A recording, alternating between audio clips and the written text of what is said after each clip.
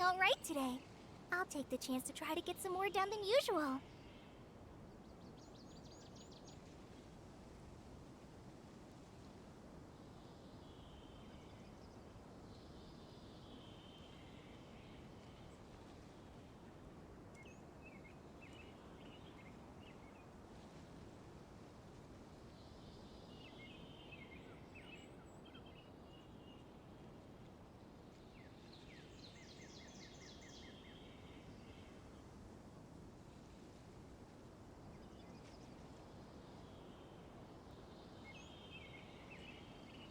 When I don't have much to keep me occupied, old thought patterns start to creep back in and... as soon as I start talking about it, the flashbacks start.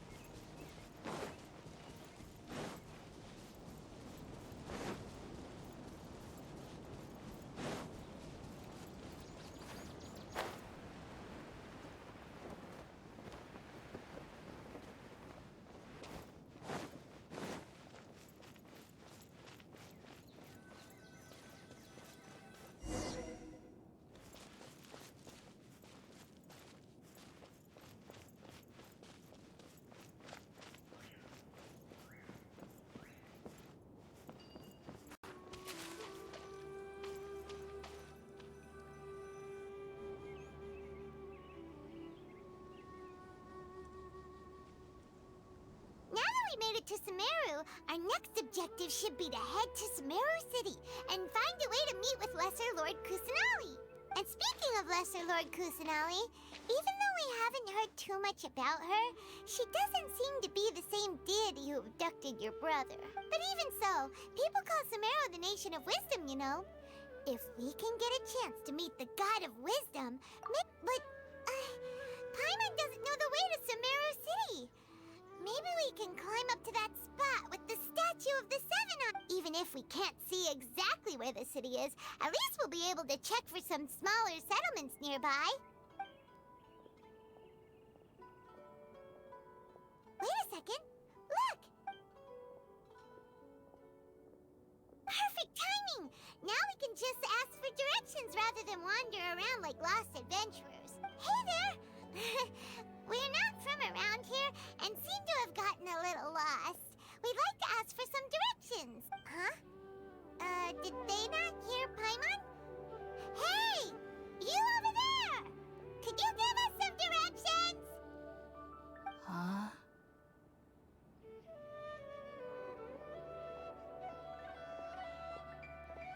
What's going on here? There's no way she could have missed that. Wait! Could she be ignoring us? How dare she?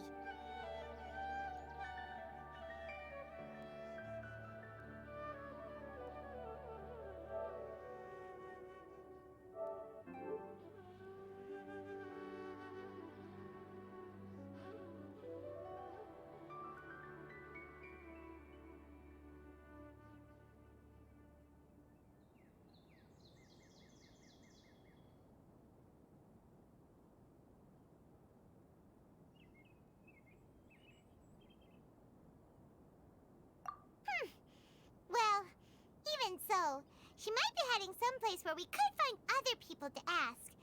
Let's keep our distance and follow. When we get the chance, we'll just ask someone else for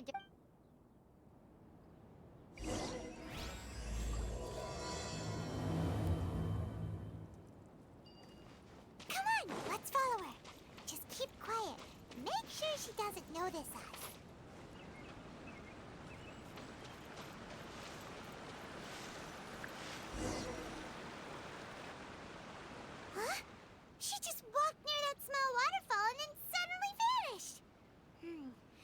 go take a closer look. Paimon thought this cave would lead to a village or something, but, it looks like that's not the case. Look, she's sitting over there. Wait, she couldn't, what should we do now? Do we try asking her for directions again? Alright then. It's not like we have anyone else we can ask. Even if she's not very friendly, we just need her to point us in the... Oh! What? It's coming from that sensor over there. This is definitely not... Huh? What's the matter? You don't look too good. What? Is the smell making you feel sick? Strange. Paimon doesn't feel anything.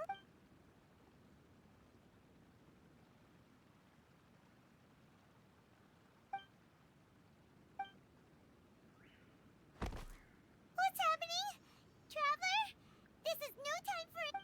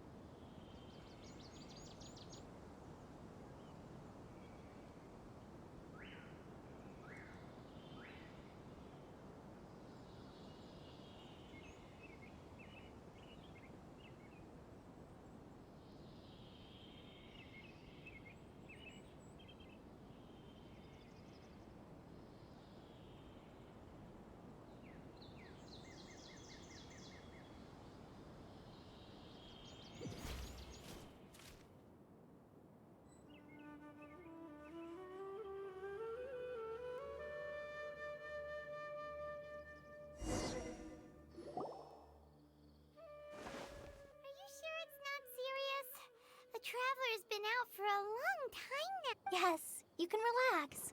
Believe me, Master is extremely knowledgeable. If he says that she's going to be alright, then there's absolutely nothing to worry about. Oh, are you awake now? Oh, thank goodness! Traveler, you're finally awake! Well, we're at... Good question. Where are we? Paimon was in such a panic when you passed out that she even forgot to ask what place this is. This is Gandharvaville. It was originally built by scholars from Sumeru as a place to rest in the rainforest. Now it's mainly used by the forest rangers as a base of operations. My name is Kale. I'm a trainee forest ranger. My master and I found you passed out during our patrol, so we brought you... Oh, no things are necessary. I didn't do anything, really. By the way, how are you feeling now? Any discomfort?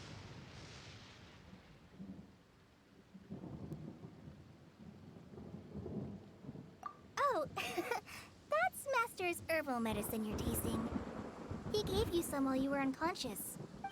Before I forget, Master mentioned you should take more medicine once you wake up.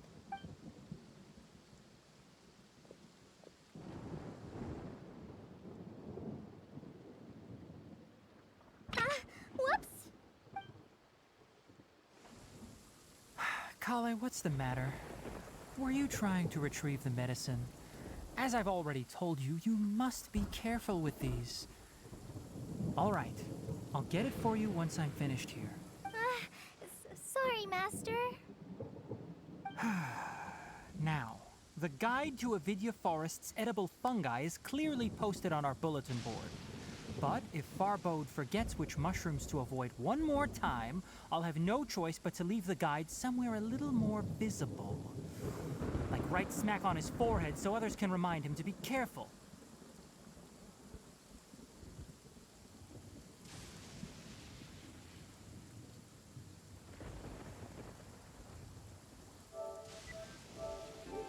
Right? This is the second time he's come down with food poisoning this month. I'll be sure to give him a good talking to.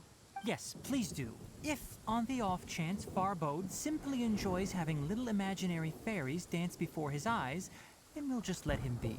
But the next time he requires any of our medicine, be sure to charge him accordingly.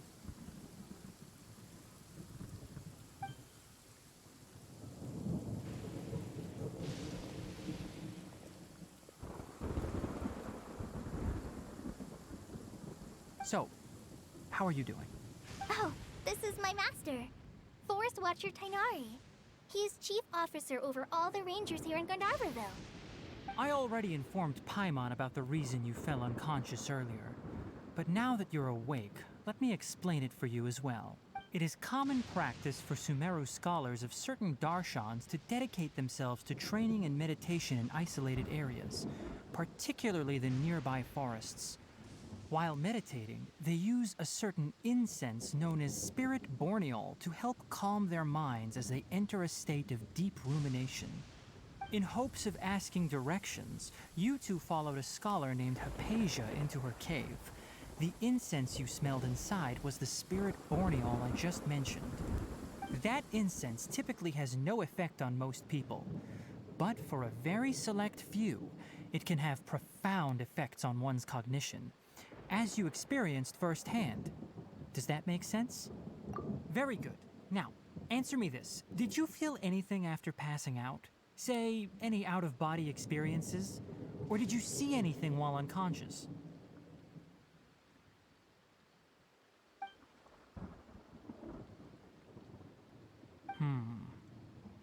Kale, let the others know to stop bringing their patrol logs here for now. Huh? Why? Because these two will be staying here for the next few days. They can have my room and I'll bunk with Amir. Now get a move on and be sure to do as— Yes, Master Tighnari.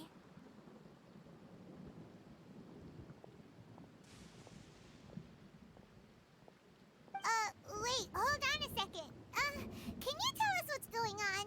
Sure, let me fill you in. I originally planned to send you on your way once you finished your medicine. However, it appears now that you should stay a while longer in Gandharvaville for further observation while you recuperate. Further observation? No need to be hasty. As long as you have the capacity to judge between right and wrong, I promise that you'll understand the gravity of the situation once I explain everything to you.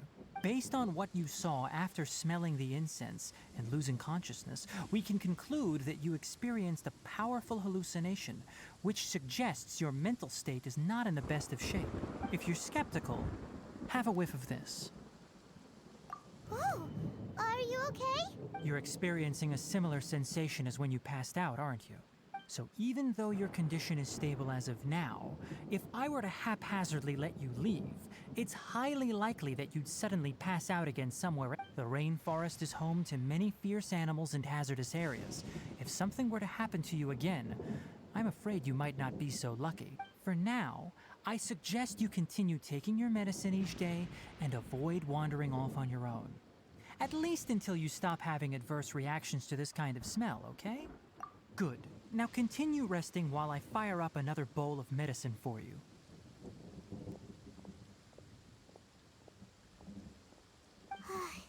Seriously? We just arrived in Sumeru, and we're already having problems left and right. Paimon knows we're set on meeting Lesser Lord Kusanali as soon as possible, but you really don't look too good. It'd probably be best to let you recover first. Hey! Are you even listening to Paimon? Paimon's over here worrying about you, you know. What's weird? You mean how you're feeling now? You mean the vision of tree roots and red skies you saw? But if those weren't hallucinations, what could they be?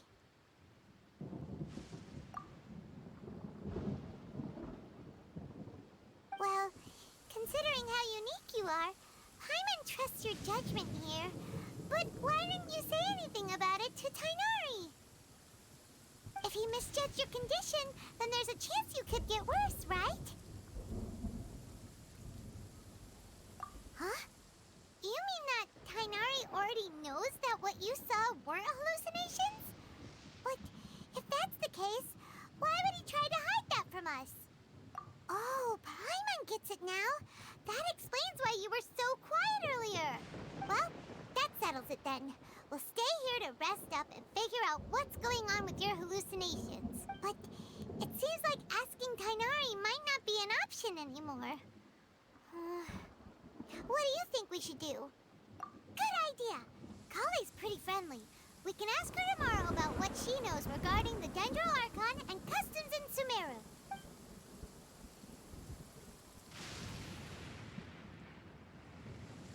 Rise and shine! Come on, it's time to go find Kale!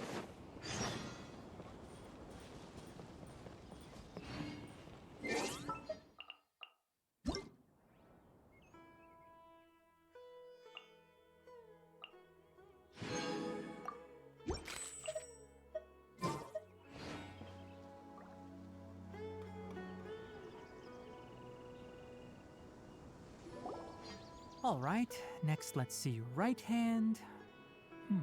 Yes, not bad. But please remember that you still need to be careful. Understand? Yes, I will. By the way, Master, I still haven't received the patrol route for Look, Kale, today's patrol will be a long one, so you won't be coming along this time. Besides, there's a chance we may encounter... well, you understand. But I have a vision too! Am I useless to everyone now? Don't talk like that, Kale. This is not something you need to be worrying about right now. Ah, there you are. Feeling any better? Yeah, since we'll be staying here for now, we thought we might as well try lending a hand around. Seems you're not the type to sit back and take it easy for a while, huh? In that case, perhaps Kale could take you two for a patrol south of Gandharvaville for the day. And if you're feeling up to it, you can be responsible for cleaning the Statue of the Seven. Tighnari, we're ready to head out. Roger, I'll be right there. All right, we'll be heading into the forest now. I'll leave any further details to Kale. Yes, you can count on me. So, Kale, what exactly are we going to be doing today? Tighnari mentioned cleaning the statue just now, but, that doesn't really sound like the job for a ranger. Well, a forest ranger's responsibilities can be pretty diverse. They handle a variety of tasks, like checking the condition of outlying roads, maintaining forest facilities, ensuring fire prevention standards are met, and providing assistance to travelers and locals. As for Master, well, he has to handle more dangerous areas of the rainforest. Today we can perform routine checks on the pathway lamps as we make our way to the Statue of the Seven. Paimon, Traveler, this way! You can leave the task of checking the lamps to me. In the meantime, you two can keep an eye out for anything unusual. I'm dead on my feet. Nothing wrong with these two lamps. Let's move to the next ones.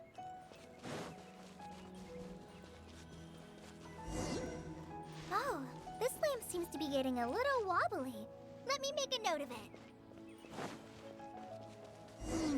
No problems with this lamp. Good.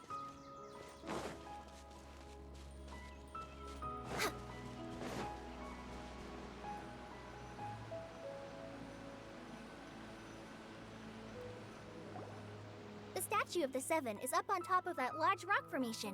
You must have seen it when you came down this road before. It's pretty high up there, isn't it? Don't worry. If you're afraid you can't make it up there, I'm sure Master wouldn't mind if you don't clean the statue. Oh? I guess I'll leave it up to you then. There's not much footing once you reach the statue, so be careful. Paimon will fly up with you and help you with those hard-to-reach areas. By the way, Kale, do you know anything about the Dendro Archon? You know, what's she like? That depends. Are you referring to Greater Lord Rukkhadevata or Lesser Lord Kusanali? Huh? Greater Lord Rukkhadevata?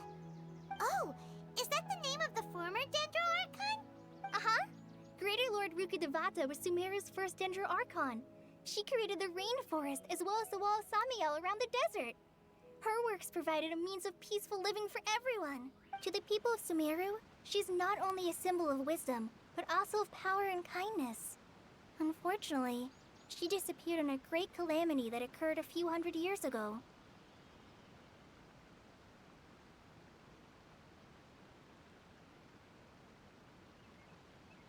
According to what Master has told me, the sages later found the newly born Dendro Archon and whisked her back to Sumeru. To celebrate the reinstatement of their lost deity, the sages dubbed her Lesser Lord Kusanali and let her reside in the sanctuary of Siristana. Uh-huh. And then... I'm not too sure what happened, to be honest. Huh? You're not too sure? Yeah, I'm from Sumeru. Maybe it's difficult to discuss this topic with strangers. If that's the case, then don't worry. We understand. No, it's not that. I'm not trying to hide something from you. Besides, anyway, you two know Amber, right? Wait, Amber? You mean...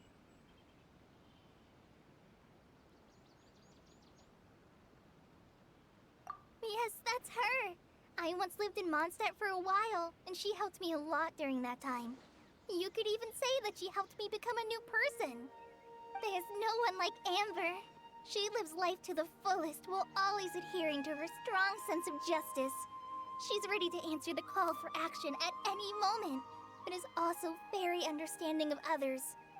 She's like the spark that lights the fire in everyone's heart around her. If you ask me, she's a prime example of a true outrider. She's the first person anyone coming to Mondstadt will meet. You can't help but be enthralled by her charm and enthusiasm, causing you to fall in love with the lands of Mondstadt and...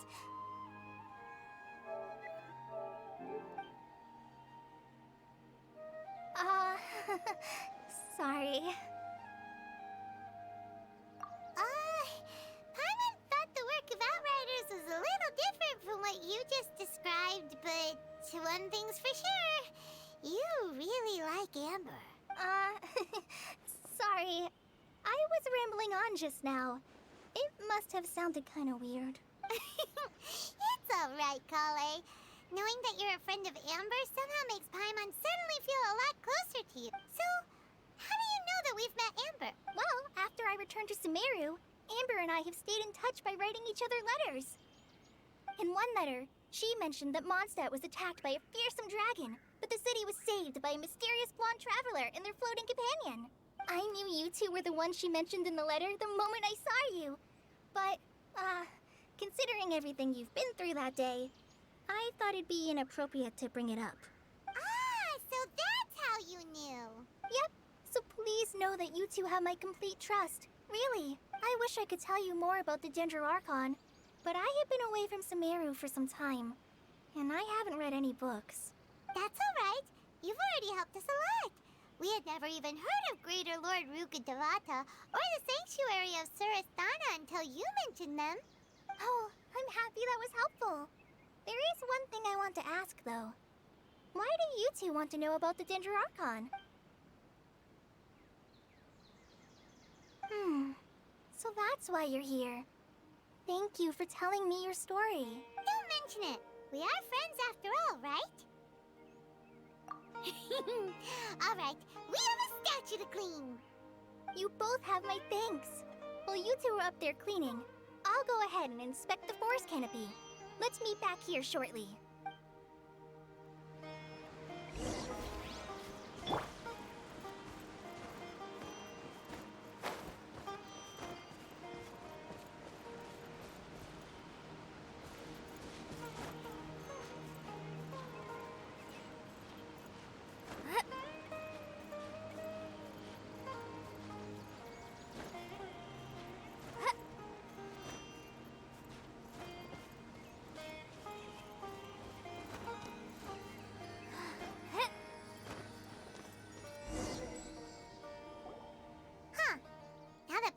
looks at it, the deity that's carved on the statue is kinda small. Do you think she's supposed to be Greater Lord Rukkhadevata or Lesser Lord Kusanali? The name does seem to fit the statue somehow. Well, anyway, we'll have to figure that out later. Let's get started on cleaning the statue. Paimon will fly up and take care of the top, and you clean everything below.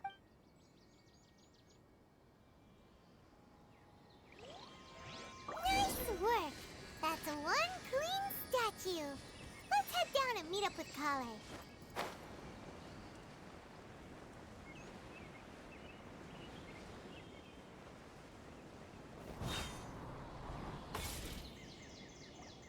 Kale, we're back!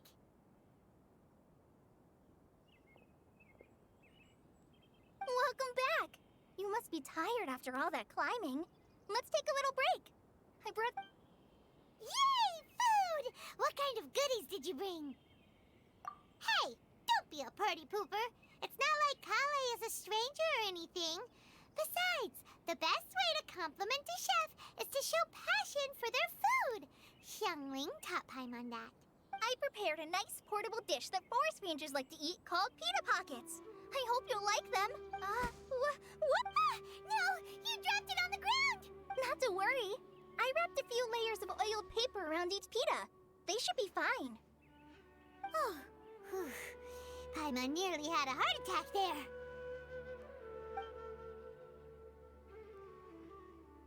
Those pitas are amazing! You're quite the cook, Kale. Thank goodness you wrapped them in paper. Paimon wouldn't have been able to sleep at night knowing something so tasty had been wasted. You really know how to compliment the chef, Paimon. Since you liked it so much, I'll be sure to give you a copy of the recipe sometime. I'll even include all my personal cooking pointers, so you'll be making your own pita pockets in no time. Yay! Thanks, Kale! It's hard to believe someone as diligent as you could have clumsy moments, too. Oh, I guess it happens from time to time. So, Kale, don't you think that Tighnari's a little too strict with you? He won't let you touch anything without his permission. Paimon knocks stuff over all the time flying around the Traveler, but she's never said anything. Everyone has their clumsy moments. No, you've got the wrong idea about Master. Sure, he may seem a bit harsh at first, but with some time, you'll see that he's actually very kind-hearted. I've heard the veteran rangers say that Master is from some ancient and mysterious race that is known for their cunning wit and reclusive nature. Oh, by the way, you've heard of the Academia, right? Well, there's a group called,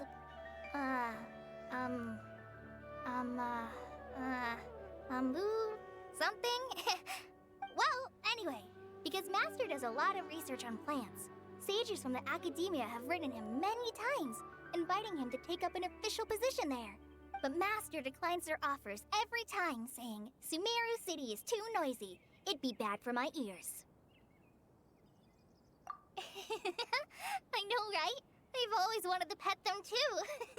Anyway, Master could have easily left the rainforest to take up a position at the Academia, but he chose to stay here instead as a forest watcher, helping the locals every day and passing on his knowledge to trainees. In fact, Master's the one who taught me how to make pita pockets. Really? Paimon would have never guessed that. Oh, speaking of Tighnari, he was the one who took care of you after finding you passed out yesterday. He even carried you all the way here. Paimon's still kinda upset, though. He kept scolding Paimon the entire way here. Oh no, I'm sorry. Master might have been overreacting a little, but it's mostly because Paimon wouldn't stop yelling, Why, oh why? Is she going to die? It probably started to get under Master's skin after. Hey! Don't laugh! Paimon was genuinely concerned about you. Hey! Now even Kale's starting to laugh. That's it! Paimon won't forget this! It's time for some Paimonial wrath!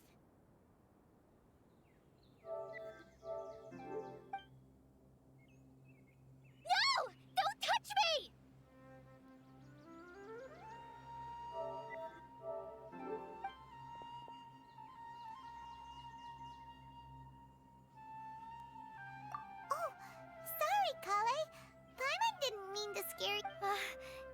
No, I just... I didn't mean that. Kale, are you okay? What's the matter? No, I'm fine. I'm sorry. I must have startled you both reacting like that. Oh, well, it's getting late now. Let's hurry back to Gandharville.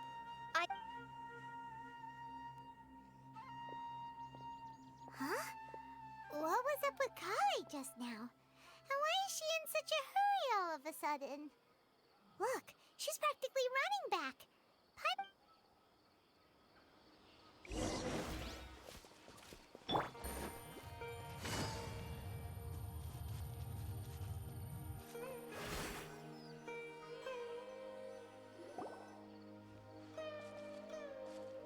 Ah, Traveler. You've returned. Yep, we're back. Oh, Kale? Yes. I saw her go into her room just a moment ago. Oh, okay. Guess we'll just have...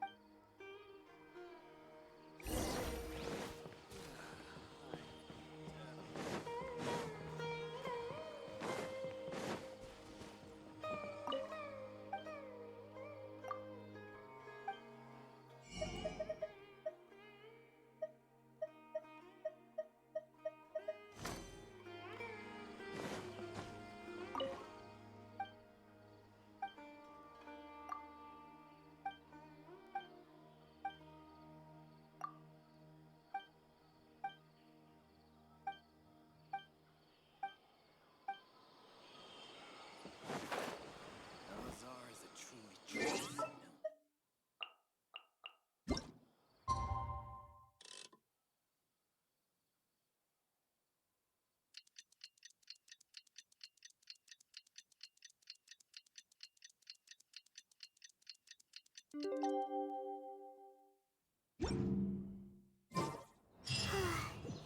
Paimon was thinking all night about what happened with Kale, and still can't figure out what the problem might be.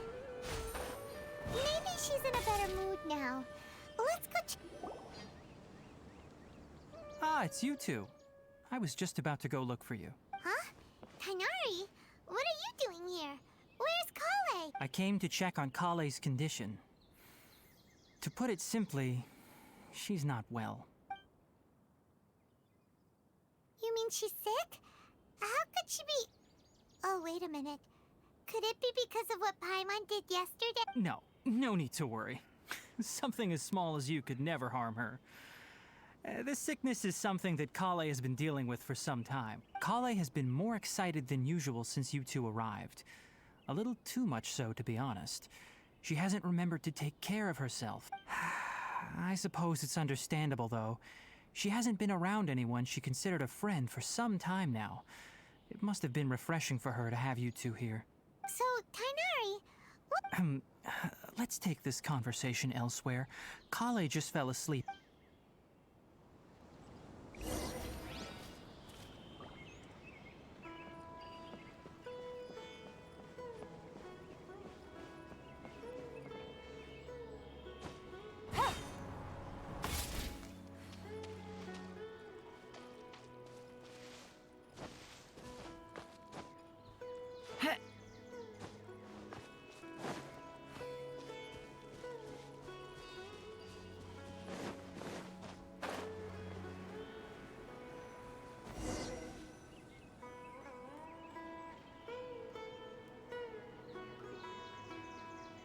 All right, let's continue our conversation here, shall we?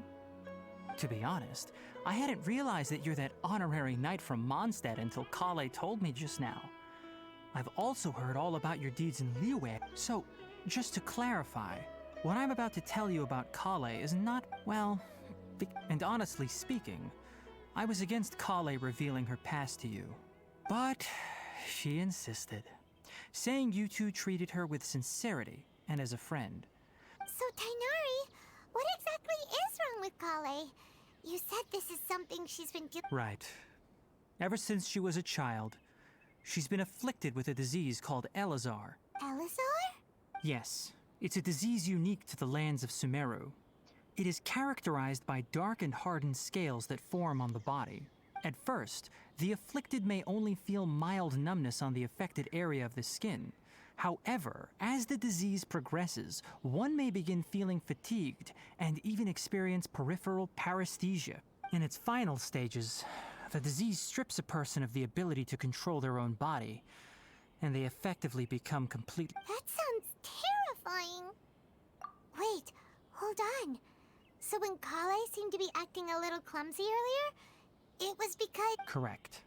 That would be the effects of Elazar, which is precisely why I do not want her carrying or holding anything, lest she ends up hurting herself. With appropriate treatment, the disease can be effectively controlled before it progresses to a more serious stage. However, there is unfortunately still no true cure for Elazar. Nevertheless, Kale's mother still hoped that there was something out there. She handed Kale over to an organization known as the Fatui after one of their members lied. What? Ah, it appears you're already familiar with them. Anyway, the person who eventually rescued Kale and brought her to me for care said that she had been given to a harbinger known as the Doctor. I have no idea how this doctor managed to do it, but her case of Elazar was completely stable for all the years that Kale was with them. However, Kale's days with the Fatui were anything but pleasant. Kale is a resilient individual and always tries to appear cheerful, but her experience with the Fatui has left deep scars. Even now, she can still feel deathly afraid of someone touching her. Oh, Paimon had no idea Kale's been through so much suffering. Oh, by the way, Paimon, Kale wanted me to tell you that she's sorry for scaring you yesterday. She doesn't need to apologize. None of this is her fault. Well said. I hope you'll get a chance to tell her that in person the next time. Kale once thought that it would be impossible for her to have any real friendships. I trust that you two will never let my trainee experience such emotional pain again. Don't worry, Tainari. We'll take good care of her. Well, it's not too serious at this point. She overexerted herself the last couple of days, which is what led to her breakdown this time. As long as she has taken her medicine and gets plenty of... Though, I must admit that Kale's condition was much more stable when she first arrived here in Gandharvaville. She was interested in the work of the Forest Rangers the moment she saw us. I could see that she was serious about learning, so I felt compelled to ask her to join us. Her stamina has gotten much worse recently. Though a moderate amount of physical exercise is always necessary, I'm afraid the long-distance patrols are a little too much for her now. All right. Now that I've told you about Kale's past, I think I'll head into the rainforest to find some ingredients needed for her medicine. I'll see you two later. Yeah, we'd like to do something to help Kale too. All right, but I must warn you two. The rainforest is a dangerous place, especially for someone who's still recovering like the Traveler. You must follow closely and listen to every instruction. No problemo. Let's go then. We'll be looking for a plant known as Nilotpala lotus. It's often used to help those afflicted with Elazar recover their energy. Hey, Tainari? Where exactly are we going to find this plant? Nilotpala lotuses can be found all over the rainforest, but it often grows right here around Gandharvaville. Given the name, it sounds like we should be looking for it in the water. You are correct. Nilotpala lotus grows in the water. When fully matured, they look like giant blue flowers floating on the water's surface. Quite an attractive species, if you ask me. The large petals are actually the plant's leaves and sepals, which surround a very small flower.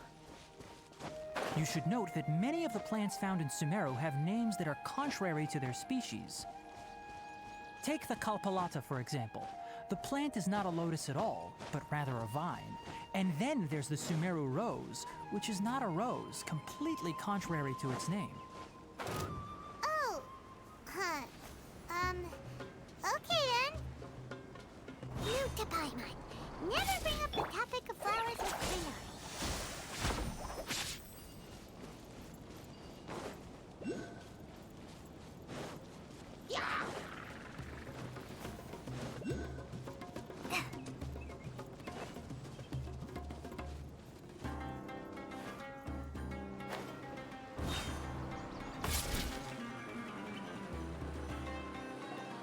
There should be Nilotpala lotuses growing somewhere in this area.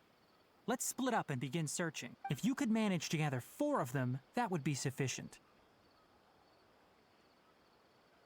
We'll rendezvous here once you've gathered the needed amount.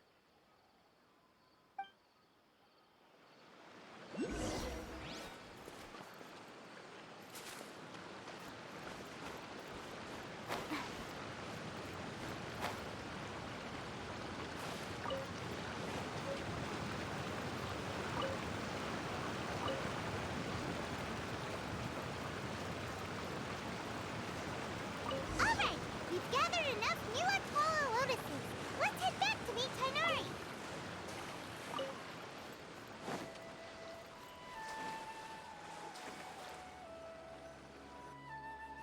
Hey Tighnari, we found the lotuses you requested. Let me take a look. Good, very good. These are all excellent quality. I'm quite glad you two came along. Your exploration experience helped save me a lot of time here. Hey, Tighnari! Oh, Tighnari, someone's calling your name. They're dressed like a forest ranger.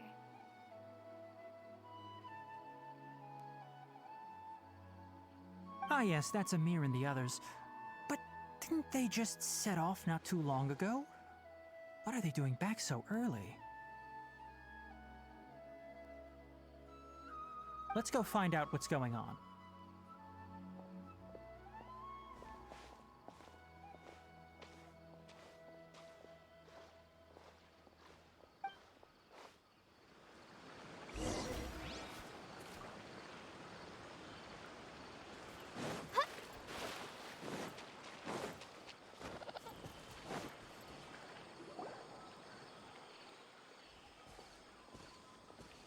Tighnari, thank goodness we found you here. We were just about to head back and find you at Gand. What's going on? We just discovered a withering zone.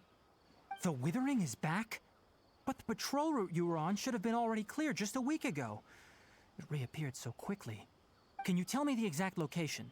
It's up ahead, deep in the river valley. It's appeared in a spot that blocks nearly the entire narrow part of the valley area, so we decided to come find you as quickly as possible. And the radius of the contamination?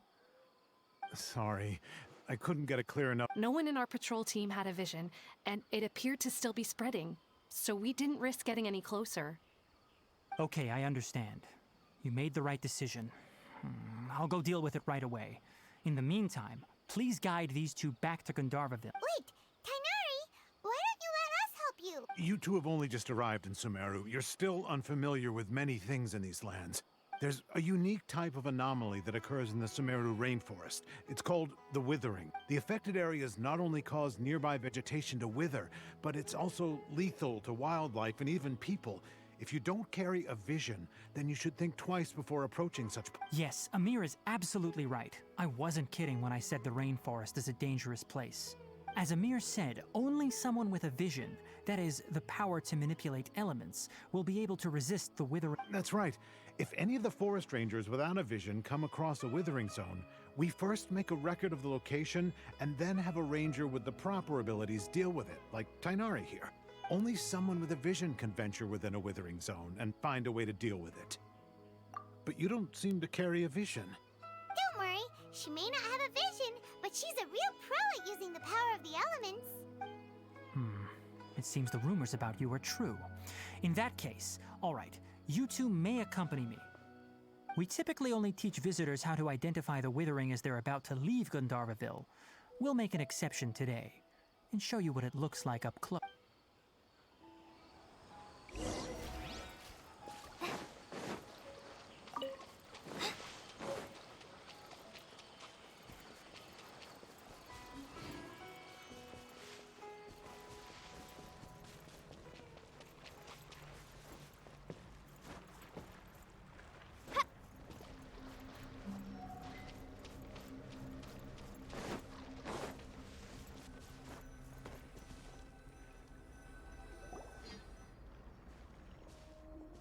Stop.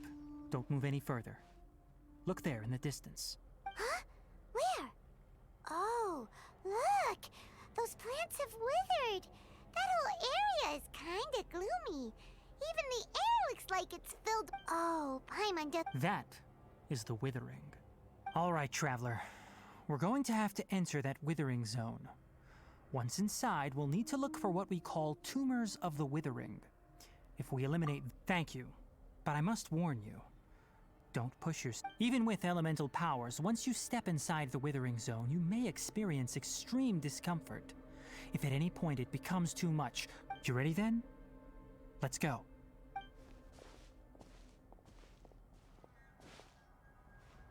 First, we must locate any branches sustaining the Withering zone.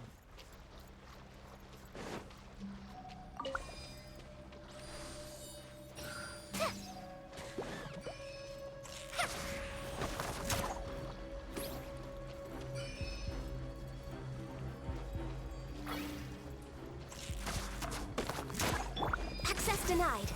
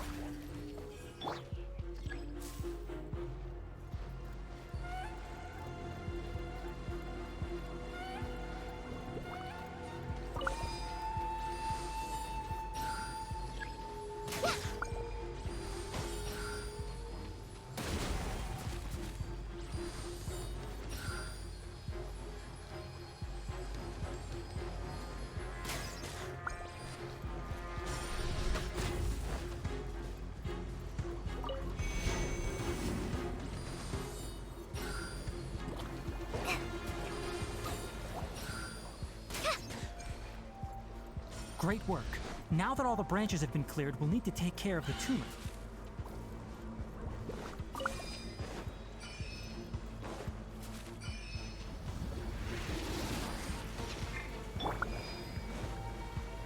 No touching.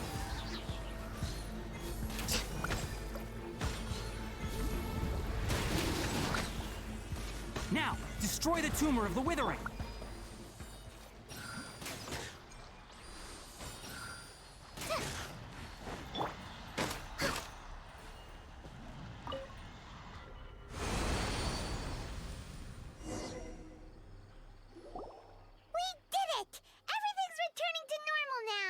Yes, thanks to you two. We were able to quickly restore this area back to normal. Tighnari? You make it sound like we did well, but why does Paimon have the feeling you're worried about something? It's that obvious, huh? Alright, it's like... Recently, the rate at which the Withering Zone appears has been increasing. Even though we were able to quickly clear that Withering Zone, it won't be long before another one appears. If that simply meant more work for me, then that wouldn't be an issue. But it's far more severe than that. For instance, even though we cleared out the Withering Zone, many of the plants that were affected will not recover. This presents a crisis for the ecosystem itself. Many plants in the rainforest are already in decline, directly impacting the wildlife that depends on those plants. And most disturbingly, as the appearances of Withering Zones have started to increase, Kale's case of Elazar has also become more serious. Huh? Well, why's that? I'm still not sure of the exact reason. However, I've received word from acquaintances at the academia that similar cases are being reported for patients with other conditions. No, none that we know of. The Withering has been recorded in Sumeru for millennia. It's said that it originates from the depths of the world. By the way, have you heard of Irminsul before? Irminsul is a tree located deep beneath the surface. Although it isn't like any tree we know in a biological sense, you can basically think of it as a large tree that grows downwards rather than upwards. I'm sure you've heard of ley lines, right? They're like the roots of Irminsul, spreading and extending from a massive cavern deep underground all the way up to the surface.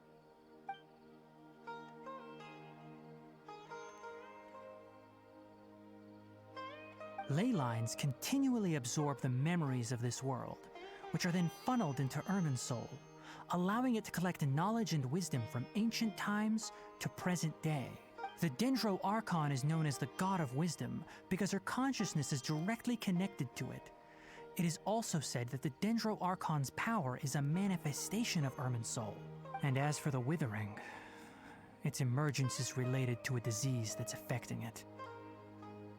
That's right. My ancestors learned of this from Greater Lord Rukkhadevata's familiars a long time ago. But even those mysterious creatures did not know of a cure for Irminsul. I'm afraid we Rangers will be battling the Withering Zones here for a long time until a cure is found. All right, that's enough on this topic for the time being. Now that we've taken care of things here, it's time for us to head back to Gandharvaville.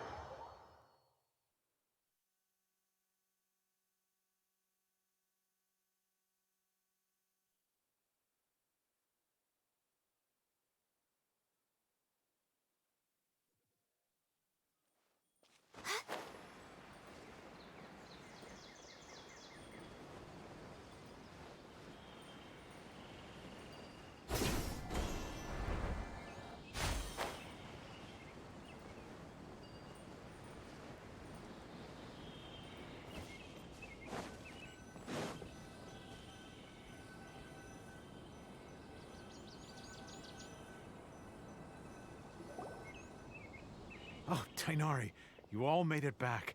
The Withering Zone you reported has been taken care of. Huh. Wait, is that? Oh no, Hypatia!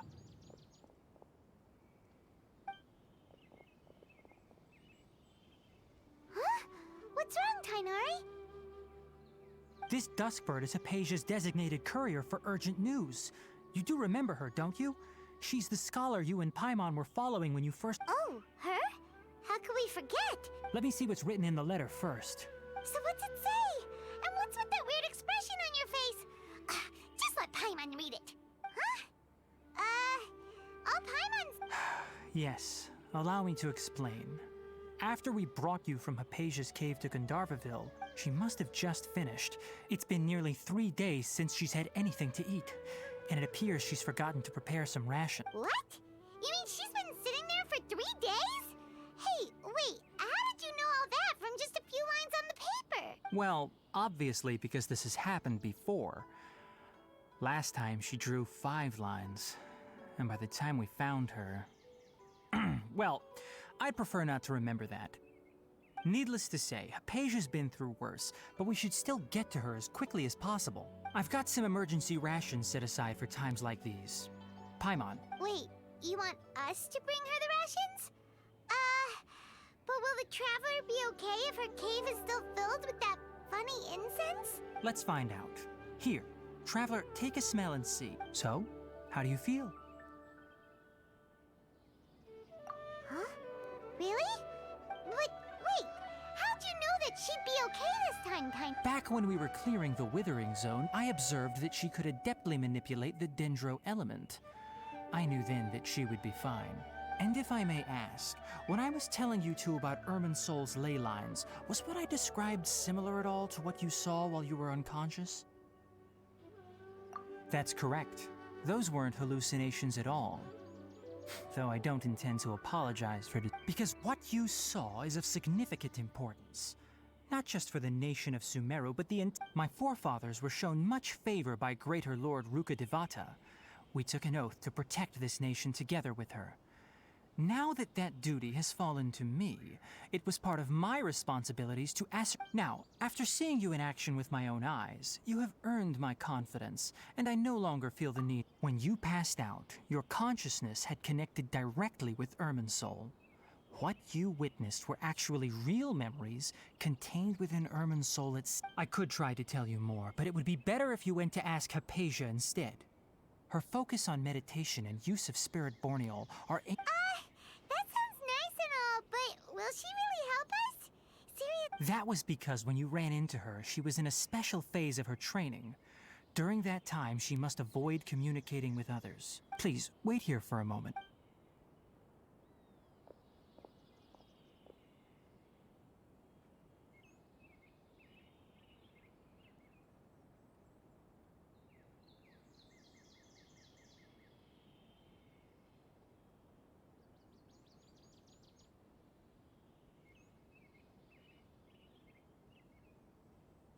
Here, take these. It's a meal I packed for Hypatia, as well as some other ingredients. Also, here's a letter that I would like you to give to her.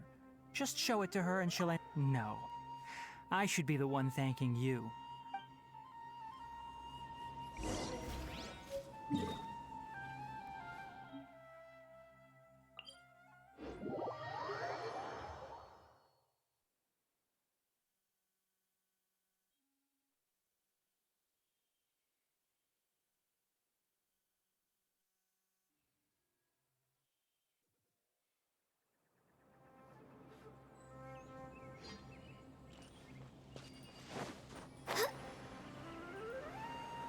Hypatia should still be in the cave.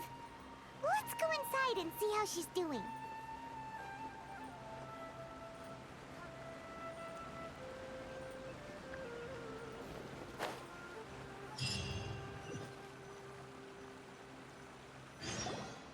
Hello? Hypatia? Hey, there's nobody here.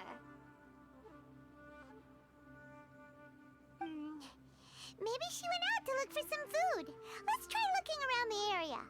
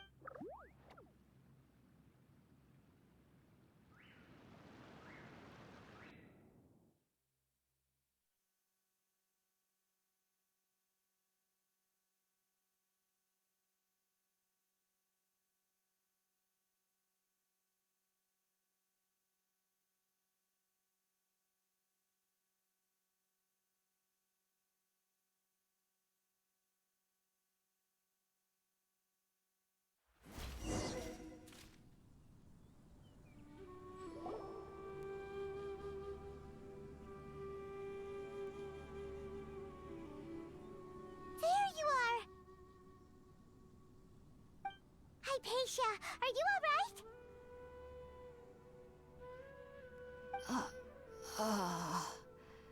So hungry. Need water. There's no way we can get her to eat in her current condition. Let's try finding some water first. Huh? Wait, why does it look super foggy outside all of a sudden?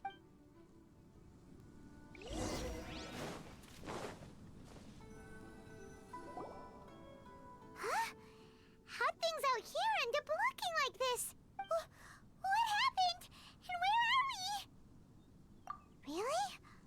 Oh, maybe you're right. Let's go investigate the area.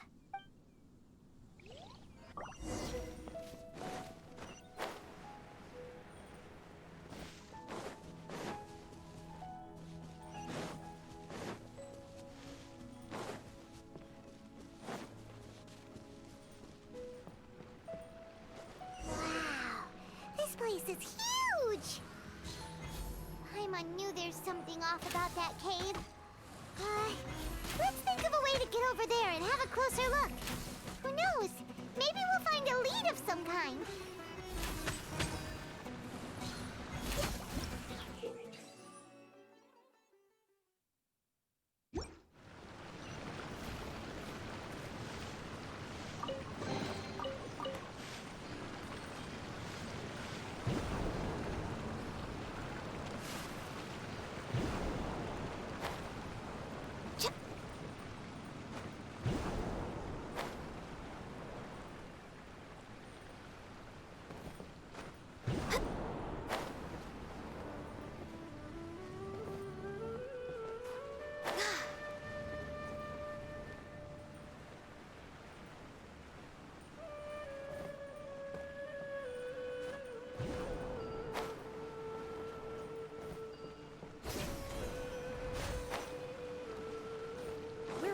same schedule.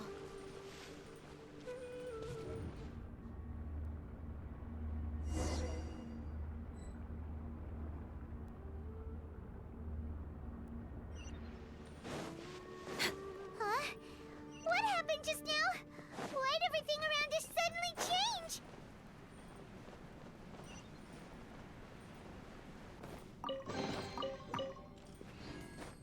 Next on the agenda.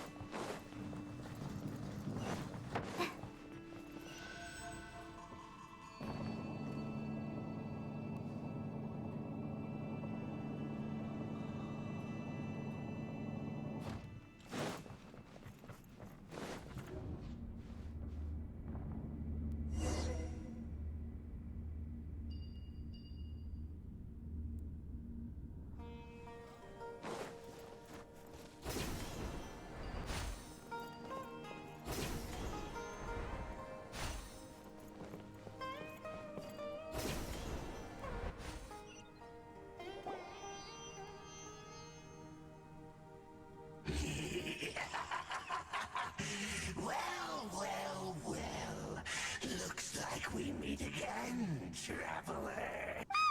The Abyss Herald! What are you planning to do in this strange place? Strange place. Plotting.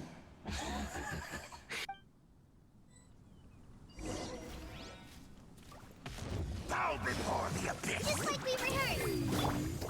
Torrent, quick refuge!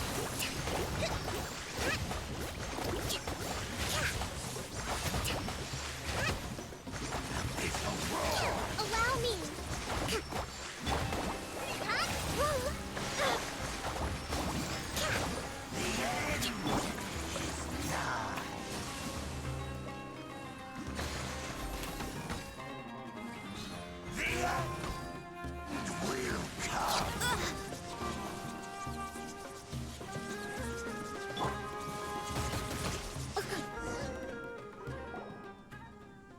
Huh? Why can't we beat this guy? Oh, Paimon doesn't get it! We faced others like him before! What's wrong this time? Traveler, though you may have managed to avert countless crises before, your good fortune was bound to end sooner or later. It's time you realize how weak and powerless you really are. Your brother. His Highness has long since forsaken you. Your meager existence in his eyes is that of an annoying bug. The bonds of love and family which drive you to find your sibling are utterly gone. But don't you fret now. Today will be your last.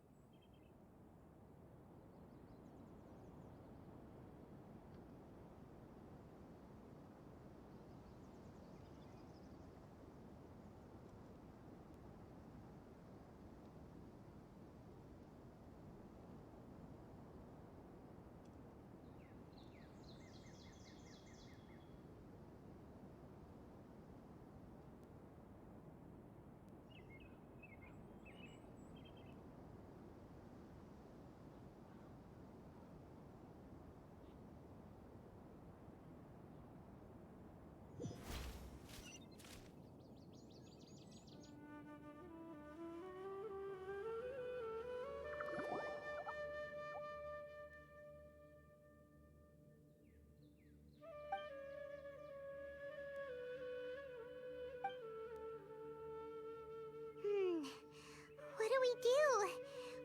Oh, there she is! Quick, let's see how she's doing. So sweet. Well, the good news is that she's still conscious. Hey, why'd you drop her food on the floor like that?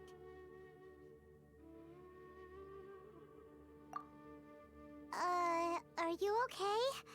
That's really not like you. Anyways, we can talk about this later. We better make sure she's alright first.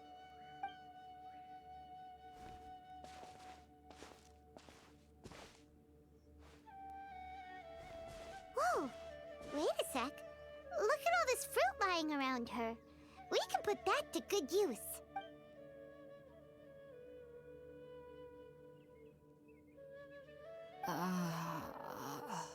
Who is there? Tainari, is that you?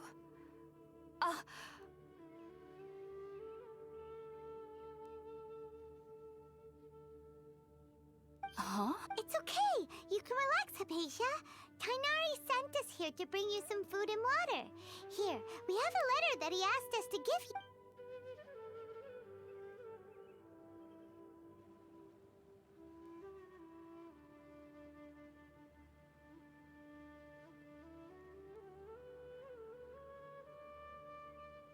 I see.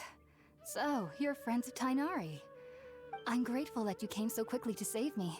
Well, actually, we didn't bring the fruit. It was already here when we arrived. We were kind of wondering about that, actually. When we found you here, there was all this fruit lying around and even some juice dripping from your lips. How did you end up like this anyway? Oh, really? I seem to understand now. All the fruit was likely from my, neighbor. Must have come by and saw me. Your neighbor? You mean there's someone else living nearby? Oh? So you're able to see them too?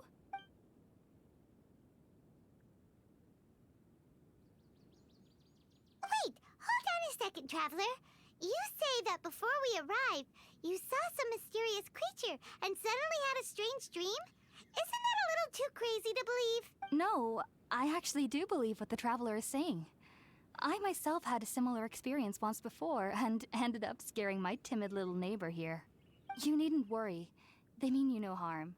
They only dragged you into the dream because they hoped to buy themselves a little time in order to scurry away. So, Hypatia, just what kind of creature is your neighbor? I'm not sure what it's called, to be honest. But I do know that they have some sort of deeper connection with the Dendro Archon. I know this because the first time I saw them was also the exact day my consciousness was able to form a connection with Irminsul. Even after I opened my eyes and stopped meditating, my heart was still pounding, and my mind was racing with all the knowledge that I had touched. And at that very moment, I suddenly noticed a small figure at the opening of the cave. In my curiosity, I began to walk over to the creature. They must have already been used to me living in the cave, because they didn't seem to mind me approaching them. It wasn't until I crouched down next to them that they suddenly realized that I could see them. Oh! And then I had a dream. By the time I came to, they were nowhere to be seen. I was convinced they'd never show up again. But sure enough, I saw them nearby a few days later. And they weren't alone. I feel like they aren't as afraid of me as the first time I approached them. But I never would have expected them to save me. Yes, no doubt about that. By the way, Tighnari mentioned in his letter that you had questions for me regarding Irminsul. Sorry about that. Sounds like just drinking juice still isn't quite enough for my stomach. Well, if somebody hadn't dropped the food earlier... Anyway, looks like we'll need to prepare something ourselves. Besides, Paimon's getting hungry too. Let's eat first and talk about Irminsul later. All right, we're up, Traveler. Today's menu will feature Sweet Madame and a radish veggie soup. You'll love them, Hypatia. Sounds good. I've never tried any dishes from other nations before. I certainly look forward to it. It's been so long since I've had a decent meal, too. To be honest, the last time had to be when Tighnari came to visit.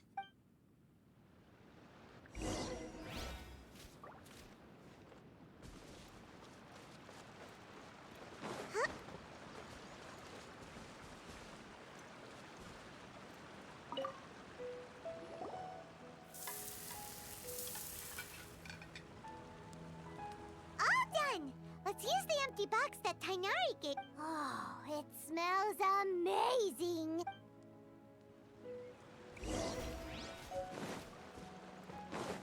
Let's move out. Are you already finished cooking? Smells delectable. I'm truly thankful whenever I can enjoy a proper meal like this. Cooking really isn't my forte.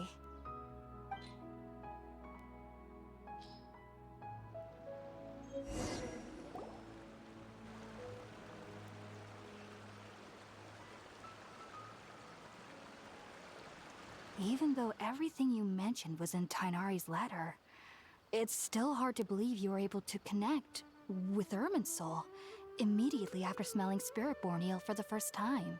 It took me nearly 3 years before I could do so. And everyone at the Academia even lauded me as a genius. You should know that some researchers spent their entire lives without ever successfully connecting with Irminsul as you have. So why does this incense allow people to connect to Irminsul? The ingredients used to make Spiritborn eel primarily consist of plants created by Greater Lord Rukkhadevata. These special ingredients are conducive to heightening our senses since the root of the Dendro Archon's power lies within Irminsul, we can occasionally tap into her powers to peer into the depths of the earth. Naturally, anyone who can establish a connection with Irminsul in their first ever attempt must be a person of great understanding. Makes sense. But Paimon's got a question. Why was she sensitive to the smell of those plants for such a long time? That was primarily due to her body's unique constitution. Stimulated by the incense, she could perceive the Dendro Archon's power and experience the sensory overload, hence the adverse reactions. Taking in any scent similar to the ingredients of Spiritborn Ale would cause adverse effects. Not to worry though, it appears you've already fully recovered. Technically, your body should still be sensitive to the powers of the Dendro Archon, but unless you're using intentional meditation techniques, the scent of Spiritborn Ale should no longer trigger such reactions. Whew. Well, that's a relief. I must admit, I am quite envious of your abilities. Even if it meant suffering from pounding headaches for the rest of my life, I'd consider it worthwhile so long as I could connect with Irminsul at will. Whoa. You're really serious about this whole thing, aren't you? I am a researcher after all. As a member of the Ritawas Darshan at the Academia, my main area of research is the stars and their connection to the fate of living beings. But there is still so much we don't know, especially regarding the mysteries that lie in the starry skies. Which is why I must turn to the all-knowing Irminsul for answers. If only my perception wasn't so limited. Unfortunately, I cannot guarantee that my every attempt to attune with Irminsul will be successful, or that doing so will leave my consciousness intact. I am currently in the stage of training known as Satyavada life. Many researchers in Sumeru have lost their minds while seeking to attune with Irminsul during this stage. Sages have said that Irminsul contains divine knowledge, and touching such knowledge without the proper preparations and abilities will only lead to one's mind caving in on itself. That's why we meditate alone. We need to ensure that our minds will be calm while minimizing the possibility of involving anyone else. Whoa. So knowledge from Irminsul can be super dangerous. Aren't you afraid of the risks, Hypatia? Of course I do. Especially during nights that are pitch black with no moonlight, and dead silent without even the sound. However, I've been feeling better as of late. I don't get as scared anymore knowing that I have a little neighbor living nearby. I believe that being able to see them is a sort of blessing from the Dendro Archon. But what's strangest of all is that they're clearly an envoy of the God of Wisdom herself. And they have the curious power to make people dream. What's so strange about that? It doesn't sound so out of place for a divine being, does it? Well, it's strange because nearly nobody in Sumeru can ever dream. Huh. Yes, well, to an extent. Only children can dream in Sumeru. Adults, however, never do. The sages say that wisdom implies rationality, but that which occurs in dreams is often neither rational nor logical. Yes, if one struggles with anxieties, those emotions could influence their dreams. The fact that the people of Sumeru do not have dreams is seen as a blessing by the sages. They believe that Greater Lord Rukkhadevata, the God of Wisdom, is keeping us away from the foolish delusions you encounter in your sleep. I was born into a family of scholars in Sumeru City. Ever since I was a child, my parents would always tell me that I'll know I've grown up once I stop dreaming. I studied hard, enrolled as a student in the academia, and went on to become a researcher. But then, on the day I scared the little Aranara, I suddenly saw a dream again. It was incredible. Though I don't exactly remember what I saw, I clearly recall the feeling. Back then, I was foolish and ignorant as any youth would be, but I was free of fear. Maybe dreaming isn't as bad as we've made it out to be. Just be sure not to speak of this if you travel to Sumeru City. They'll look at you as if you've lost your mind. So, do you have any thoughts about the things she saw when she connected with Irminsul? Sorry. I'm afraid I don't have any answers as of now. All I can say is that what you saw is a memory contained within Irminsul itself. World forget me. What could that possibly mean? If only I could ascend past Satyavada life and begin Paripurna life. I might have some more answers for you. If you two are ever in the area again, please be sure to come and see me. There's no need to be thanking me. You two are my saviors. Besides, I'm already looking forward to tasting some more of your cooking. Now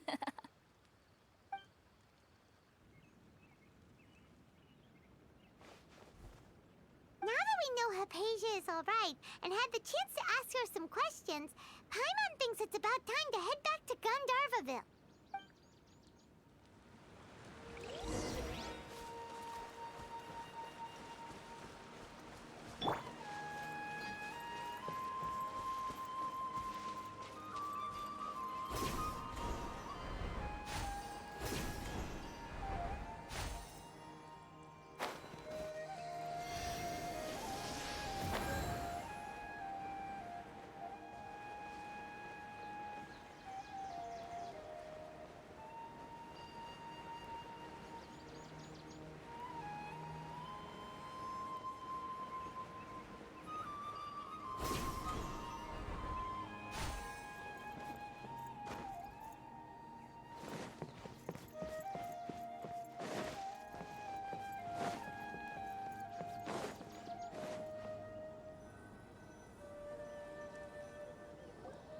Think about it, Tighnari. Refusing to join is tantamount to burying your head in the sand. I understand that you're a forest watcher and that it's your duty to combat the effects of withering zones. But isn't it evident that such work is not a lasting solution to the problem? As Sage Kage clearly stated, your presence and guidance in Sumeru City is pivotal in finding a cure for Irminsul. How could you possibly refuse? Keep your emotions in check, Gulam. Let's at least listen to Tighnari's reason for declining. We're here to invite him to the Academia, not to cause us... Sage Kage, I am truly honored that you came here in person. But I'm afraid I must still decline. I am merely a forest watcher. How could the great minds of the Haravatat have any need of someone like me? Well, it turns out that your refusal letter had some implications on your master's reputation. He is a renowned sage of the Immorta, after all. So now I've come here in his stead. I see. Huh. And I figured that given his temper, he would come here and berate me personally. Tighnari, your master is an integral part of this effort, and now he requires your assistance. And what exactly does my master need of me, Sage Kage? You'll know once you've arrived in Sumeru City, that is. And how long will I be required to stay? There's no definite answer as a... Do you mean to tell me that despite coming all the way here to Gandharvaville, you still can't answer the questions I laid out in the letter to my master? If that's the case, then I'm afraid I cannot give you a definite answer either. Tighnari... So be it. Come, Gulam, we're leaving.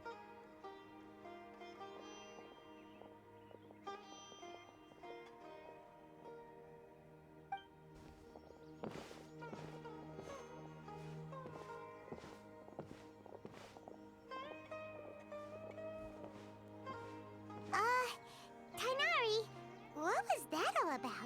It's nothing. Some people from the Academia wanted me to go to Sumeru City to assist them with a project, but I had to refuse on account of all my... But all that can wait. How did things go with Hypatia? It was quite the eventful trip, but the main thing is that she's safe and sound. She answered a bunch... Very good. Now that the Traveler has made a full recovery, there shouldn't be any reason for you to tarry here longer. I assume you will be heading to Sumeru... That's right! We want to meet Lesser Lord Kusanali and ask her for advice. Sorry. I'm afraid I don't have any advice for you there. Well, do you at least know anyone we can try asking in Sumeru? Let me think. My trips to Sumeru City have been fairly How about this? I'll write you a letter of introduction that you can give to a researcher I know. He's from the Immorta Darshan and is adept at gathering information. Also, when you enter Sumeru City, you'll probably end up receiving something like this item here. I'm not sure if it will ever come in handy for you, but maybe you can give it... Oh? It's called an Akasha Terminal. It's a tool produced by the Academia that utilizes the legacy of Greater Lord Rukkhadevata. Some say that this very item is the basis of Sumeru's reputation as the City of Wisdom. Needless to say, this device and its usage fall under the Academia's expertise. So I'll leave it to them to show you how to... Great! Next up, Sumeru City! That's right! Tainari, we have something important. Yes, she's doing much better. After being confined to her bed all this time, I thought a little walk would do her some good. She knew you two would be leaving soon. Thanks, Tainari. Farewell, and good luck to you both.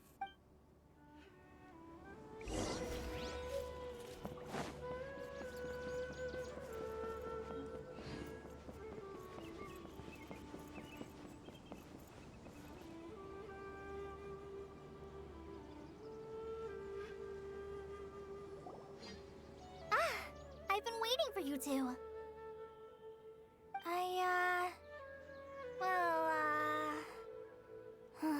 Never mind. I guess I should just wish you two a safe and successful journey. Thanks for waiting here just to see us off, Kale. We're headed to Sumeru City. Don't worry about me. I can take care of myself. My condition won't be getting in the way of my duties. I want to be a forest ranger after all.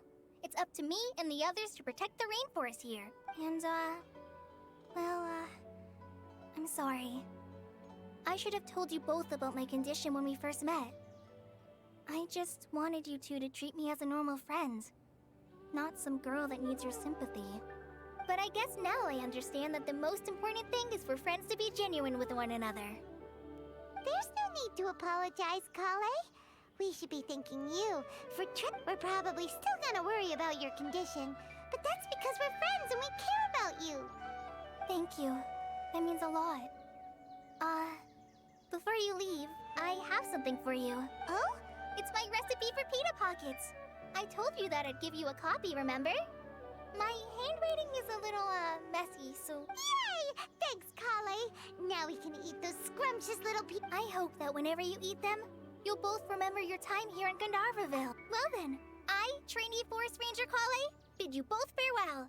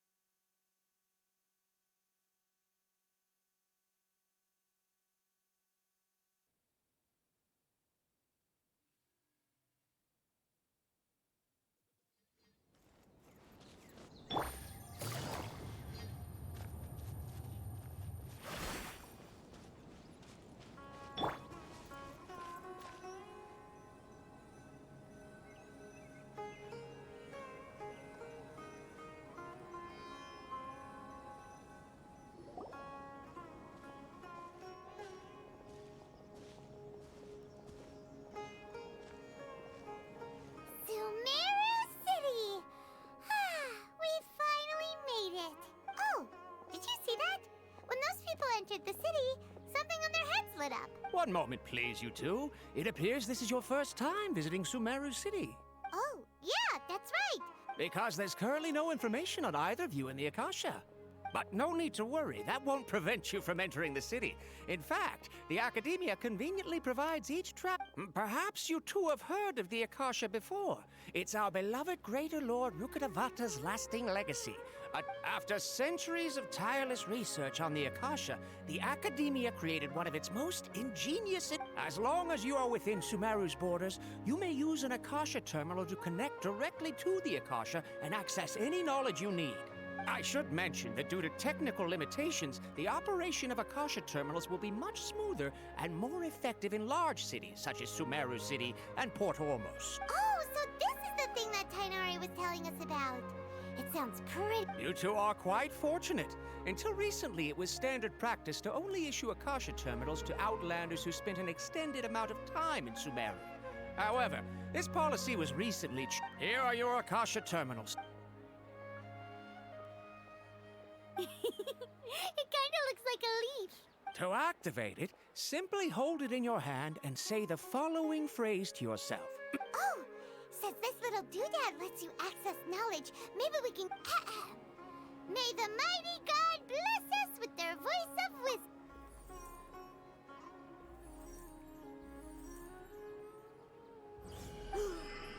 Whoa! Just now, something clicked, and Paimon suddenly knew how to use this thing. It seems all we need to do is concentrate on what we want to know, and bam! Exactly. That is the power of the Akasha. And with that, let me officially welcome you both to Sumeru City. May the wisdom of the Dendro Archon always be your guide. Okay, now that we're in, we can check the Akasha. 500 years ago, the sages found a newly born deity from within some scorched ruins. The deity now resides in the sanctuary of Surasthana. Okay, next, let's concentrate on asking how to meet her. Oh, come on! Focusing on this question feels like when you have something you're trying to remember and it's on the tip of your tongue, but you just can't think of it. Paimon's brain is exhausted.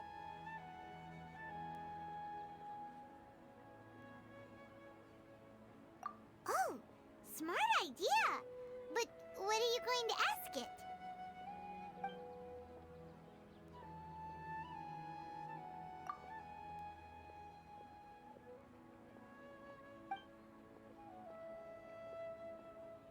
Huh.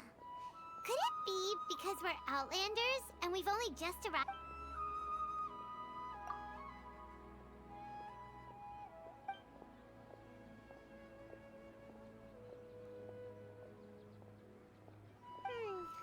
You too?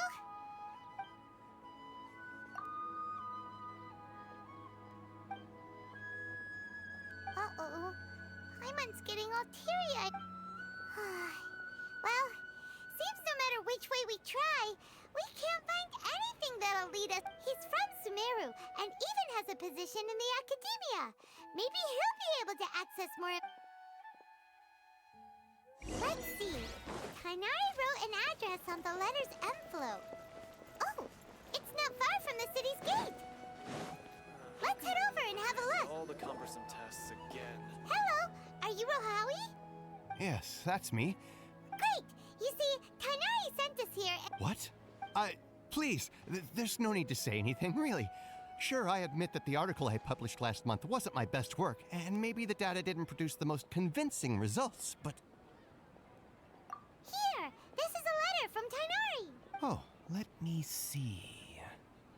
Oh, ooh, what a relief. You two nearly scared the life out of me. Seems even Tighnari acknowledges my innate ability for procuring information. So, what is... We want to meet with Lesser Lord Kusanali. You mean you want to meet the Dendro Archon herself? This isn't exactly my area of expertise, but let me see what I can find.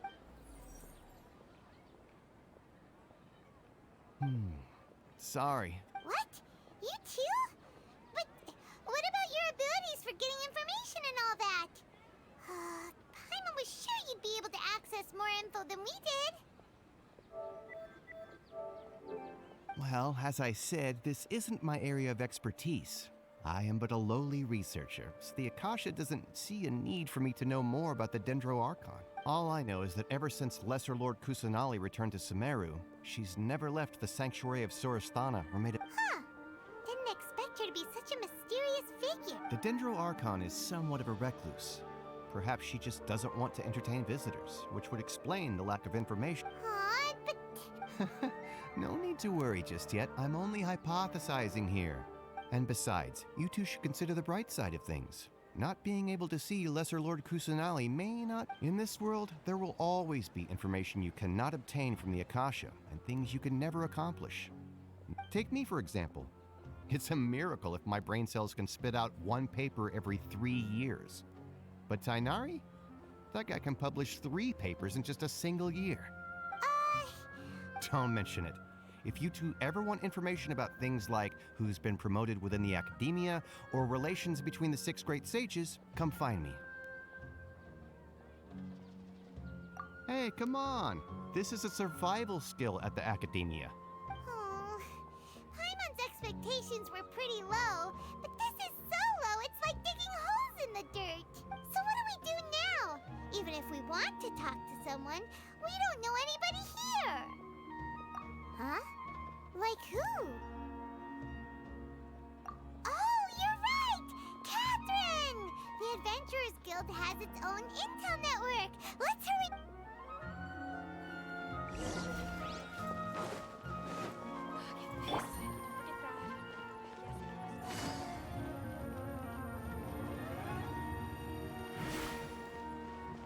Take it easy.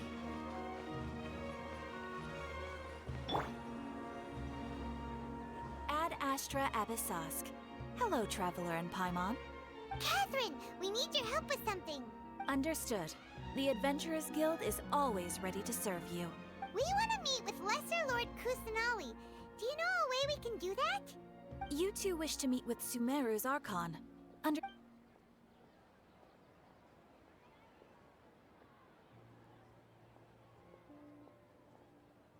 I apologize, but I am unable to call up any relevant information in the Akasha. I'm also unable to locate any pertinent information. Aww, another dead end. Well, if Catherine can't help us, then we really don't know anyone else to ask. Please do not worry. In Sumeru, the Adventurers Guild does not serve as the vanguard of information. Rather, there are numerous active mercenary groups collectively known as the Eremites. They take on various contracts and work all across Sumeru, so they naturally... An Eremite brigade called the Corps of 30 is in charge of Sumeru City's defenses. Not only are they the oldest brigade, but they are responsible for... Corps of 30? What a weird name. Supposedly, they are named as such because their ranks numbered 30 at their inception. Asfand, an advisor with the Corps of 30, maintains good relations with the Adventurers Guild. Though he's already retired, he and his words carry... If you'd like to get in contact with him, you can find him at the Corps of 30's headquarters. You're welcome. I wish you two the best of luck. All right, off to the Citadel of Rixar we go!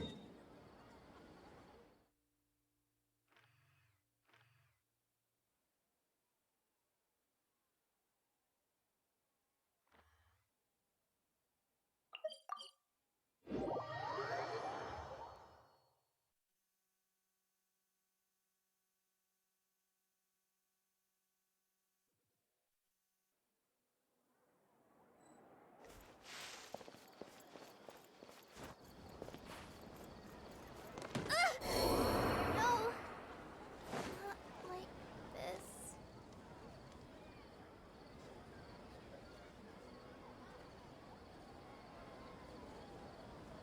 Welcome. The Adventurers Guild told me to expect you to. It's nice to meet you, Asfand. We'd like to ask you about something.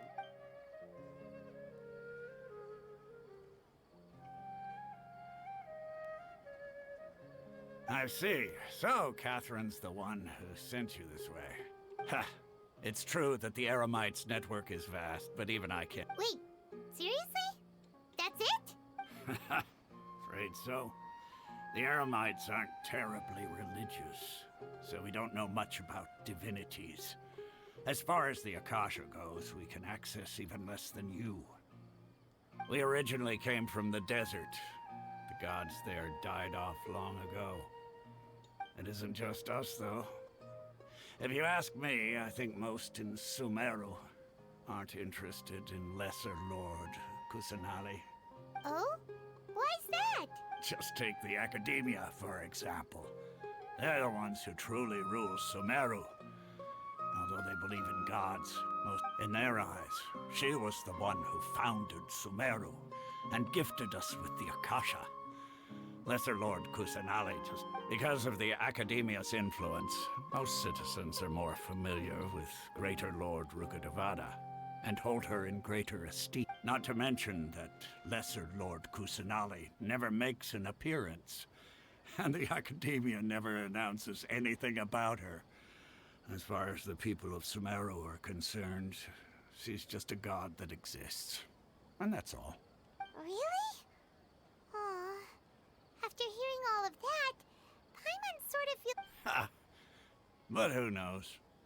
We're all just guessing when it comes down to it. Besides, I'm sure the God of Wisdom doesn't worry about her reputation among people like... All right. Well, thanks for the info, Osfond. No problem. Always happy to help out the Adventurers Guild.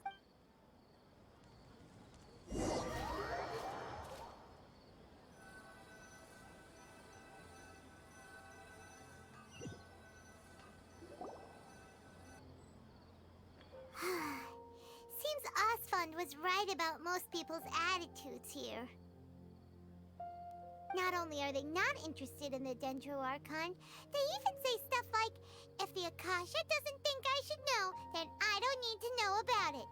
We've been asking for information non-stop ever since we got to Sumeru. But the harder we try, the more helpless everything seems. Isn't there at least one person in this entire city who cares about Lesser Lord Kusanali? Oh, you two are interested in Lesser Lord Kusanali? Huh? Who are you? From the sound of it, you two are Outlanders who recently arrived here. You've been asking around for information on Lesser Lord Kusanali, right? Oh, I'm sorry. I forgot to introduce myself. I'm Dunyarzad. Whoa, really? Then I'm afraid I can't help you with that. But your conversation earlier did happen to remind me of a legend about the Dendro Archon. Sure. It goes like this. Long, long ago, there was a man who heard a prophecy. It predicted that a great calamity was about. Panicked by what he heard, the man sought out the Dendro Archon in hopes that she would bless him. With the man journeyed across deserts and through rainforests and experienced tribulations of every kind. In despair, he thought, alas, the Archon has abandoned me. Okay, and then? And then the calamity came. But to his own surprise, the man felt somehow emboldened by the trials of his journey. At that moment, a bird perched upon his shoulder. This bird was, in fact, O Archon Seeker. Do you now understand? She and her wisdom have long been found by you. Along your journey, we were in every flower and blade of grass, every ray of sparkling sun, and every breath of dancing. Yeah, thanks for the story! Paimon feels old. In a way. It seems like this story is also one of the Dendro Archon's avatars. Dunyarzad, since you worship Lesser Lord Kusanali... Of course. I'm terribly sorry, but it seems something's come up now. Let's chat another day.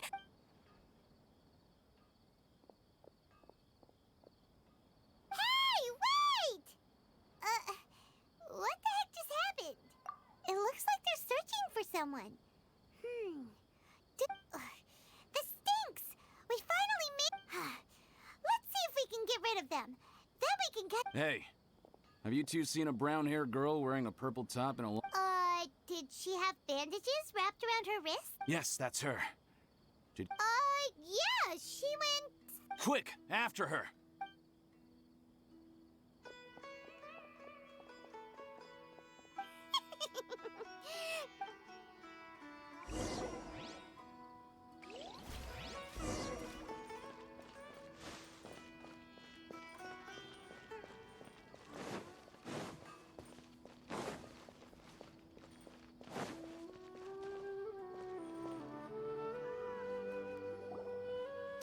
Dunyarzad, we thought you might have been long gone by... Oh, it's you two.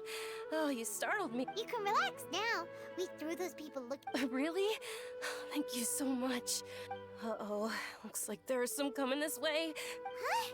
More of them? No, wait, my body isn't in the best shape. Okay, sounds good. There's a tavern on the other side of the port we can go to. They probably wouldn't... All right, let's move out. Stay behind us. We'll keep an eye out for... Trust me, just take my word for it.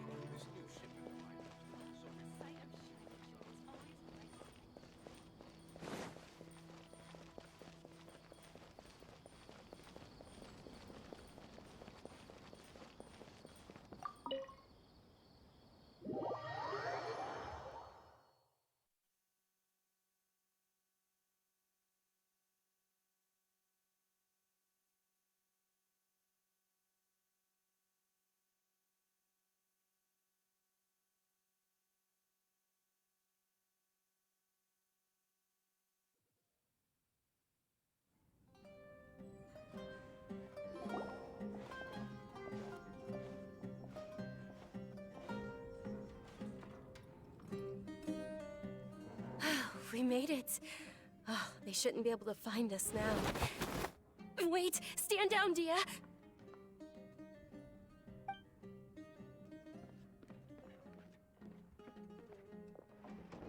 My lady, who are these two? They're travelers that I met on the street just a moment ago. They happened to notice that you were all searching for me, so they helped me hide. I see. In that case, you two should scram. There's nothing here for you. Wait a sec! Who the heck are you? And why are you shooing us away? I'm Miss Dunyarzad's bodyguard, here to see that she returns home safe and sound. My lady, let's get going. You've been gone for so long that your parents are worrying themselves sick. And if I refuse to go with you? It'd be easier for the both of us if you cooperated. But if you insist on not going, then I'll have to carry you like a sack of potatoes. Hey! Dunyarzad already said she doesn't want to go back. Why are you still pushing her? Stay out of this. You don't understand the situation. Sorry, my lady. Even though I'm your bodyguard, your parents are my employers. How much? Wait. How much more do I have to pay you to become your employer? So you never listen to my parents ever again. My lady, this isn't about Mora. I don't know what you think of us Eremites, but let me say this. I like Mora, but I'll never go again. That's why I'm here looking for you. Sure, it's an order from my employer, but my conscience was also telling me it's... And knowing your health, carelessly running around like this is gonna hurt ya. For the sake of those who love you... No, you're wrong. I'm aware of my limits, and I know what I'm doing. Honestly, the only people... And I know perfectly well that it makes no difference if I'm at home or not. And every time I bring this up, they just change the subject. Dia, you've been living with us a long time already. Dia, I know it hasn't been easy for Mother and Father, and I'm grateful for everything they've done for me. But there's someone else in this world I'm also grateful to, because she saved me. The love I have for her, this is my life, and my last My lady, are you sure what you're doing? Yes, I'm sure. Fine, I won't ask you to return home. But let me make something very clear. I'm only doing this because... Thank you, Dia. Sorry for being so rude. Don't worry about it, my lady. I did say that I like Mora. Today's little excursion caused such a ruckus that every single bodyguard at the estate was deployed. It wouldn't be easy to hide things from your old man. Since this definitely won't be your last escapade, here's a little tip. You should at least make it look like your room and things are still in order when you leave. Also, you'll need someone to... So, I'll let you hire me, my lady. This way, everyone wins. As for the pay, let's say half of what your father pays me. We can settle the... Okay. Yay! Looks like they've reached an understanding. I'm fine, really. My lady, stop trying to look tough. I'm sorry for worrying you two. If you don't mind. Sure! After you rest up, we want to hear more about...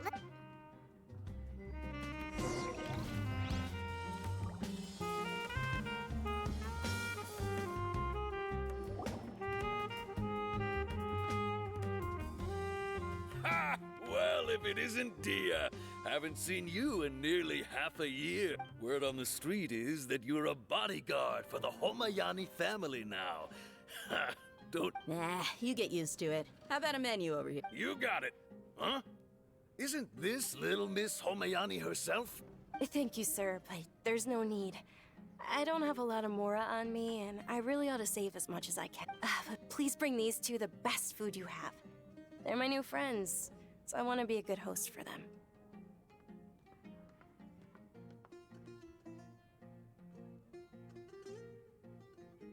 Wait, we're paying for ourselves now?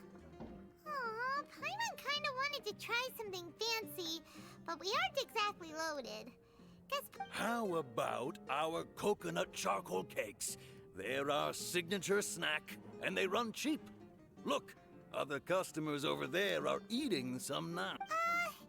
They look kind of burnt and dry. Paimon will pass. What do you have against my slime dishes? Dunyarzad, we asked a lot of people when we first arrived, and almost nobody was interested in Lesser Lord Kus... Well, remember when you asked me if I knew how to meet the Dendro Archon? Yes, it was when I was a child. At the time, my illness had kept me bedridden for the better part of... I was stuck inside and couldn't make any friends, and my parents did their best to find treatments for me. But even then, the Akasha didn't... My younger self no longer had any hopes or dreams. One flare-up was so bad that I was in a semi-conscious state for... Then one night, I woke up alone in my room. At that moment, an ethereal voice spoke in my mind. Dunyarzad, don't be scared. Who are you? How do you know my name? How do I explain this? You might not be able to understand, but actually, I know everything about you. Really? Of course. I know that you're scared of thunder, that you hate taking medicine every morning, and that you love counting the petals on your mom's skirt. Wow, you really do know everything. Dunyarzad, is there... What? Not really. I can't go anywhere or do anything. Huh? But aren't you a child? All children have wishes. Tell me what you want, and maybe I can make it... can you make my illness go away? Oh. I'm sorry. But I'm not powerful enough. Then... After that, the voice said, okay. Although my body was suffering during those days, that voice encouraged me and told me many wondrous things. Beyond my window was the flourishing Sumeru city. Beyond the city was a lush rainforest. Once I finally made it through that bout of illness, I couldn't hear that voice anymore. I told my mother about it, but I know that that voice wasn't a figment of my imagination. Before that, I had never heard of Teyvat. Yes, if it weren't for that voice, I would have never grown curious about the outside world, nor would I have learned how to read and enjoy so many books. That voice sparked a desire for wisdom. It had to have been the Dendro Archon. I've been hoping for a chance to repay her kindness. In fact, What's the Sub-Zero's festival? it's Lesser Lord Kusanali's birthday, which was the day that she was found by the sages. It's actually an old holiday that originally celebrated Greater Lord Rukkhadevata's birthday. When she passed away, the holiday eventually became a celebration of the Lesser Lord's birthday. I heard everyone was overjoyed when they welcomed her back to Sumeru. But because of the Academia's influence, people have gradually lost. The Academia actively participates in Sumeru's many holidays dedicated to Greater Lord Rukkhadevata. But when it comes to the Sub-Zero's festival, forget any funding. They practically act like it doesn't exist. Maybe they see Lesser Lord Kusanali's birth as confirmation of Greater Lord Rukkhadevata's death, so they're reluctant to celebrate it. Aww. It is. It's absolutely terrible. Sure, the Greater Lord founded Sumeru, but hasn't Lesser Lord Kusanali been the one quietly protecting us for the past few hundred years? Just remember that we're still out in public. I know that people over by the Grand Bazaar still hold the Sub-Zero's festival to this day. But I hadn't met any of them before, so I was never able to contribute. But recently, I made a friend there who... I gave her my savings because I want her to throw a wonderful festival this year. Hold on, my lady. Does this friend happen to be Nilou? The one who sends flowers to the estate? Yes, that's her. I saw her leaving the other day with a nervous look on her face. It seemed like she was hiding something in her arms. Yes. Initially, I didn't have much Mora prepared, so I had Nilou sell one of my skirts. I've agreed with Nilou to meet up at the Grand Bazaar today and see how things are coming along.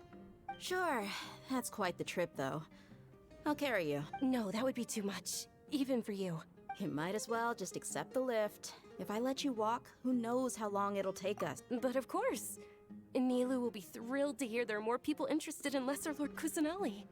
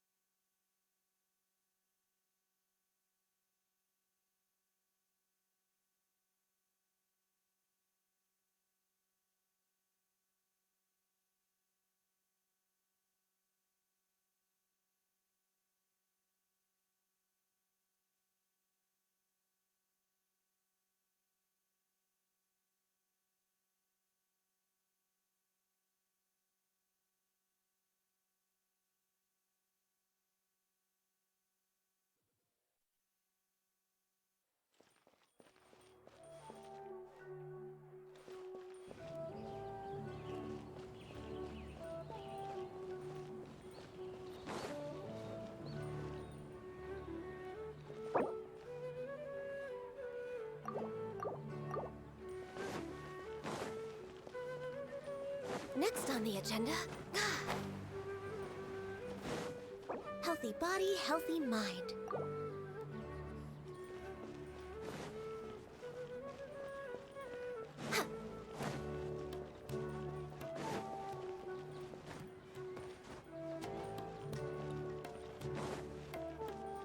We're way behind schedule.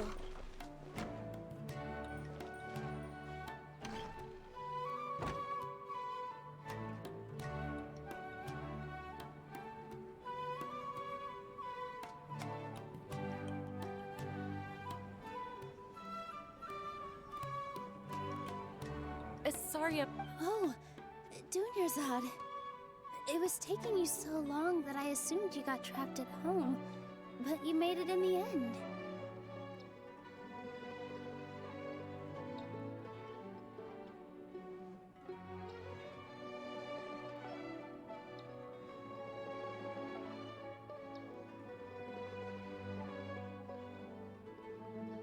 Uh-oh.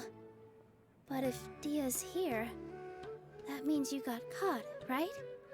You could say that, but everything worked out. Not completely. Oh, and who are these two? Oh, meet the Traveler and Paimon, my two newest friends.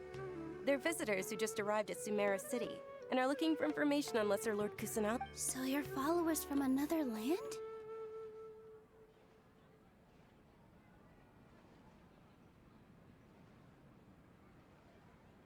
Oh, really? Well, that's okay. You're still invited to the Sabzeruz Festival. By the way, Dunyarzad, we've already started decorating the Grand Bazaar. You're very welcome. It's the only thing I could do. Probably? But don't sweat it. We've already finished renovating the...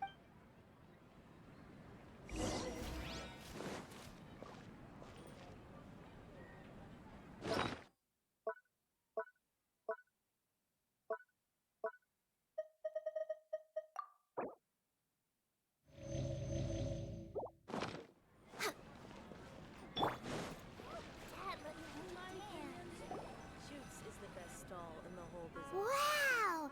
This place is amazing! Not bad. Last time I was here, the stairs were full of holes. The stairs were nothing. A little while ago, we discovered that the tree above the stage had a huge chunk of bark ready to fall off. Mr. Zubair was at work. We reported it to the academia many times, but they never sent anyone to deal with it. We didn't want anything bad happening, so we were going to cancel all the stage performances. Oh, probably because it was the theater asking. The academia looks down on performers like us. They probably think we can't let that happen, though. Not only would everyone involved in the theater go hungry, but then we wouldn't thank the Dendro Archon for Dunyarzad. But the more she gave us, we hired someone to patch up the tree, and we also gave the stage a much-needed makeover. The stage is going to be even prettier when it's festival time. And I can't wait to see you on the stage. You've been practicing so long already. It's almost time for your dream to become reality. It's our dream. Nilou, what are you gonna be? She'll be dancing the dance of Sabzeruz, the most important performance at the Sabzeruz Festival. Dunyarzad, have you told them the origin? I only told them about the Greater Lord and Lesser Lord. Okay, then I'll tell you two about how, according to legend, the Sabzeruz Festival was originally the Goddess of Flowers' birthday celebration for the Greater Lord. A long, long time ago, on one of Greater Lord Rukkhadevata's birthdays, her friends threw her a celebratory banquet. Some of the gods got drunk. One started playing music, and the Greater Lord started singing as she danced upon the grass. Countless beautiful Parisaras began to bloom wherever she stepped. Those brilliant purple flowers became her dazzling stage. All the gods clamored, "Oh, if only time could stop at this very moment." Of course they did. When people mention the gods, they always think of the Archon War. But although they aren't around anymore, they're preserved in our tradition of dance. This outfit I'm wearing is apparently based on how the Goddess of Flowers looked. Though we're just tiny people compared to the divine, we still have to do our best to make sure that the birthday girl feels loved on her special. Nilu, you of all people will definitely be able to convey our well wishes to the Dendro Archon. I also noticed that you went the extra mile and scattered Padisaras around the stage. They symbolize the goddess of flowers, after all. It's just a shame that all the real Padisaras went extinct after her death. Yeah. The Greater Lord brought forth Padisaras in memory of the goddess of flowers. But she ultimately could never truly replicate that beautiful... Thinking about the goddess of flowers dance makes me wish I could have seen if my stage were anything like that. I'd be thrilled if I had just 2 real Padisaras. So, Traveler and Paimon... All of Lesser Lord Kusanali's followers will be there for her birthday. It'll be a good opportunity for you to learn more about... Ooh, Paimon thinks that's a great idea!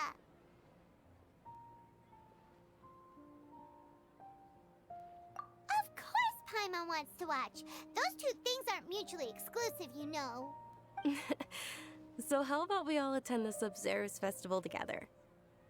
Dunyarzad, let me show you which stage decorations we've picked out so far. Traveler and everyone at the Grand Bazaar loves Lesser Lord Kusanali. In that case, we'll take a...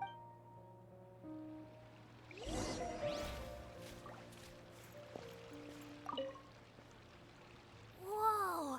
What's with your yellow hair? And why do your clothes look so funny? Are you an Outlander? Did you know that the Sabzerus festival is about to happen? There'll be loads of fun things to do at the festival. But the best part is when Ferris, the Knight of Flowers, passes out candy to everyone.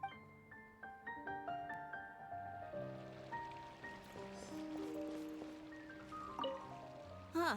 Revamping the stage for the festival couldn't have been easy, that's for sure. I bet this year... I don't know much about the Grand Bazaar, but I do know that the residents here have a penchant for song and dance. 2 things that the Academia doesn't particularly... Oh, and the perfume sold around here is a lot better than what you'll find elsewhere. The fragrances are longer lasting and they're I mean, that's what I've heard. Things are really shaping up, and there's a buzz around the festival this year. We're expecting people from all over. Don't be fooled into thinking that Sumeru City has the best of everything. Some festival snacks are only offered here in the Grand... And when it comes to musicians, dancers, or singers, the Grand Bazaar's got the best of the...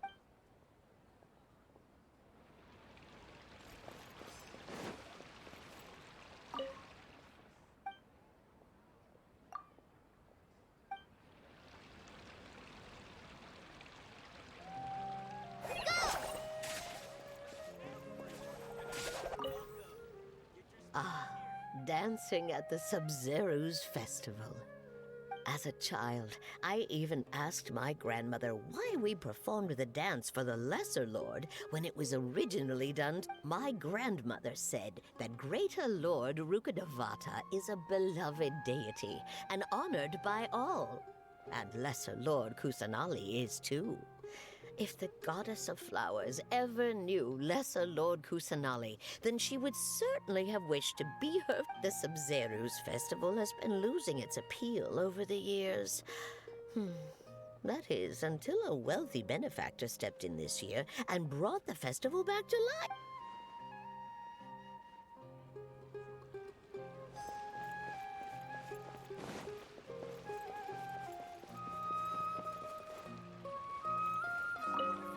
Nilu, your outfit looks amazing. I thought I'd add a little extra pizzazz to my dress for the... Wow, did you sew all that yourself? Uh-huh. Sewing is a fundamental skill for everyone in the theater company because we make all our own costumes. Did you know that Mr. I've noticed that you can't keep your eyes off that crown over there. Would you like to... Of course! The legends say that the Goddess of Flowers had beautiful horns on her head, so this crown was made to reflect that.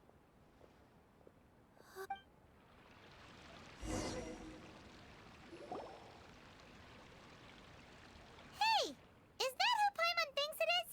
It looks like... Catherine!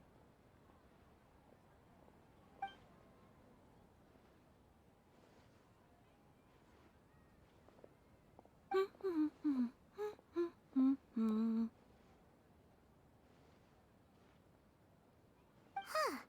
Come to think of it, Paimon's only ever seen her behind the counter at the Adventurers Guild.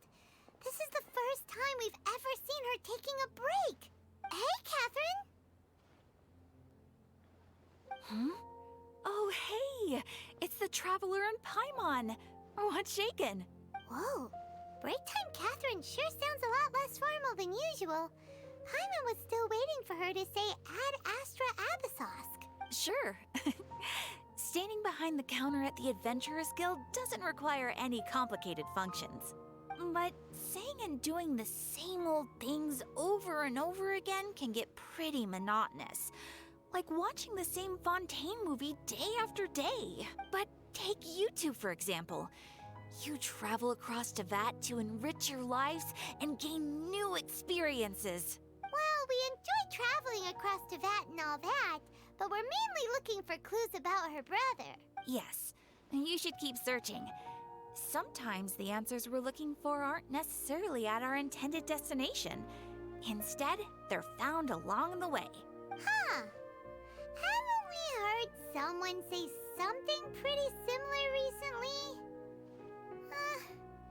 Anyways, what brings you out here, Catherine? No, not particularly. I guess you could say that I'm loving the recent atmosphere here.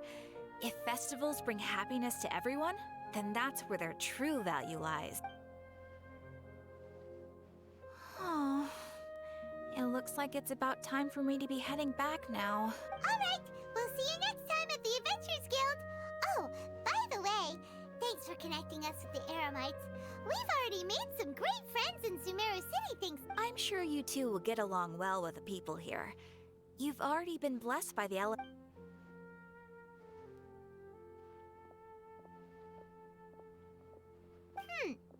There's something really different about Catherine today. Hey, Traveler. Oh, hey, Dia. I've got something to tell ya. My lady knows you're looking for ways to meet Lesser Lord Kusanali, and she's been trying to come up with a way to help you. Are you serious? It might not necessarily pan out, so don't get your hopes up too much. I'll need to take you two somewhere and ask someone some questions. My lady is feeling a little worn out at the moment. Nilu's found a place for her to rest. After I take my lady home, let's meet in front of the Citadel of Regzar. Sounds like... Let's head over to the Citadel of Regzar and wait for Dia.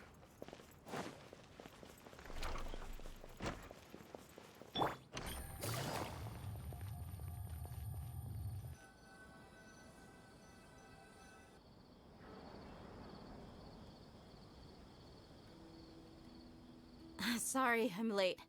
It took some convincing for the Master and Mistress to believe that Miss Dunyarzad was only sitting in the port for a while because she was in a bad mood. Anyway, I guess I should be thanking you. I haven't seen Miss Dunyarzad that happy in a long time. If it wasn't for you two, she probably would have been caught and dragged back much earlier. You sure sound a whole lot nicer than when we first met, Dia. Who would have thought you had such a soft spot for Dunyarzad? It's called being a professional. I'm a bodyguard, and I work for whoever's paying. Look, Dia's blushing.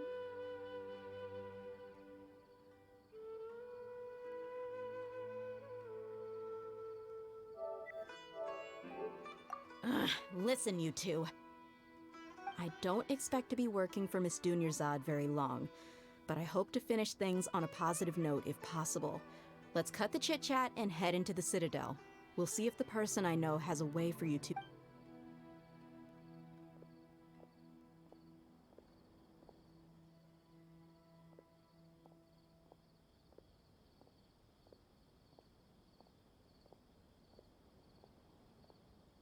Oh, hey, Chief. Ha, Dia! What are you doing here? I take it you all know each other already? We met this morning after the Adventurers Guild pointed us to Ozfon for more info. No kidding. Huh. So, where's Ruksha? I thought I'd help these two out by asking about the theft. Anything? Ruksha's gone over to the Academia. The Grand Sage recently ordered Sumeru City to begin bolstering its defenses, so people from all over have been called back to the city. Since you've already mentioned the theft, I suppose. Appreciate it, Chief. Theft? Just recently, the Academia lost something, and there's a chance the item is connected with the Dendro Archon. This case might just somehow help you in meeting her. I suppose that's one way to look at it. But if you ask me, the case is more about the Academia than anything else. Let me fill you in. The Academia recently sent a convoy to pick up an important package from Aru village. The Grand Sage took the whole matter very seriously. Not only did he dispatch the Matra, but also enlisted our help in the search for leads. You two have heard of Port Ormos, haven't you? It's the largest commercial port in all of Sumeru. The Academia's grip isn't long enough to reach all the way to Port Ormos, so the city's a little more laid back, meaning the population's also a mixed bag. You never know who you'll meet. Apparently what was lost has a great deal to do with the Akasha, knowledge, and even the gods. I'm afraid I don't have any other details for you, though. If you're interested, maybe you could head to Port Ormos and ask around yourselves. If you want my advice, try introducing yourselves as students of the Academia once you're there.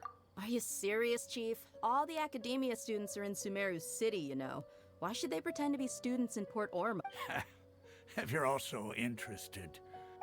Count me out. I've got plenty of work to do here for the Homayani family. And take it from me, if you two really do decide to visit Port Ormos, you'd best watch your backs.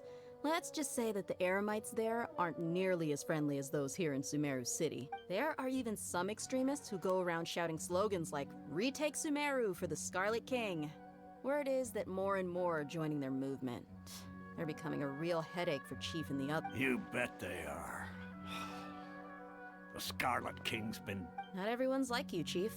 Even the desert natives who abandoned their homes in the wilderness still wish to have a god of their own. Well, Traveler, that's about all the information we have for you. Thanks, Dia! And you too, since we've gathered all we could for the moment in Sumeru City, let's head to Port Ormos and see what we can find next. Miss Dunyarzad is looking forward to seeing you both at the Sabzeruz Festival, so be sure to get yourselves back here in time for that. Good. Then we'll see you both at the Sabzeruz Festival.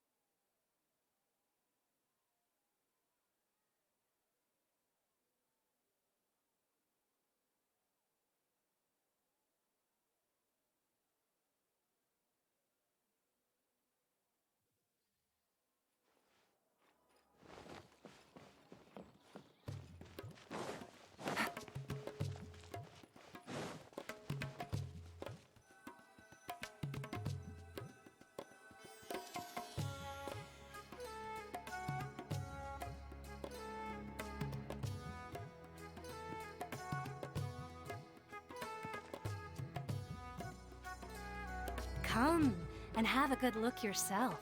Tradition. You've got a deal. I can't thank you enough for always looking after my business. Believe me, I'm not making this up. Several Eremite mercenary groups are nearly in open conflict, but does the core of 30 care? Wow! Talk about hurly-burly! This place is busy! Well, guess that's only to be expected, but... Let's get our bearings so we can start looking for leads. We know that whatever the Academia lost is related to the gods.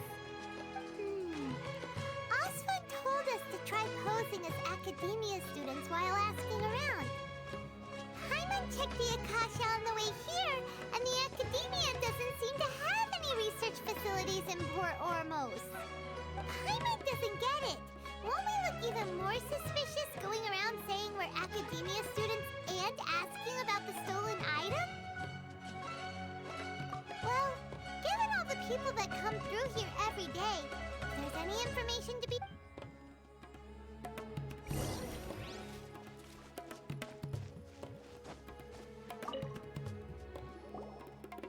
Welcome. Welcome. Hi there. We would like to ask you a question. Do students from the... Of course. Especially around this time of year. Students from Sumeru... Many people often talk about how hard it is to get accepted into the Academia, let alone graduate. Sure, we may not be Sumeru City, but Port Ormos offers beautiful scenery. Ah, you see over there? Those are students from the Academia. They've been looking worried and miserable ever since they got here If you ask me, the life of a merchant is better. So long as the Akasha teaches us what we need. Those students seem to be...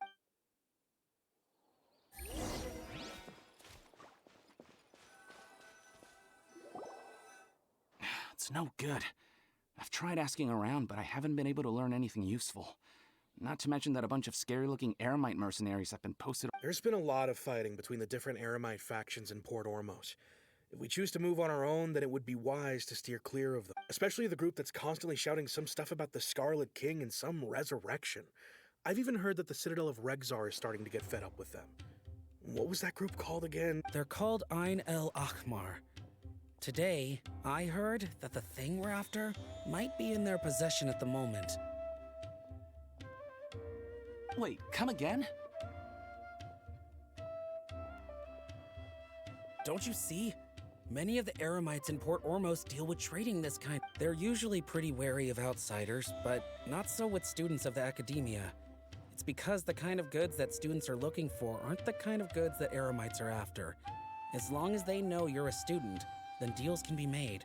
I've heard that Ain al-Hakmar likes to set up shop at the Jafar Tavern. Supposedly, if you're willing to part with 500,000 Mora, they'll give you... Wait, did you say 500,000? If information alone costs that much, then how could we ever afford to buy what we're looking for? I guess we might as well... I wouldn't worry too much. Our field of research is very niche. Who else could possibly be after that kind of shady knowledge? I bet it's practically worthless to anyone aside from us. Well, I guess that makes sense. And the only thing left for us now is to find a way in. Why don't we all just pool our money together and pay for the information? Whoa! Did you hear that? A niche field of research? And so, what's our plan? Wait, didn't you hear what they just said? Buying information is going to cost us 500,000 more. Oh, all right. Paimon never thought she'd agree to parting with that kind of Mora. But if you know what you're doing...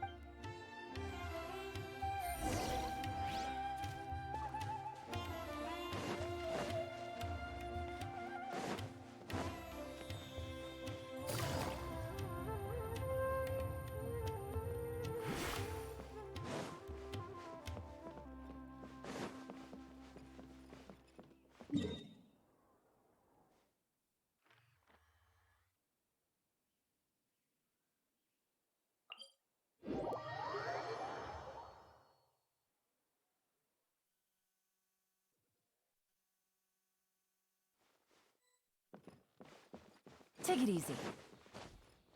Hup.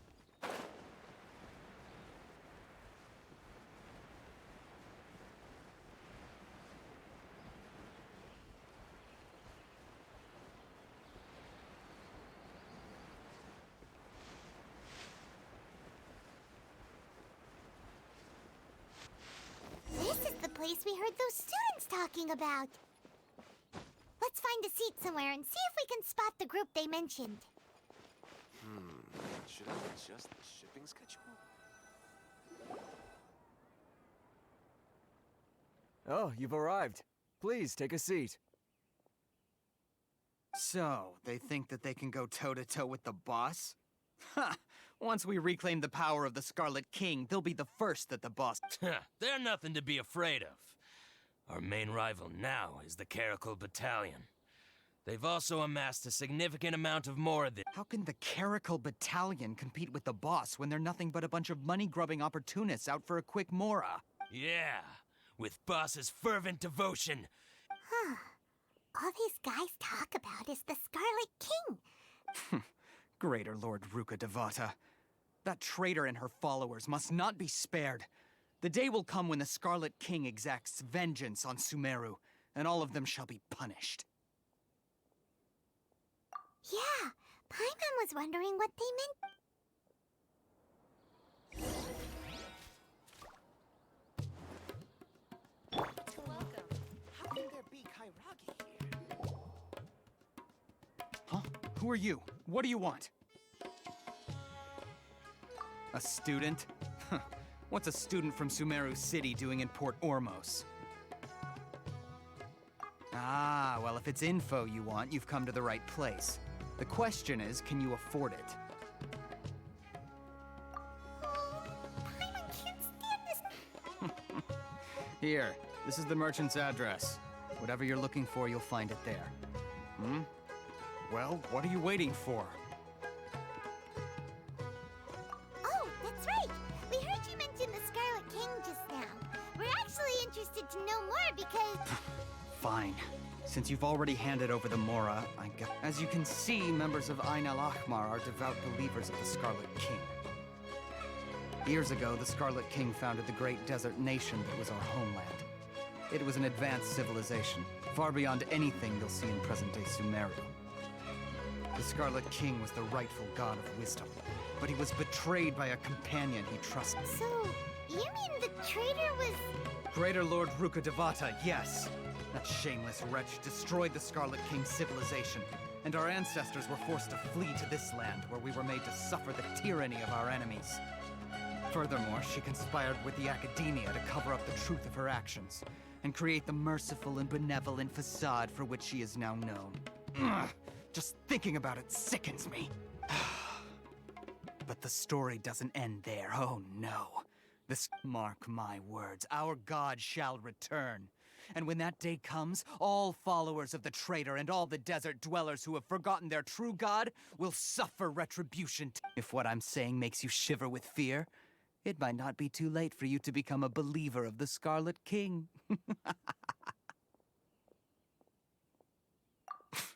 I don't have anything to say to you Academia people about that. I think this conversation has Not just yet. This man is a fraud. Huh? You again? Deranged Academia. Yes, it's me again. I already warned you that if you weren't willing to sit and discuss things with me, I'd take measures to make things uncomfortable for you. Listen to me. That address he gave you is fake. Or at least, you won't find a merchant waiting for you there. This group has been boasting all around that they can provide information on a certain... Once you show up, they keep up the act until they have hard evidence that you want to purchase said item. Then they use that to squeeze you for all the more... Hey! Shut it, Alhaitham!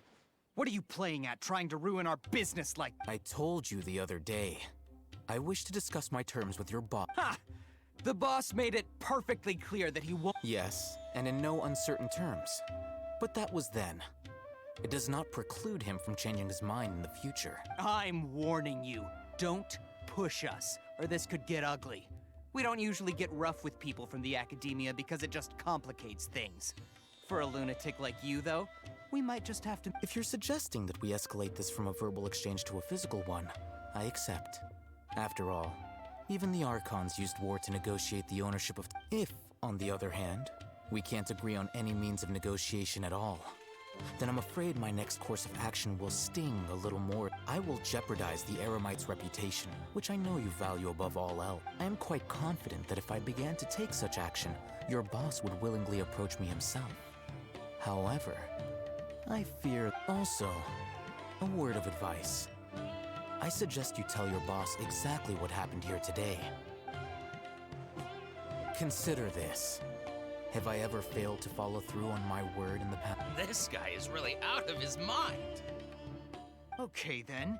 If you really have a death wish, let's meet a week from today. The pier in front of the Pharos Lighthouse, 4 o'clock in the afternoon, sharp. Don't expect us to hold back. Not so fast. First, you return the 500,000 mora to them.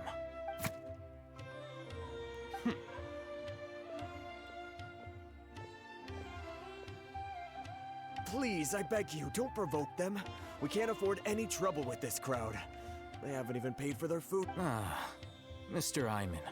There appears to be fewer staff in the restaurant recently. This wouldn't happen to be because they're all busy spreading the word to the students, would it? Well... Someone who chooses to do business with a group like that really can't afford to get so flustered the instant someone confronts them about it. Consider the meal compensation for our silence. I'd say you're getting an excellent deal.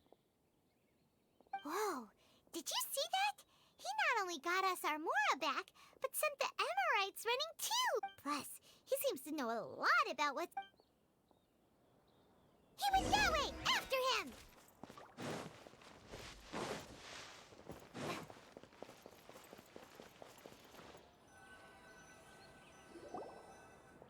Wait up! It's Alhaitham, right? What do you want? No need for thanks. My goal was to get to them, and you two gave me just the opportunity I need. Oh, I advise you to keep your distance from them, since they weren't able to make off with your Mora in the end. All right. Goodbye. Hold your horses! We still have something to ask you about! Since you tore through their scam right in front of them, you must know the real story about certain something, no? Who exactly are you two? And why are you inquiring about that? A student. Right. Look, you should know that those thugs conducting business with you had nothing to do with your lie. Huh? Oh, yeah! She's really strong! Weren't you saying something about a physical exchange? She doesn't even have a vision. Maybe not, but she could still use elemental energy. Otherwise, there's no way we'd go asking for info from from guys like that. Those high-headed thugs are definitely gonna bring a lot of backup for your next meeting, even if you don't go. All right, I accept. Got a pen and paper? If you're, we'll reconvene at the appointed time by the pier. So since you were happy to. You were willing to part with 500,000 mora for something and you didn't even... Okay. Well, if you truly are as skilled as you claim, then you can beat the answer out of them. Look, if you've been making inquiries, then you have to know something by now. Tell me what you know so far, so I don't waste time repeating information. We know it's connected to the Academia somehow, and that not only do the Eremites deal in it, but some students want to get a hold of it too. You know almost everything there is to know, but you're unable to compile this information because you've never... This is what you've been looking for. Paimon can't... This is a knowledge capsule. To put it simply, it's a vessel that can store a fixed quantity of canned knowledge. Anyone who links it to their personal Akasha terminal instantly becomes privy to its contents. Correct. Anyone. Unlike the Akasha, which heavily regulates who can access what information, knowledge capsules confer their contents without any requisites. That's amazing! It's essentially a convenient and harmless vestibule for knowledge. Unfortunately, it's illegal in Sumeru to... They were created as a means for scholars to transfer knowledge gained from Irminsul into the Akasha, and are intended to be destroyed. But despite strict regulations, some of these knowledge capsules will always escape destruction. After all, there will always be those in this world who are dissatisfied with life as designed for them by the Akasha, and wish to change their fate. Over the past century, a wide variety of canned knowledge has been leaked from the Academia. Now, in Port Ormos, the valuable ones are a means to Mora for the Eremites. Meanwhile, those which the Eremites deem to be useless to them occasionally prove useful to the common citizens and hapless Academia students. Well, I think that about sums it up. Oh, so that's your true objective. With our current arrangement, I don't believe I can offer an answer. You're still resolved.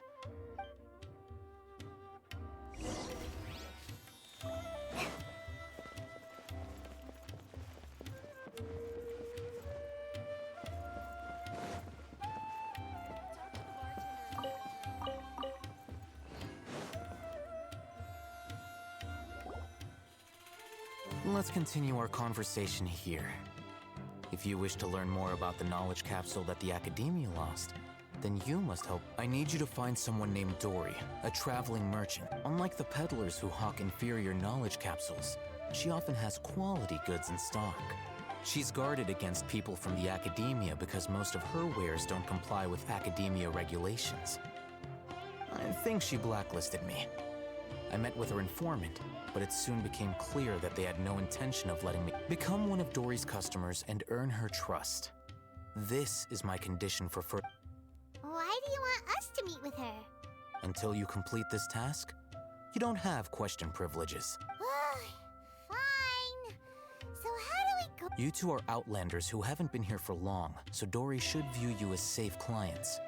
I'll give you the informant's address and their contact password. Beyond the password, though, I have no way of knowing what other tricks she might have up her sleeve. This is kind of nerve-wracking. The true challenge begins after you meet her.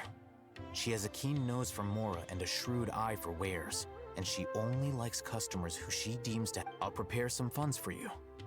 Buy her highest quality wares. What? We only just saw a knowledge capsule for the first time. We don't know how. That's true. Have you two heard of Elemental Sight? Oh, that's a surprise. Guess I'll have to hold you in higher regard.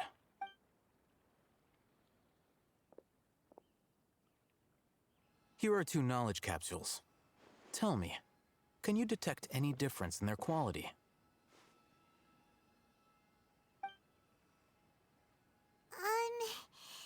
They look. Try inspecting them with Elemental Sight. How'd it go? Did you see anything?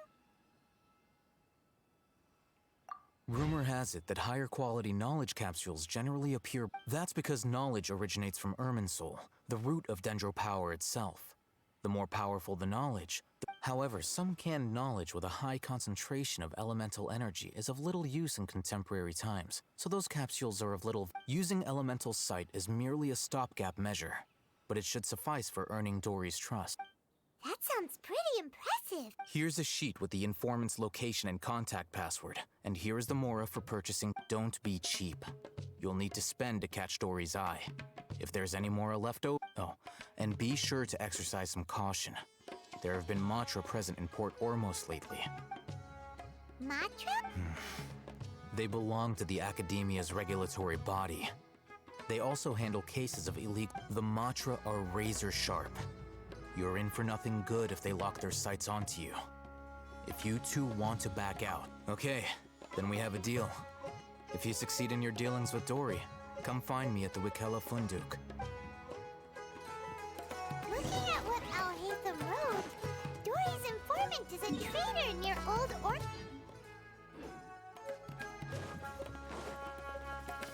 Let's follow these instructions and try to get in contact with him.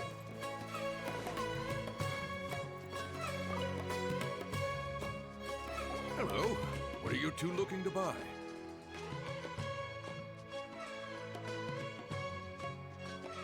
Wait, are you sure you're remembering that right?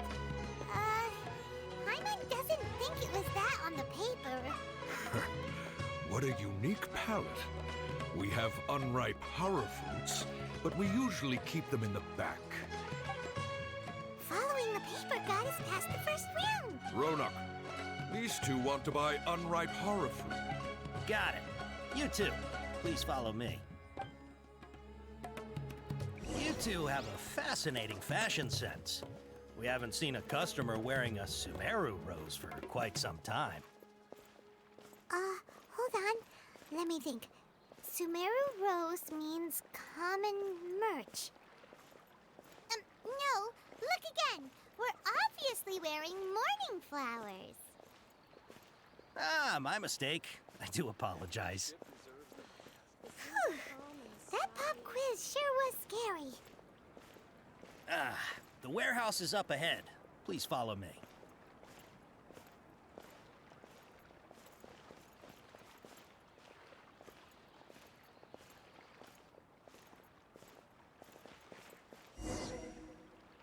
Before I retrieve your products, I need to confirm.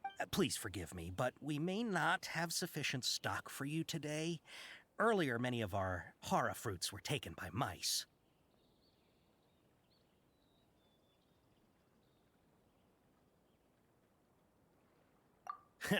Thanks. If better goods come in, you'll be the first to know. You look like you have some skill. Why don't I pick out some fruits that'll make you dizzy?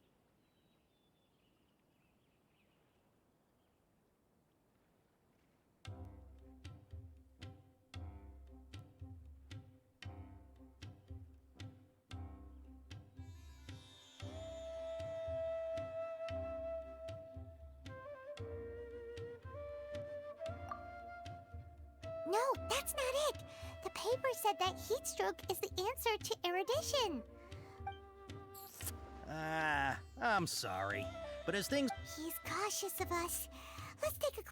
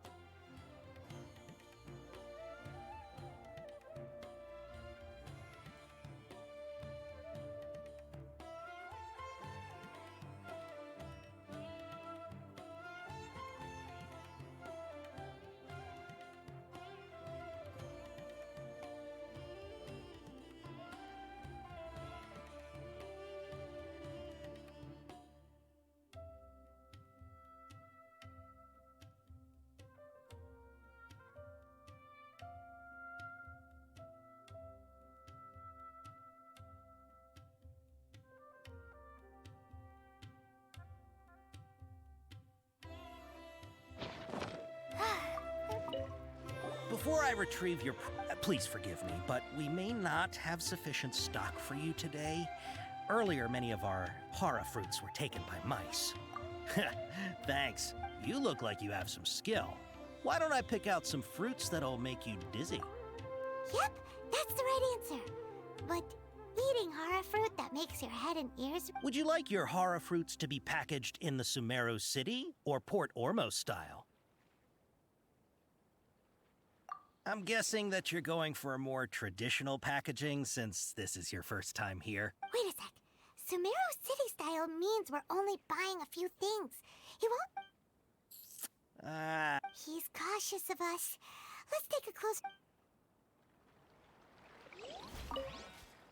Before I retrieve your product, please forgive me, but we may not have sufficient stock for you today. Earlier, many of our hara fruits were taken by mice. You look like you have some skill. Why don't I pick out some fruits that'll make you dizzy? Yep, that's the right answer. But eating hara fruit that makes... Would you like your hara fruits to be packaged in the Sumeru City or Port Ormos style? Wow, you two sure are generous customers. We'll be sure to package your products beautiful. Okay. Everything has been confirmed. Miss Dory is waiting for you up at... Shoot! It's the Matra! Run! What? The Matra? Where? Oh, Hatham said we're done for if they catch us. We gotta get out of here. We don't know this area, so let's follow that informant.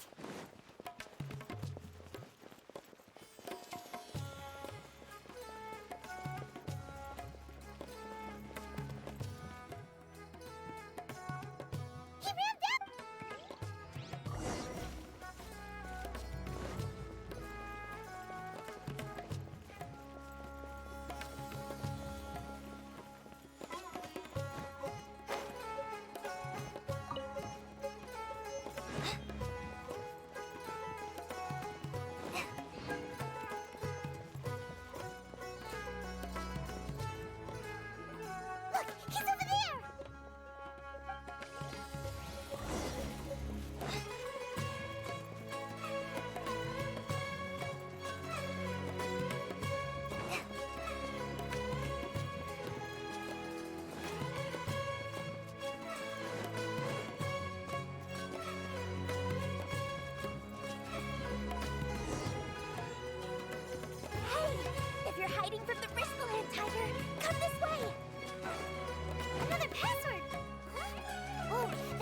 in from behind the building on the right! Here, over here.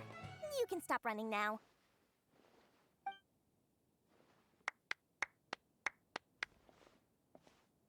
So you were the one who was calling out to us just now.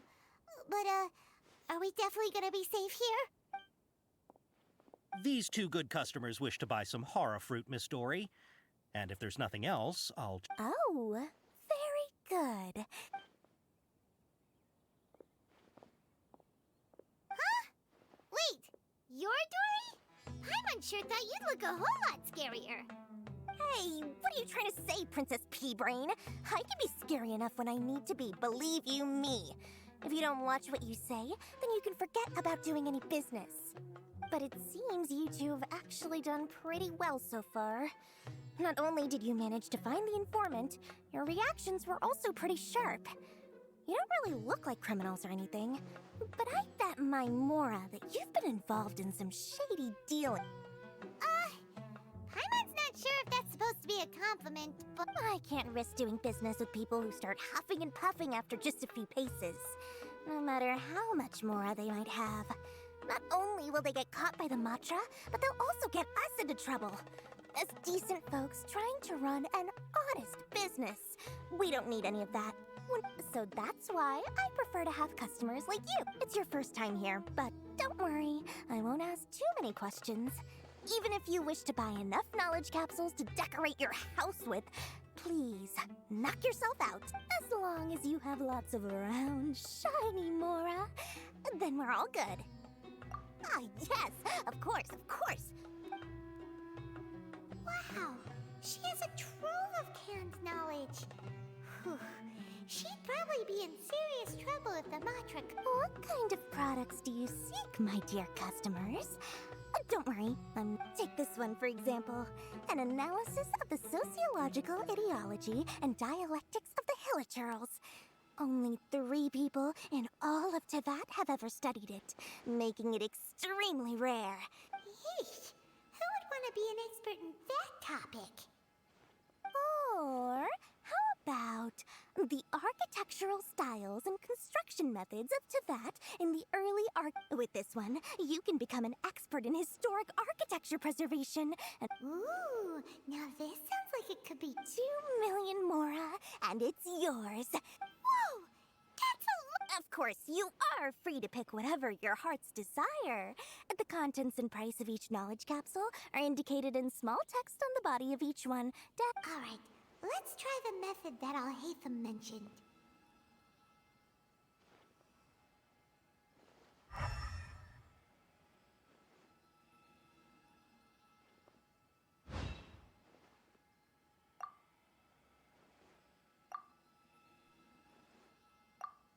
Ah, you've really got a good head on your shoulders, and quite the... Take these, please and thank... My, oh my! You are blessed with a taste for both the exquisite and the extravagant. Customers like you are a rare breed. 1 in 100. No, 1 in 1,000 even.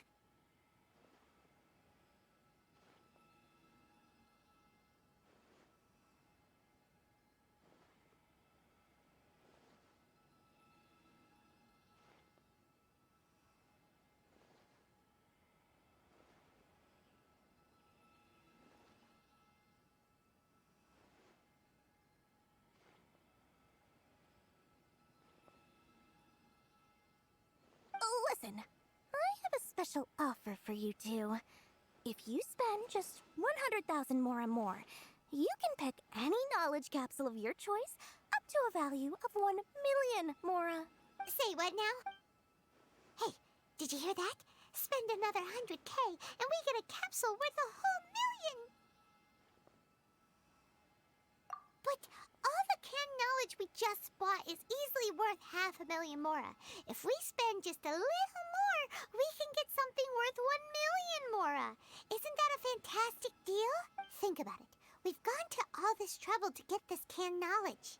And so far, everything we bought belongs to Alhaitham. Aren't you even the least bit curious about how this whole canned knowledge thing works? We're talking instant knowledge here. Don't you want to try it yourself?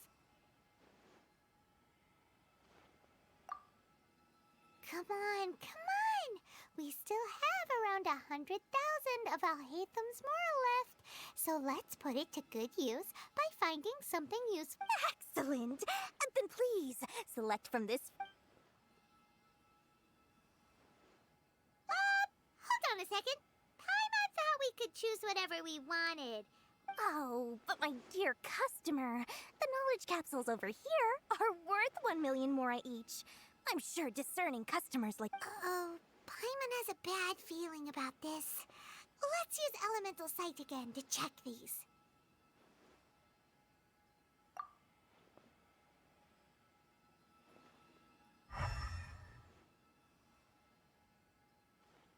So, what did you see? So, they're all worth about the same amount? Well, anyway, the Mora's already been spent, so let's at least try to find something useful. Let Paimon take a look here. An introduction to traditional Sumeru brewing techniques, the art of growing spices, an overview of ancient runes. Oh, how about this one? Sword Fighting Techniques 8. Not sure we'd ever find volumes 1 through 7, but at least this knowledge should be useful, right? Let's go with this. Dory, we'll take this one. All right, very good. I'm expecting some new goods in the next couple days, so be sure to check back again. Our dealings with Dory went smoothly enough. Let's head to Wakala Funduk and meet up with Alhaitham. Hopefully now he'll finally tell us about what...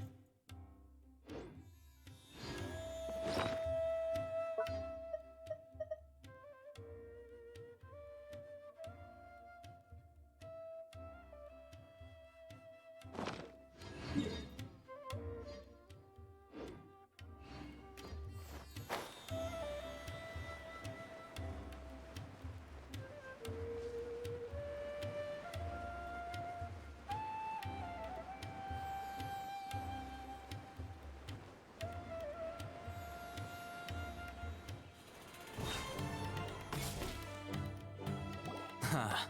You two made it. And from the looks on your faces, you were... Whoa, there's so many people from the Academia here. Why would you pick this place as our meetup spot? Well, Wakela Funduk is under the Academia's control, so naturally the Academia has people working here. I came to Port Ormos under the pretense of conducting official business. You're a pretty daring guy. Relax. No one here is interested in anything we say, and the Matcha won't come here.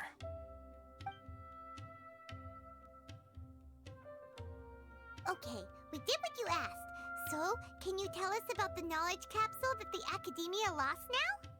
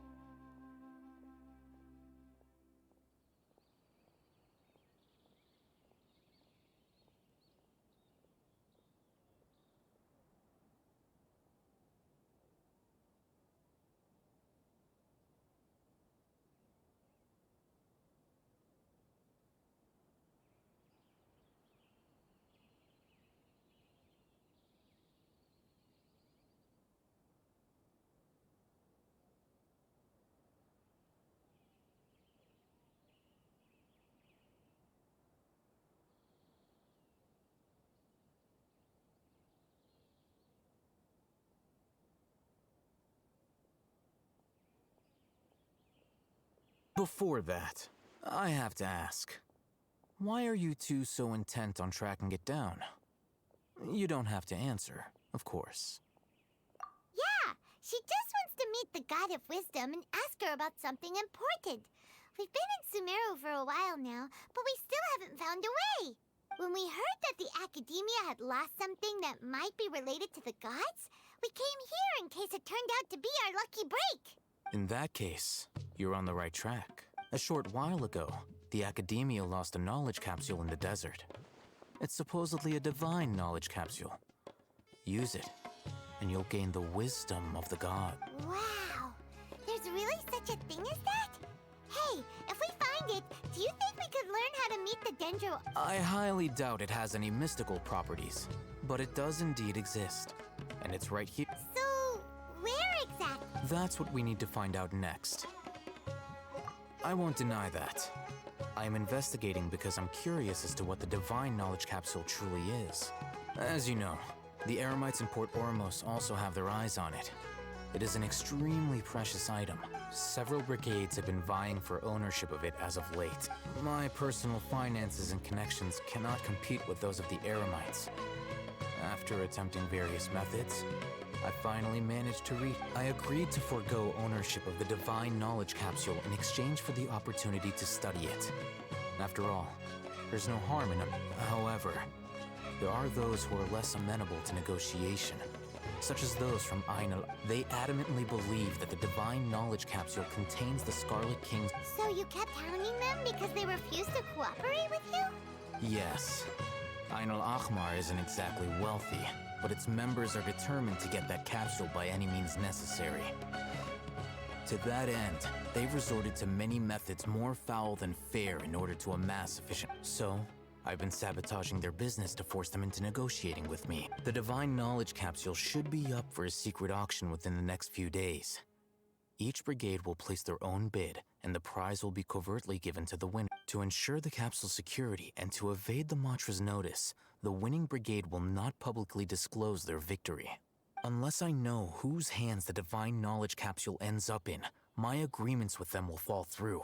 Dory is the most reliable source of information, but that avenue was previously closed to me. In other words, you wanted us to befriend Dory so you could... Yes, you can say that. The day after tomorrow, go back to Dory and try to purchase information on the divine knowledge capsule's whereabouts. If she has no information, wait 2 days. If I get the opportunity to study the divine knowledge capsule, I will relay my findings to you. Will that suffice as compensation? Okay. Alhaitham, before you go, we actually bought a knowledge capsule for ourselves, but we're not sure how to use it.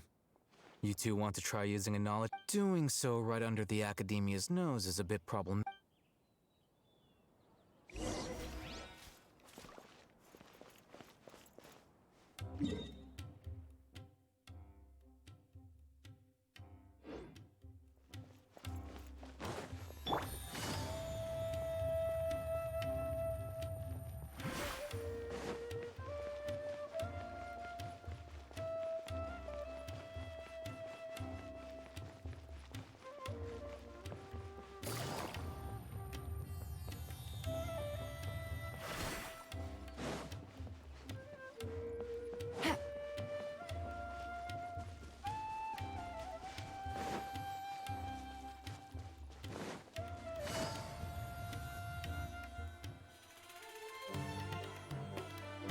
All right, this place works.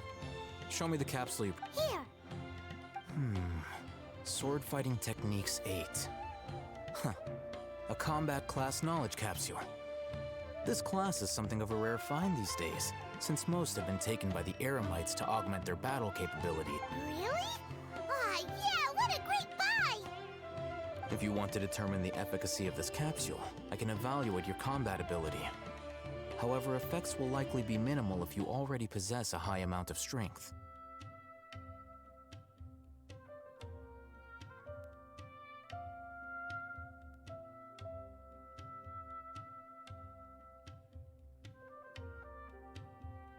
We can conduct a controlled experiment where you fight 2 battles. One before. While you fight, we can use an Akasha terminal to monitor your... There may be variances in your physical strength between the 2 tests, as well as a disparity in your opponent. Wow! Alhaitham! You must have been one of those guys at the Academia. Paimon's curious about something, though. You definitely weren't one of those students who needed canned knowledge to graduate from the Academia, right? So, what... When you are unable to understand a researcher's actions, most cases can be attributed to curiosity. Sounds like you're trying to avoid the quest. All right, let's begin the test.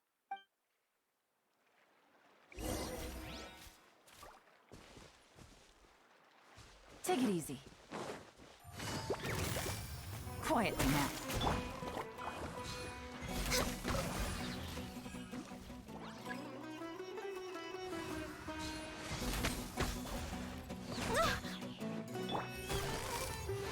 Busted.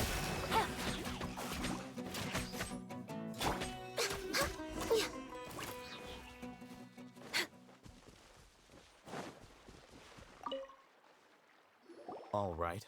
I'll link your Akasha terminal to record data. The next step is to use this knowledge. Hold it in your hand. I'll help you establish a connection with it so you can activate.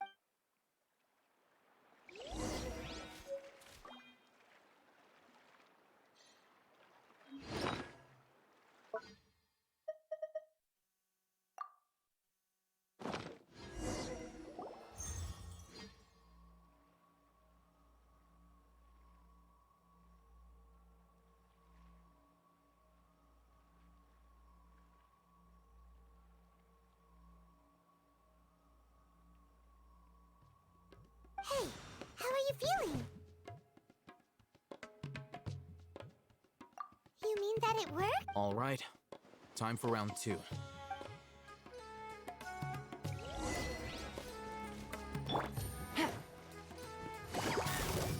Quietly now.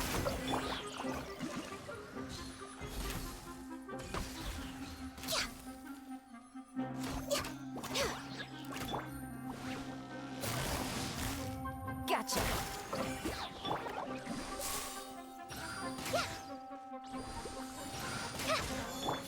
Access denied.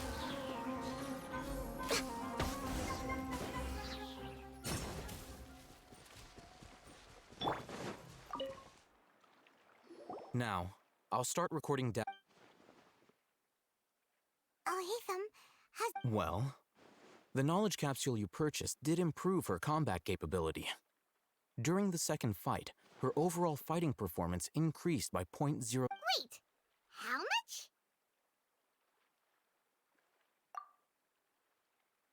Ah! Dory's such a jerk! She totally scammed us!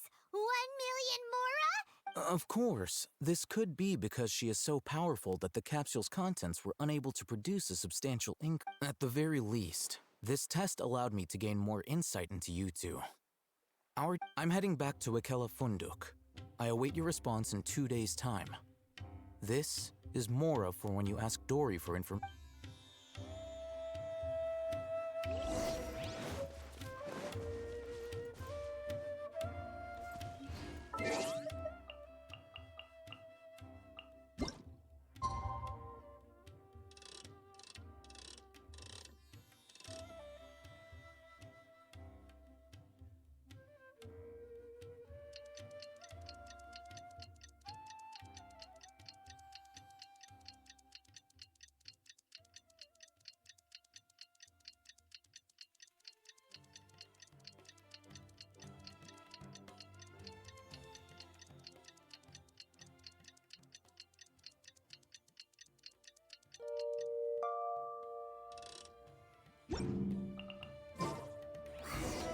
Let's see Dory today and ask her about where the divine...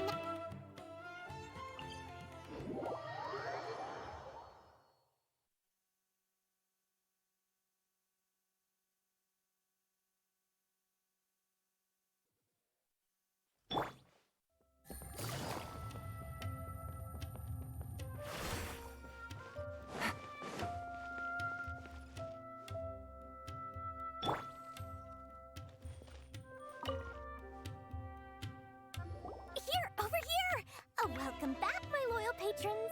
Oh, you name it. Can knowledge, supplies, or anything else you need. I'll find a way to get it. Where there's a waterfall of Mora, there's a way. Can you really get us anything we want? Anything at all? Uh-huh. So it appears that canned knowledge alone is no longer sufficient for your opulent appetite. Then please oblige me. Tell me what you have in mind. Oh! I knew customers with pockets as deep as yours would undoubtedly crave something more profound than ordinary canned knowledge. But you know, that kind of information isn't going to be cheap. After all, I had to work really hard to weasel my way into the auction site. Not to mention that if anyone found out that I was the leaker, I would be— But how can we be sure your information is accurate? Paimon's curious how you just happen to have this kind of info the moment we need. Because to me, anything of value is what I consider to be my supply. Therefore, I must always be aware of what's hot on the market in order to secure more sales. As for the information's authenticity, well, you've no need to worry about that. I used a camera to take a picture of the transaction.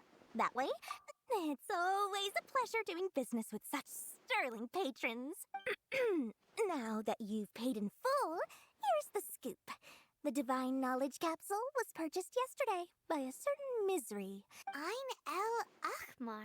Ah, so you're already— The group has done everything in their power to obtain the Divine Knowledge Capsule. That Divine Knowledge Capsule is unlike any other The capsule is clearly visible in the picture I took. Thanks for the info, Dor. Please, it's my pleasure. It's all thanks to discerning customers such as yourselves that my efforts yesterday were not in vain. Well, we figured out where the Divine Knowledge Capsule is. It turns out it ended up in the hands of Ain El Ahmar. Let's head back and talk to Al-Haytham.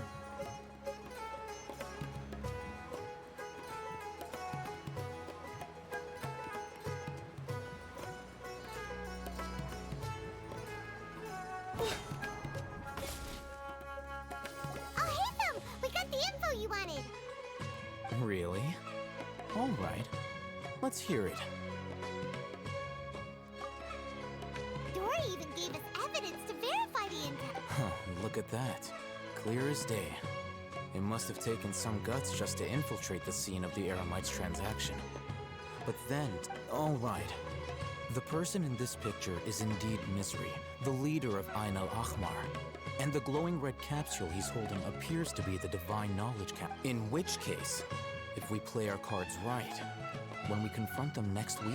At first, Paimon didn't get why you were provoking these Ain El Ahmar guys.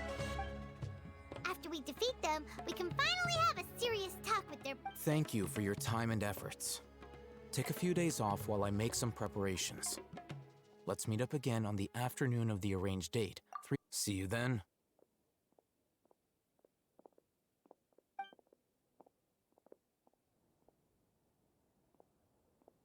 Al-Haytham sure is taking his time.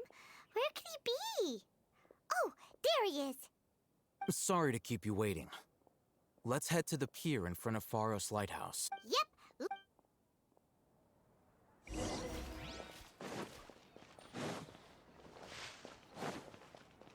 No touching.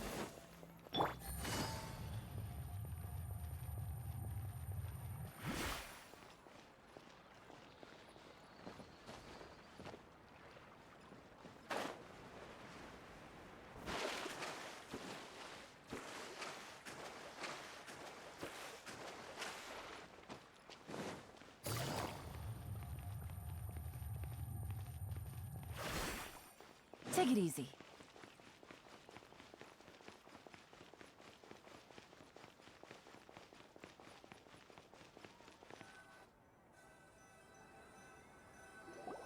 Al-Haytham.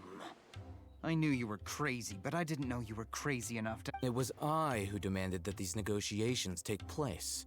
I was more worried that you might go back on your promise. But to your credit, it appears this is turning into quite an occasion. I also brought some backup. Backup? Aren't you the brat from the restaurant the other day? You've come to support this lunatic because he helped you out? Fine, your funeral. I'm not going to mince my words. Once we're done with you, you'll be nothing more than fish food. Get 'em, boys!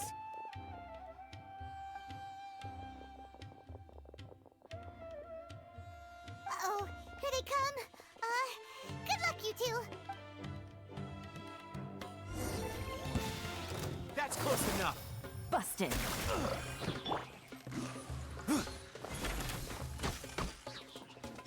Hold the line. Right this off the side.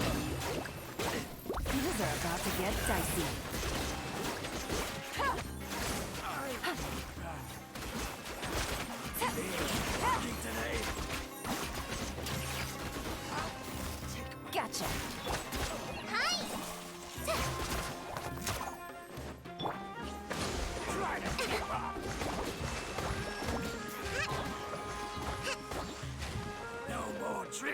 the sleeve! You... Academia scum!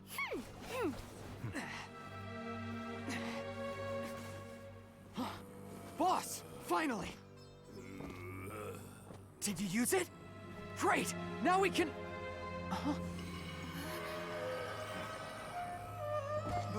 Boss?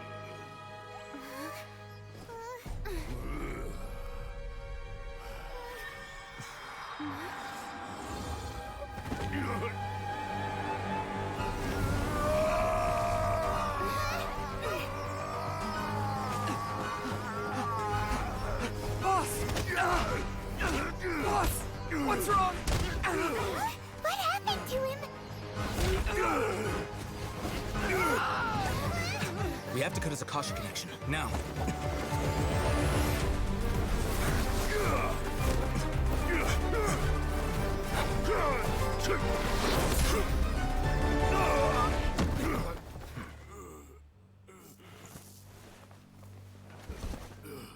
Target acquired! Arrest him!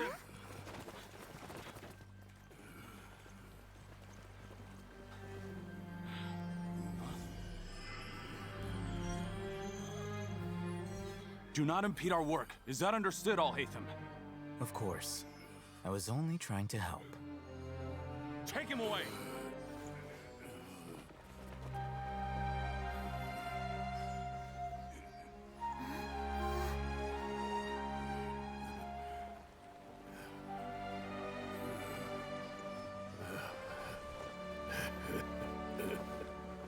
World, forget me.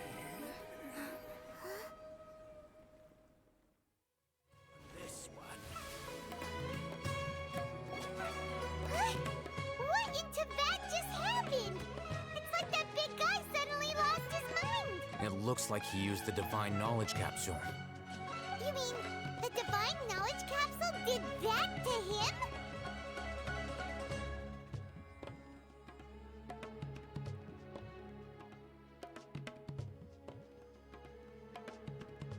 Oh, yeah. You mean how some researchers go insane after getting knowledge from Irminsul? I've heard of numerous incidents of researchers in Satyavada life going insane. The state that man is now in suggests that this is a similar situation.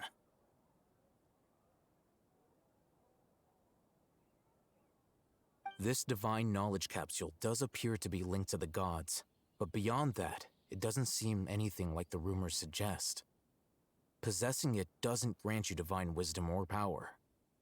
Did you hear what he said? World, forget me. What could that possibly mean? If the mantra took him away, then that means the Academia got the Divine Knowledge Capsule back. Still, Paimon didn't expect the Divine Knowledge Capsule would be so dangerous. Imagine if we tried to open it. Oh, who knows what would have happened to us?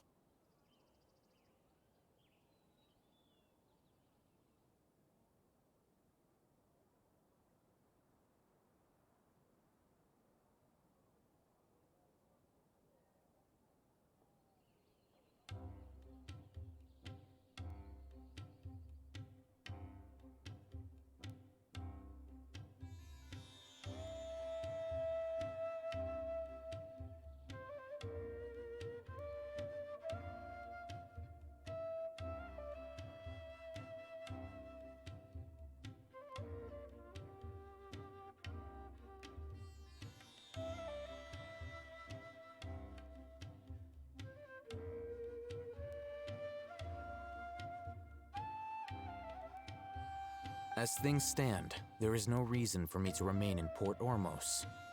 I believe our collaboration has also reached its end.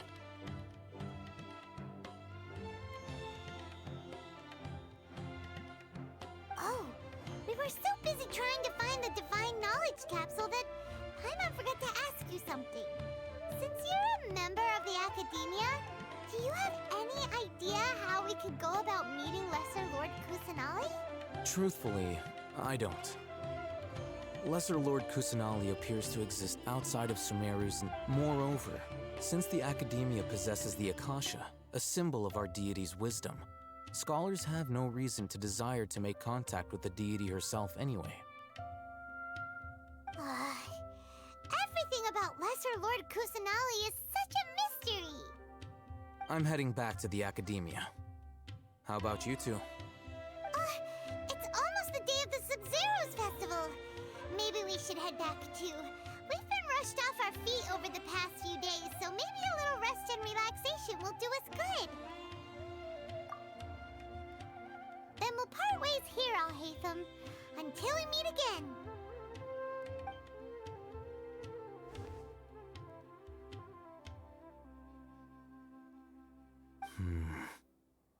Now, do I deal with this thing first? Or should I produce the report that the higher-ups require?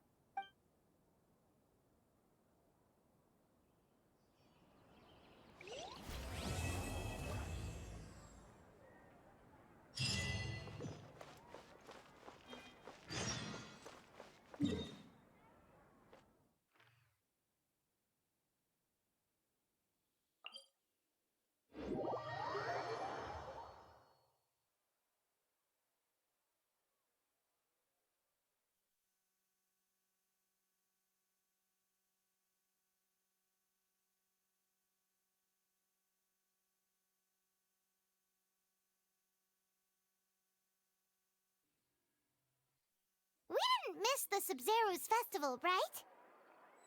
Let's hurry and find Dunyarzad. Paimon thinks she must be around the Grand Bazaar, since she showed us around there last time.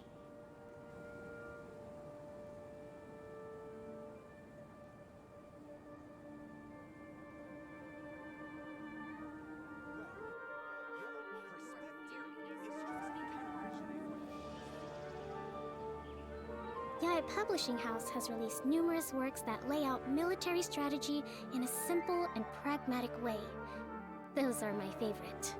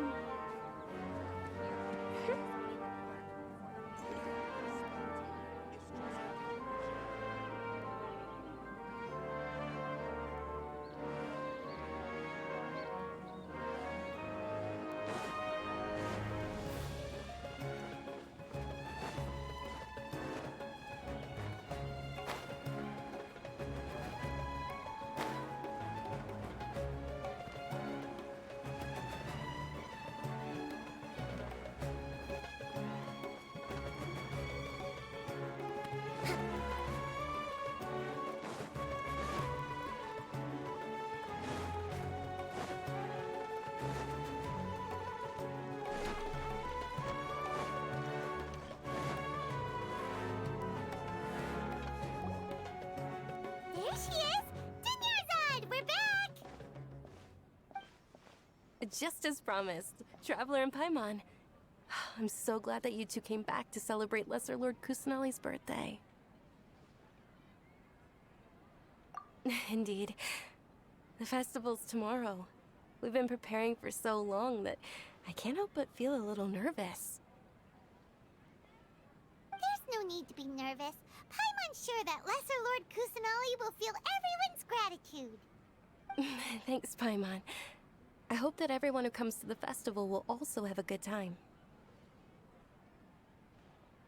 Speaking of which, did you manage to make your way to Port Ormos? Discover anything over there? Of course we went.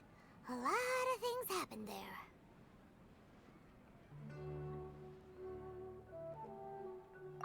I see. Sounds like you two had another exciting adventure. If there is another chance, I would love to join. My lady, if you went to Port Ormos in your current state, we'd both be in for a lifetime of trouble. Dia! You were eavesdropping! It's called covert protection. Keeping an ear out for what's going on around my employer is part of the job. It's all right, Dia. I merely said I would like to go. I know better than to think my body could handle it. The The festival's tomorrow. I've been doing nothing but causing trouble for you.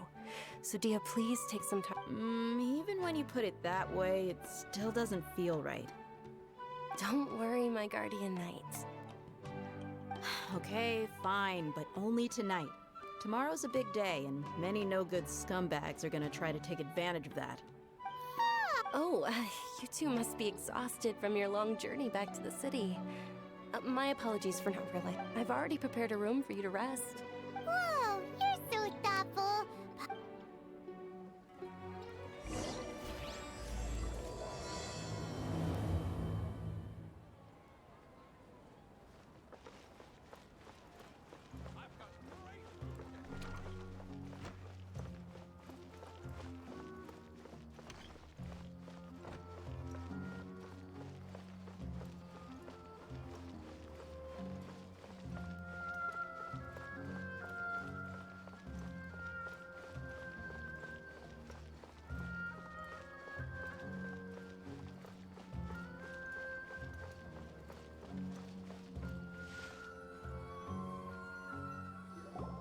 Here we are. It's also fairly close to where I've been staying. It looks really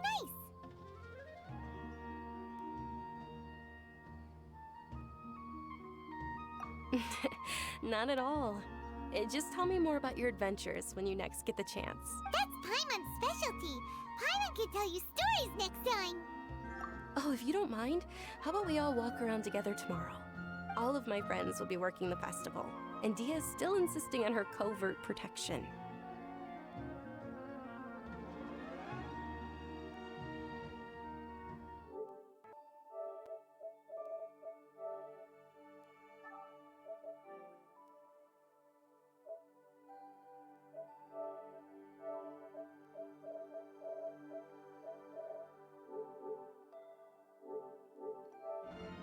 Yeah, it'll be pretty hard to relax and enjoy the festival if Dia's constantly hovering over you, right? Then let's meet at the nearby bazaar first thing tomorrow morning. Have a great night. It's a deal. Good night, Dunyarzad. I may be too excited to fall asleep tonight. See you tomorrow. Paimon started to really look forward to the Sub-Zero festival too. Will there be lots of yummy food? Oh, no.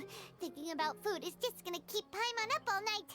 The earlier we sleep, the better. Let's go inside, traveler.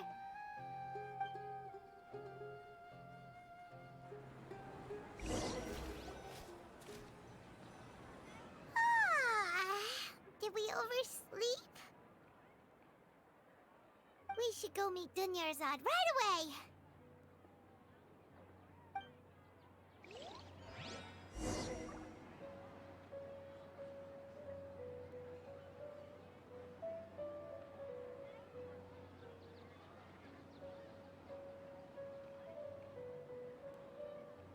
To survive hardship, you must prepare for hardship.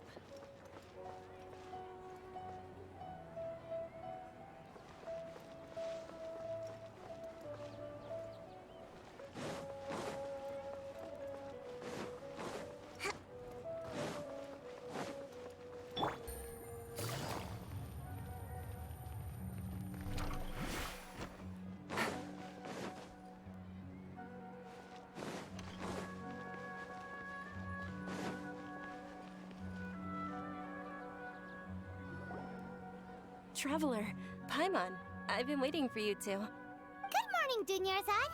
We must have overslept a little bit. Not at all. I arrived early. Today is finally here. I must cherish every moment as if it were gold.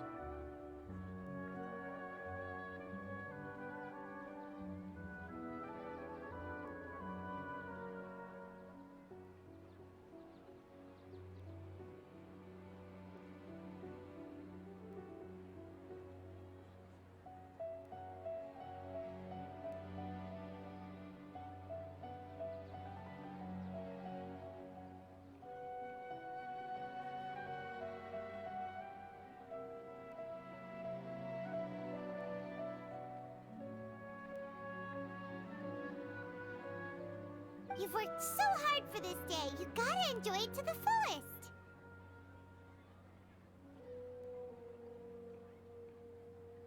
You know it. Oh, it's just that, as expected, I had some trouble falling asleep last night. I'm hoping my body won't be too much of an issue today. Well, shall we? Let's start with the stalls over there. Many vendors came out of the blue to support the event, and they insisted on covering costs themselves. Let's go give them some business. They paid for everything out of pocket? Oh, sounds like they're not in this just for the Mora. They all said that contributing to a lively festival atmosphere is more important than money.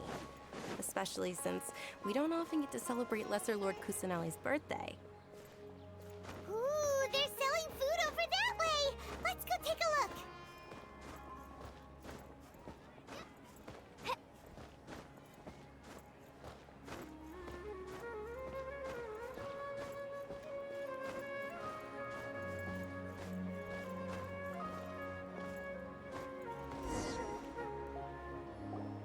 This is a stall offering foods from the Haftmewa feast. Oh, you could tell straight away. I thought most people nowadays wouldn't know. Mushrooms, flowers, and all kind of fruit? It's all vegetarian stuff. So, what's the Haftmewa feast you mentioned just... It's another Sub-Zero's festival tradition. People used to set their tables with 7 different foods. Generally speaking, the most common selections were foods like Rukashva mushrooms, Nilopala lotuses, Sumera roses, Sunsettias, Kapalatas, Hara fruits, and Zaytun peaches. So, the Sub-Zero festival is a vegetarian holiday? You don't have to be a vegetarian to enjoy the spread. We just use the 7 foods to symbolize the Wait, but if that's the case, if Sumero uses vegetarian food to represent the Dendro Archon, then wouldn't the Pyro Archon's festival be full of food like roasted fowl, juicy meatballs, grilled steak? Oh, Traveler, we have to go to Natlan as soon as possible!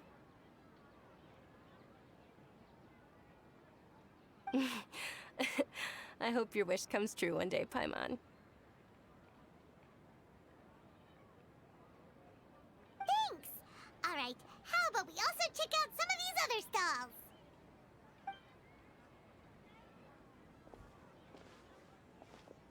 Dear customers, would you like to try your hand at alchemical divination? What's alchemical divination?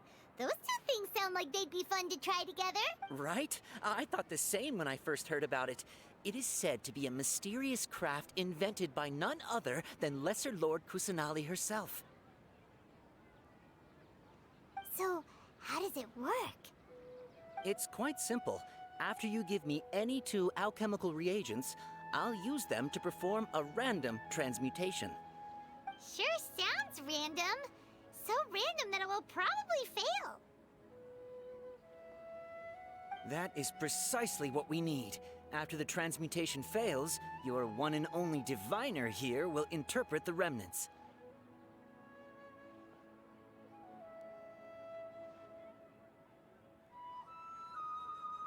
Well, according to Lesser Lord Kusanali, everything is interconnected, and all that occurs can be traced back to fate. You could say this is a pearl of old wisdom. Why does everything sound so much more credible when Dunyarzad says it? Are you guys working together? So that's the true wisdom behind it. This young lady sure knows her stuff. So, how about it? Want to give it a try?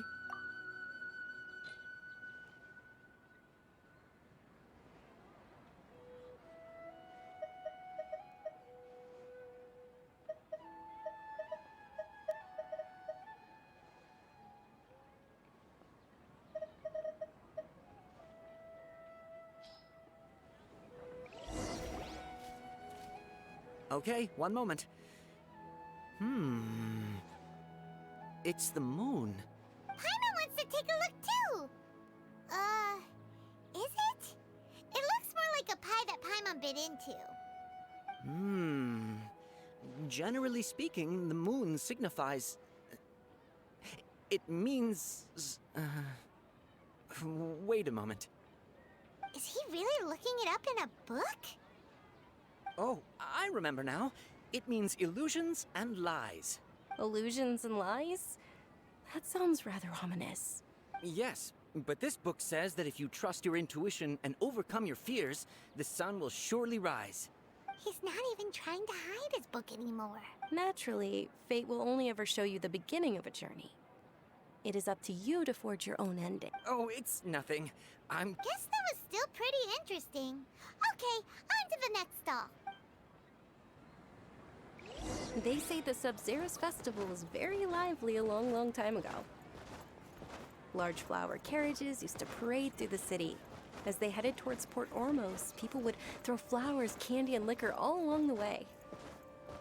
Dunyarzad's eyes are sparkling right now. I wish I could have seen that spectacle. But if you ask me, I'm sure Nilou's Dance of Sub-Zerus would be just as impressive.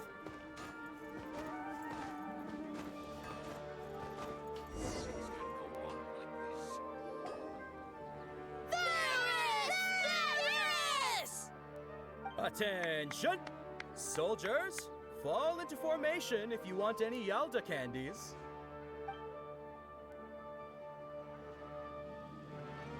It's a weird guy with a weird hat. Hey, it's Dunyarzad! Wow!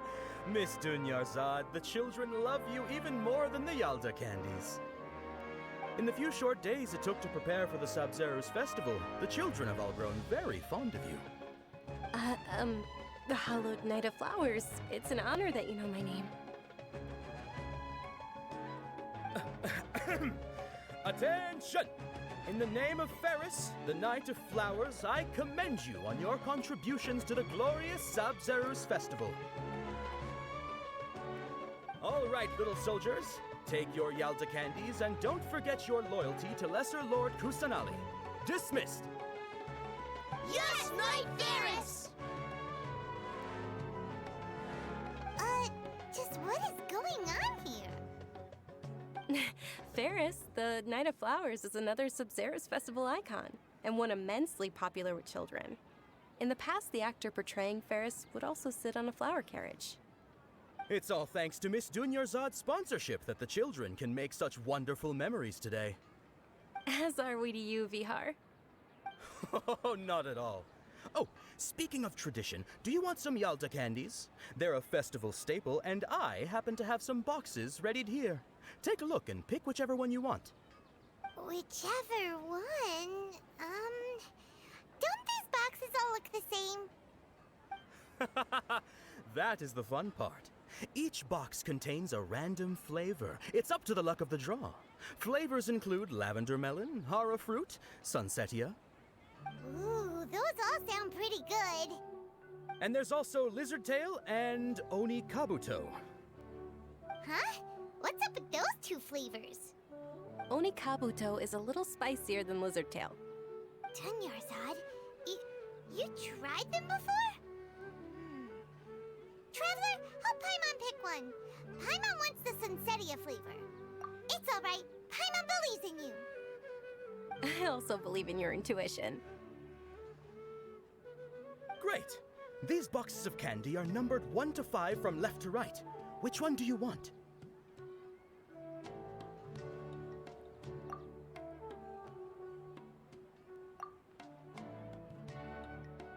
Attention! That's unfortunately lavender melon. Oh, Paimon thought you survived so many epic battles because you had incredible luck. But looks like Paimon was wrong. The Sunsetia flavored candy was in box number 4. How about this? The most important thing is that everyone has a good time at the festival. So please, take both boxes.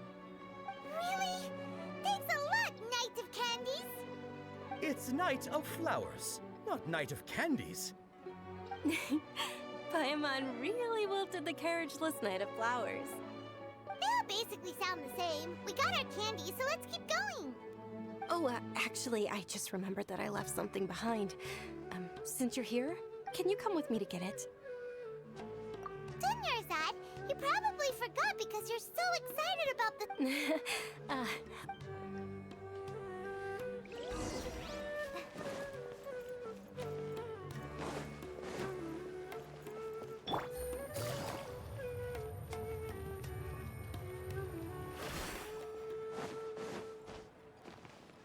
Take it easy.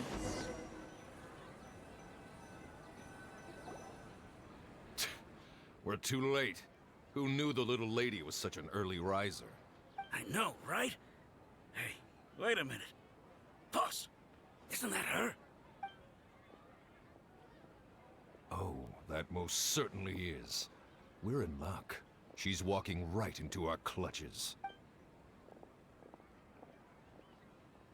Those Eremites don't look like they're up to any good. Who are you? I don't believe the Homayanis hired. That's right. We haven't received any of their Mora. They're a gang of kidnappers! Traveler, hurry and protect Dunyarzad! Hey, did you scumbags even consider that the Homayanis might have hired a merc that outclasses you? You're... Dia!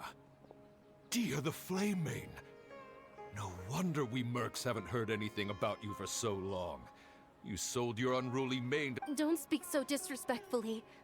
My family started working with her as gratitude for her past kindness. Don't worry about it, my lady. Just some friendly banter between mercs. One punch and those rabid dogs will expose themselves for what they really are. Aren't your claws all dull by now? Don't get too cocky!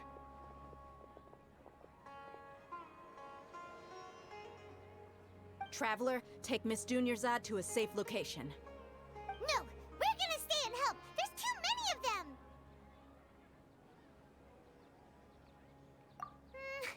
You're right. Please be careful. Don't waste your time.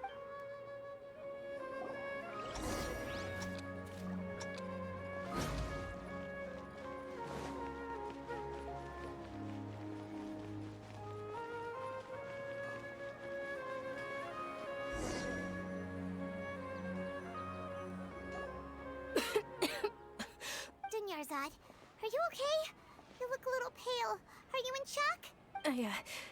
I'm fine. My body always reacts. You sure you'll... I'll be fine after some rest. I'm more worried about Dia. After all, none of this would have happened if I hadn't insisted on coming out today. Yeah, don't worry.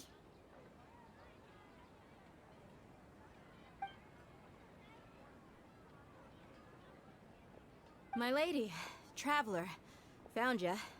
Dia! You took care of them so fast! Any more of them? Or rather, did anyone follow you? Dia, your arm. Oh, this? I'm fine. It's just a scratch. Normally, they wouldn't have been able to land a hit on me at all, but I'm still getting used to this new greatsword. Please, let me take a closer look. Come on, it's nothing. Us mercs aren't as fragile as you think. Hold on, you said something about a new greatsword. What happened to the one you were using before? About that. Well, I sold it, because I was low on Mora. Stuff like this happens every... It can't be. The anonymous donation that was used for the venue's final round of preparations?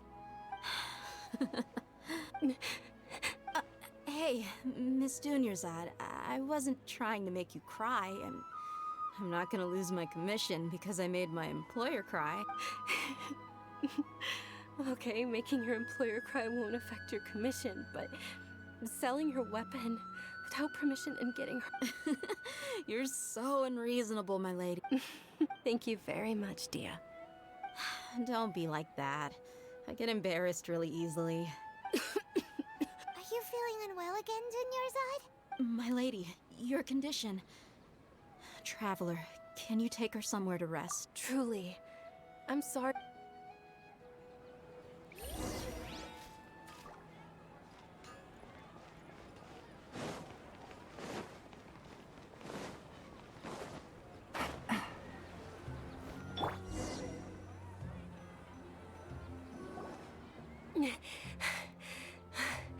Are you feeling better, Dunyarzad? Yes, much better. Just give me a few moments and I'll be good to go. I didn't realize you were concerned about it. I guess I shouldn't continue to keep it a secret. I was actually born with Elazar. It's terminal now. Can't believe it's Elazar. Oh, you've already heard of Elazar. In that case, you probably know about its severity. Sumeru's current medical advancements still haven't been able to find a cure. The disease's progression can only be delayed through environmental therapy. Dunyar's. There's no need to be sad. I've always lived with Elazar, and I came to terms with it a long time ago.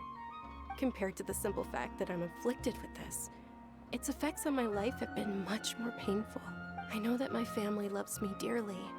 They've done all they can to provide the best environment for me so that I can live for that much longer. However, I know I will want. Did you know? Before I ran away from home this time, the world outside of my home didn't even know that I existed. Since I was a child, all I could do was sit on my bed and stare at everything outside of my window. I'm sure my family's worried and disappointed in me for running away, but I just didn't want to have any regrets. I wanted to meet other people. To me, there's nothing more beautiful than being able to meet and speak with others. Not to mention the incredible time spent preparing for the festival. The joy on everyone's faces here, and all the support I've received from friends like Dia. This way, when my final day does arrive, at the very least, many people will remember that I once existed in this world, right? As long as you don't forget Paimon. Paimon also won't forget about you. Thank you two so much. I apologize for the depressing conversation. To be honest, Lesser Lord Kusanali gave me the courage to do all of this. If it weren't for her encouragement, I wouldn't have taken that first step. Thanks. There will always be frustrations in life, but I know that the point of living is not to leave behind any regrets. Oh, right. Isn't it almost... Huh? Isn't the Dance of Sub-Zerus about to begin? Nilou will recreate that legendary scene with her most splendid dancing. And with that, my wish will also... Then what are we waiting for? Yeah, we should still make it in time.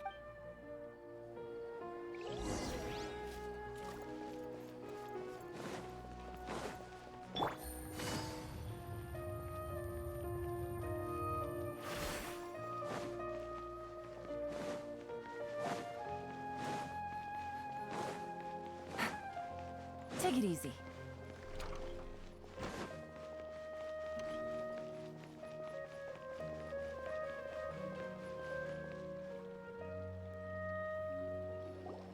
Were you not aware that the law prohibits this type of performance from taking... Over there! Someone's yelling at Nilou! I think I just saw the Academia's Grand Sage. But the Dance of Sub-Zerus is one of the key parts. The Sub-Zerus Festival.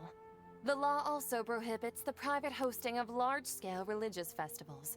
If you continue to resist, we will have to order an investigation into every single event organized. The Grand Sage has already granted you much leniency. I advise that you exercise tact. How did things... The Academia was originally responsible for the Sub-Zerus Festival, but they failed this responsibility for many years. I need to speak with them. This is a hard pill to swallow, but... Art. Dance. Aren't you ashamed of pursuing such frivolous and meaningless Our Archon created the utopia that is Sumeru City for all scholars who sought validity, verity, and truth, while people like you wish to No. I believe that our Archon never rejected the arts. With your lack of intellectual credentials, I do not believe you are qualified to debate with me. What you should be doing is finding workers to tear down this ridiculous eyesore. When we return, have the scribe draft an ordinance before the next Nyargarbaha Day that prohibits public art performances. We will announce it to the public later via the Akasha. Understood. I will inform him when I return. The Sub-Zerus Festival.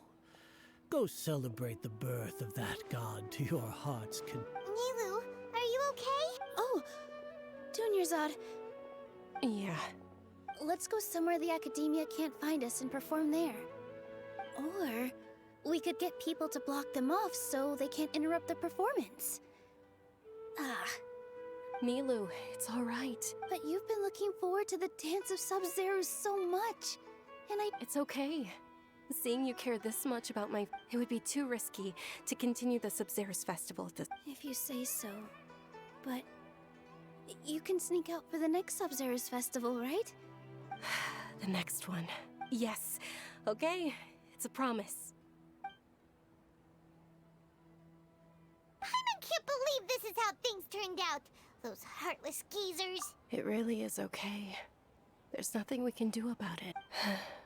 Still, I'd be lying if I said I had no regret.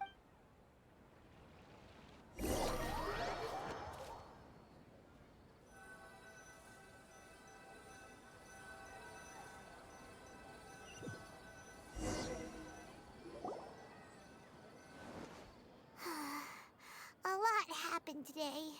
Nilo and Dunyarzad promised to make the next Sub-Zero's festival a success, but Dunyarzad is running out of time. Yeah. All connections have been secured to construct the most stable frame. The project is entered its most critical phase. Power...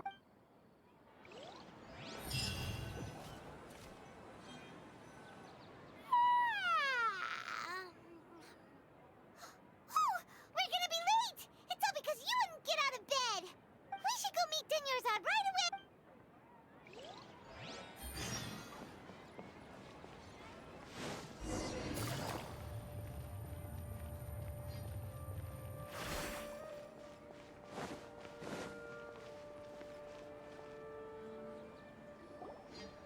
Good morning, Dunyarzad. Sorry we're late. Not at all. I arrived early. You seem kinda tired. I'm doing well. There's no need to worry. Shall we go? Let's start with the stalls of... Sure! Traveler? Why are you just...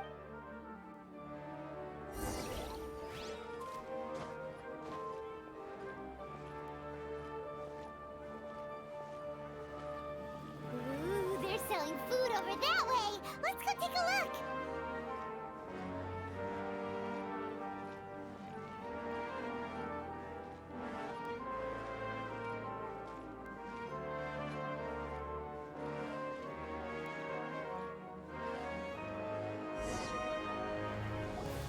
This is a stall offering foods from the Haft Mewa feast. You are quite well informed, miss. They're all plants!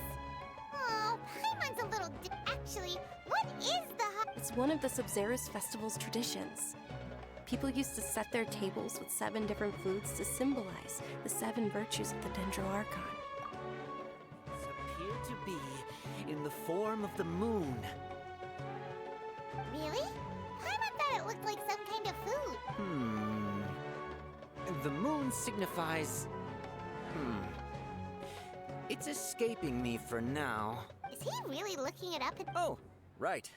But if you trust your intuition and overcome your fears, the sun will surely rise. Understood. I'll keep that in mind. Oh, it's nothing. I'm just learning as I go. Guess that was still pretty interesting. Okay, on to the next. So, where to next?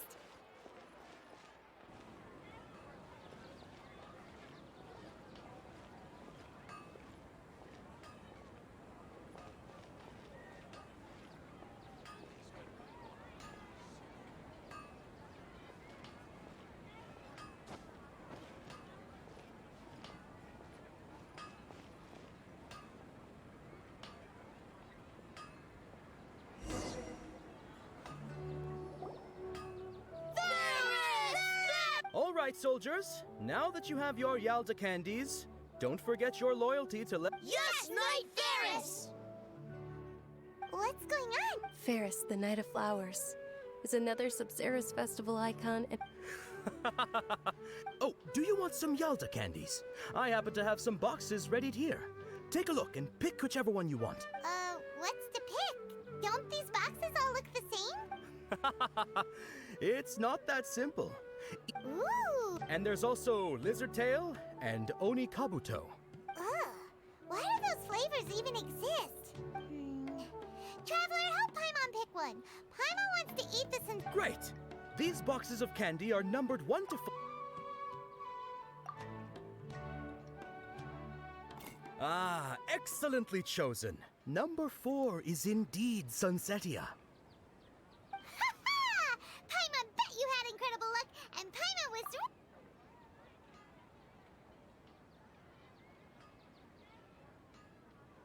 Huh?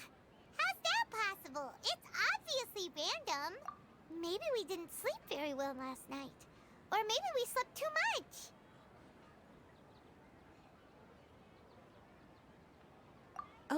Sure. Huh? Where are you going? You're just gonna walk up?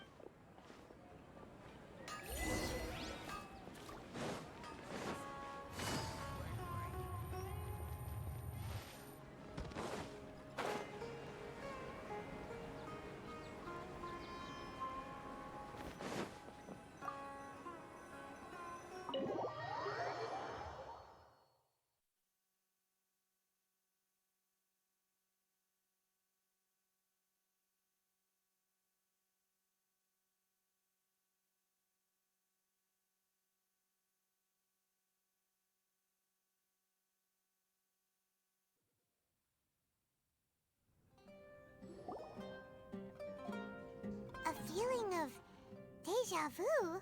Oh, Paimon knows what that is. In that case, Paimon also felt something like that today. But that's... So, why'd you run here in such a hurry?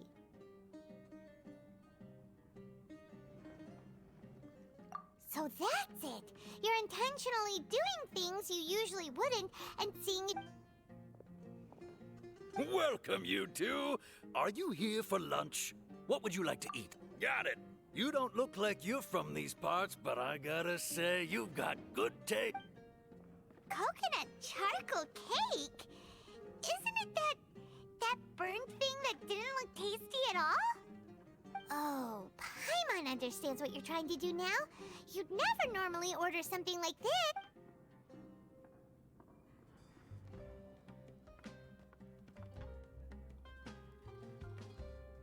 That thing? Isn't this going a bit too far?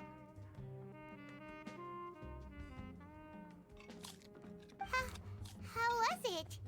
The look on your face is telling Paimon that it tasted... Then, you mean... That's impossible! We were just talking... So, would this be a case of taste bud deja vu? Paimon also gets the impression that we've been here many times. Even, how...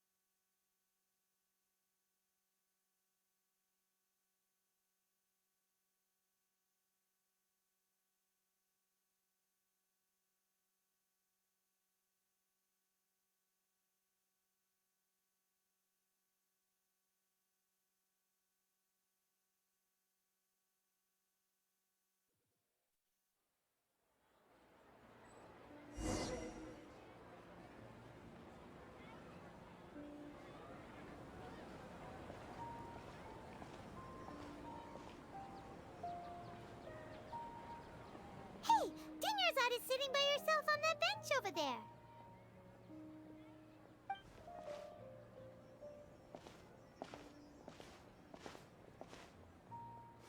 What a coincidence, Dunyarzad. We meet again. Oh, I ran into some kidnappers just now, but thankfully Dia... Kidnappers? Oh my... I'm okay. Dia's arm got scratched. Whew. That's a big relief. But, Dunyarzad, you seem Not at all. I've always been like this. Excessive physical exertion or strong emotions tend to... Besides, no matter how amazing today may be, it is but a single day. After however many more days, my time will come to... Paimon doesn't quite follow you, and Paimon feels like something's really got you down right now. It really is fine. I don't mind. Huh? Did something happen? Dunyarzad, have you ever felt deja vu? You know, like when you've already experienced something that's happening right now? Deja vu? No. But my days have been the same for years now. Even if I were feeling deja vu, I suppose... Oh, Paimon sees... It's almost time. Huh? Time for what? Nilou's Dance of Sub-Zeros is about...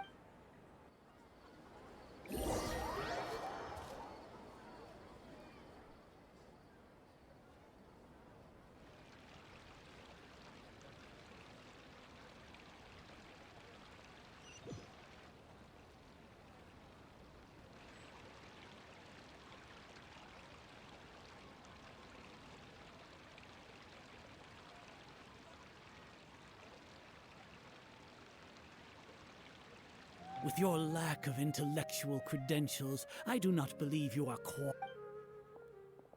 When we return, have the scribe draft an ordinance before the next Nyagarbaha Day that prohibits public art Understood. I will inform him. The Sub-Zeru's festival.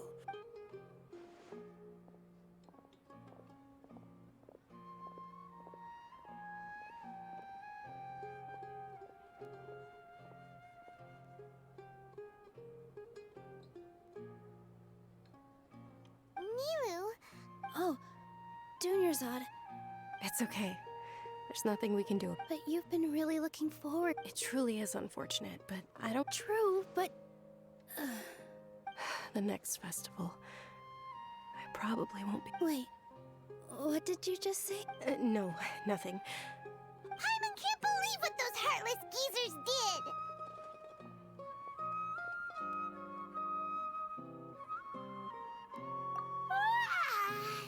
Did Dunya...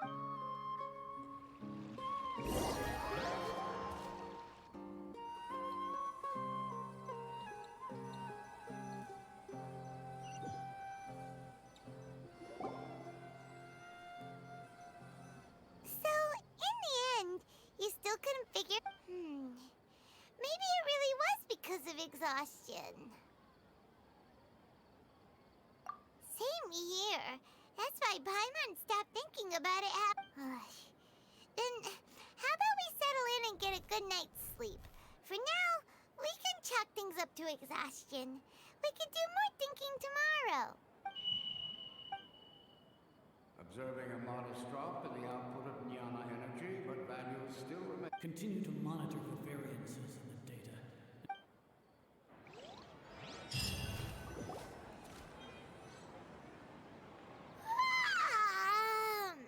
Why does Paimon feel so tired after so much sleep?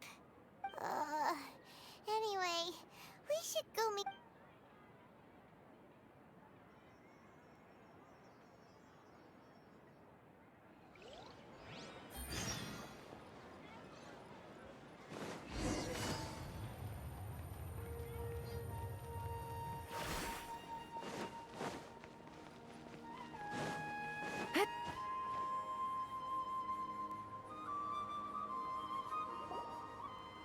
Good morning, Dunyarzad. Sorry to keep you... Not at all. I arrived early. Huh? Paimon thinks you sound kinda tired. I'm doing well. There's no need to worry. Great idea! Let's get going! Traveler?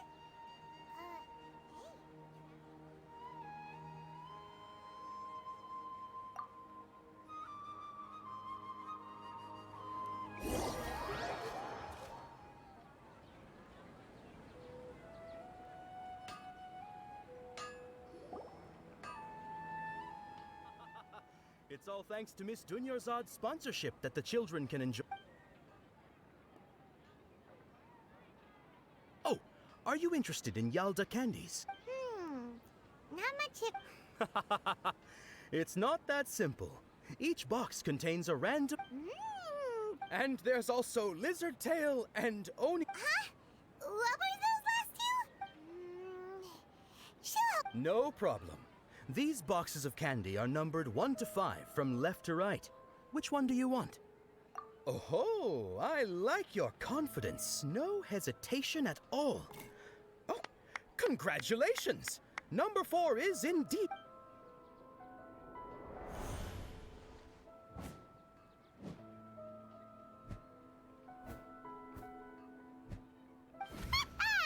Paimon knew she always had incredible luck.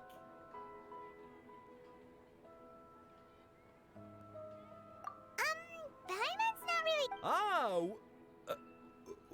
Wait. What? She was right about all of them? That couldn't have been luck. How is this possible? I packed all those boxes this morning, and they've been sealed ever since. You couldn't have known beforehand. Mind reading? X-ray vision? Or some kind of magic trick? This is way... Tell us what's going on! Since when did you get superpowers? Traveler?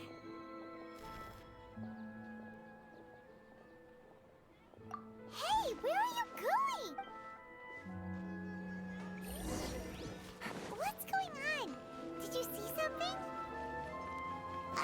Dunyarzad without letting her know is kinda rude, you know.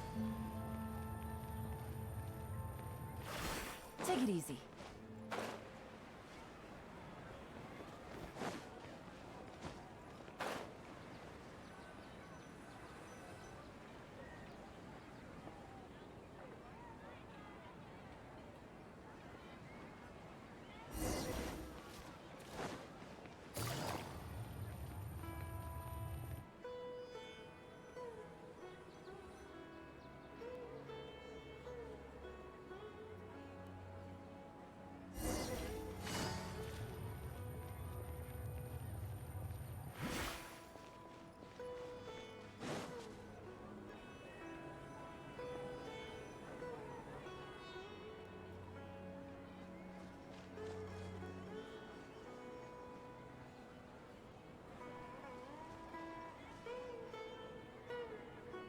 What are you looking for?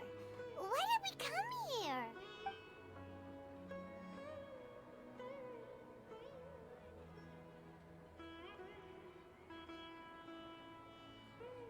Traveler?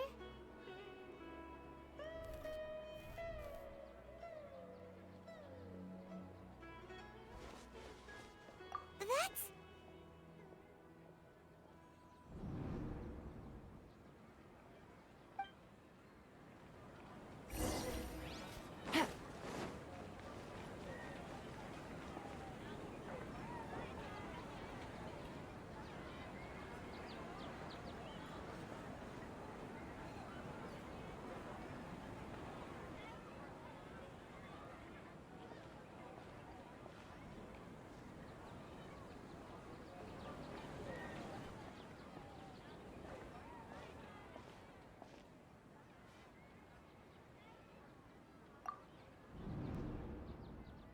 Look! That's... Isn't that Dunyarzad? What's happening here? Why are there two Dunyarzads? You already know that this isn't your first Sub-Zero's festival, don't you? I'm sure you already know how to use this. A knowledge capsule? Where did you get it? You should use it too, Paimon. You know Paimon? Well, this seems kinda sketchy, but...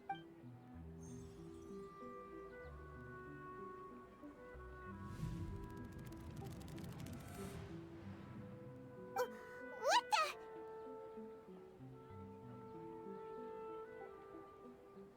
This is our 20th time at the Sub-Zero's festival? Huh? No. The 30th? 40th? Just how many times have we been to the Sub-Zero's festival? Have we been trapped in a single day? If it weren't for you, we wouldn't have even realized. What the heck was inside that knowledge capsule? Your memories are still scrambled? Try your best to remember. This isn't the first time we've met, and I answered that question Let Paimon think. Oh, it's coming back. Meeting you was the real catalyst for restoring our memories, and the knowledge capsule was just your means of showing our minds the way. What about everyone else? Why are you only helping the two of us? Your sense of deja vu is stronger than everyone else's, yes? As for an explanation, you two received the blessing of Dendro. And you also have special, sensitive constitution. It was as if a single sheet of paper was separating those memories from your consciousness. A familiar question. I think this is the 7th time you asked that. As you can see, she isn't doing well. You probably sensed it too. The Dunyarzad you were just with is different from the first Dunyarzad you met. That first Dunyarzad is in front of you right now, and she doesn't have a lot of time left.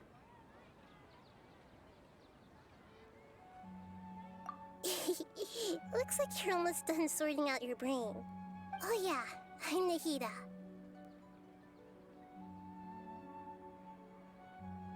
Good, you passed the test. What's happening? you can awaken our memories, and you seem like you know what's going on. Oh, wait. Please don't tell Paimon even you don't know. Everything in this world runs in a loop. This cycle is called the samsara. You, me, and everyone else are all stuck inside the one-day samsara. As for the truth, that's on you to find out. If you were told the truth instead of discovering it yourselves, it would literally blow your minds. I can only give you surface-level help, like bits of information and subtle hints. For the rest of the time, I'll be doing all I can to slow down Dunyarzad's illness. She looks like she isn't doing well at all. Her illness gets worse after each Sub-Zero's fit. If we can break out of the samsara, I might be able to save her. But as things are right now, she's just a small bird in the sky that's about to lose its last feathers. All I can do is raise a gale to delay her fall. You sure love to use weird analogies. Analogies are wonderful tools. They let you use existing knowledge to understand unfamiliar things. Okay, so, with what you know so far, what do you think the truth is?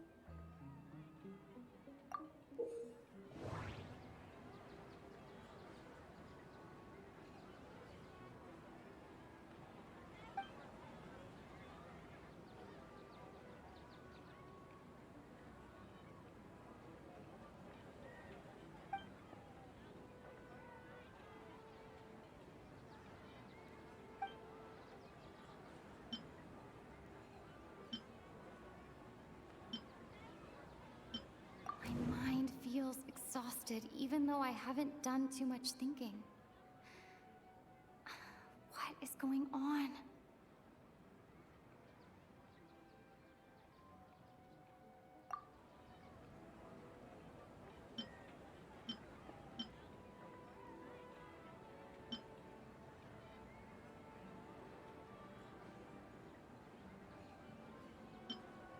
Grand Sage said, go celebrate the birth of that god to your heart's content.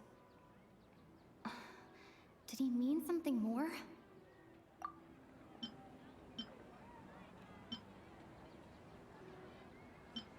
The moon, illusions, and lies. What do they all mean?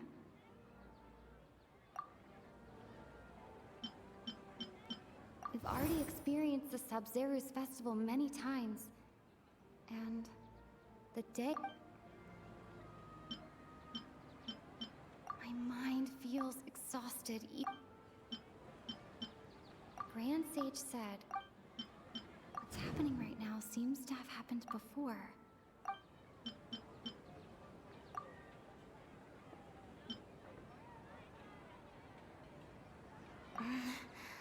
I can't seem to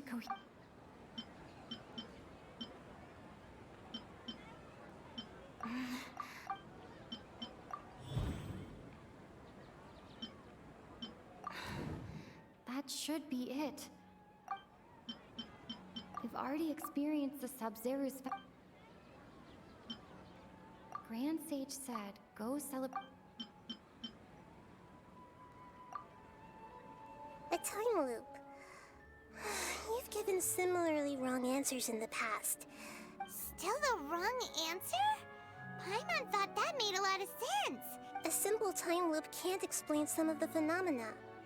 You two are still missing a lot of information. Dunyarzad! The Sub-Zero's festival is happening every day, but that doesn't mean we can waste an infinite amount of them. Her...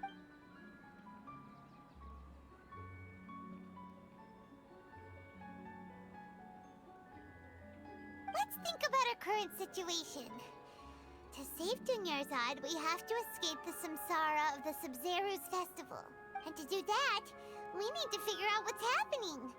The truth. Nahida rejected the idea of a time loop, so we must have missed something. Paimon's memories say that we've already done this many times, but let's go talk to people again. It's more productive than...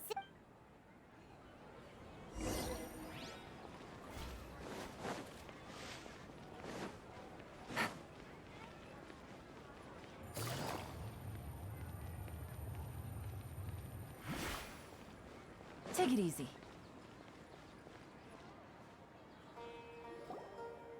Hey there! Hey, it's you guys again. I see. Did you come back to buy something? I guarantee the freshness of my products. I harvested them from the forest just yesterday. Huh? What brought this about? I hurried back from the forest yesterday, and I'm selling produce here today. To put it another way, if you really think about it, was yesterday truly yesterday? Did you actually come back from the forest yesterday? What kind of philosophical nonsense is... Didn't you know that no one dreams in Sumeru? Go somewhere else if you want to find someone to daydream with. He actually has a point. Is this a dream? Is everyone dreaming? True. It's so weird that people here don't dream. Why is that? Anyway, if this all really were just a dream, we would have woken up a long time ago. Let's keep asking around.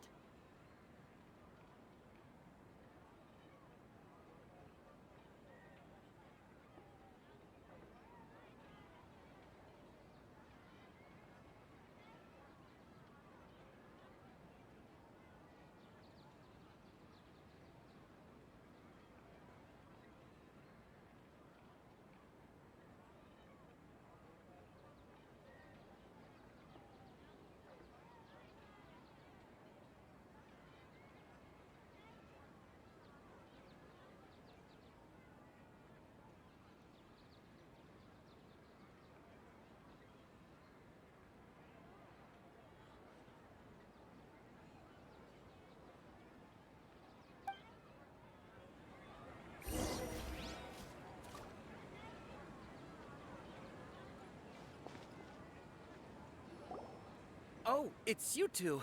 Was my divination so accurate that you felt compelled to compliment me in person? Ooh, I knew it! I told you, the god's divination is highly accurate. You're really excited about this, huh? That's exactly why we came back. Help us better understand it. Help you better? So, you're admitting that you don't have a clue? Anyway, what kind of situation did you get into?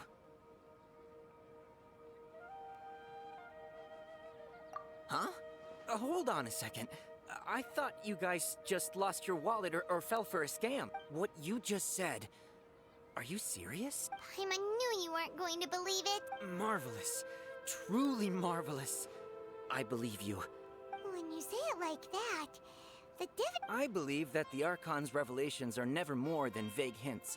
Anything more specific is beyond the reach of mere mortals. The book only says, if you trust your instincts and overcome your fears, the sun will surely rise. So that's how it is. Looks like fortune-telling is just... We haven't made any progress. Who else can we talk to? Paimon remembers that we tried talking to her a couple of times, but she always thinks we're playing pranks on her. You think she'll brush us off again? Yeah, if we tap into Dia's strong sense of responsibility as a mercenary, then she'll definitely take us seriously. At this time of day, Dia's probably just finished beating up those kidnappers.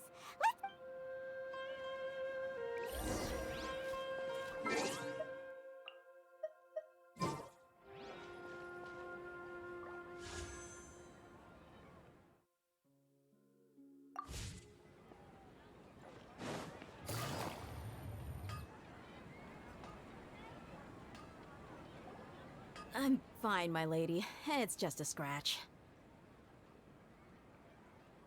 Perfect timing. Both of you are here. Paimon, Traveler, you came at just the right time. Listen, there was a dangerous Huh? You saw? Then why didn't you jump in earlier? If someone was protecting Miss Dunyarzad, I could've went all out. Anyway, can you do something for me? You want the Traveler to take Dunyarzad somewhere to rest up while you check to see if there's still any kidnappers around. Did Paimon get that right?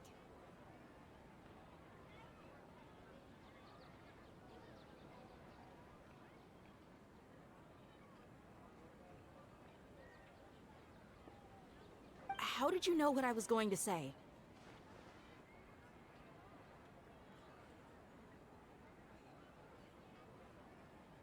We need to say something convincing.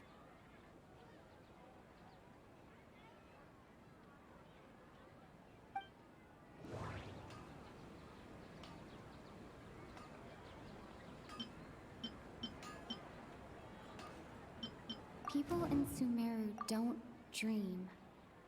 What a strange phenomenon.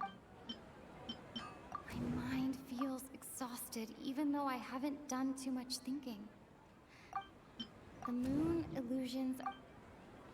Dia sold her greatsword to raise additional. People in Sumeru. Dia sold her greatsword to raise additional funds. That doesn't sound.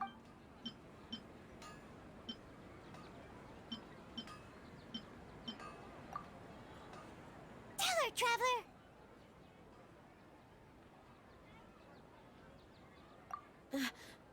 I didn't tell anyone about that.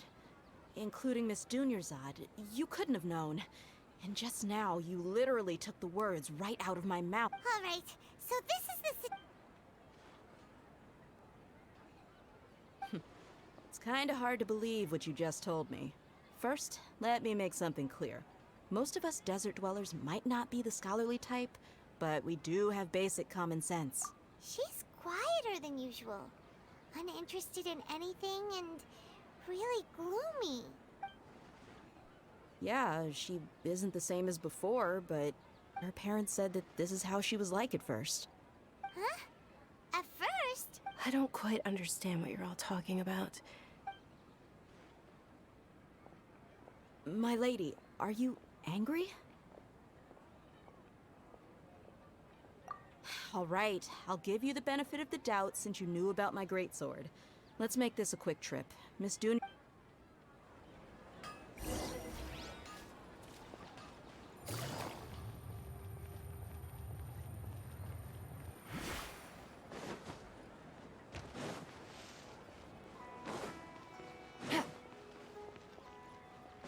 Take it easy.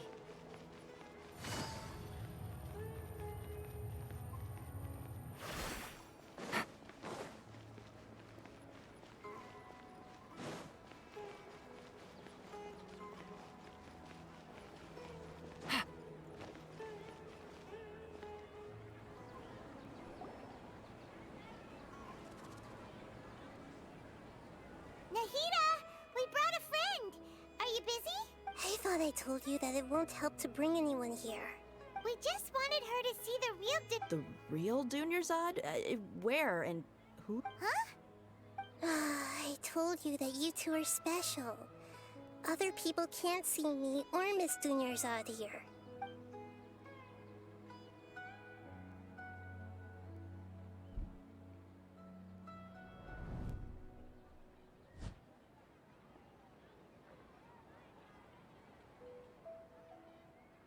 Hold on. Over there.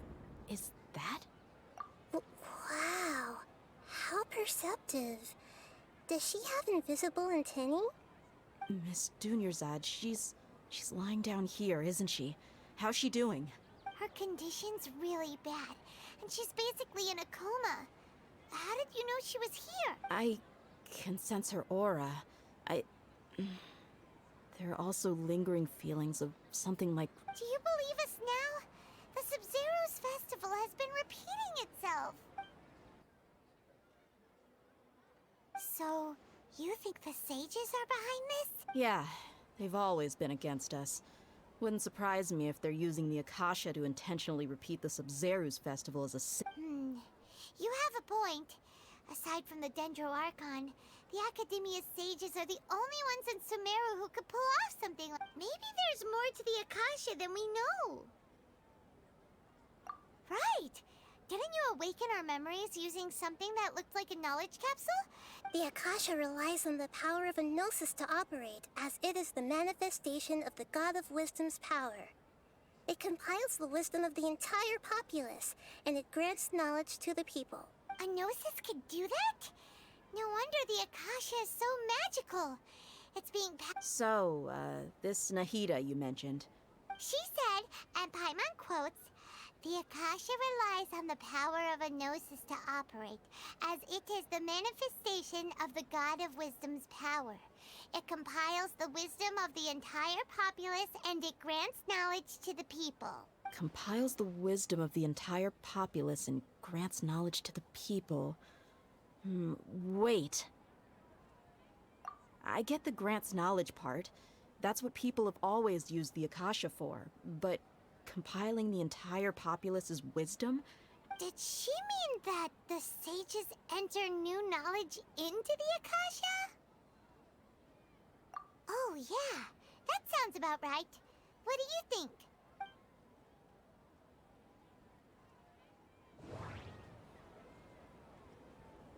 People in Sumeru don't dream.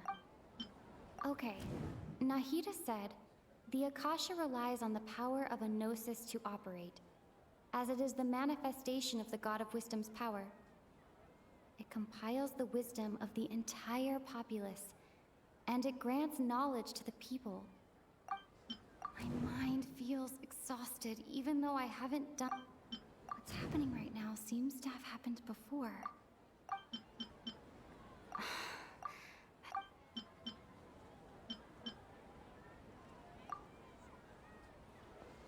You mean the Akasha is causing our mental fatigue? Huh. When the desert dwellers set off on their quest for knowledge, a sage once said, knowledge always comes at a compiling the entire country's knowledge. You think the Akasha pulled a 180 and is extracting information from... who knows? The Akasha can put knowledge into our heads, so who's to say that it can't also poke around in there? What's the point of doing something like that? Just think about it. If you could combine the knowledge of every single person in Sumeru, then you can basically turn Sumeru City into a single massive brain. This hive mind could make breakthroughs in problems that even the smartest geniuses can't crack. An excellent deduction. And the analogy comparing Sumeru City to a massive brain? I love it. In that case, we should take off our Akasha terminals right away. Maybe that'll solve this problem. Yeah, I was only wearing this for show in the first place. Didn't expect the sages to cook up such a conspiracy. How does everyone feel? Huh? What is it?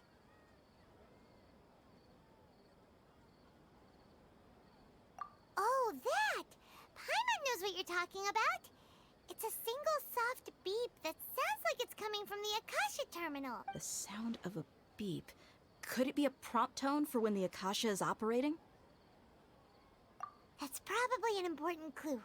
We weren't using our terminals, but we heard a beep anyway. Traveler, did you hear that? I heard it too. Our ears aren't messing with us. There was definitely a beep. We took off our Akasha terminals.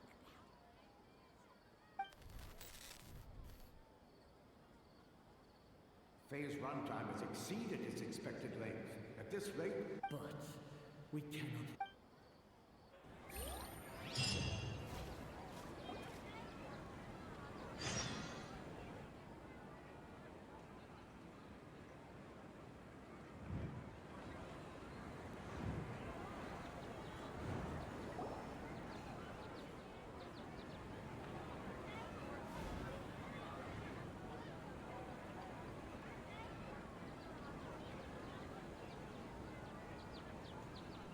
Paimon remembers Good.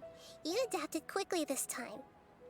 We definitely took off our Akasha terminals last night, but we still heard that beep. Why is that? But now we can at least confirm one thing.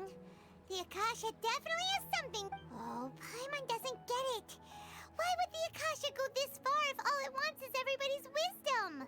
It's extremely difficult for lab rats in an experiment to understand why they're being treated the way they are. If we're lab rats, then what are you? Nahida, you've never told us anything about yourself. I guess I'm the moon. The moon?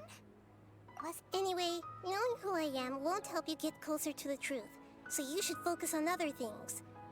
Okay then. Dia helped us a lot yesterday, so let's go find her.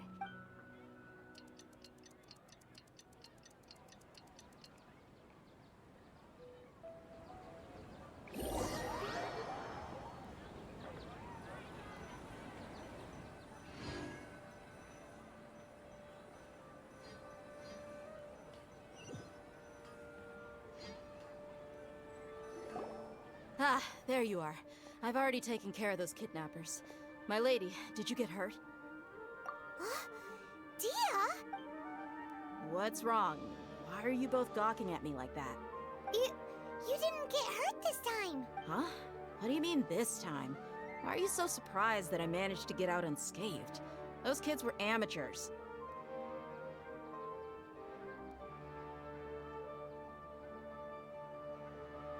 Shh!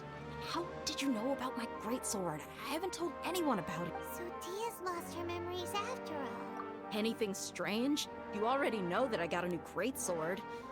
If I had to say something, it's as if I've already used it to fight a You're saying that although you don't remember using it, you're... That's right. Both mercenaries and warriors heavily rely on muscle memory. Traveler, what do you think? Yeah, Paimon's feeling really hopeful. Oh, you're right! Earlier in the Samsara, something like this would have never happened. I have no clue what you two are talking about. So you want us to take Dunyarzad somewhere else to rest while you check if there are still more kids? How did you know what I was gonna say? Forget.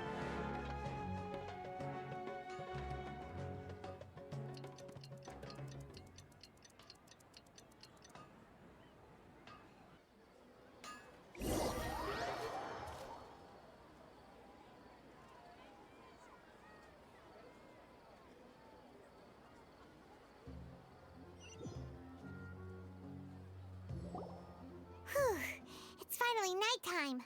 Aside from Dia not getting injured, everything's... Listen, Nahida, we found out that Dia got out just fine today, even though she got injured every other time she fought the... Do you think the Samsara has been broken? Have we saved... Really? Good job on all that Hey! What kind of an Tomorrow will come. Everyone assumes this is common knowledge, but the only way you can know that... How many todays has it been? Is it possible that today will be followed by yesterday? Does tomorrow truly exist as anything beyond a made-up concept? It's even possible that this entire world is a lie, and the history of the whole world has just been one endless... Okay, no more! Paimon's... That's why it makes no sense to waste your energy thinking about things you will learn to get some good rest. You know, use the bathroom and flush your anxiety dookie. Hold on! Huh? People always say they feel a sense of relief after they take a duk-duk. That's why I suggested you could try that. It's so strange and so against common sense that... Paimon's at a loss for words! Yeah, even though it's happy and lively at the Sub-Zero's festival and... Continue the harvest. Compared to what we stand to achieve.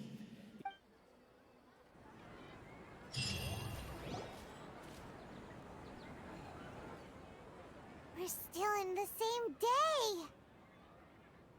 Nahida, you already knew last night that we didn't break out of the... Would there have been a point? You would have spent the night with new worries, with tomorrow still out of... In that case, you might as well rest within that brief moment of hope. An opportunity like that doesn't come by often. And it... Paimon's at the Duke did that! Whatever. Guess you were looking out for us at... Of course. In the time we've been together, you two have been everything to me.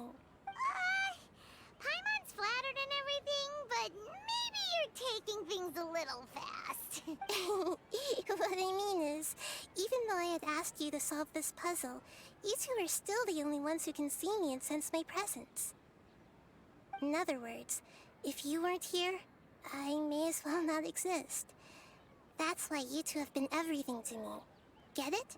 Nahida's talking about confusing stuff again. Anyway, that's enough chit-chat. So, Traveler, did the new clues yesterday help you gain— Huh? Why are you scrapping your previous theory?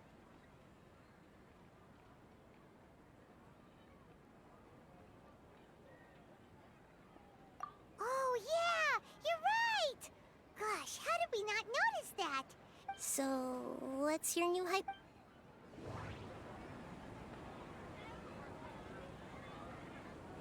The moon, illusions, and lies. What do they... Okay. Nahida said, the Akasha relies on the power of a gnosis to We've already experienced the Sub-Zeru's festival many times. Mercenaries rely heavily on muscle memory. And Dia was able to use her experience. Okay. The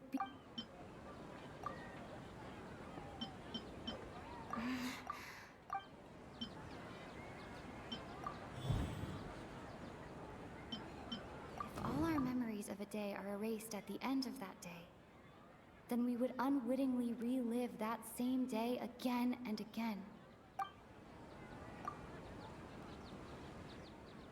Oh!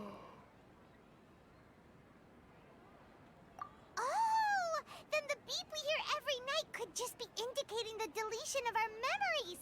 That's why when we wake up, everyone thinks the Sub-Zeru's festival hasn't happened yet. It's already the next day, but everyone still thinks it's the day before. But muscle memory can't be erased. That's why Dia has been getting better at using her greatsword. Now everything makes sense. A brilliant deduction. Nahida, tell us if we're right. To put it simply, it's as if you've mistaken a pyro crystal fly for a firefly in the night. You lost sight of its true nature because you focused too much on your perception that— That isn't simple at all! Why don't you go talk to Miss Dia again? Right! She did help us find her—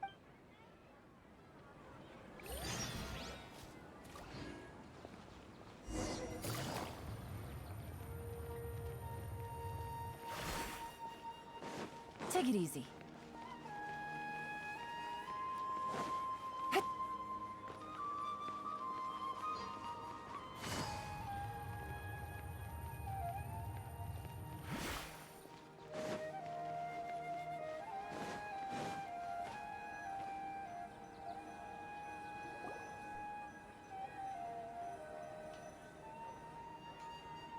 There you are. Really took me a while to find you. As expected, Dia also didn't get hurt today. Get hurt?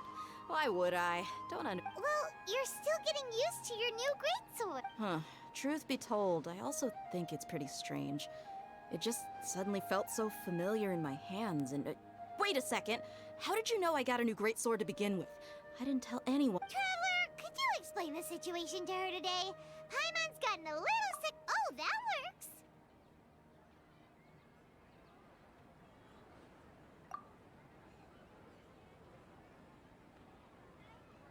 What happened to you guys while I was gone?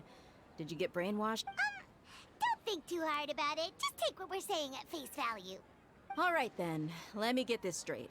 You're telling me that my body's already gotten used to this greatsword, but— Yes, your memory's being erased every day. then I'd have to disagree. That's impossible. Oh?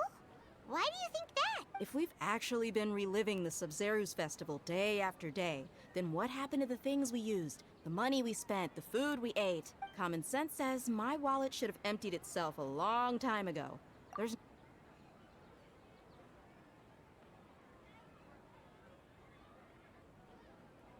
Right. They could use the Akasha to record what everyone did that day, and then use the city's resources to replenish everything. It's not very likely, but it's also not impossible. No, it is impossible. You have proof? You two are surprisingly serious about this nonsensical discussion. Come with me, Miss Dunyarzad. Please come along as well.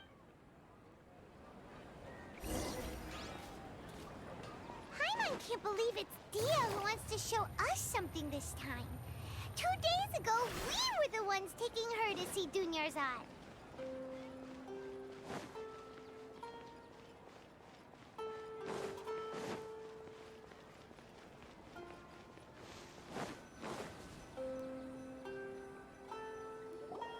This is it. Huh? This is a wooden See those marks on the dummy? Those are the result of several days' worth of... Let's say the sages didn't replace it every day. Shouldn't it be hacked to pieces by now? That's true, but what if they did? Then the sages would have had to reproduce every mark I left during previous training sessions. I'm a professional fighter. My martial school has always emphasized the importance of refined control. The force, angle, and entry point of each strike is calculated and deliberate. That's why I remember every mark on the dummy. It's just as they say, each swordsman has their own unique style, and even the same swordsman can't make the same cut twice. It would be impossible to copy. Is it really impossible? What if they used some fancy machine to carve every single mark? People often say that a camera's photo can never replace an artist's painting because the former has no spirit to it. The same thing applies here. At a mere glance, I can differentiate carved marks from the results of combat training. Whew, I hope that cleared things up for you. Hey, is this that new brain exercise game that's been super popular with the scholars lately? Anyway, it's getting late. I should escort Miss Dunyarzad to Nilou's stage. See you later. Well, back to square one. But at least we've reached some other conclusions in the meantime.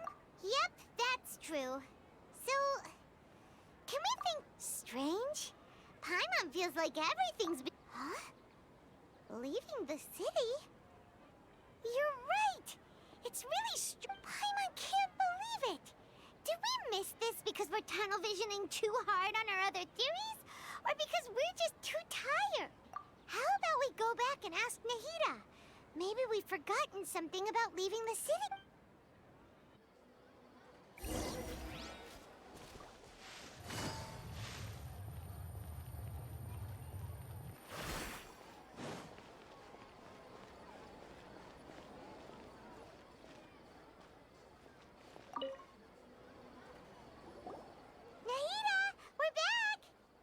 Early today.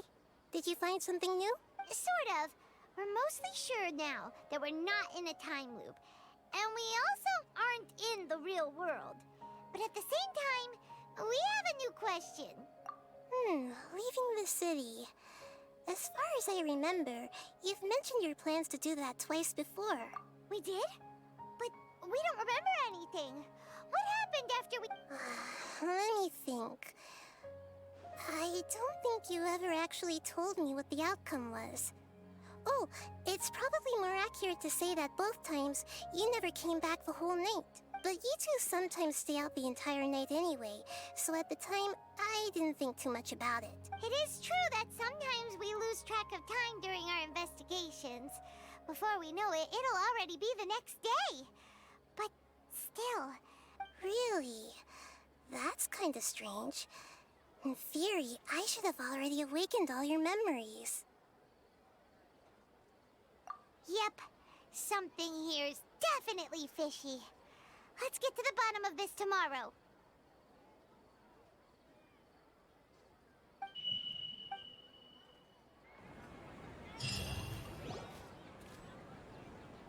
Our memories are back!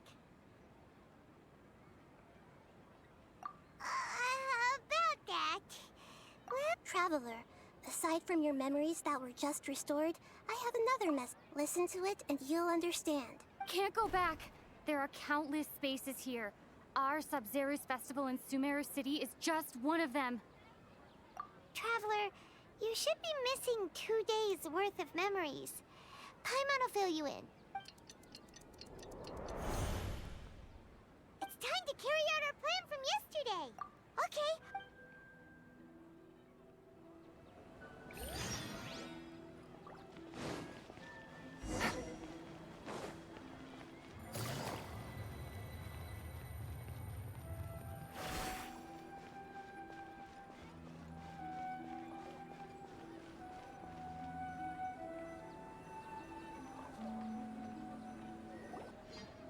Why can't we leave the city?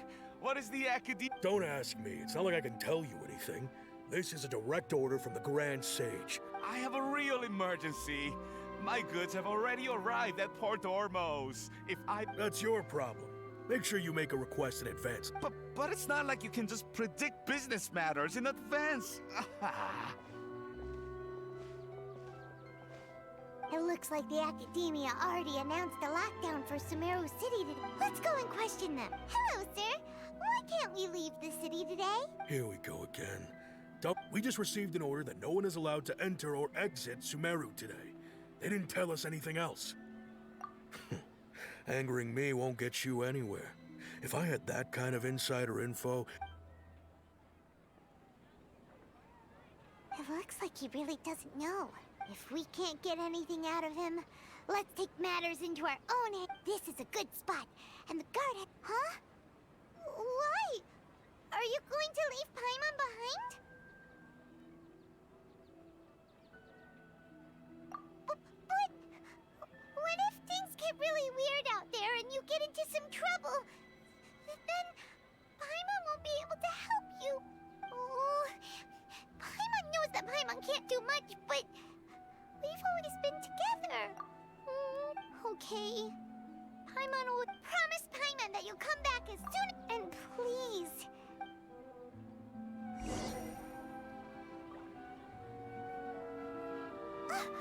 Memories!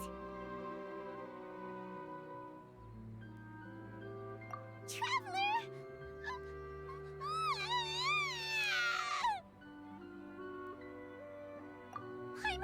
Paimon would never see you again! You just disappeared! Paimon waited for you for hours and hours at the city wall and you never came back! You promised Paimon that you were only taking a quick look! Paimon, calm down. She's here now. I don't think she understood what you were saying. Paimon doesn't care! Paimon wanted to go look for you, but you also said that Paimon should stay! Paimon was so worried and so scared the entire day!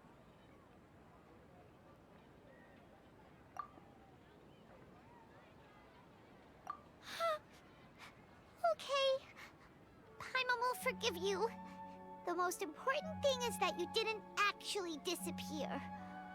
Oh, Paimon was so scared that you had gone into another world. Okay. Paimon, can you tell us your perspective of what really happened yesterday? I see.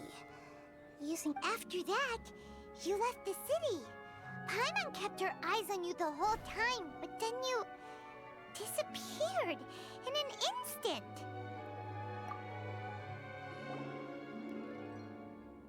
No way! Paimon was watching you with the fullest attention. What's your perspective, Traveler? You sure you don't have any memory of this? I guess that explains everything. You also lost your memories the last 2 times you tried to leave the city. Those days' memories can't be awoken. So, if we leave the city, our memories will be completely erased? It really sounds like something big outside of the city is being hidden on purpose. But this way, we'll also never discover what's outside. Something like a message? But how can we send it back? Don't look at me like that. I'm not used to being stared at. Well... Okay. You want something that can pass on messages, right? Yep! Now we're talking!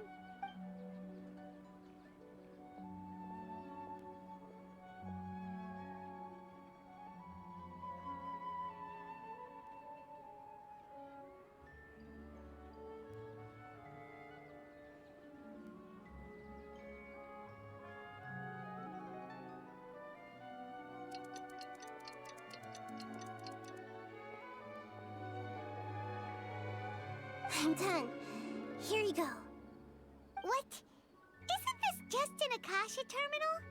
You made some little changes. Akasha terminals are already capable of sending messages.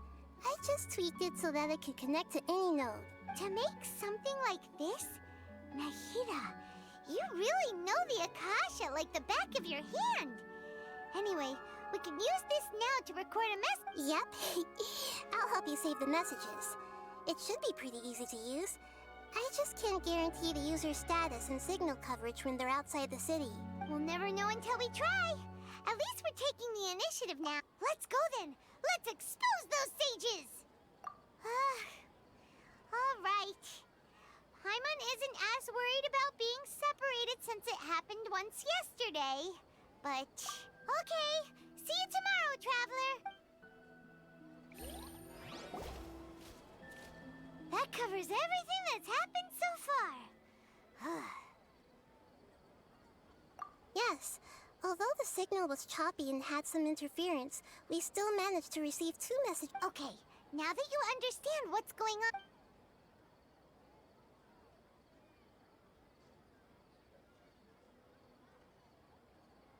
Can't go back. There are countless spaces here. Our Sabzeruz festival in Sumeru City is just one of them.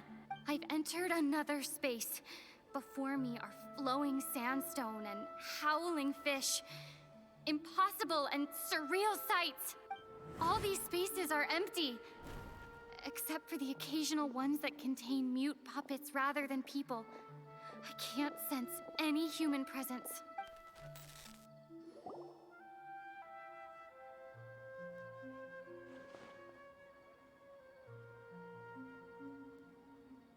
That's one heck of an info dump. It sounds like you left the Sumeru City space when you set foot outside of the walls. But everything looked completely normal when Paimon was looking out from the inside. That's unbelievable. And if we take your word for it, the other spaces all had very weird contents. There's another part here. I only received it last night. These spaces have been disappearing, one after the other, absorbed by something like a sun in the sky. And now, even the final space has also disappeared. Behind me, a lot of spaces just appeared again from thin air. I get it now. Those spaces are actually...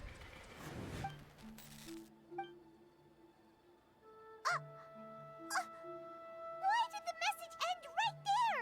What did the Traveler want to say? What are those spaces?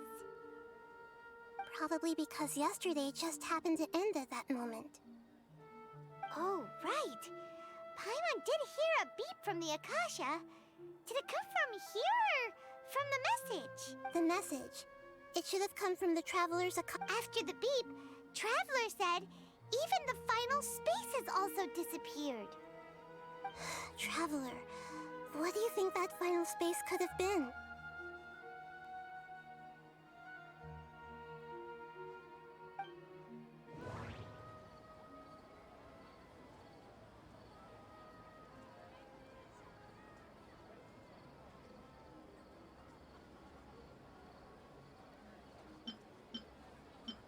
All the bizarre spaces I saw outside the city had one thing in common.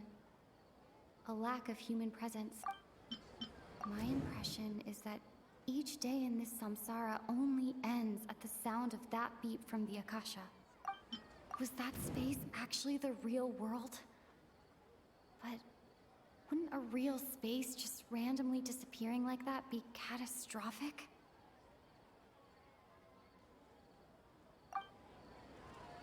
Was that space actually the real world? All the bizarre spaces My impression is that each day in this samsara only ends... Oh, so that's what it is! After the sound of the beep, the final space, the Sabzeruz festival, also disappears. And we're taken to the next day. Later on, Traveler also mentioned a bunch of new spaces materializing behind them.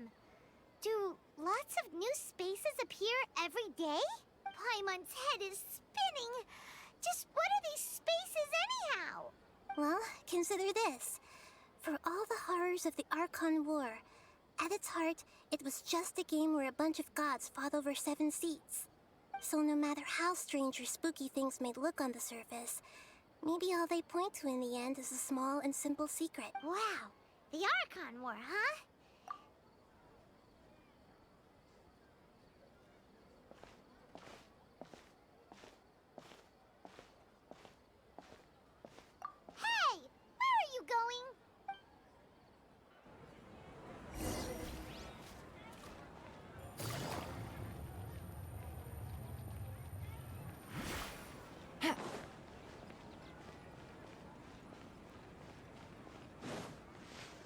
Take it easy.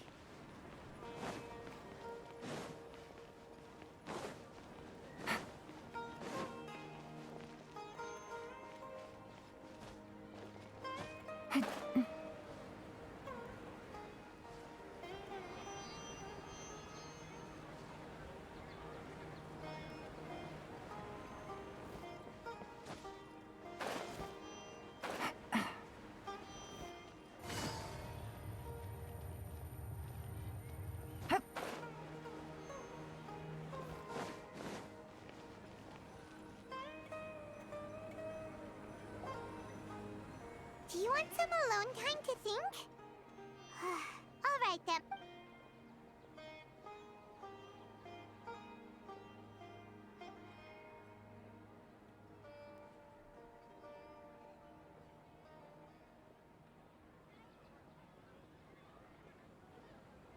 The dance of Sub-Zeros is about to begin. I'm going to go watch it. Okay.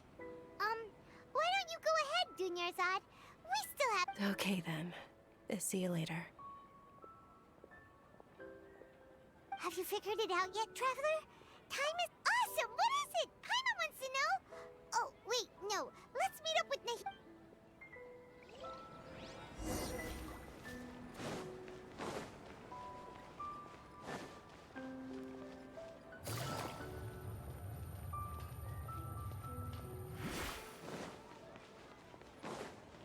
Take it easy.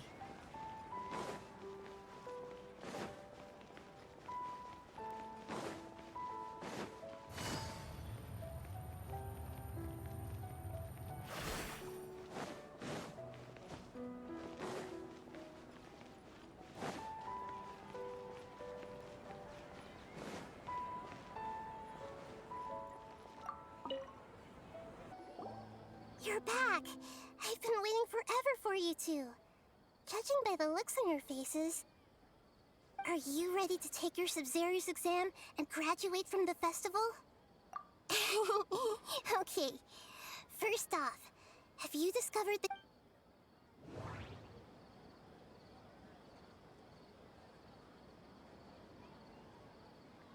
Okay, Nahida said, the Akasha relies on the power of a Gnosis to operate, as it is the manifestation of the God of Wisdom's power. We've already experienced the Sub-Zeros festival many times, and all the bizarre spaces I saw outside the city had one thing in common. Those spaces remind me of dreams, like the one I had in the Avidia Forest. The moon, illusions, and lies. People in Sumeru don't... Those spaces remind me of... We are all in a dream. It isn't that the people of Sumeru don't dream. Rather, we are all... People in Sumeru think they don't dream. But the truth is, the Akasha steals their dreams without them knowing. And those spaces with no human presence are stolen dreams without their host. That would explain why they sounded so weird when she was trying to describe them. Huh. So people in Sumeru do dream after all. In fact, we're all in one big dream together right now. Correct answer. Now, how did you conclude that the Akasha is capable of this?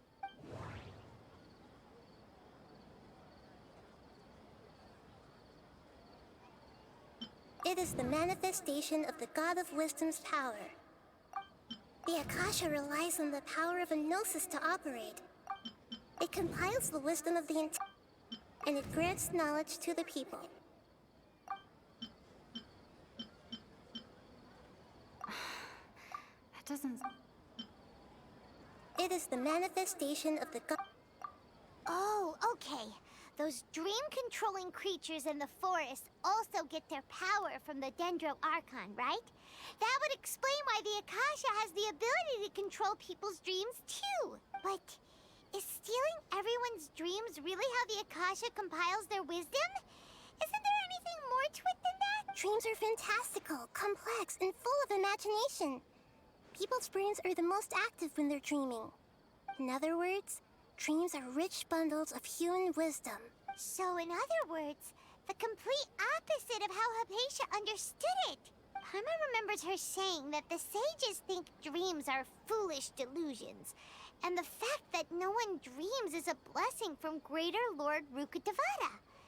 The real story is that the sages from the Academia are using the Akasha to steal people's dreams for their own use, huh?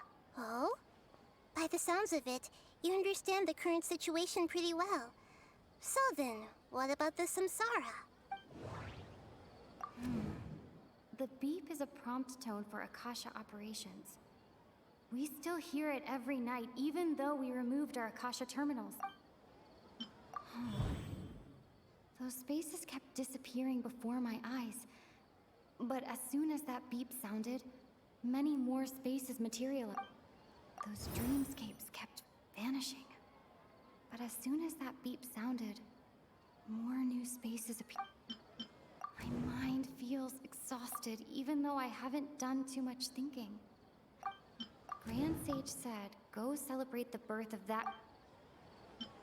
We've already experienced the Sabzeruz festival many times.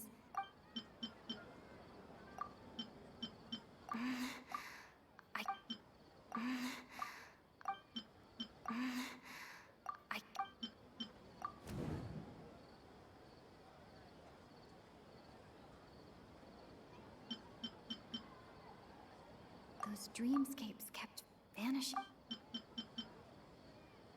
Correct.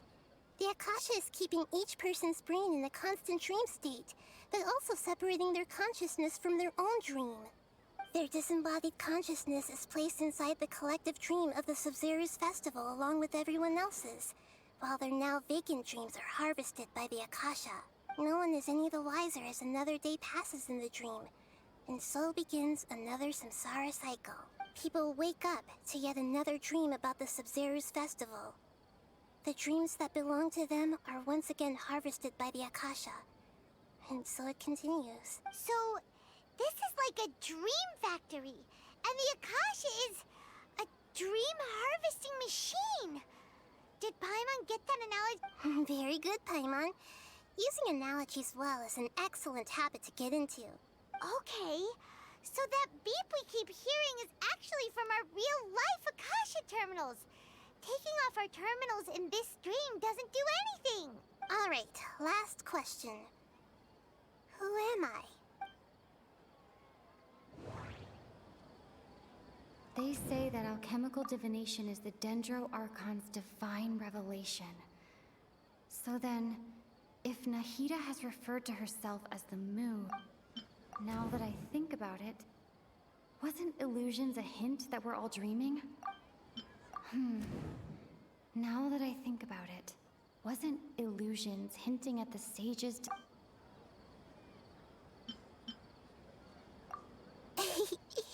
So you noticed.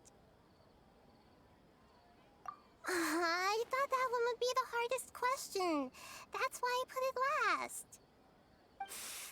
That wasn't hard at all. Even Paimon guessed that. Everything about you is different. We just didn't want to expose you is all. Now that you mention it, Nahida, you've been hinting to us since the very... It's funny. Thinking back to when we were asking all over the place for info about Lesser Lord Kusanali. Paimon didn't expect to meet you like this. Yes, those can wait until we're back in real life. On the other hand, I'd be happy to answer any more questions you have about here and now. You asked me this question before. My answer was, it would literally blow your minds. Now that you know this is all a dream, this answer should hopefully make more sense. Have you heard the saying, don't wake a sleepwalker? Likewise, if someone suddenly had told you all this instead of you learning it on your own, your notion of reality and dream would be thrown into irreversible confusion. I couldn't expose you to that kind of risk. That's why I could only give you very subtle hints and some suggestions. Long story short, I'm really sorry I had to keep you guessing. Firstly, this dream we're in is completely based on reality. People have already experienced the Sabzeruz festival, so it would be very difficult for them to find anything that strikes them as surreal. Secondly, you're probably wondering why people don't have any memories from earlier samsara, right? That's because people don't remember their dreams most of the time anyway. And in any case, their actual dreams are being taken away from them by the... So whenever they wake up in this dream of the Sabzeruz festival, they don't remember anything from their previous identical dream. That reminds Paimon. Traveler had a dream when we were in the Avidia forest, but couldn't see what it was about after waking up. Is that an Yes. Only after receiving the blessing of Dendril can a person gain the Dendril element's dream-enhancing power. Meanwhile, everyone else has no idea that they are in the Sabzeruz Festival Samsara.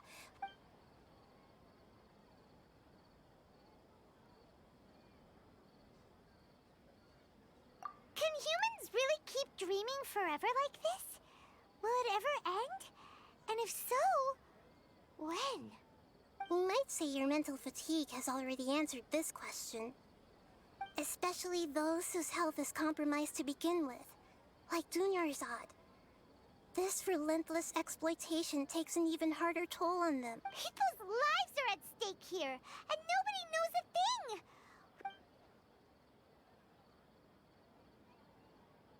I know, right? Why did they have to base this dream on my birthday? Could it really just be a coincidence? Even you don't know the reason? Wow. Now that's strange. The Academia sages are determined to harvest lots of dreams in a short time, no matter the cost. They have to be up to no good. Traveler, do you have any information?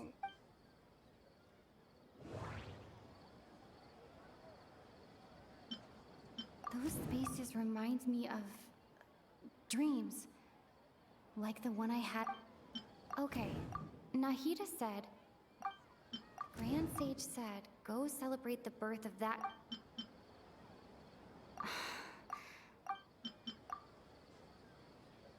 Celebrate the birth of that god? Could it mean...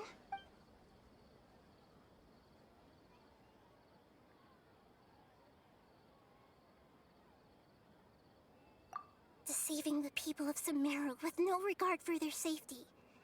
No matter what they're trying to do, after we end the Sabzeruz Festival Samsara, we have... How can the sages of the Academia do this behind their Archon's back?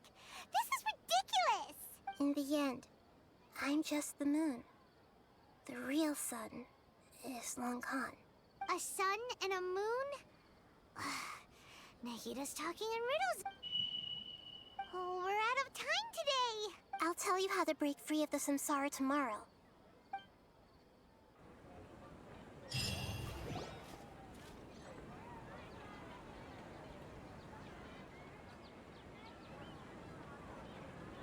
Good morning, Nahida.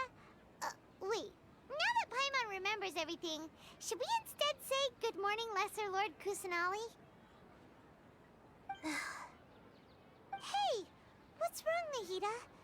You don't look... I'm afraid that what you're thinking right now is correct. Did Dunyarzad already disappear? No way! Are we too late? The real Dunyarzad's consciousness has indeed disappeared. It can no longer endure the constant dream harvesting.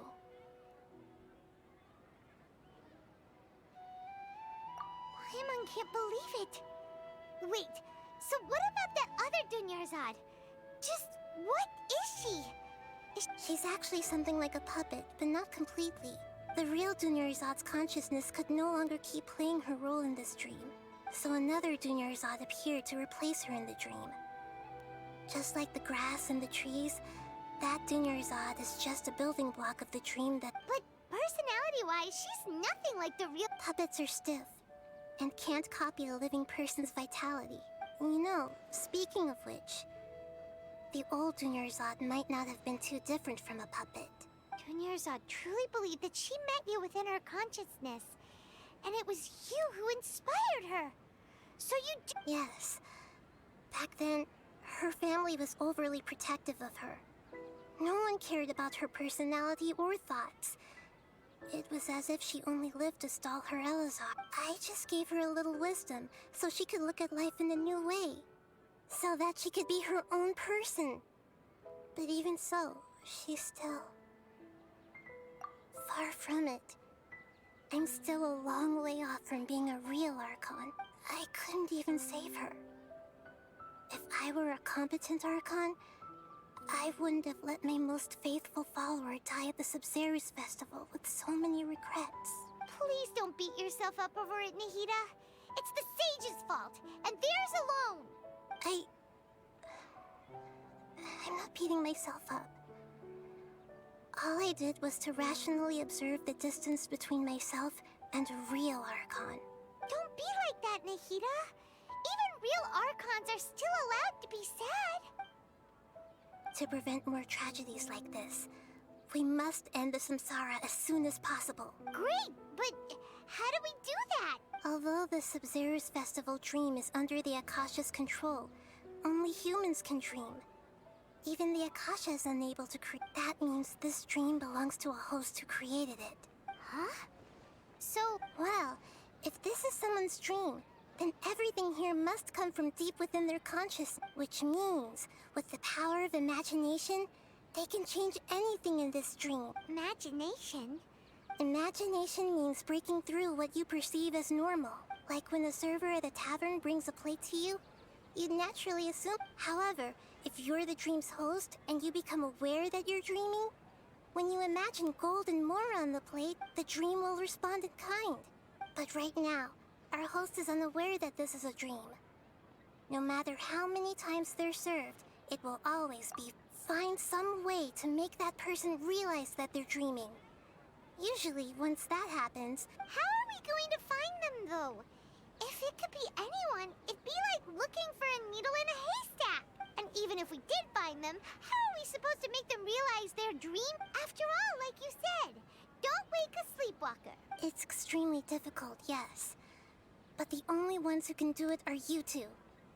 Remember, everything you've achieved up to this point has all been for the sake... As for me... during this time, I'll be out of town? Are you going to that place full of dreams? Yes. I want to try something. There must still be a small... Hurry and go. Dreams are supposed to be fantastical, romantic, and full of pleasant surprises. Unnecessary things like this samsara... Paimon's still a little upset that we've come this far only for Dunyarzad. She was such a good person, with such a simple wish. Yeah, saving Dunyarzad is what kept us going this whole time. But we mustn't lose hope, Traveler. Dunyarzad would definitely want to see us save everyone else. Paimon's wondering, do you think the sages would get one of their own to be the host of this stream? Feels...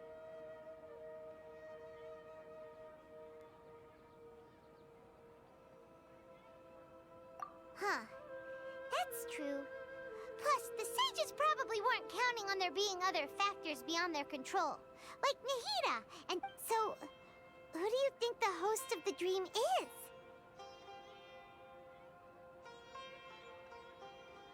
Oh, that would make sense!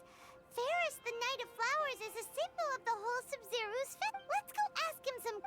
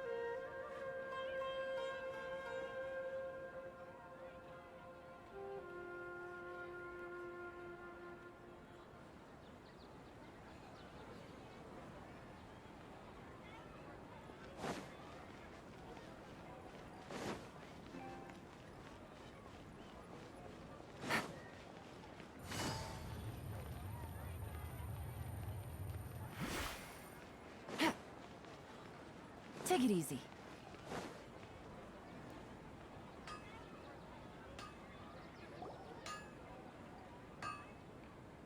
You're back.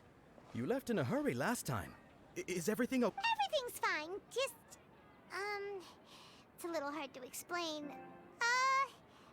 Would you mind taking part in a little experiment with us?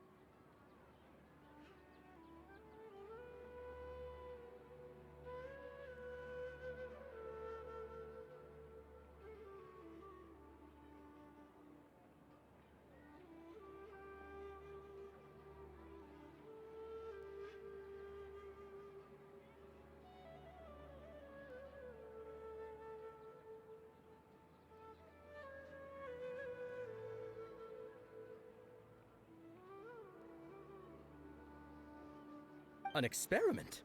That came out of nowhere. I'm listening, though. What do you need me to do? Could you make a wish? You want me to make a wish? Is that a new Sub-Zero's festival tradition or something? Less questions, more wishing! Okay, my wish. My wish. Okay. I'm a little nervous saying this out loud, but I want Miss Dunyarzad to be happy. Oh. I noticed earlier that she looked a bit down, and she wasn't really talking to any. She just doesn't seem like herself. She's always. I've also wondered if the reason she asked me to be Fairest Knight of Flowers is because I'm special to her, or something. So, you have a crush on Dunyarzad? Oh, is it that obvious? When she placed the hat of the Knight of Flowers onto my head, she said to me, I want everyone to have a happy Sub-Zero's festival. What she didn't realize was that I'm not that interested in how everyone else feels. In that moment, I just wanted to be her Knight of Flowers for the rest of my life. 50 years? 100 years? I'll serve her till the end of time. Okay, yeah, that was a bit much.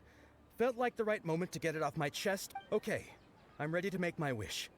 I would like Miss Dunyarzad to appear in front of me right now with a smile on her face. Here goes. Please come true.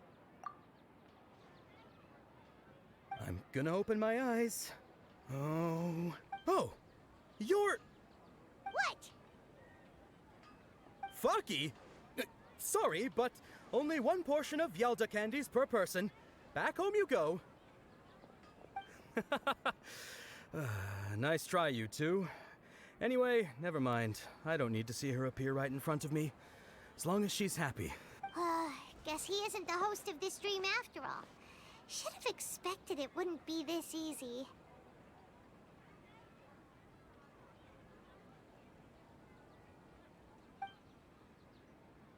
It seems like everyone who knows Dunyarzad loves her. But none of them has any idea that she... My lady, step back. That sounds like Dia! Oh, right. This is when Dunyarzad bumps... Huh? But Dia can handle them! Hey, Traveler!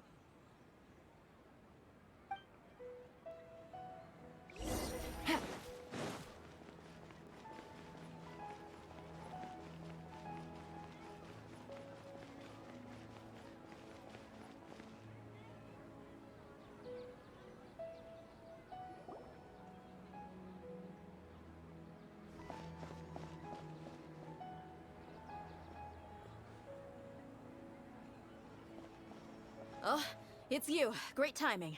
Please take... Hey, this is my job. The homie Yannis pay me, not you. You... Fine, alright. Knock yourself out.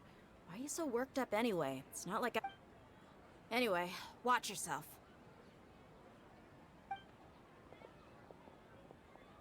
So you got yourself some backup. Suit yourself. You're going down.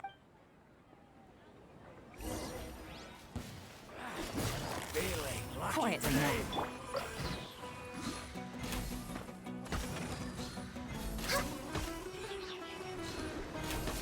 I'll be back. Need you on this one. Oh, the jungle!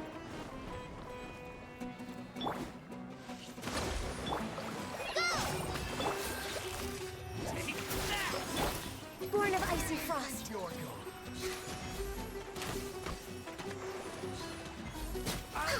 Take my leave.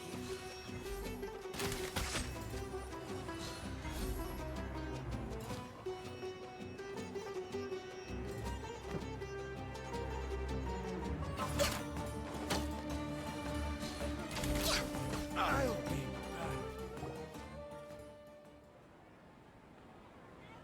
Traveler, were you just taking your anger out on those guys?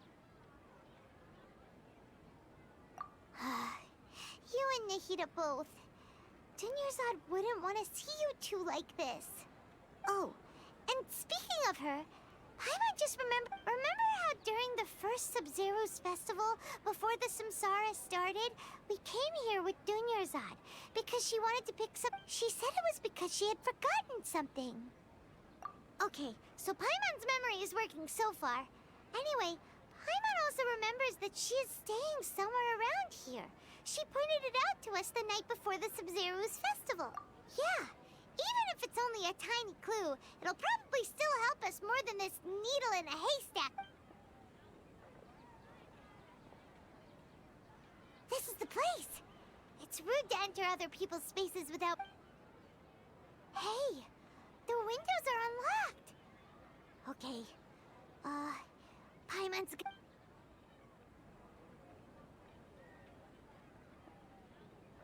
This was only a temporary residence, so there was pretty much nothing in... Should we open it?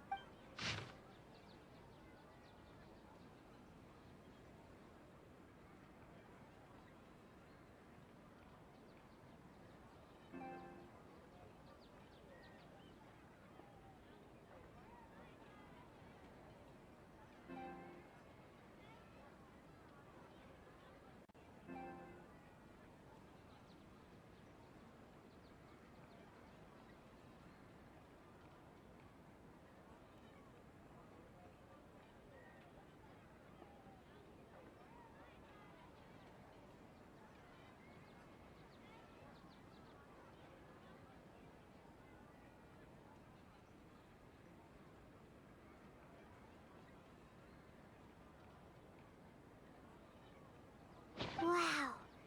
Dunyarzad wrote all of this. Even though she was also busy preparing for the Sub-Zero's fest, she must have wanted to give this to us as a gift on the day of the Sub-Zero's festival, right? If we hadn't found this book, we never would have known. But now that we know, we can't even thank her.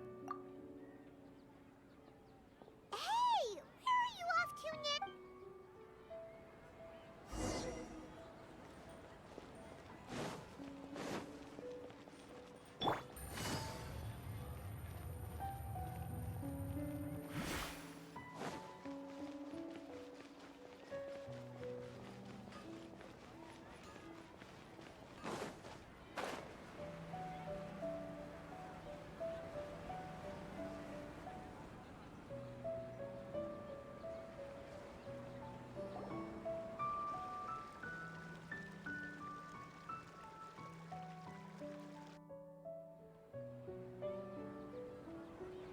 It's Dunyarzad's puppet.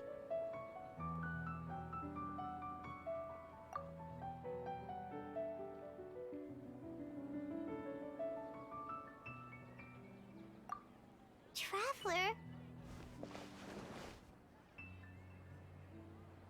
You must be exhausted. Come to think of it, we've been stuck in this place for a really, really long time. Heck, even the last time we were chatting happily with Dunyarzad feels like an eternity ago.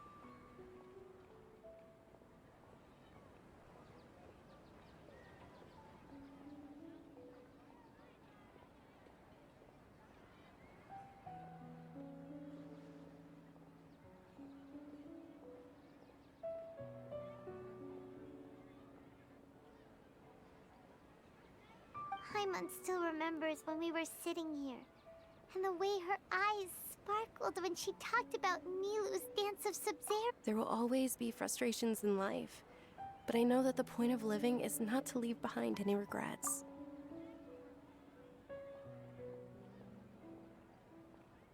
That was what the real Dunyarzad said, wasn't it? Does that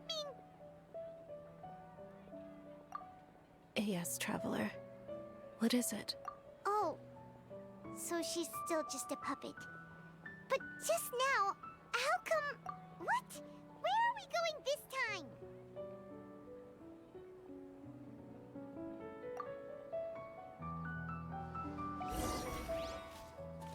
Take it easy.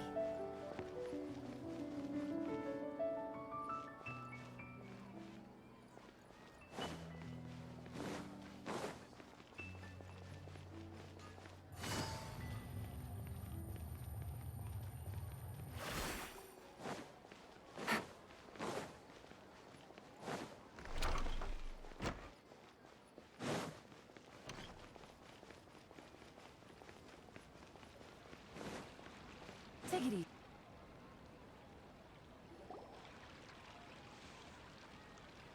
If you continue to resist, we will have to order an investigation into every... The Grand Sage has already granted you much leniency. Oh.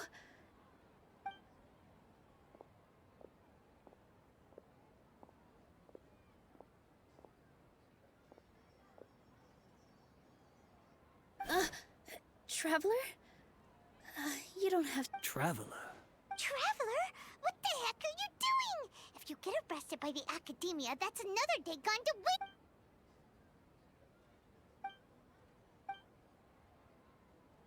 Wait, they're not reacting.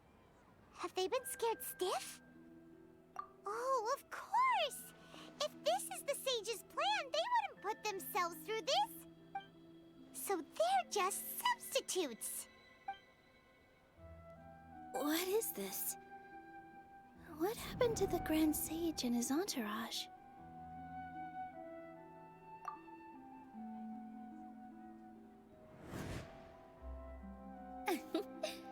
Like I said, they symbolize the goddess of flowers. It's just a shame that all the... Yes. The Greater Lord brought forth new Patisaras in memory of the goddess of flowers. But she ultimately could never truly replicate that...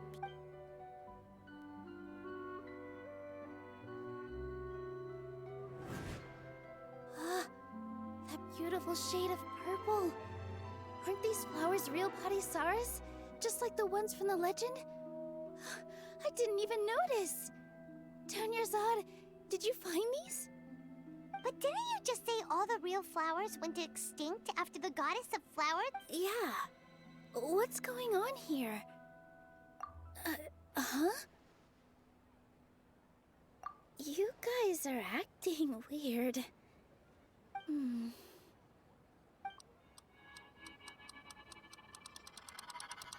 Hey! They disappeared! So Nilou's the host. What a surprise! Purple Patisaras don't exist in the real world anymore. But in Nilou's subconscious, they can appear as decorations on the stage. It's just like the example Nahida told us. People assumed there will be food on a plate, and Nilou assumed there would be real Patisaras in the flower pots. So when you saw the flowers, you instantly knew it was Nilou? But if we want to end the samsara, we need the host to become aware that they're dreaming. How should we make Nilou realize that? Am I dreaming? Huh? So I'm right. Is this Lesser Lord Kusanali Wrong guess, but you aren't completely wrong either. The point is, what made you think this is a dream? As far as you know, people in Sumeru don't dream, right? Yeah, but have you heard the tale of the first sage? To prevent a calamity, he went on a journey to find the Dendro Archon. Ooh, sounds familiar. Dunyarzad told us a story like that when we first arrived in... Yep, but in the part you heard, he hadn't become the first sage yet. His piety and wisdom were acknowledged by the Dendro Archon, and she finally gave her blessing to him. All kinds of spectacular scenes appeared in front of the first sage, as if all the knowledge in the world was being painted onto a canvas right before him. He was captivated.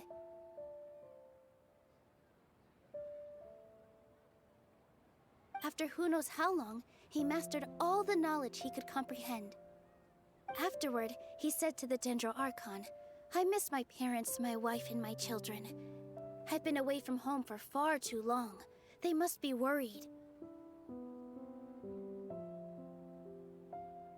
The Dendro Archon smiled. The next second, the sage found himself lying in his bed, as if he had just woken up from a dream. His wife, lying next to him, said, "You're off to search for the Dendro Archon today, aren't you? Have a safe journey, my love." In the end, the first sage took care of many disasters in Sumeru City and founded the Academia. So, the first sage was dreaming ever since the beginning of the story? He never went on his journey?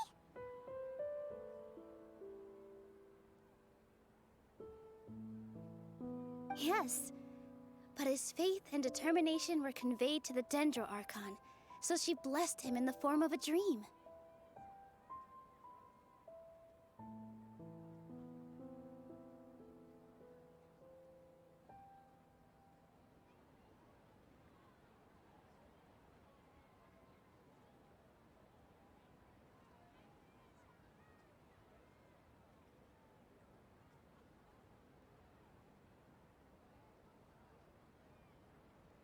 Paimon understands where you're coming from now. That's a really interesting connection. But we really gotta wake up soon, like the sage in the story. I see. Well, it just so happens that today's Sub-Zero's festival is almost over too.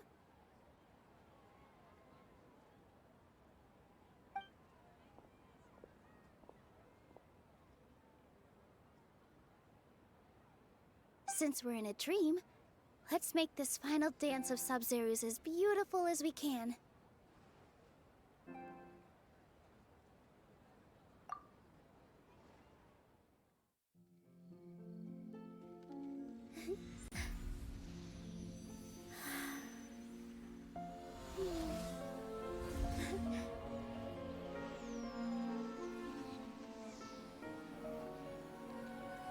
The wait is over, everyone. I dedicate this to our god, the Dance of Sub-Zero's.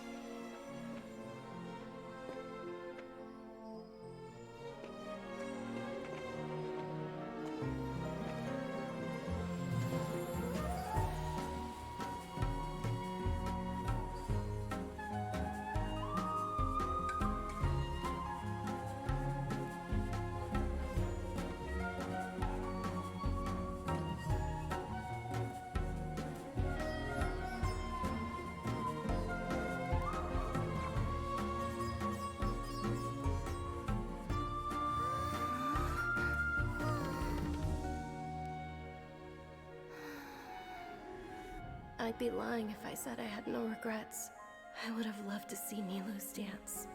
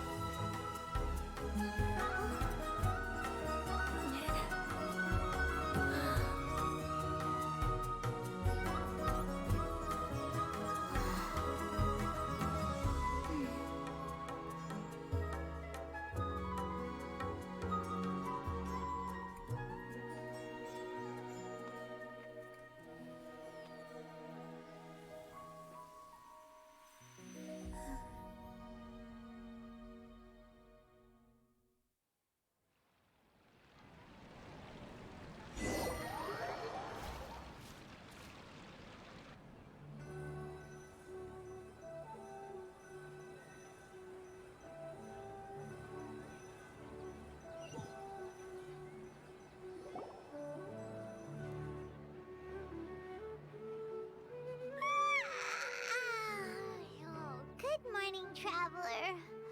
Oh, Paimon feels like she's been asleep for the longest time. Paimon's head feels super heavy. Did we oversleep? Do you even remember going to sleep last night? Paimon thinks it was after the Sub-Zero's festival. Have we finally escaped from the Sub-Zero Samsara? Quick! Take off your Akasha terminal!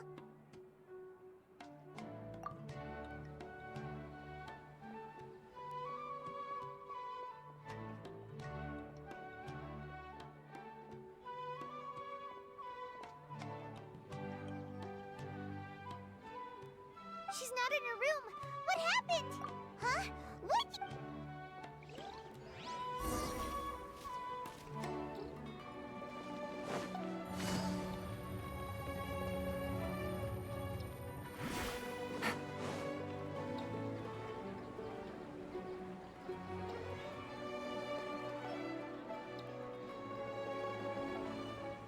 Well done, Traveler and Paimon. And thank you, Dunyarzad, for organizing the Sub-Zero's festival for me. I'm sorry, who are... Dunyarzad! You're okay! Oh, don't scare us like that! Oh, Traveler Paimon. I have something amazing to tell you. I just had a dream, and I saw Nilou performing the dance of Sub-Zeros.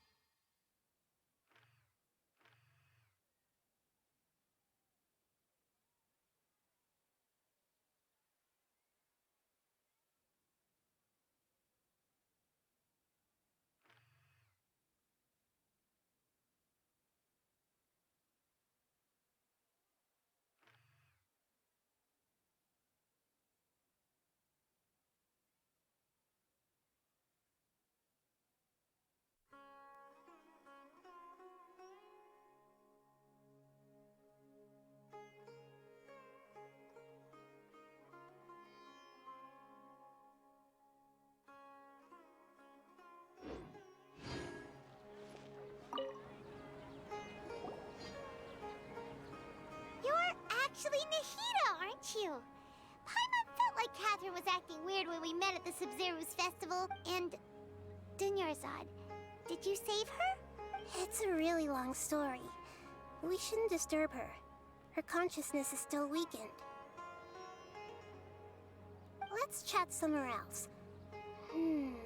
How about by the Traveler's favorite bench?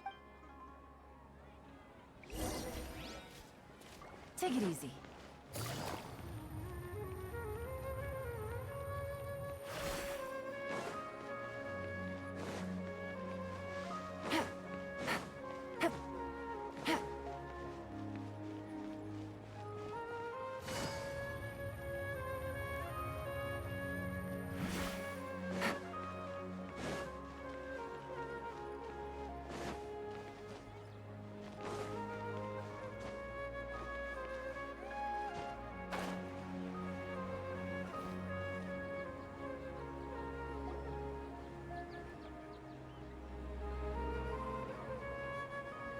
Let's talk about Dunyarzad first. It's such a relief that she's all right. After we parted on the last day of the Sub-Zero's festival, I left the city and saw what the Traveler had described. Among the countless dreams, I found one that was growing fainter and fainter. Once Dunyarzad could no longer bear the Akasha harvesting her dreams, her consciousness began to dissipate. Such a small fragment of consciousness can't last for very long, where both will gradually fade until they completely disappear. I used all the power I had to keep her dying dream alive as long as possible. But it still wouldn't have lasted for much longer if it hadn't been for you two break. So it looks like we did manage to save Dunyarzad in the end. And not a moment too Huh? Why are you two smiling so happily?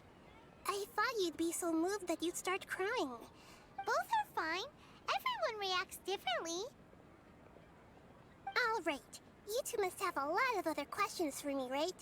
After all, you saved my faithful believer. As at the Avidia Forest, there was this incense that made the traveler fall unconscious. You also heard someone's voice, right?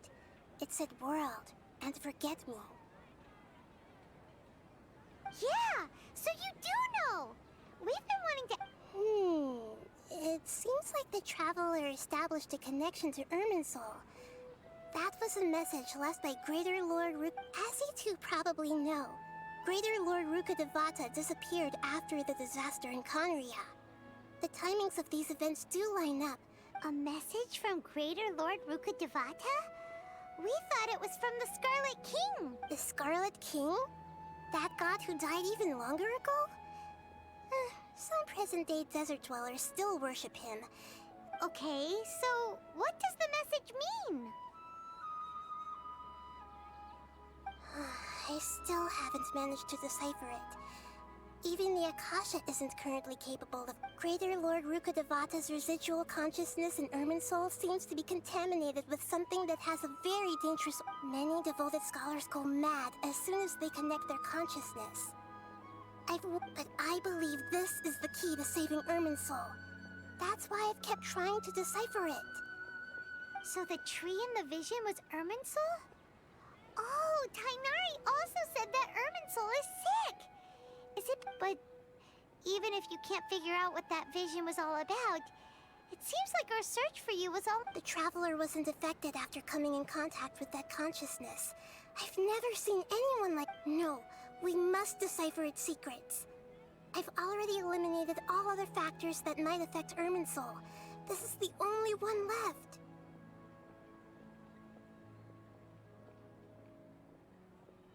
This puzzle has life and death at stake. It could determine Irminsul's fate, as well as Teyvat's. To be accurate, I'm using the Akasha as a medium to occupy Catherine's How did you do that? Poor Catherine. Does this mean you can also... Theoretically, I can enter anyone's mind as long as they're worth... The Akasha is the legacy of Greater Lord Rukkhadevata. As Lesser Lord Kusanali, I've always respected my people's free will, so I've never actually occupied their consciousness. When necessary, I just borrow this bionic Snezhnayan puppet. Hold on. Did we just learn some deep, dark secret? So Catherine is... No wonder Paimon felt something was off about her.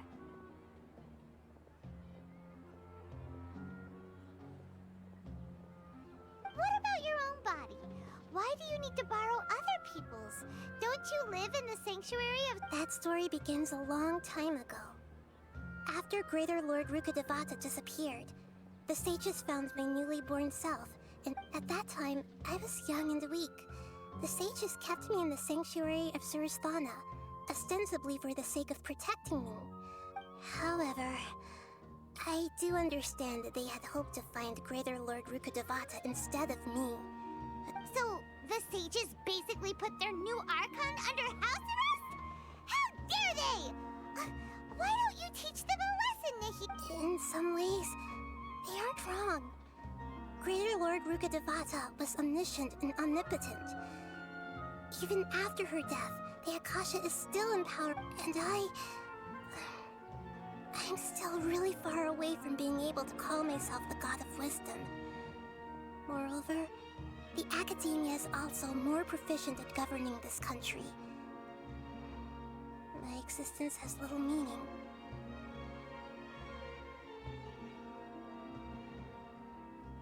Yeah, you got a lot of believers. Just look at the Sub-Zero's festival. Everyone who showed up truly loves you. Thank you for the kind words. But I honestly don't need physical freedom as long as I can connect my consciousness to the Akasha. Trying to find a way to save Irminsul is my life's mission and top priority. I will work on that, and try to live up to being a deity in the meantime. Every once in a while, I will also take up the duties of the God of Wisdom and enlighten a lost soul here and there.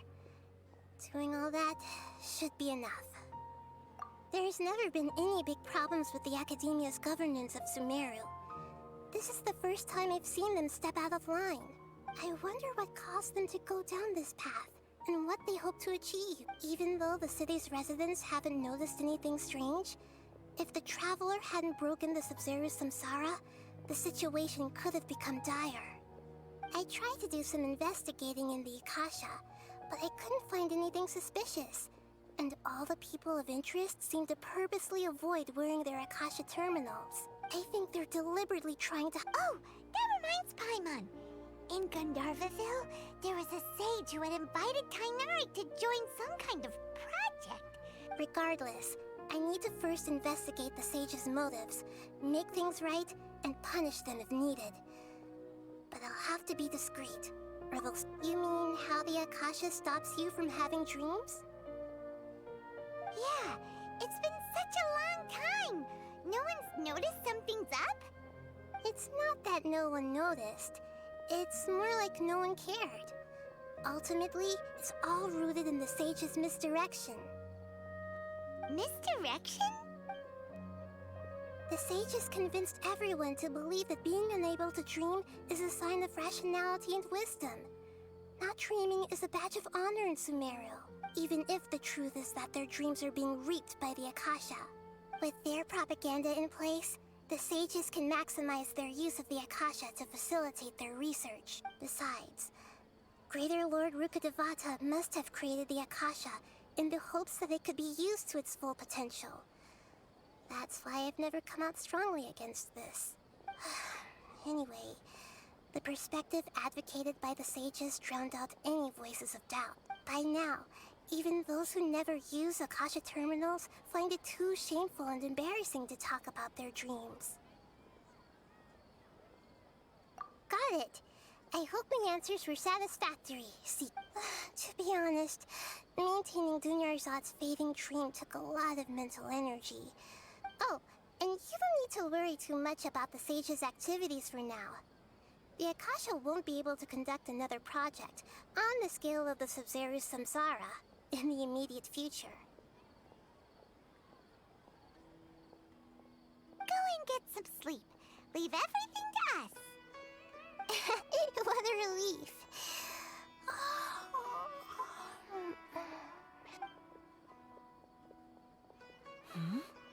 Traveler? Paimon? Why am I here? Do either of you know? Maybe you were sleepwalking. You know you can't wake up a sleepwalker. We happened to walk by, so we thought we'd wait for you to wake up. I see. Huh. I should visit my maintenance personnel sometime. Oh, I'm fine. I better go. Thank you. We've spent quite some time in Sumeru City, but ever since we last said goodbye to Lesser Lord Kusanali, we haven't heard anything from her. Oh, we can't just keep waiting around like this. Let's go find Catherine and pick up some work so we can at least keep ourselves busy.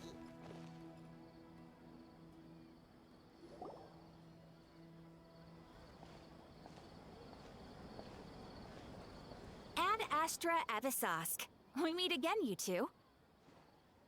Hi, Catherine. Do you have any commissions for us today? Commissions, huh? Let me think. Oh, how about this? Please attend the Academia's Academic Symposium this afternoon and recite a love poem on stage. And if possible, please also use your camera to capture the reaction of the audience upon finishing the poem. Huh? What kind of commission is that? I see. It appears that you're not interested in this commission. In that case, please go to Port Armos and convince the Eremites there to spend some time volunteering at the local orphanage. Hey, that's not any better. I'm sure the mercenaries will have some interesting reactions as well. Paimon's gotta ask, just who exactly has been submitting these commissions to the Adventurers Guild? Oh, the commissioner? Well, actually, I just wanted to see the two of you in action.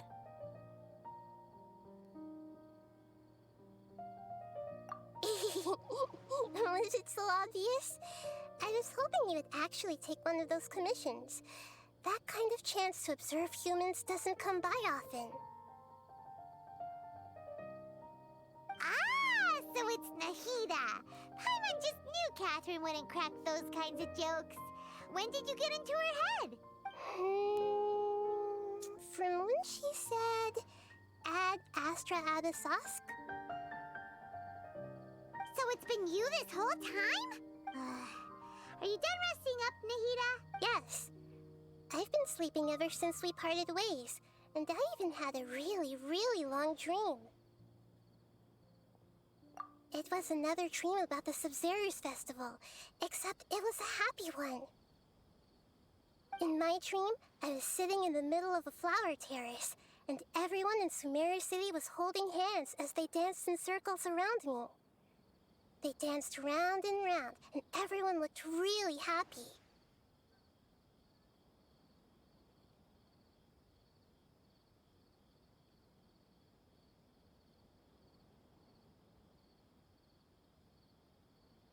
I also got to sit on a gigantic flower carriage.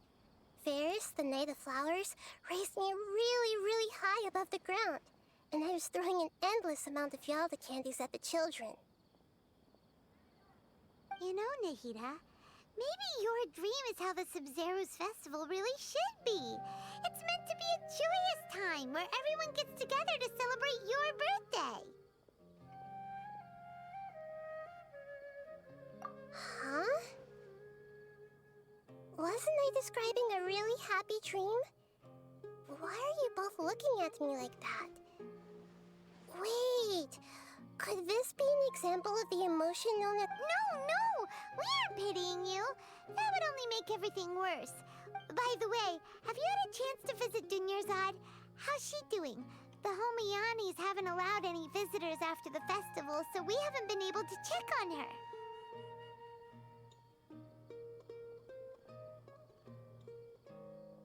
Yes, I paid her a visit right after I woke up. Her condition is stabilized.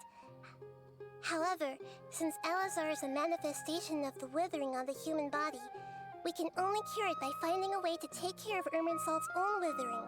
But for the moment, our top focus should still be figuring out what the sages are up to and what they're planning. Right. Who knows what'll happen if they manage to pull off another scheme like the Samsara of the— So our first priority should be investigating and putting a stop to the sages' activities.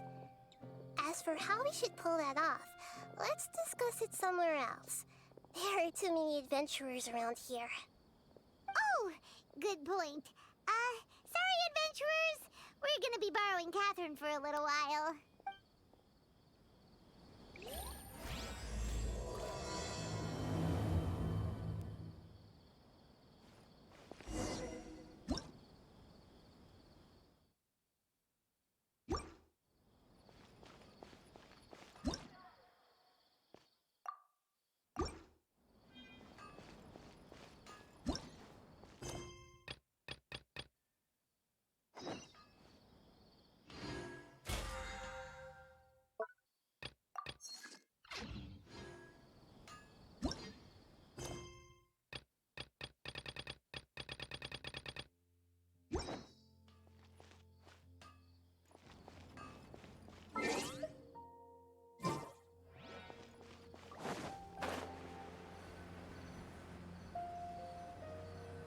Let's continue our chat here.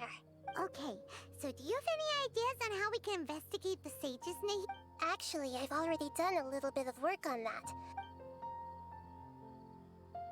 I've already tried that, but all the key members of the Academia, even the core of 30 guards, intentionally avoid wearing their Akasha terminal. It seems that from the very beginning, they've been guarding against info leaks from the Akasha. Of course, it could also be because they're wary of me. Have you already caught the sage's attention?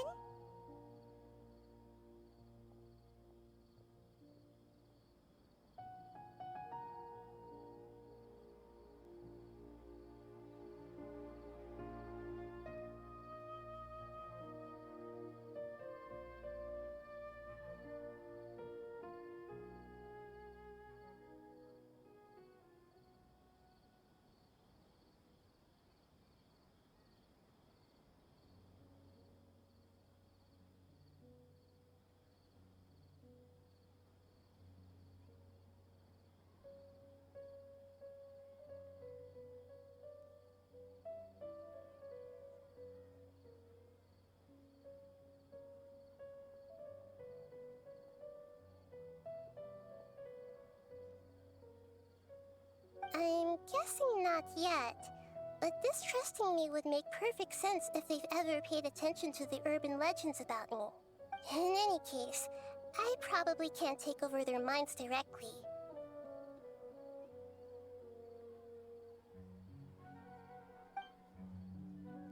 No way, that's too risky. You mean it'd be too easy to get caught? No, it's not that. We shouldn't involve innocent students in this. A single mistake could completely ruin their lives. Doing that would be ignoring the safety of my people for my own selfish goals. How is that any different from what the sages are doing? That's a good point. Spoken like the god of Sumeru. We're in the dark as of now. Since we still don't know anything about their goals, any rash move could tip them off and lead to terrible consequences. After all, every person in Sumeru City is one of their hostages.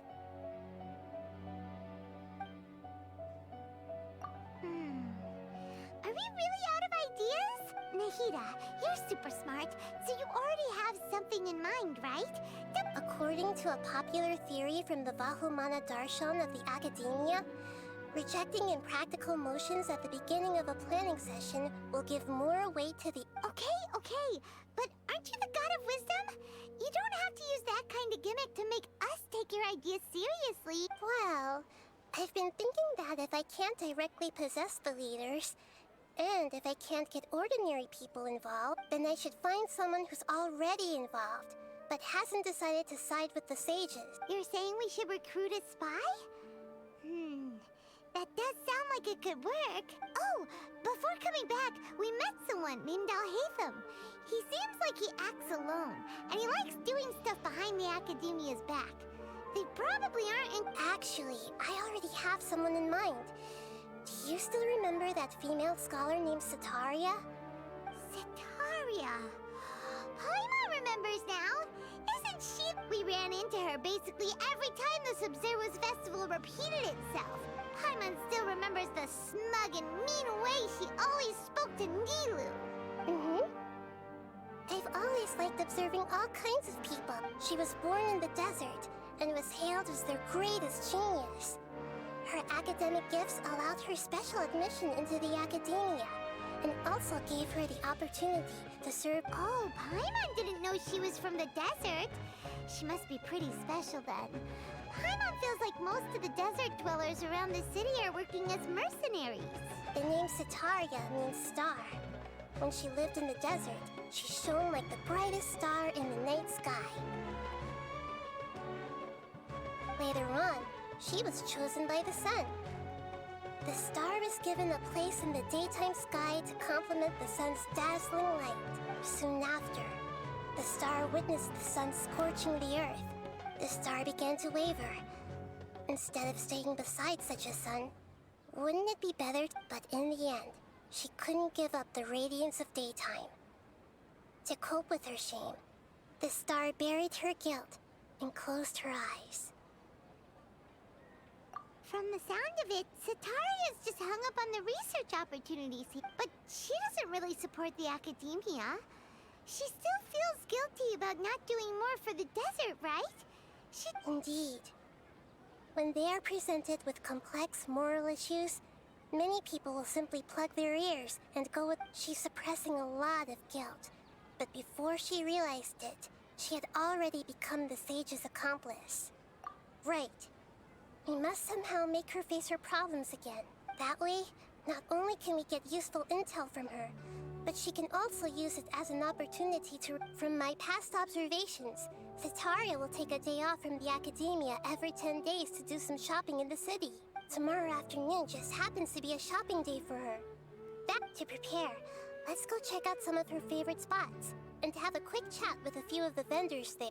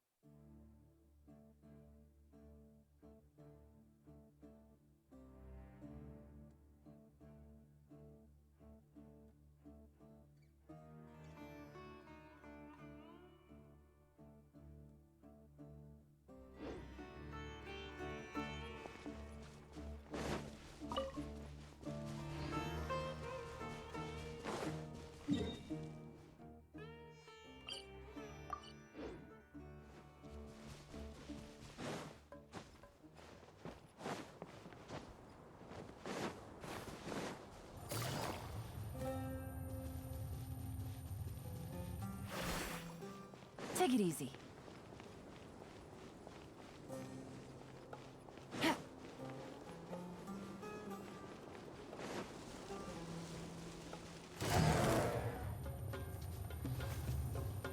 Busted. Take it easy.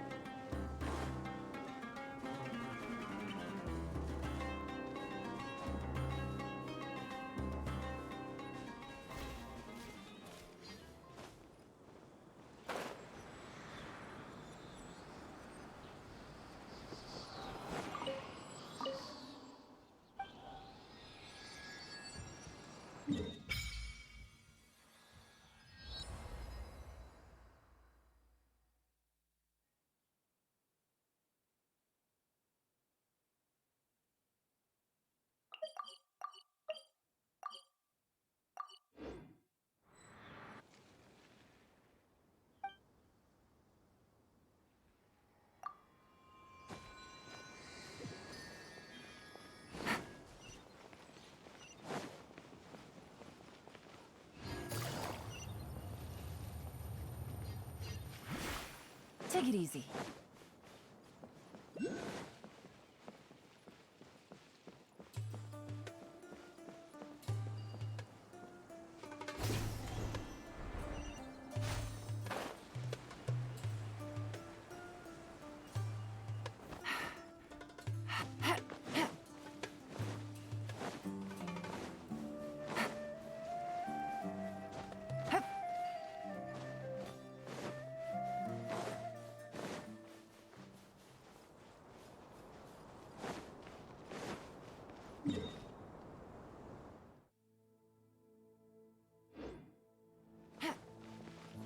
Happy to oblige.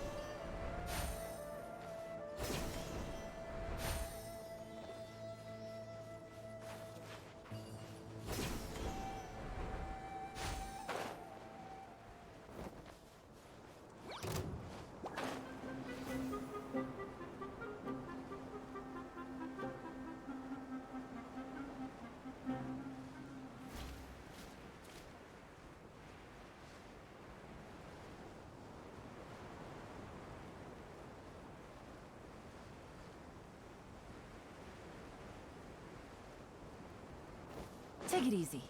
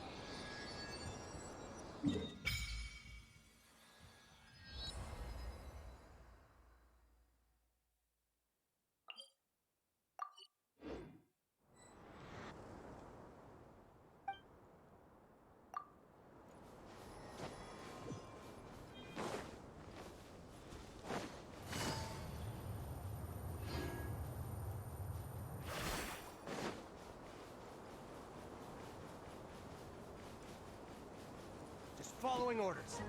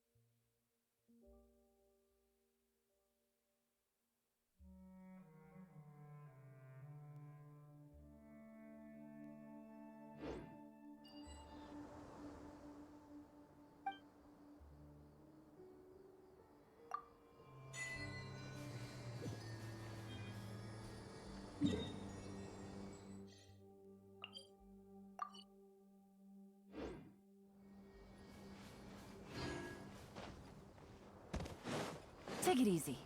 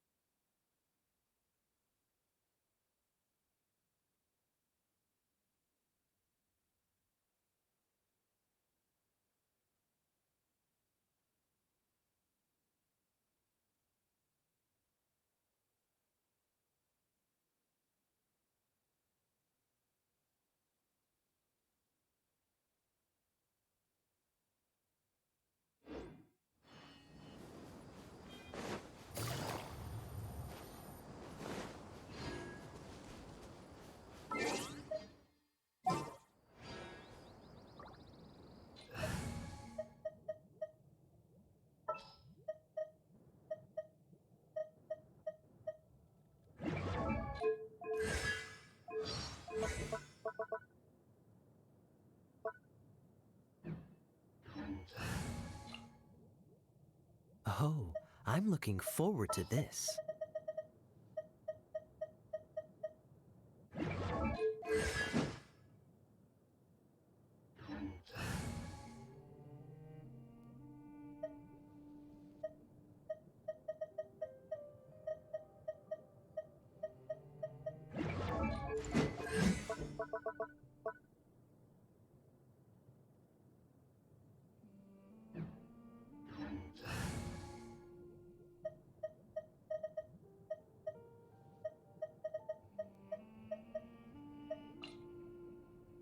Can I go catch up on my sleep?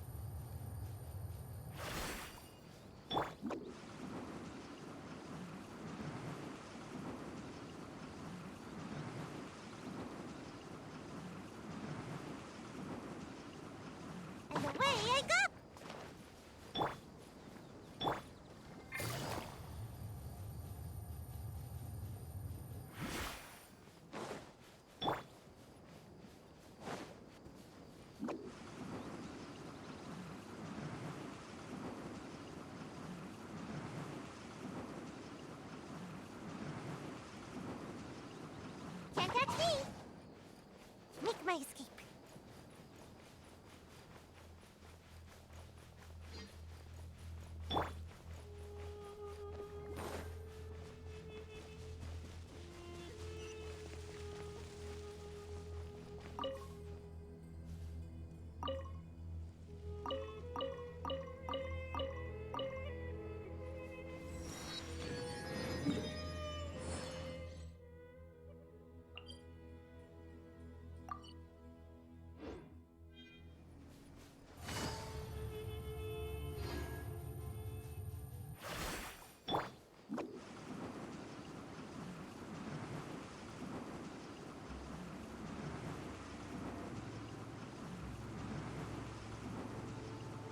I'm out of here!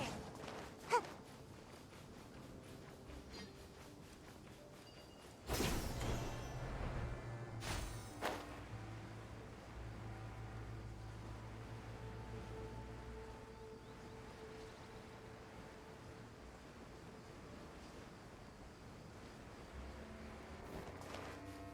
Make my escape.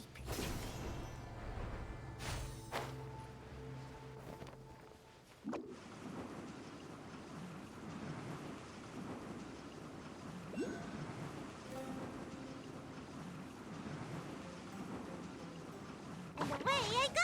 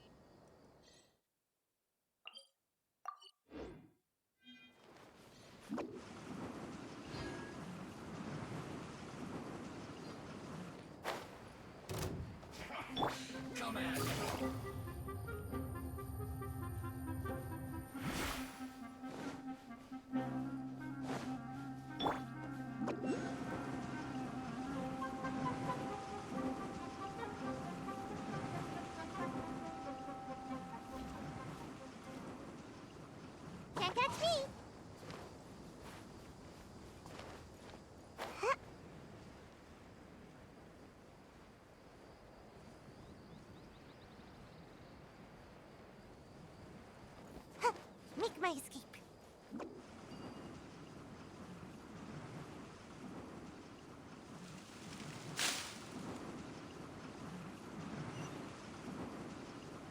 And away I go!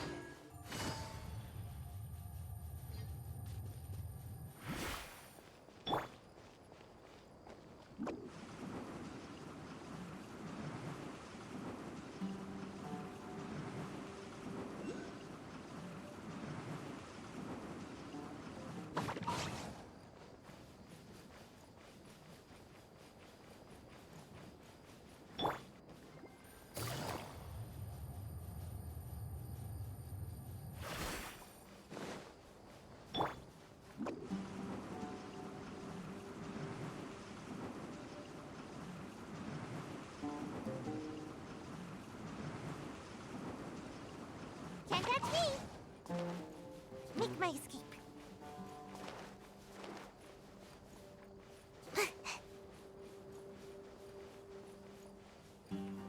Bye!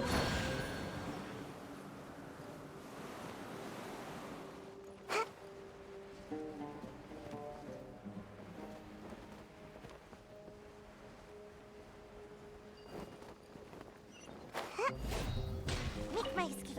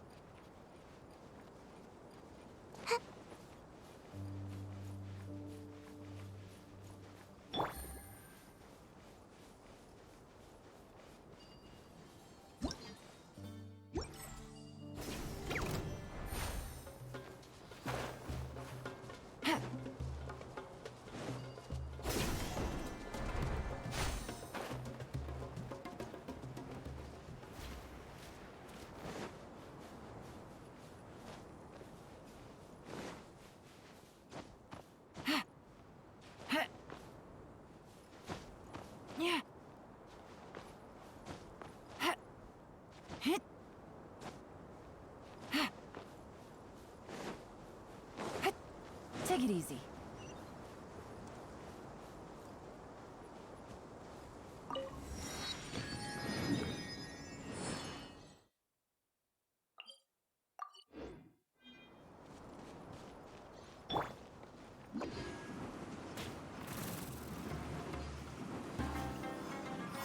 That's close enough. And away I go!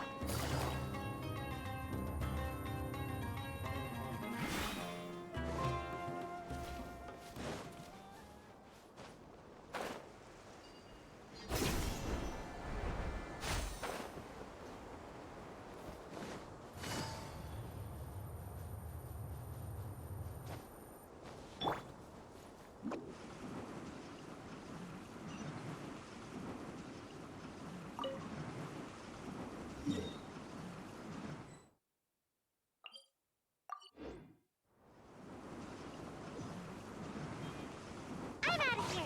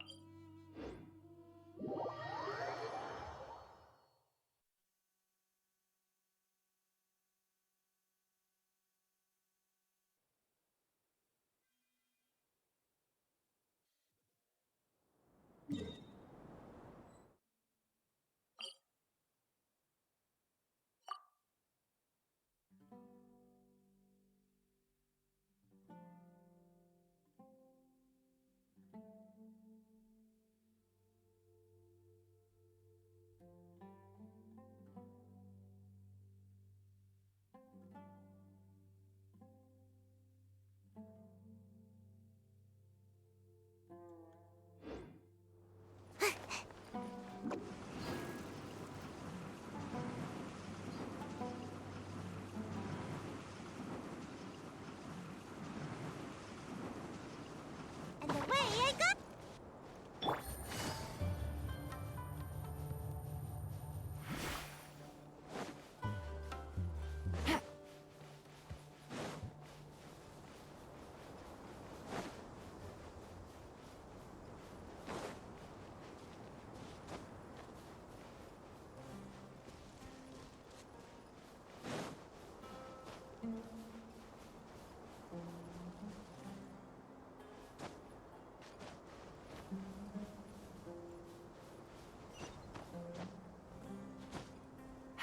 Yeah.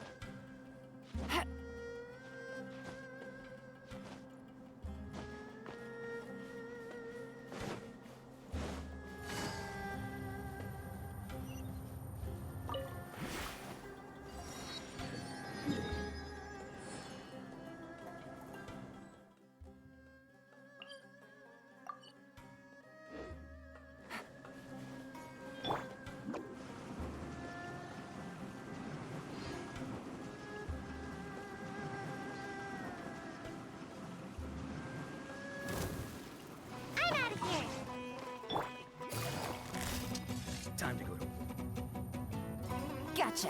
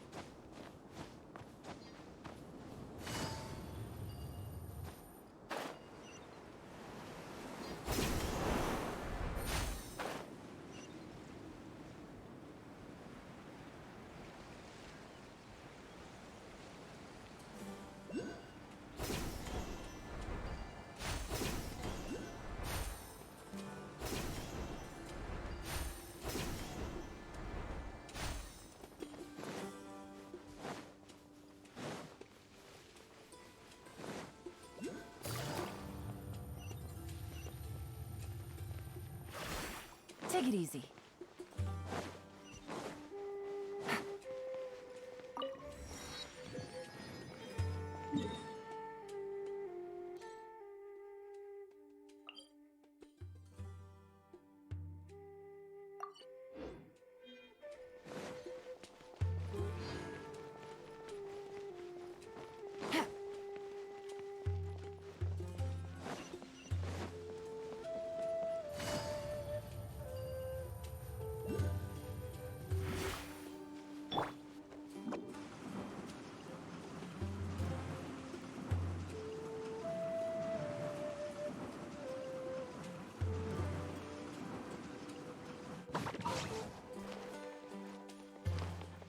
Make my escape.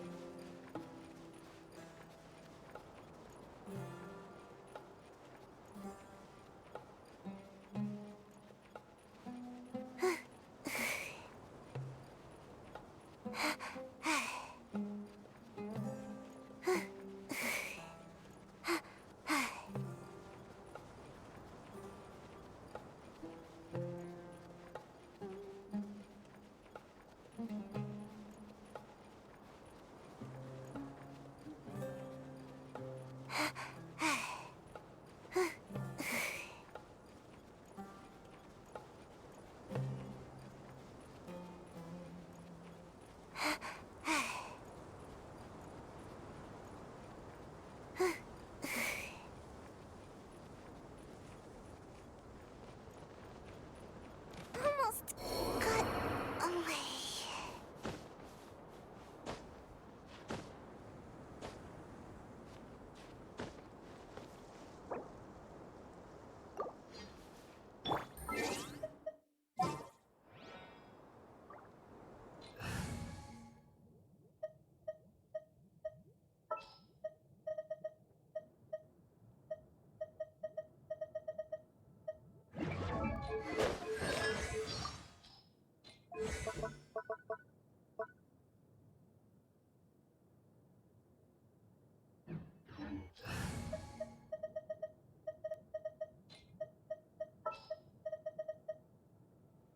You called?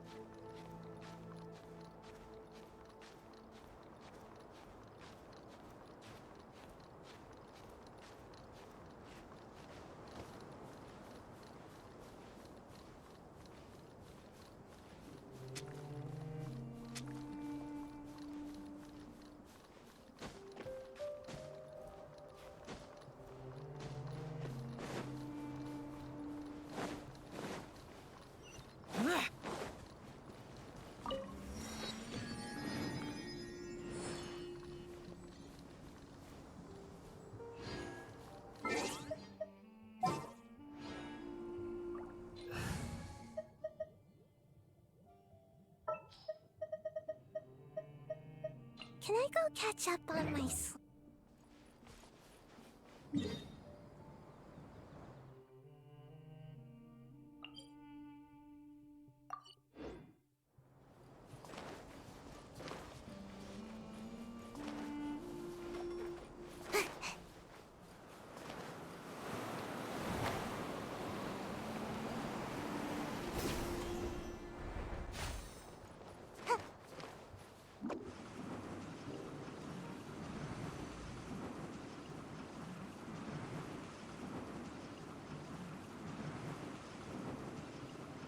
Can't catch me!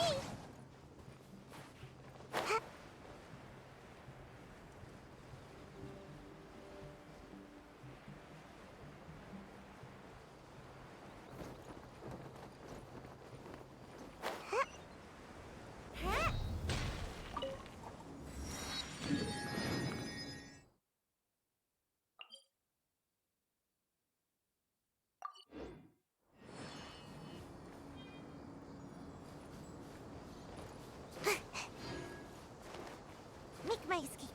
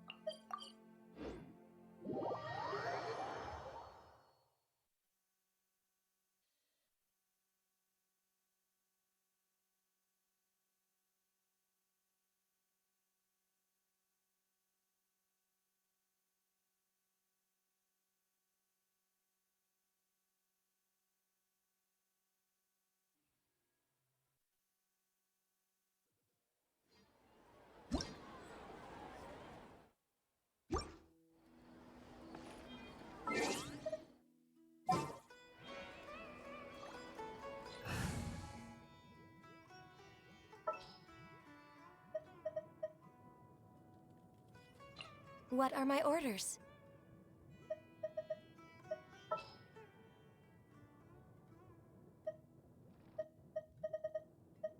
Trainee Forest Ranger Kale, reporting.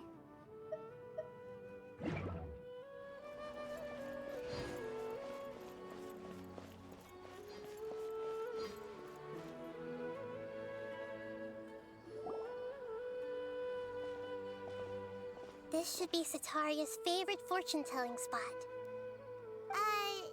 So should we ask the fortune teller about Sataria?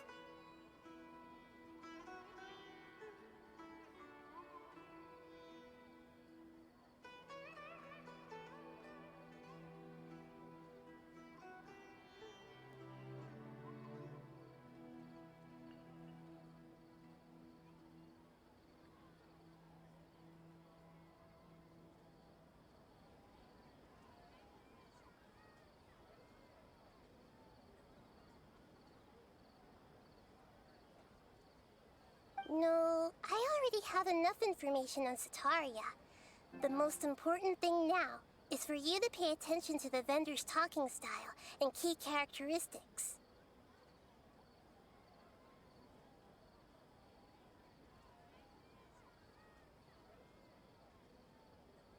walking style and key characteristics? My poor lost lambs. Have you become troubled over your fates? The divine voice of wisdom often echoes between mine ears. If thou be blessed today by... Huh? Really? Nahida, you've been whispering things to her? Shh! My friend here has some doubts regarding her future. Can... Of course, of course. Uh-huh.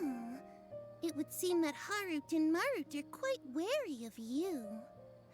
Perhaps, at some time in the past, you have somehow offended the gods. Only mocking the god of Animo, questioning the lord of Geo's financial savviness, and brawling with the god of Electro. Do those count?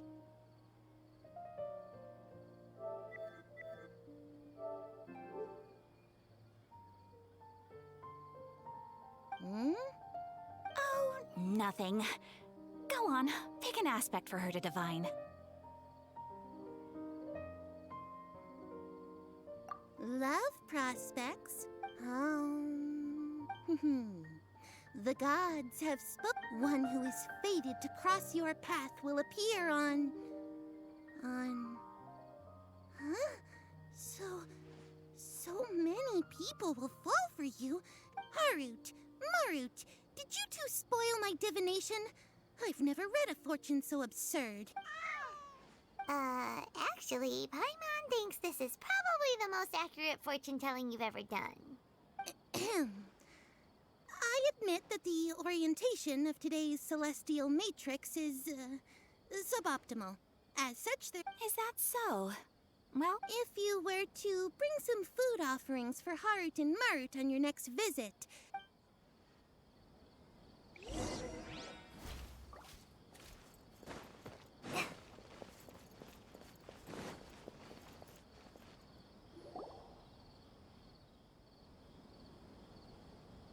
Is this another one of Sataria's favorite stalls?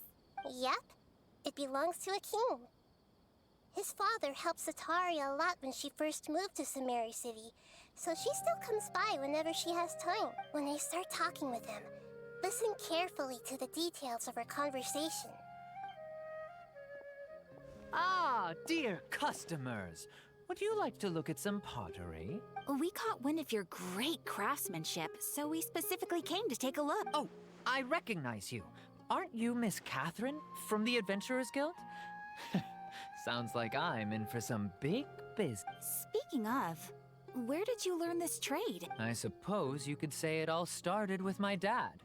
He's a mason by trade, but I picked up an interest in clay while apprenticing for him. After that, I began making pottery by myself in secret. And I simply changed trades when my works turned out well. Although it's a pity that I'm no longer making much use of the knowledge provided to me by the Akasha. That's nice. You're making a living doing something you love. So is your father still working as a mason? Oh no, not anymore. A few years back, he fell from a roof and broke his leg. Since he had already saved enough Mora over all these years, he's just enjoying the retired life in Port Ormos now. I see. We wish him peace and happiness in his retirement. I'll have someone in charge of logistics at the guild come by another day for some goods. We'll leave you to it. Take care now. No problem. Rest easy, all our goods are sure to meet your every need.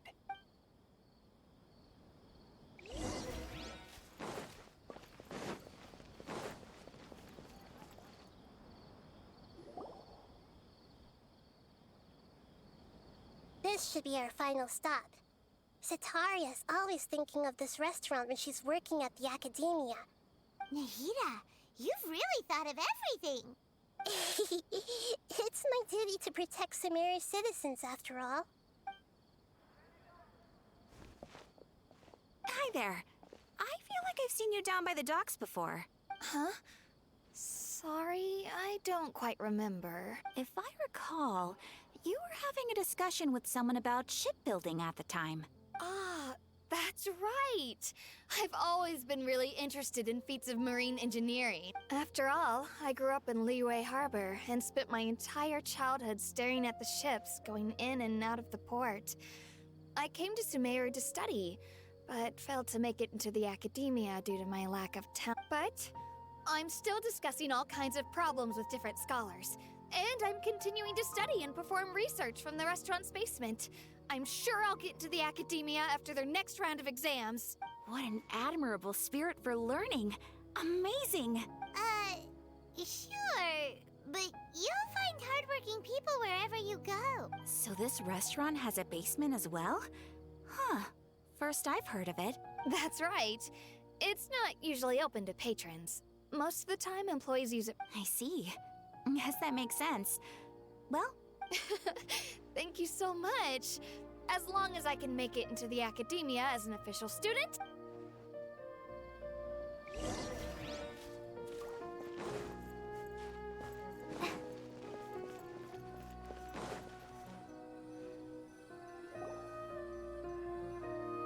So, was that everybody? Mm-hmm. 3 familiar faces should be enough for Sataria. What's the point of all the information we've collected? Sataria is already used to avoiding her problems, so we must find a way to break through her usual sensibilities. I remember that you mentioned that the Eremites in Port Ormos are all making a fuss about the upcoming resurrection of the Scarlet King. Although it's all just a boatload of nonsense, the faith of her homeland may turn out to be Sataria's soft spot. Oh, Paimon gets it now! You want to take advantage of the guilt Sataria feels about her homeland. Although she knows she should return home to help the people of the desert, all she's done is conspire with the sages.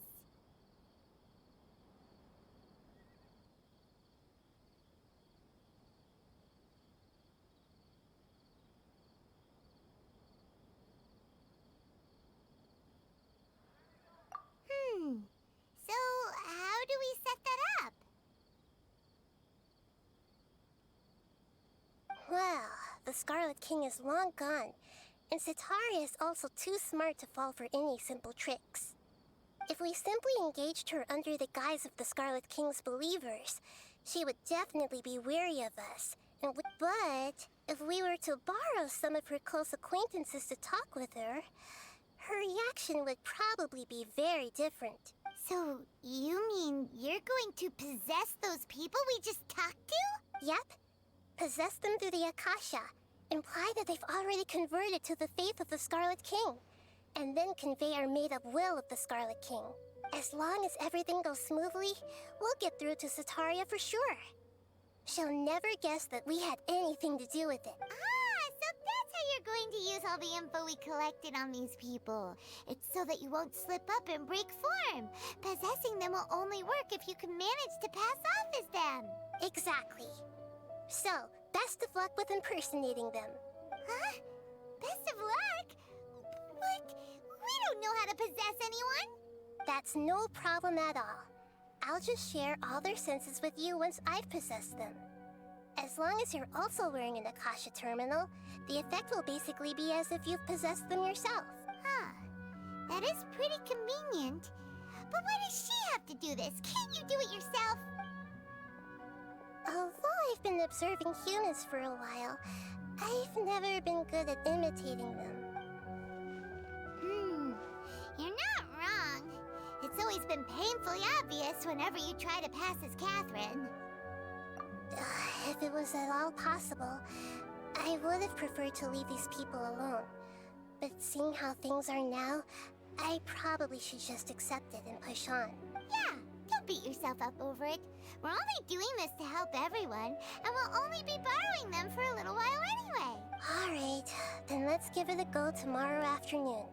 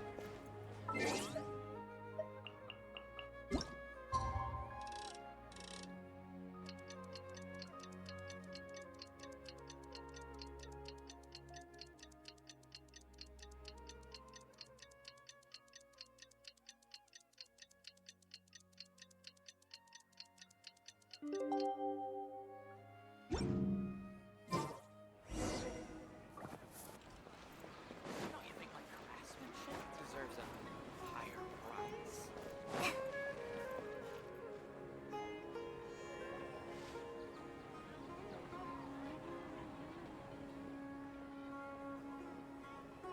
Oh, here she comes. Sitara, let's quietly follow her. Once she starts talking to her acquaintances, we'll find a safe spot to begin possessing them. As for how we'll sway her to our side, I'll leave that to you. I trust you'll know what to say. Paimon's starting to feel kinda nervous. Okay, let's go. Looks like they've already started talking. Let's find a hiding...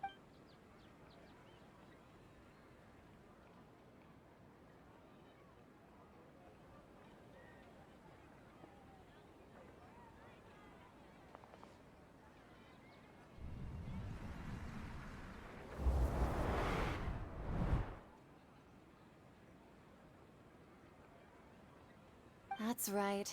You really can't force anything when it comes to love. And besides, everyone around me has a very different background and outlook. Are you still listening to me, Nabia? Oh, of course I'm listening. You were talking. Okay then. You just seemed a little strange. Your cats seem pretty worked up. Is something wrong? I always thought they were quiet, happy kitties. Oh, what are their names again?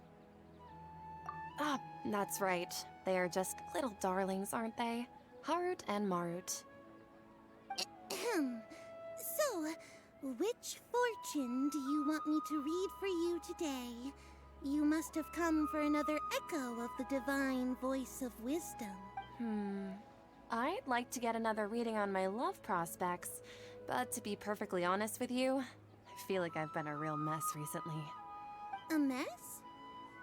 Well, could you do a reading on how long it'll take me to finish my current project at work? I really just want to get it over with. I hear you. No problem at all. The gods will reveal the truth.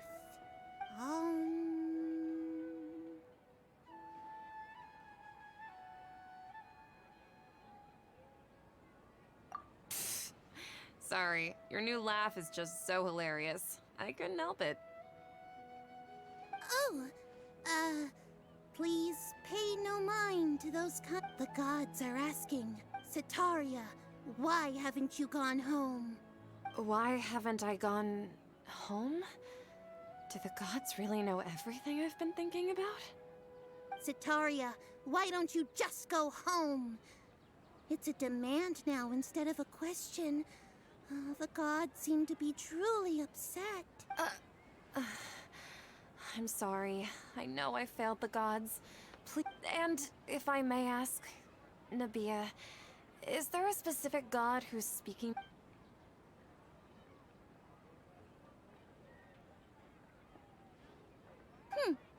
What an inconsiderate and naive question. The god who is speaking to me is, of course, the wisest and mightiest of all, the Scarlet King.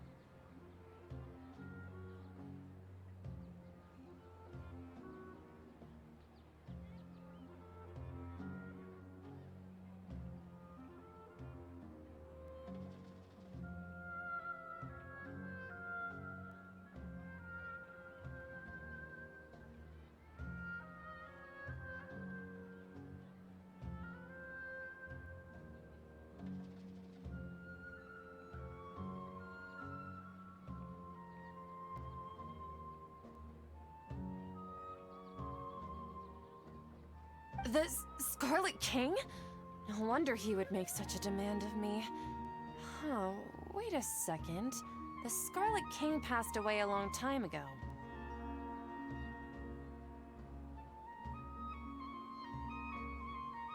Even though news of the Scarlet King's resurrection has been spreading like wildfire, it's all just a misinformation campaign from the Academia.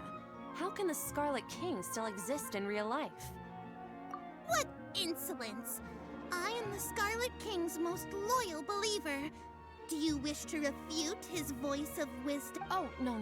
As a child of the desert, I am only reveling in his power upon learning that his divine glory has touched even this city. I will think very carefully about his demand of me. I'm sorry. I must go now. Wait!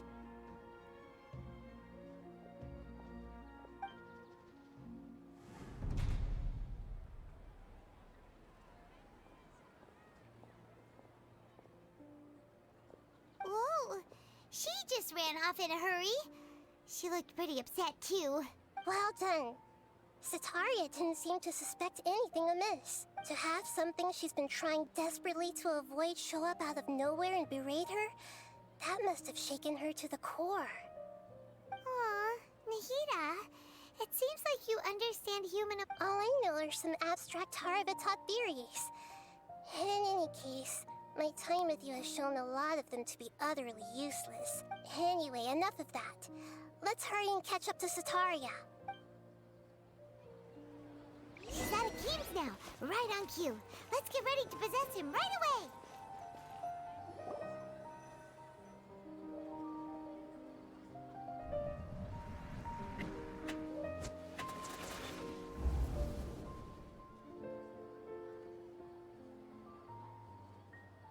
It's okay. I just got caught up in something. Oh, actually, didn't you ask me to help you look for work? What kind of work were you looking for again? Oh, right. Your old man's craft. How could I forget? Speaking of, how's he doing? Is he feeling any better?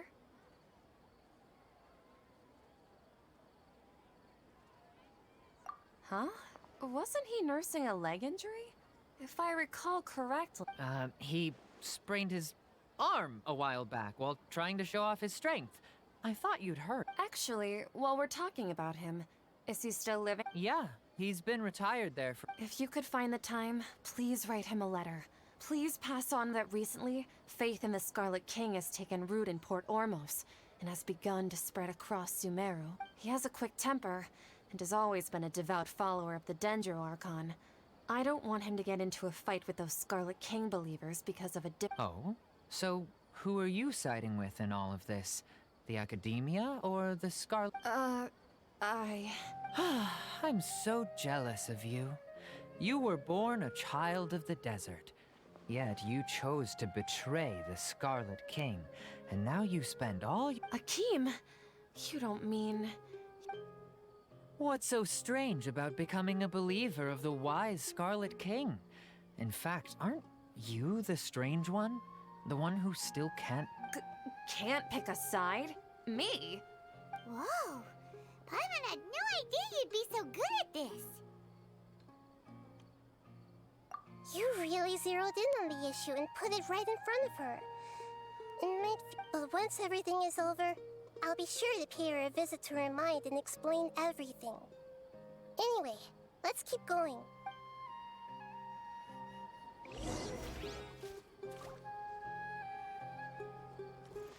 Come on! Setaria's already started talking with Shishan!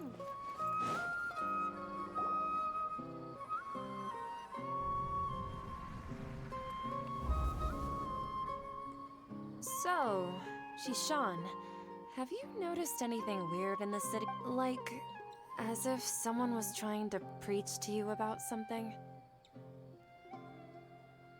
Oh, right. Speaking of, I celebrated the Sub-Zerus festival so many times that I lost count. That was really weird. Wait, how could you be aware of that? That should be impossible. Nothing in the report indicated anything like that. Are you still failing to realize that the Academia's lowly tricks could never deceive all of Sumeru's citizens?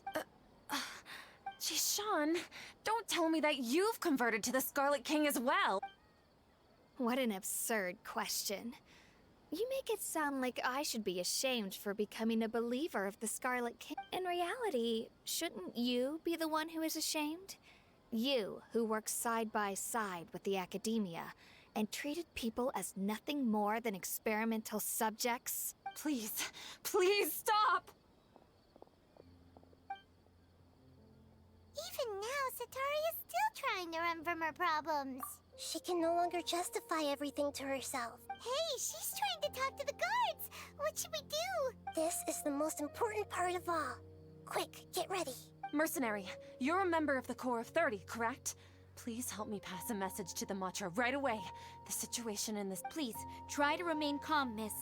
Tell me what's happening in the city. Heretics are infiltrating the city, and they've already converted many residents... Heretics? What kind of heresy are you talking about? The Scarlet King! Many people I know have suddenly started believing in him, but he's long dead. It's impossible.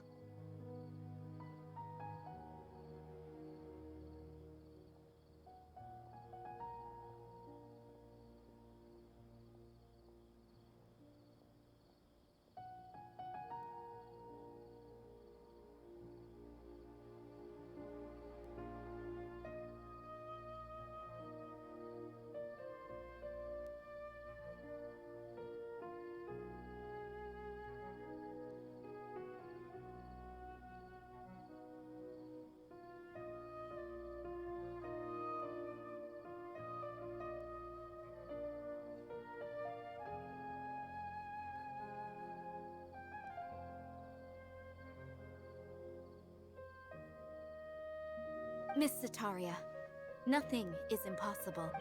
You know my name? The Scarlet King is immortal, and all who defy him will one day pay the price. You must face the truth, Sataria. You tread a treacherous path, and the longer you ignore it, the tighter the Academia's grasp on you will become, and the deeper you will be in... Child of the Scarlet King, never forget that the desert that belongs to you lies elsewhere. What's so strange about becoming a believer of the wise Scarlet King?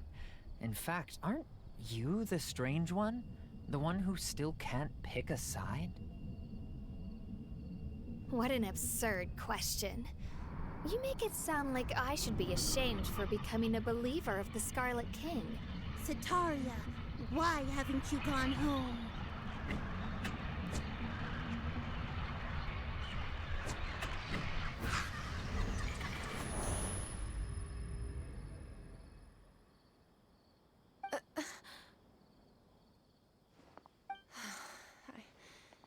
Seems that no matter where I run, I've also been running from my guilt this whole time. Guilt over my part in the Sage's plans, and from ignoring the letters from the children of my home. But no matter how much I may try to ignore or get rid of it, my guilt always comes back. You won't necessarily lose your research opportunities by facing the truth. Besides, did you really want to conduct your research while carrying such heavy feelings of guilt? How do you know me so well? Are you truly just a believer of the Scarlet King? That's not important. The important thing is to pass judgment on the Academia and its sages, and to correct their mistakes. If you could provide some assistance in this matter, perhaps it could serve as a form of atonement. I've actually never believed in the gods, but I've always believed in serendipity.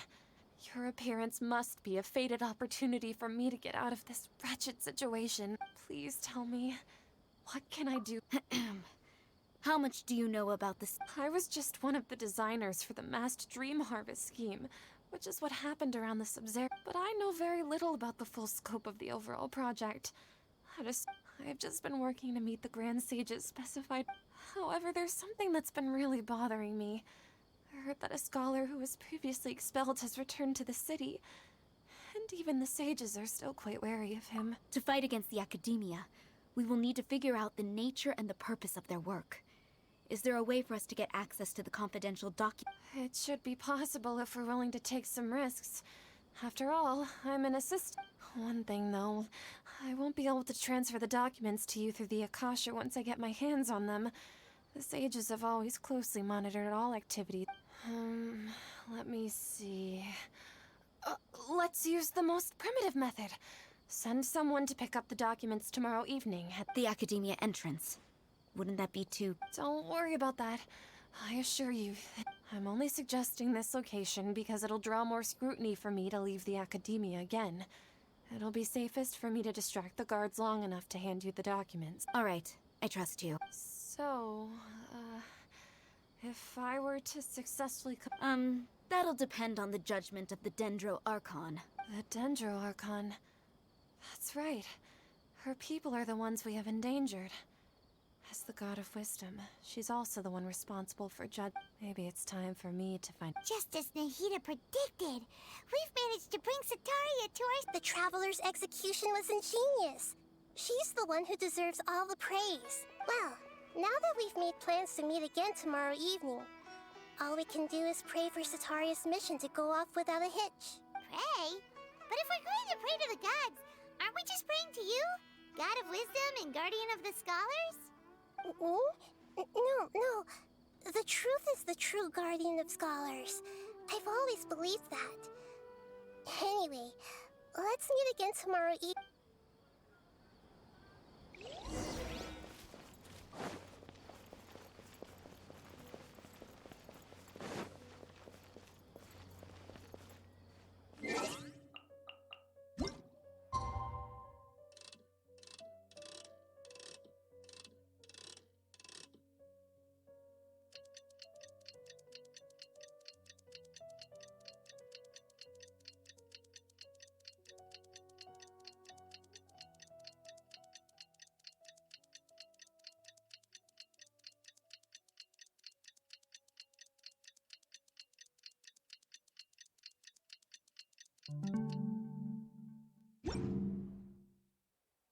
Catherine, we're here!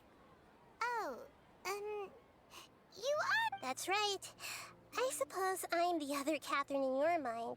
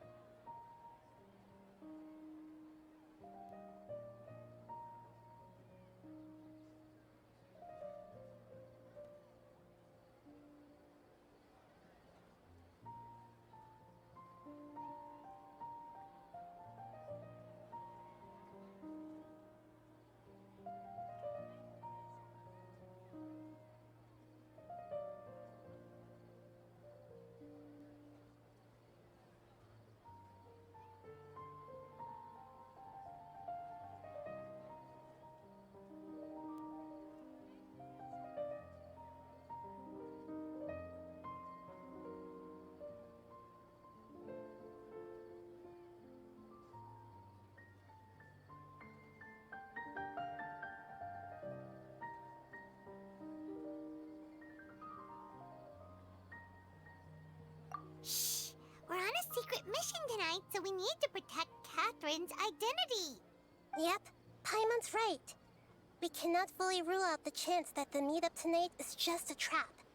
If something were to happen, my existence may be the only trump card we'll be able to play. After all, the Academia should still be unable to confirm the existence of my consciousness in the outside world. Yep, exactly. Just what Paimon was thinking. Anyway, enough about that. Let's just make sure to... Off? What do you feel is off? It's the middle of the night. Of course it's quiet. You're not gonna... No, I think if you look around, there seems to be fewer people on the streets. I'm not sure if this is the case for the entire city, though. Huh. Maybe it's just a coincidence. Maybe Setaria figured out a way to not only distract the guards, but also to get everyone to go to sleep early, just so we can exchange the documents in peace. I also can't quite figure out why things feel a little off. Well, regardless, as long as you're here with us, Paimon feels a little safer.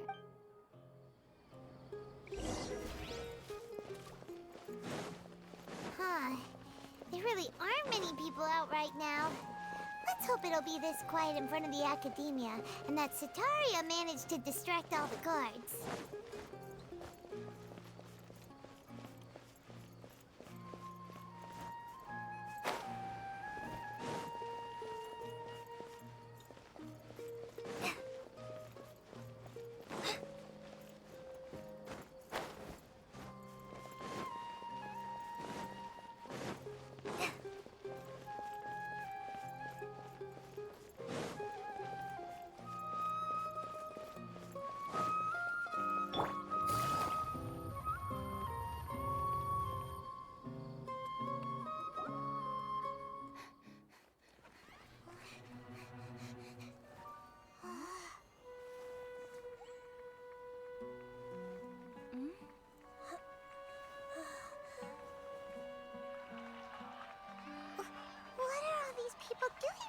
this hour of the night.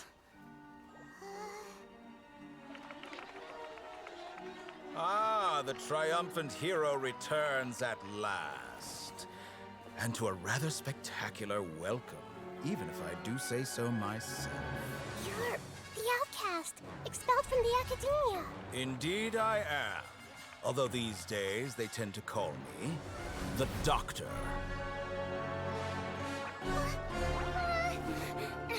If you're looking for your researcher friend, she has already been taken into confinement. With some basic caution, she could have discovered the listening device on her person. Clearly, she lacks the degree of rigor expected of a true scholar.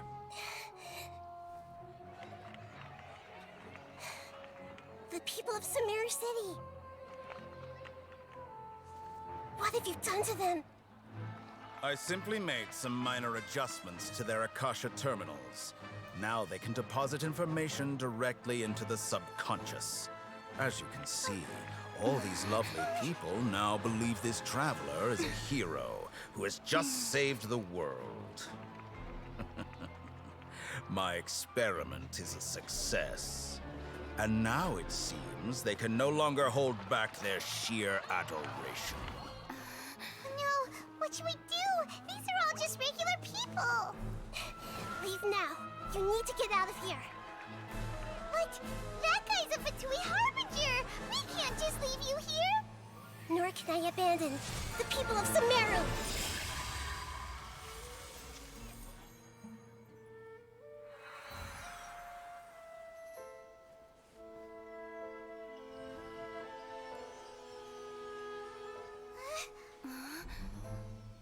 Don't worry. We'll meet again outside of the city.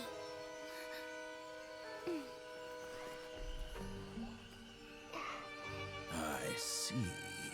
You appear to have overridden their mental faculties with your own consciousness. To possess such a powerful mind, you must be the God of Wisdom.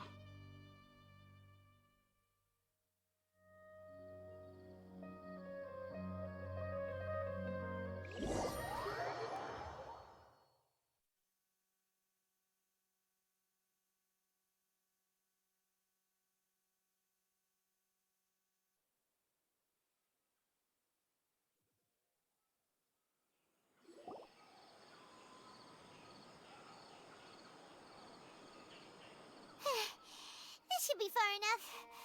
Whew. Paimon needs to catch her breath first. Is Nahida going to be okay? We only made it out because of her. Paimon wasn't counting on running into a new Harbinger here, let alone such a high-ranking one. That guy was number 2. So scary. He called himself the Doctor. Remember, Tighnari told us about him.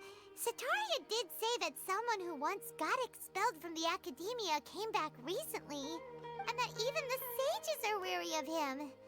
Yep, sounds like she must have been talking about the Doctor. Yeah, now that the Doctor's in the picture, we're no longer just dealing with the Academia.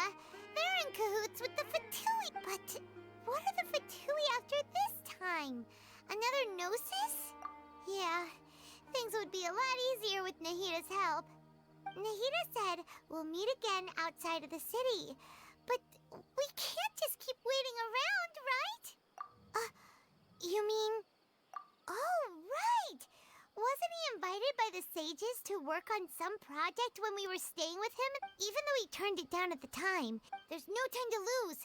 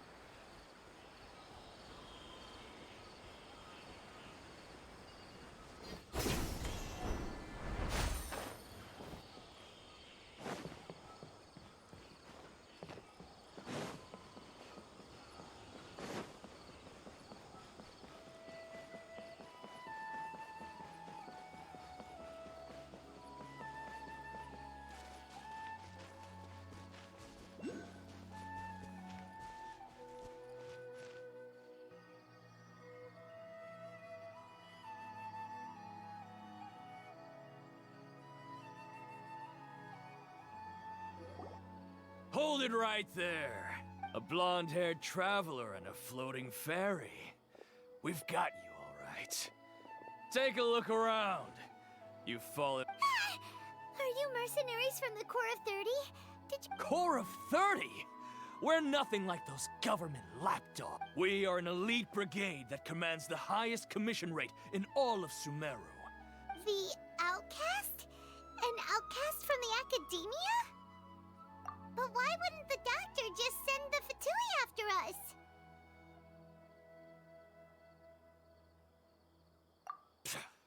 Still wasting time on You're up, traveler! Following orders.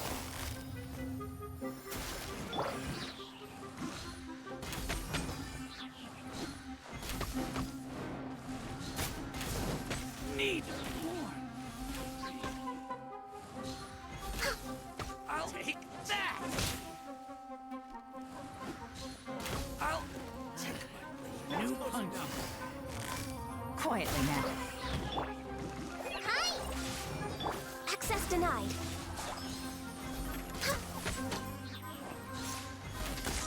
I'll be back. It isn't over yet! Here comes reinforcements! Busted. Fallen Emma! Help! Gorn of Ice and...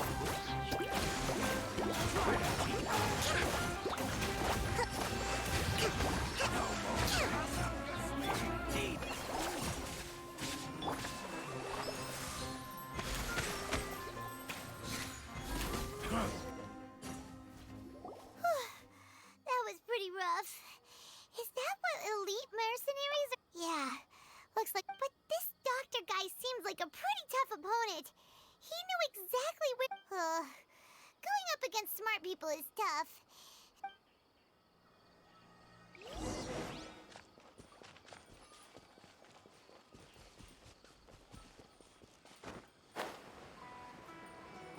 We'll have to grab a drink with Flame May when I'm back in the city.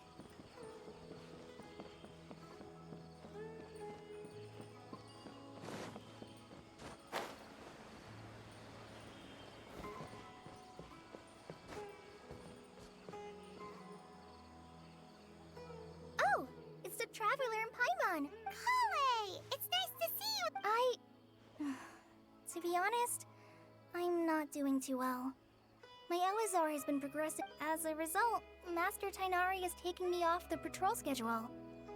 He will only allow me to stay here and coordinate other people's... Oh, Kale!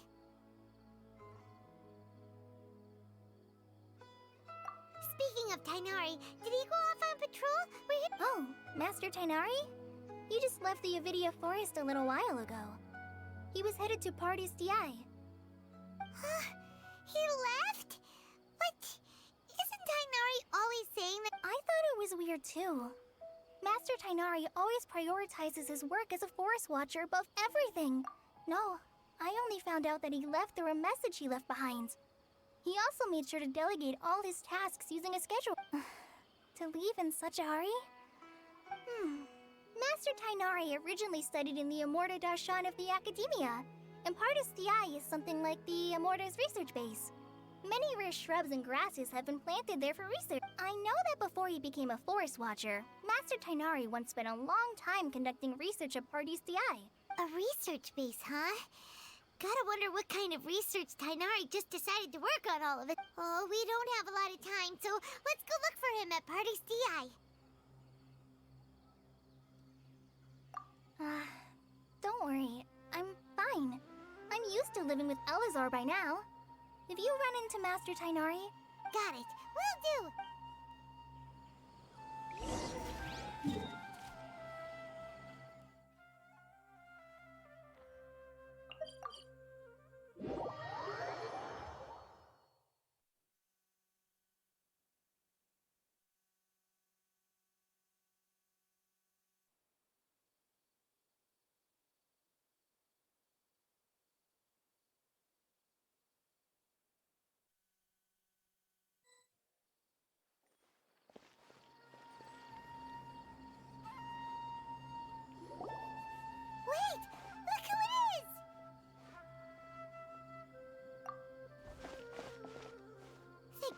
course you're okay. We were so worried about you. Hey, this was supposed to be a touching reunion, but you're ruining the moment. Actually, it's very smart of the Traveler to be wary of me right now. After all, the Doctor has shown that his technology can apparently even control human. Plus, it's not like you could have known what happened after we split up and I was facing the Doctor by myself. Even a pool of stagnant water after a torrential storm can occasionally pass as a patch of sky. Paimon feels like only the real Nahida could come up with such an obscure analogy. Huh? But I wasn't trying to win your trust or anything. All I wanted was to clarify my point. Well, we understand that point now. Please, Nahida, tell us more about what— When you left, I was still in the middle of restoring everyone's minds. Thankfully, when the Doctor mentioned depositing information into the subconscious, he didn't mean engraving information into their mind. Instead, he did something closer to creating hallucinations. That was still within my power to fix. Luckily, I managed to finish my restorations and mind jump away from him just as he was about to capture me. What a relief. The Doctor sure pulled— I wouldn't be relieved just yet. I gave away my true identity when I restored everyone's minds. Also, the Doctor is already an expert at modifying Akasha terminals. Maybe it's only a matter of time until he captures my consciousness inside the Akasha. Would that mean you'd no longer be able to jump between minds? Then how do we stop him? He's still at the Academia, so it's possible he already started— Ugh. It feels like he's toying with us. Plus, the Doctor's combat ability alone is apparently enough to make him worthy of being number 2 of the Fatui. We shouldn't give up hope just yet. Let's try to find another way to attack this problem. Actually, Nahida, how did you know we were trying to get to Party's Di? Have you been waiting for us? Yes, I have. I can see the Traveler's elemental energy, so I deduced your destination by looking at the direction you were moving in. You didn't come here for sightseeing, right? We're looking for a scholar we know. His name is Tainari, and the sages once tried to reach out to him. Why don't you come inside with us and see what we can find? Okay. Let's just hope we won't get him into trouble.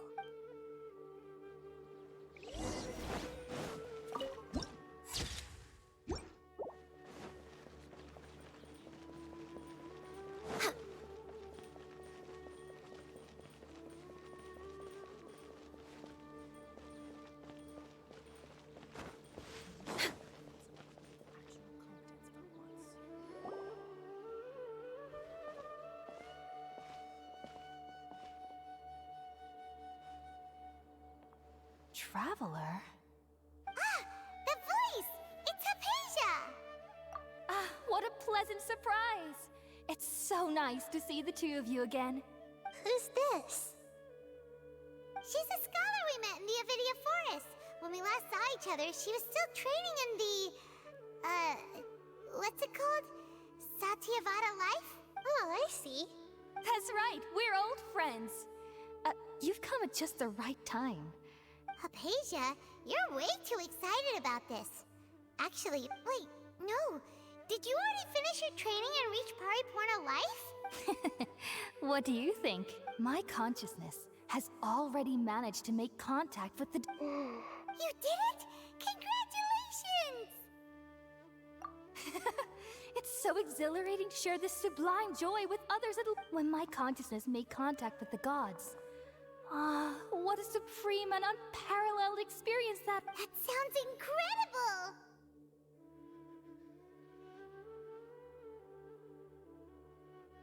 Oh, all right.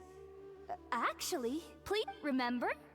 I promised to help you understand. My current self has not only gained true insight, but I can even...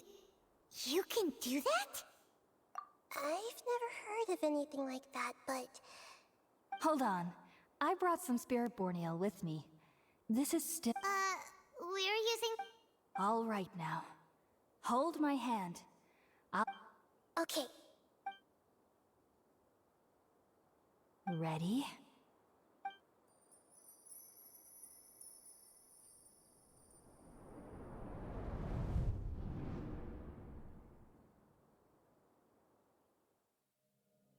It took 3 betrayals for me to finally understand.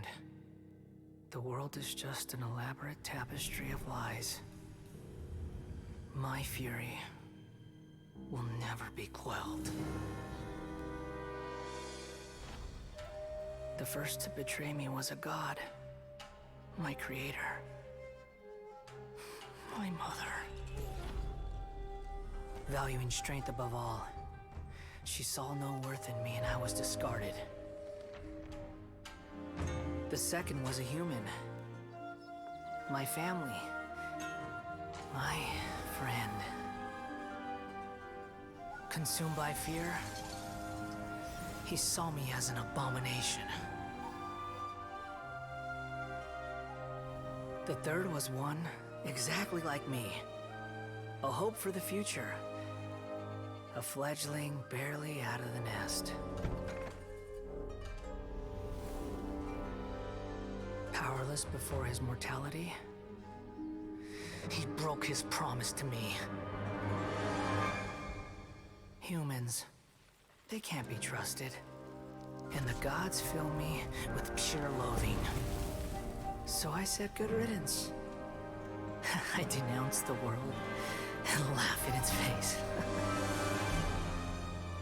My chest will never again be defiled by worldly filth. I will scrub away every last trace of human emotion. Then it will be empty, a blank slate, and ready to receive a supreme gnosis, brimming with pure divinity.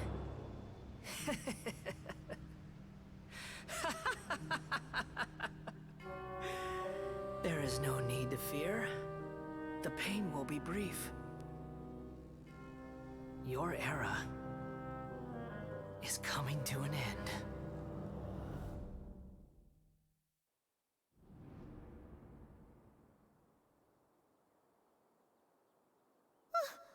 What was that?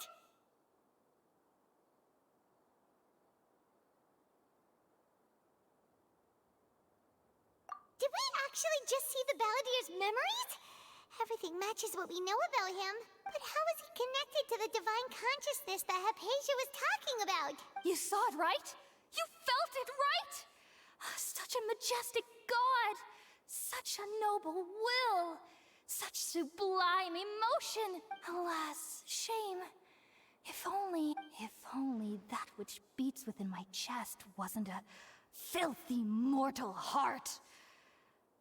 Oh, great and merciful God! Please grant me forgiveness and salvation! Do you understand now? I'm afraid this is no Peripurna life, but rather... You! Why are you so mean to me? Why is everyone hiding from me? I found divine wisdom. Shouldn't I receive praise and honor? Haven't I uncovered that light in the darkness? Hypatia? That's how I always thought everything should be. Wait, have I already lost my mind?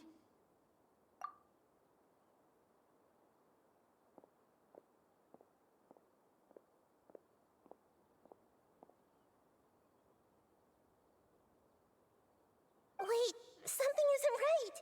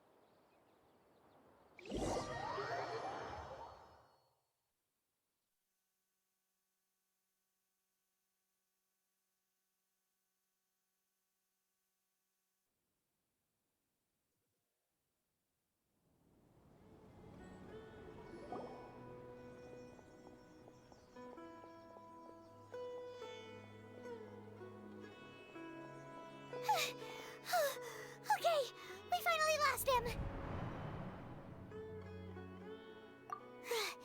Are you okay, Nahida? Wait, no. Something feels different. You're back! Oh, the Traveler's back? Nahida was controlling your body for a while. It seemed like she jumped over to you as an emergency measure right before the Catherine puppet was destroyed. After that, Tainari heard the commotion and came over. He helped us defeat the mercenaries and then he ran with us all the way here. What? You swapped places? You mean your consciousness also went into Nahida's body? Wait, then where is Nahida's consciousness? Where is she now? I never imagined that an individual's consciousness could be transferred around like this. Had I not seen it with my own eyes, I would have never believed it.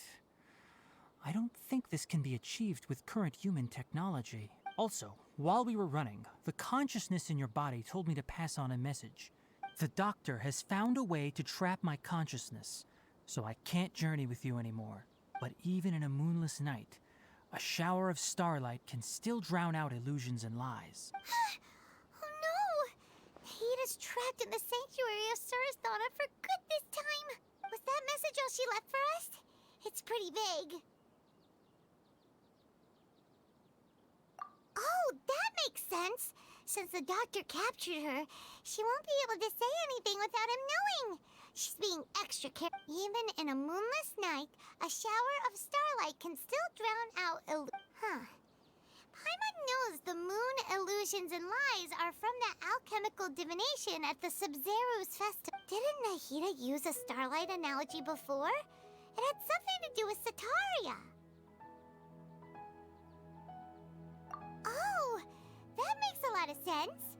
Huh. Do you think Nahida was telling us to go find help in the desert? But she isn't with us anymore. Think we'll be okay? Paimon, you said Sanctuary of Surasthana. Does this mean that this Nahida you're talking about, the consciousness who is occupying the Traveler's body, is the Dendro Archon? Your guess is correct, but the situation's a bit complicated, so it's really hard for us to explain right now. That's all right. A scholar's curiosity doesn't need to be appeased right away.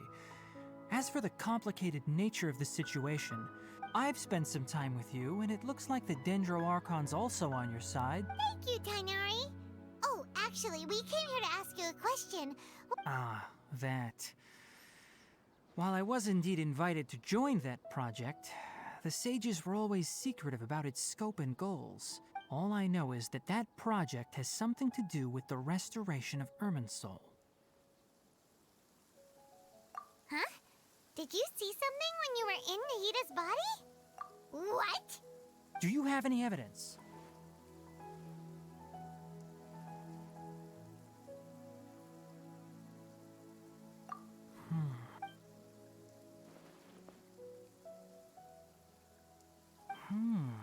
So that's what happened.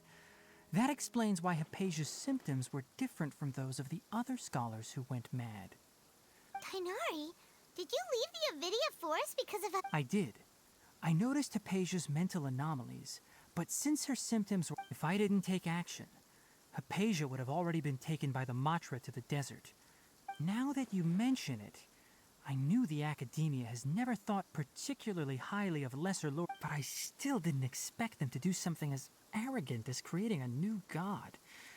Looks like I made the right decision. The Doctor and the Balladeer. From your description, I don't think they've completed their project.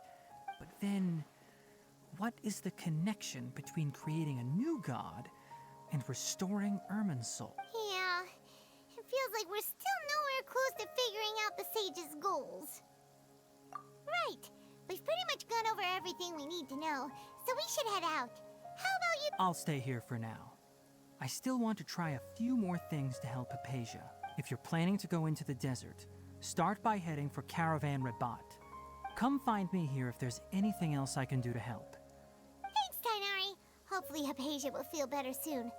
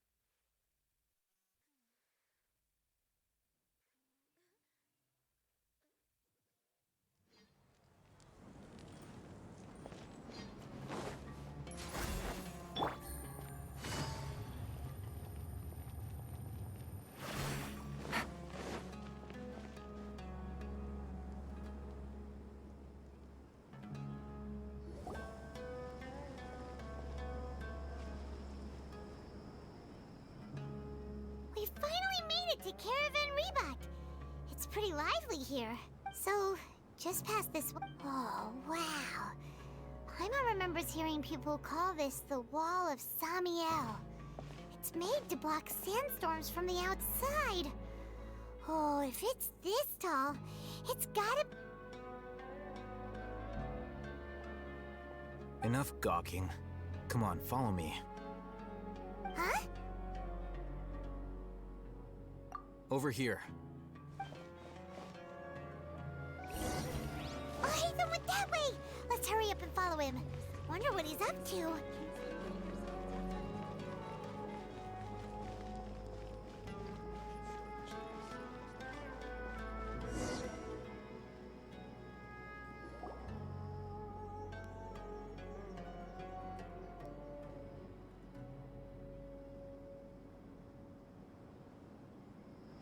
What the... Where did she go? How did we lose them? They were just here a second ago. More Eremite mercenaries? Who are they working for this time? Anyway, Traveler, it seems like we were being followed again. You were too careless. You should have noticed those hopeless amateurs trailing you a long time ago.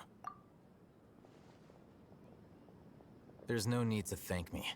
I've never cared to keep track of personal favors. All I did was correct a mistake I happened to come across. It's a habit I developed at the Academia. You really gave Paimon a scare, Alhaitham. We never thought we'd run into you here. Last time we met at Port Ormos, didn't you say you were going back to the Academia? Wait, don't tell Paimon that you're here to take us back on their orders. Oh, so you've already landed yourselves on the Academia's hit list. I can't say that I didn't expect it. However, had I wished to turn you over to the Academia, don't you think you'd already be the Eremites' honored guests by now? Oh, right. You do have a point. I have no interest in running errands for that project. As a scholar, I've always belonged to the camp that promotes researcher autonomy. And these days, you're more fascinating than anything the sages can offer. Not quite. To tell you the truth, I'm still investigating the Divine Knowledge Capsule. Unfortunately, I've run into some difficulties. Everyone says the capsule originated in the desert and was eventually moved to Port Ormos. If I am to get to the bottom of this, I must understand how the capsule first came to be. Which brings me back to you, and why you're so interesting. The leader of Ain al-Ahmar used the Divine Knowledge Capsule right in front of you, and upon seeing him, your expression became perplexed, and you were lost in thought for quite some time. To have that kind of reaction, I think you must have realized something. Are you interested at all in sharing what you've been hiding from me? Alhaitham, you really have a ridiculous eye for detail. What kind of person even notices or remembers stuff like that? So that's your answer. Well, I do work for the Academia after all. So considering that, it is indeed wise to keep your cards close to your chest. But that does prove you do have some undisclosed information about the Divine Knowledge Capsule. Am I right? No matter. Rather than simply learning the answers from you, I'd still prefer to investigate on my own. Speaking of, you two are also headed to the desert?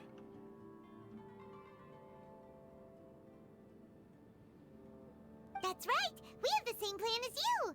But we don't really have any concrete goals at the moment. Then I'd suggest starting with Aru Village.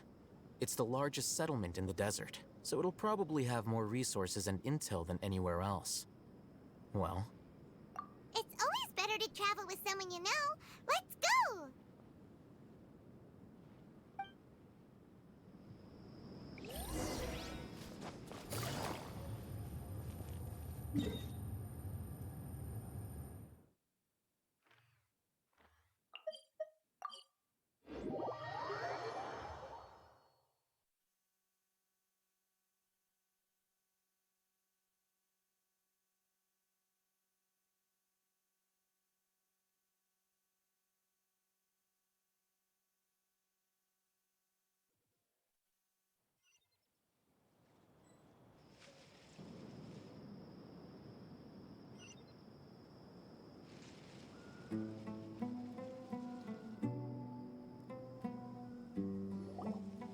Before us lies Aru Village, the safe haven of the desert folk.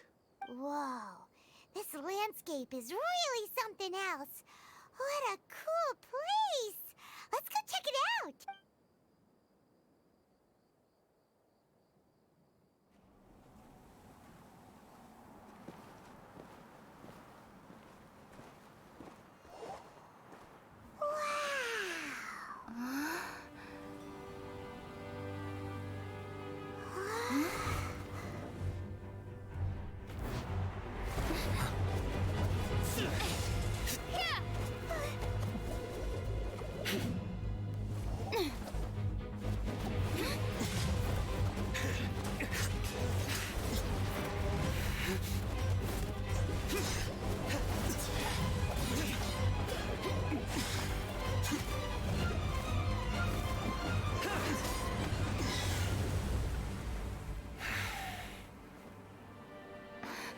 Sino.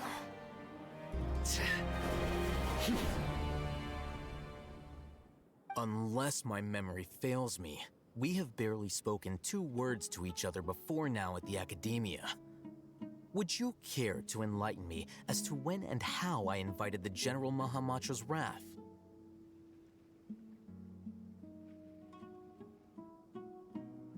Alhaitham, do not think you can escape my judgment just because you managed to escape my attack. Judgment? So that's how you'd characterize your actions here, is it? Or would elimination perhaps be a more accurate description? Had I used my full strength, not even this traveler would have been able to stop me. Though styled like an assassination, I sought only to ensure that my target would be unable to flee or resist. Standard practice for the Matra, as well you know. Seemed to me more like your own personal touch. Who is that, Alhaitham? Did you call him General Mahamatra? Yes. General Mahamatra Sino, head of all the Matra at the Academia. He's a formidable hunter, and the ultimate nightmare for any who have committed academic crimes.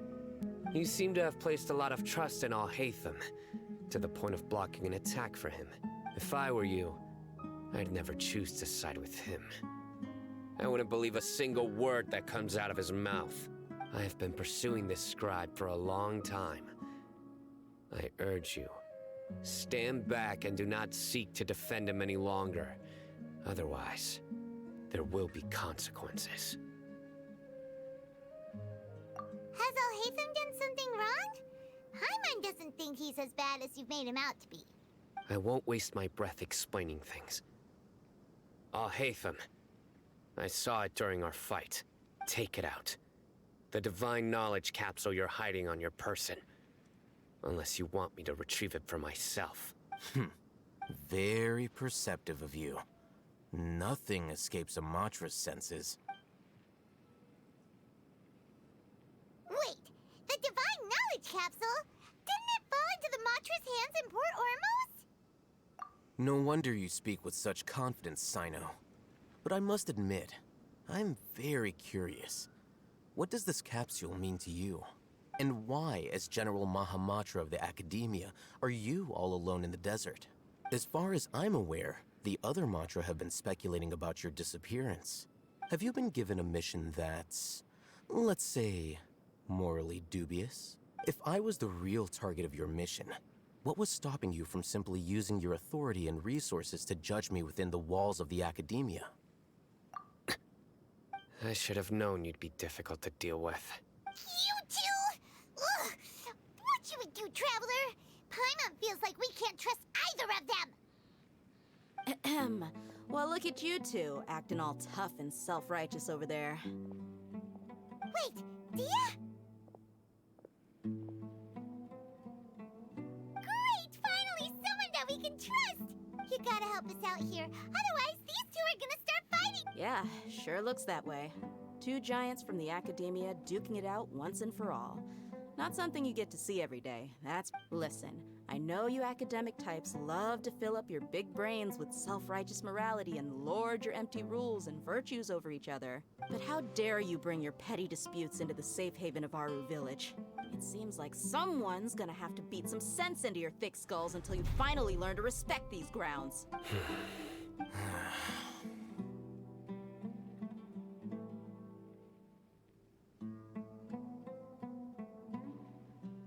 Hey, did either of you hear a word I just said? Whoa, what's going on? The wind's so strong. Another sandstorm? What's up with these recently? Hey! All of you, over here, quickly! We have to take cover! Someone's calling for us! Oh, this wind is too... That sounded like Candace. Come on, you two. Jeez, are all of you academia folks such hard work? All right, stop yelling.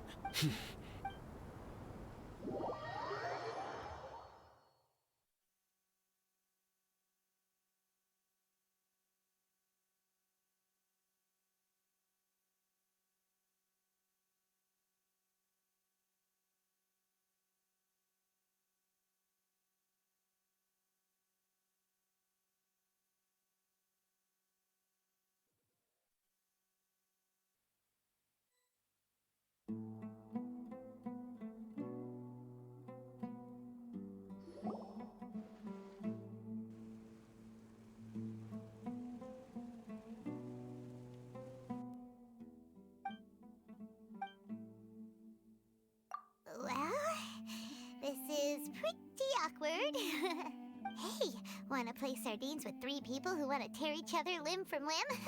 Sure, why not? Sounds fun. The air is so thick and heavy. Paimon can hardly keep floating anymore. My sincere apologies, everyone.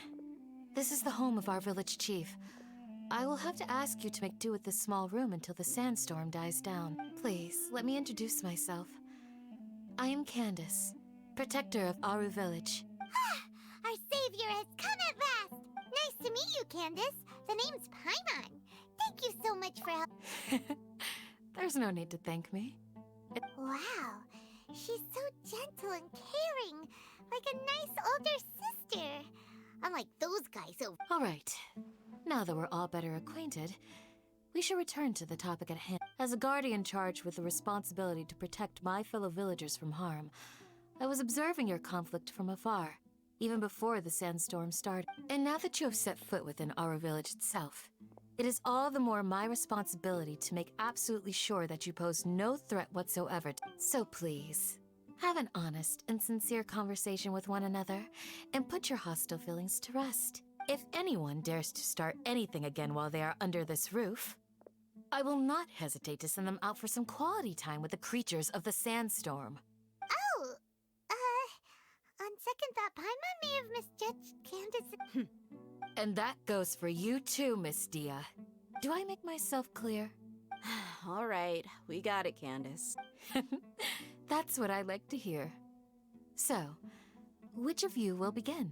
I was supposed to be a mediator, but I might have gotten a little too involved just now.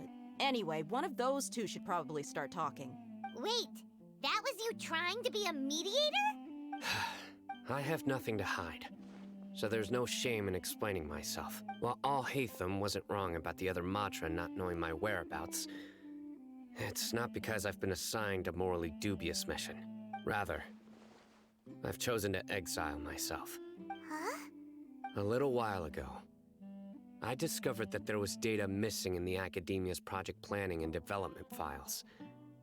What little they did report clearly did not match the project's actual progress. As General Mahamatra, I had the responsibility and authority to request an audit.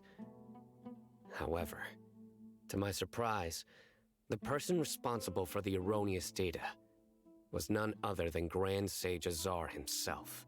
I tried to investigate the issue myself before submitting a formal audit request, but I soon found that all leads and potential pieces of incriminating evidence were carefully concealed from me. I began to realize that they were cautious of me from the very beginning. Unsurprisingly, the Grand Sage rejected my audit request as soon as the submission reached his desk. He even said to me, "The power of the General Mahamatra is granted by the sages. You have no right to judge us." So they really are up to no good. I realized then that to the Grand Sage, The Matra are nothing more than tools for the sages to assert and maintain their control over knowledge. The vows that we took, the principles that we strive to uphold, they are meaningless to the academia of today. I believed it would be wise to flee the academia before the sages had a chance to take action against me. This way, they can no longer see nor predict my actions. I will never give up on this investigation. There's no need for someone else to give me power or authority.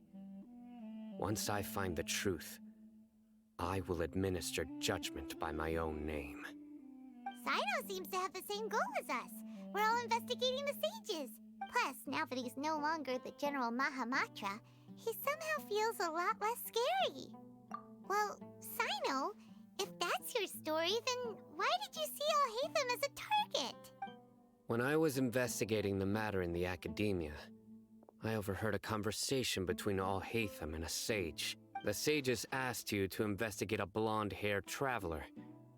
Do you dispute this, Alhaitham? What? Like many parts of the project, this assignment was undocumented. Now throw in your suspicious behavior with the Divine Knowledge Capsule, and I think we deserve an explanation. Yes. I was indeed tasked with investigating the Traveler. Alhaitham! After all, the promised reward was so great that hardly any scholar could have refused. The sage told me, once you've completed this assignment, I can give you a glimpse of divine knowledge. Unfortunately, those academics don't know me at all. Their words contained one key piece of information, namely that divine knowledge indeed exists. From my perspective, the sages are far from trustworthy. Think about it. Isn't it a little strange they're so willing to share divine knowledge with anyone, even as a reward? So, I began my own investigation following the lead of the Divine Knowledge Capsule. In the end, I realized my wisdom in committing to this rather than collaborating with the sages. Had I been less guarded, I probably would have ended up like that Ain al-Ahmar mercenary, incapable of remaining sane for long enough to hold a conversation. You mean that the sages originally planned to dispose of you, using one of those capsules that drive people insane? I'd already given up on the assignment by then. I only told the Academia I was waiting in Port Ormos for you to appear so they wouldn't suspect anything. So it came as quite a surprise when I encountered my erstwhile target while investigating the Divine Knowledge Capsule. Criminals do love to talk about coincidences. Even though I ran into the Traveler by chance, I had no intention of providing assistance to the Academia. Also, you should remember, you were the ones who decided to follow me and strike up a conversation after I left that tavern. That's true. Alhaitham helped us out at Caravan Rebat as well. Maybe he's telling the truth. I'm willing to apologize, if that's worth anything to you. I took the Divine Knowledge Capsule behind your back because I judged its existence to be a significant risk. I felt that it would be best for no one to interact with it before it had been properly studied. After all, curiosity often proves to be the most dangerous thing in this land. You should be well aware, Scribe Alhaitham, that curiosity can also lead you to danger and suspicion. Answer me this. Did the sages share any information about their project with you? Have I not made myself clear? You and I are both distrusted by the Academia. Do you really think they would tell me anything? Fine. Although you haven't completely proven your innocence, I won't regard you as an enemy. As you wish. Good. I'm glad to see you two clearing up your misunderstandings. And now you, Dia. I believe it's your turn. Oh, sorry. Whatever the boys were talking about must have been so boring that I spaced out. My situation is pretty straightforward. My employer, Dunyarzad of the Homayani family, is friends with the Traveler and is currently recovering from her illness at home. I had nothing going on, so I decided to return to our village for a visit. I was actually looking forward to a pretty exciting time getting back together with everyone here. But then I saw these two random guys in the middle of a pointless argument. It ticked me off, and things went downhill from there. Is that all? Well, I will admit that definitely sounds like your style. In that case, welcome back, dear. That's more like it. I missed you all so much, Candace. Whoa! What was that sound? No need to worry. Now that you're no longer at each other's throats, please make yourselves at home. I'll take a quick trip outside to clear out some of those creatures in the sandstorm. Creatures? In the sandstorm? Are you sure you don't want some backup? Fighting in a sandstorm is not for the faint-hearted. Anyone without extensive training in these conditions is at a disadvantage. Yeah, just leave them to Candace. Don't worry, she's as tough as they come.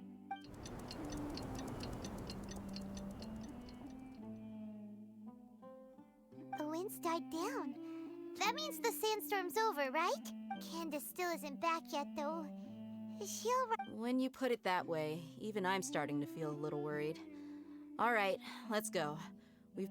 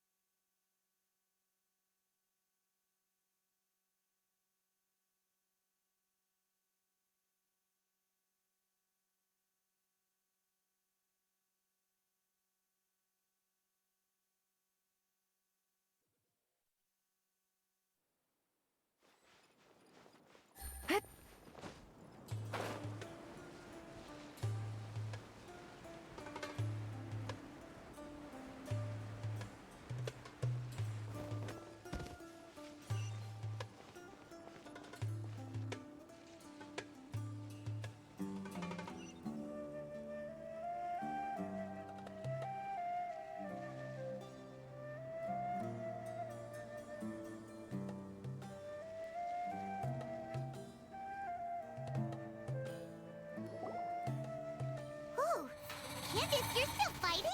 You've been out here dealing with these creatures the entire time? Yes. They just keep coming in waves. I've lost count of how many I've defeated. Before I realized it, even the sandstorm had stopped. Ah! Here comes another wave! Leave this round to us. I got interrupted earlier, but now I have something to take my anger out on. It's been quite a while since I've seen the Flame Mane in action. I'll be sure to put on a good show. Let's go!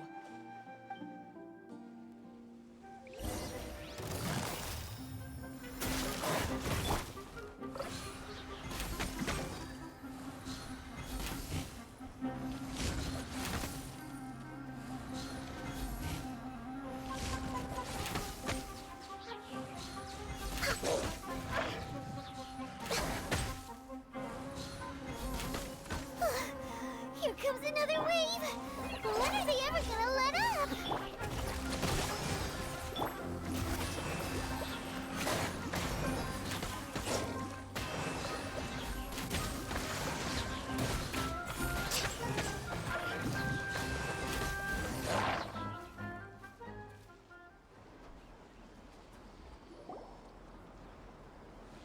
The creatures stopped appearing. What we fought just now was probably the aftermath of the sandstorm. Well fought, everyone. No injuries, I hope. Huh? Who are you? Ah, my apologies. I haven't had a chance to greet you yet. I had my hands full taking care of the villages. I am the chief of Aru Village. Everyone usually calls me Uncle Anpu. Sir, I am also originally from the desert, but I have not been back for some time now. May I ask if such sandstorms are common? I can't say they've always been common, but recently the storms have become increasingly severe and frequent. Besides sandstorms, we also occasionally get earthquakes. According to an investigator who stayed in the village a while ago, these unusual natural phenomena are related to the withering of Irminsul. Another effect of So, Irminsul's withering causes withering zones in the forest, and sandstorms and earthquakes here in the desert? Everything in the natural world is inextricably connected to Irminsul. These regional symptoms can indeed be a reflection of Irminsul's... Everyone in Aru Village needs to take good care of them. Speaking of which, why haven't I seen a single village keeper since I got here? Village keeper? Who are they? Village guards like... Does your curiosity know no bounds? Village Keeper is how Aru Village refers to mad scholars exiled here by the Academia. Most of them are scholars who lost their sanity after a period of training in the Avidia Forest. The Academia believes that their crazed mutterings may have a negative effect on the psyches of other scholars. So, they're forcibly exiled to the desert. Alas, that's exactly what we've been trying to investigate. One by one, the village keepers have been mysterious, but no one in the village has ever seen them leave. If you're planning to stay around the village for the next few days... I've had encounters with those people in the past. I'll see what I can do to... The Matra are the ones responsible for their exile. Now that you're no longer with them, are you trying to alleviate your guilt and atone for your past sin? Mock me if you will, but if you are guilty, I will eliminate you, regardless of my position or identity. Oh, you're the former General Mahamatra. You must be an expert in these kinds of investigations. Is it because you're reminded of Hypatia? Oh, these poor... But, is it really a good idea to tag along with Cyno? You seem like you really don't trust him. I'll be grateful for the assistance. No doubt you will do a better job than some of my former subordinates. Let's start by finding a spot to share what we know so far.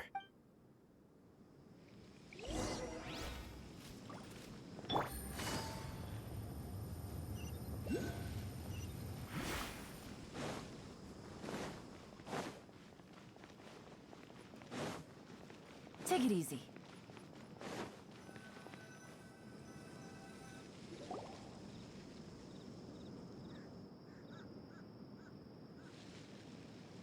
Although I've sent myself into exile, I'm still doing essentially the same things. Do you still have any questions for me before we start our investigation? One of my former subordinates told me that this title has its origins in a strange incident. The Academia has long exiled mad scholars to Aru Village.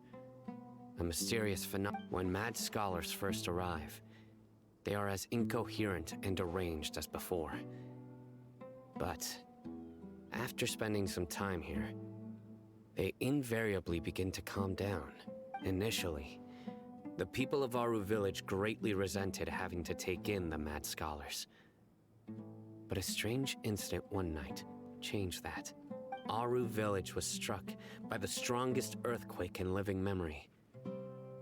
Seeing buildings on the verge of collapse all around him, the then chief of the village was preparing to take Suddenly, he noticed a mad scholar crouching in a corner, caressing the ground with his hands. A soft, green light, despite the powerful tremors that ripped through the ground that night. All the houses remained upright, almost as if they had grown roots reaching deep into the ground. After that, the people of Aru Village treated the mad scholars with greater kindness, and began to refer to them as the Village Keeper. A soft green light? A mad scholar protecting... Paimon thinks so too. Actually, Cyno, do you know if any of the mad scholars continued to wear their Akasha terminals? In theory, they would continue wearing them so the Academia could still monitor their activities.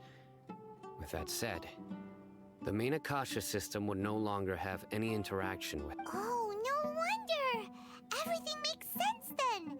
Add in the fact that they calmed down, it was probably Nahida who... If you are able to draw a conclusion from this one story alone, so, what do you make of the story?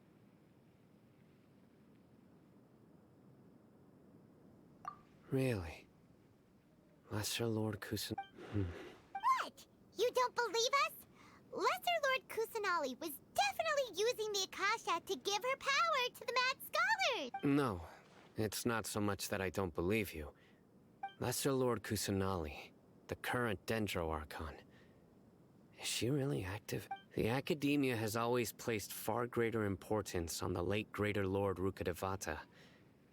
They've more or less ignored Lesser Lord Kusanali, and I've never had any reason to doubt their view. In addition, I've never heard any stories about Lesser Lord Kusanali and her deeds. To me, she might as well have been a god. No way! Nahida definitely exists! She's a... how should Paimon put it?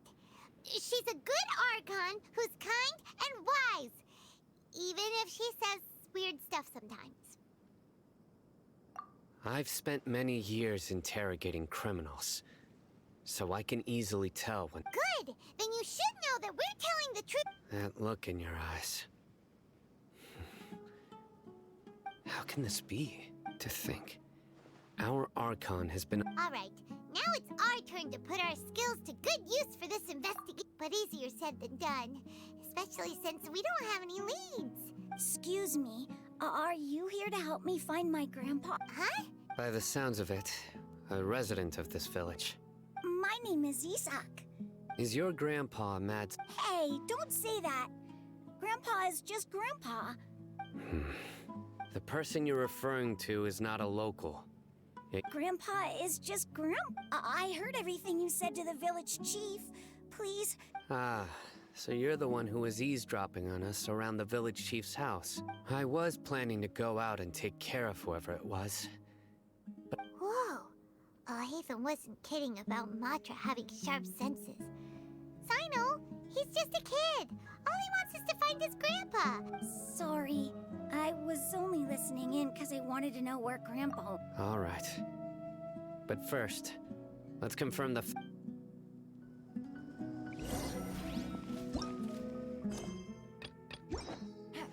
Take it easy.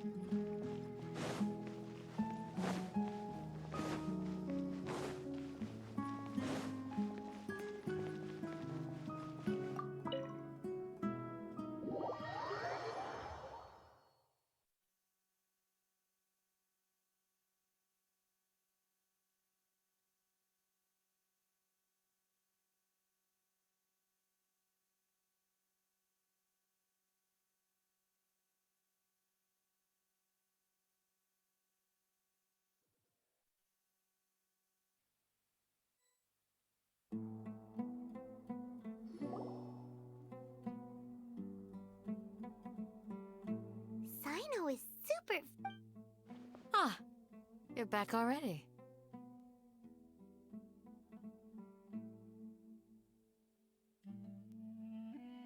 We just wanted to confirm something with you.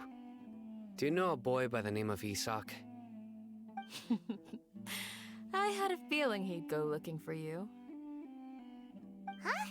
You knew this would happen? Yes.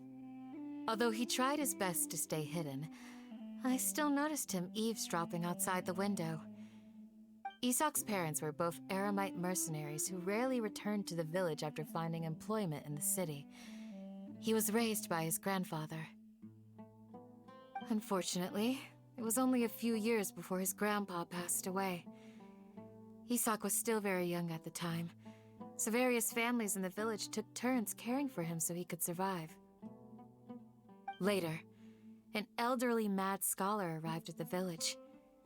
Isak thought the scholar bore a striking resemblance to his grandfather, and thus often spied on the man.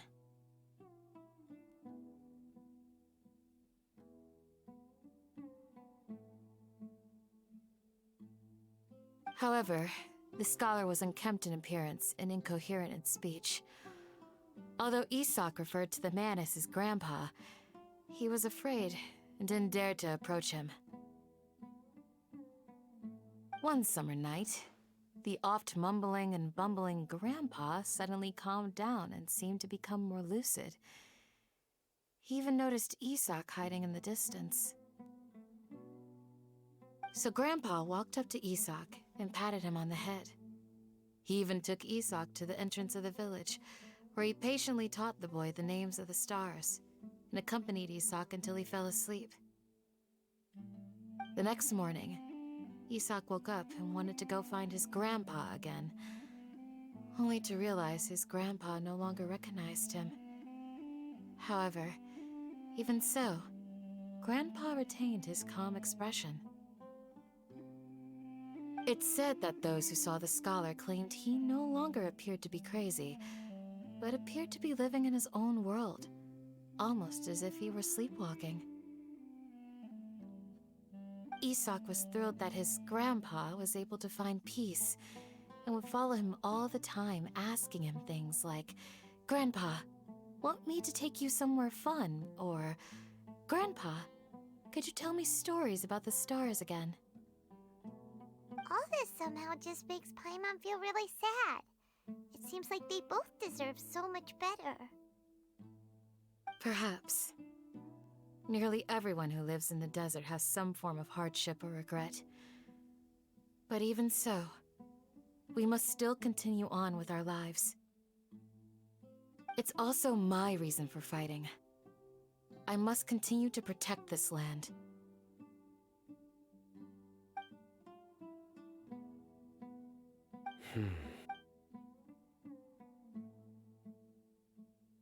Maybe the people have always had a considerate God watching over them.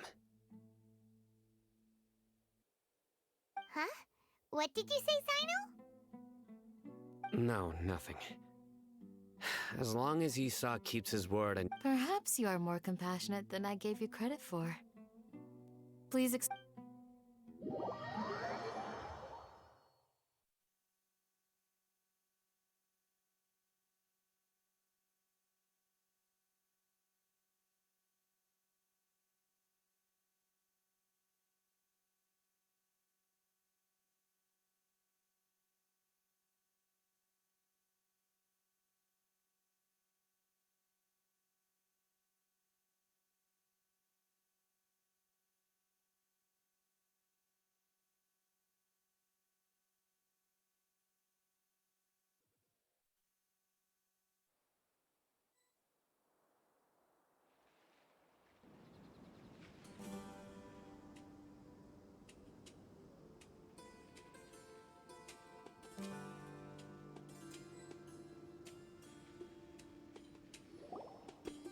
Hey, Isak! Oh, it's you guys! We've cleared everything up. Let's go find your grandpa. Really? Wow! Thank you! Yeah!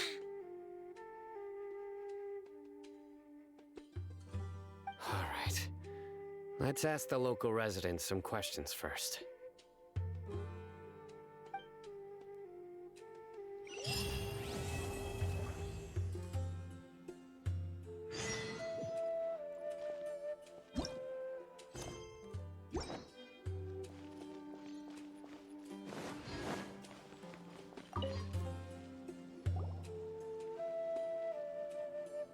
Excuse me, did you happen to see where the missing scholars went?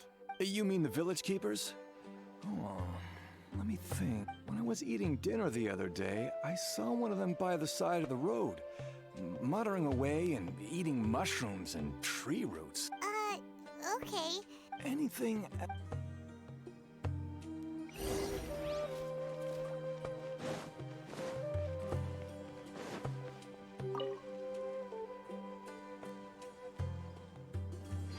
The scholars that have gone missing. Those eyes. Those fierce eyes. Don't change the subject. Right. You were asking about the the mad scholars. I think it's been a few days since I last saw them.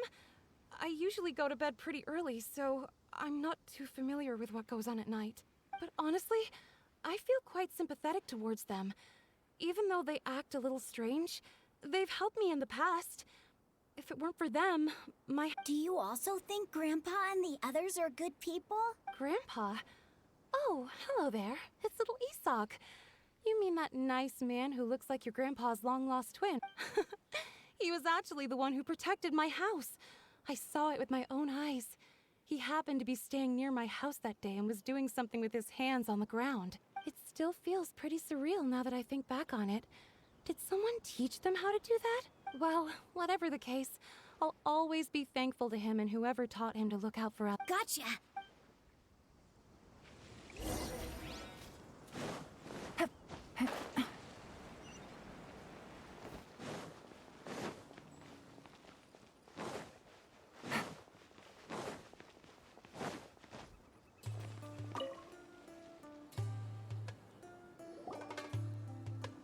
Sir, have you seen my grandpa recently? You know, the one who likes to sit and space out. Oh, well, if it isn't Isak. The last time I saw him, he was spacing out by the road as usual. I went and asked him if he'd like any of the food I had prepared, despite my wife's protests. Like many people, she's... And speaking of my wife, she's still always complaining about how I don't make enough mora. That might explain why she's always mad at me. Oh, thank you. Thank you for taking care. It was nothing. You're looking for him, right? Did he go for a walk and get... Yeah. Whew, that's no good. Well, once you found him, come by my place again and I'll cook a little something. I've known you since you were very young. So as far as I'm concerned, you're family. Please feel free to come by anytime. Wow, what a nice guy. Okay, thank you, sir. Huh? Don't say anything for now. Isak, stay here. Let's head over there. Stay quiet as you move.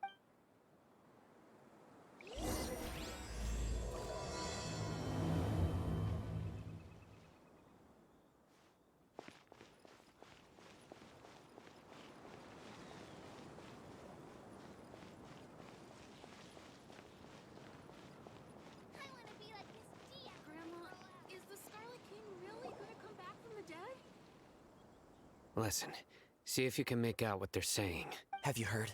The mighty Scarlet King, the sovereign of our faith, will soon return to this... Yes, of course I have. The Scarlet King is the one and only true ruler of this land. I've never believed in any other gods. Still, you say he's coming back, but it sure doesn't feel like life's about to change around here. Haven't you noticed? The village has been getting more deranged scholars than ever. Delavar was saying that many people also went insane just before the fall of the Scarlet King's civilization in ancient times. We don't quite know why, but it seems like there's some sort of connection between insanity and the Scarlet King. Isn't it a sign of the Scarlet King's power that all the mad scholars have disappeared? If you ask me, they must have been chosen as the final sacrifice for the Scarlet King's resurrection. Huh. Now that you say it, that does make some sense. Does this mean our lives are finally going to take a turn for the better? Exactly. Those city folks will get what's coming to them. Now, repeat everything you've just said from the very beginning. Huh? Who are you? My patience is running thin. You heard what I asked.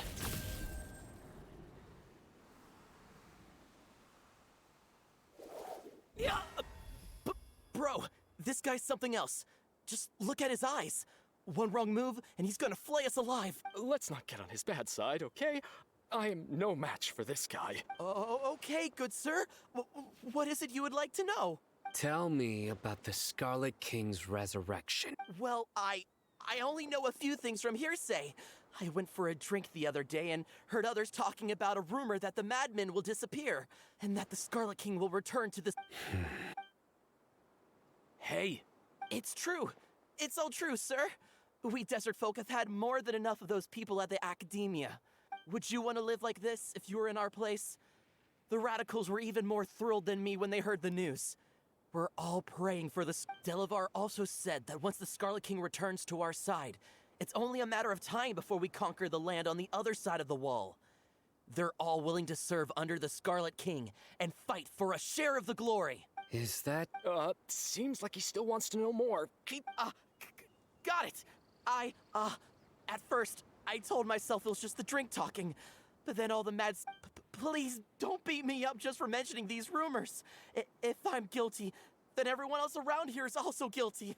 I'm just saying what the others said. The people here really like the Scarlet King, but dislike the Dendro Archon. Where is this radical person I haven't run into him over the past few days, so he probably hasn't been around the village. What?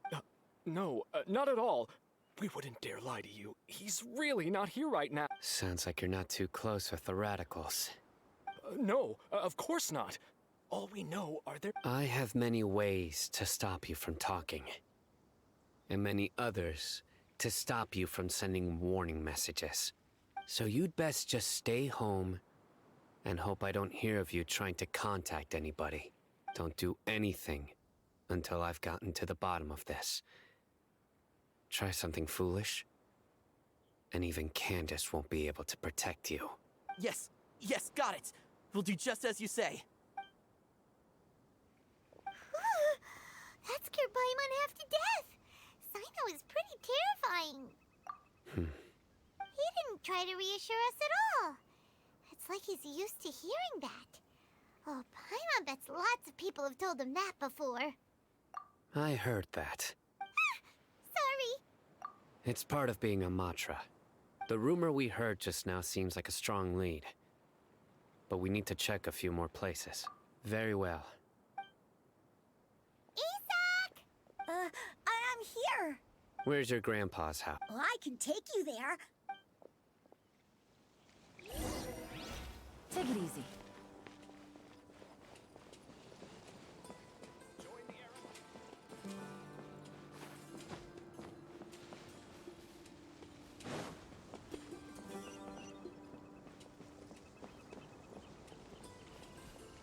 Grandpa?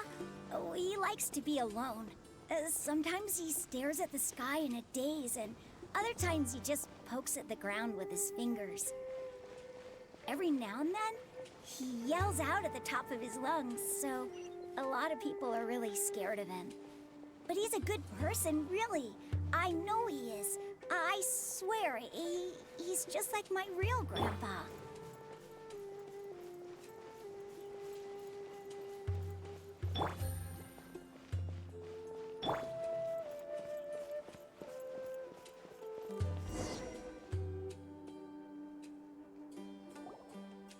Well, this is where Grandpa usually stays. There sure isn't much here. No. Incense? Please don't say it's this. But are you okay? Are you getting dizzy or need to lie down? There's a scent that you can sense, but I can't. A certain traveler here once passed out from that smell. Thankfully, Tighnari saved the day. And then he gave us a long lecture to explain. So, you know Tighnari? Huh? You know him too? Are you? Yes. Now that I concentrate, I can also make out the scent of incense. Wait, surely Tighnari didn't lecture you too. No. No need. Did you first encounter this scent at Tighnari's house? In the forest. From a scholar.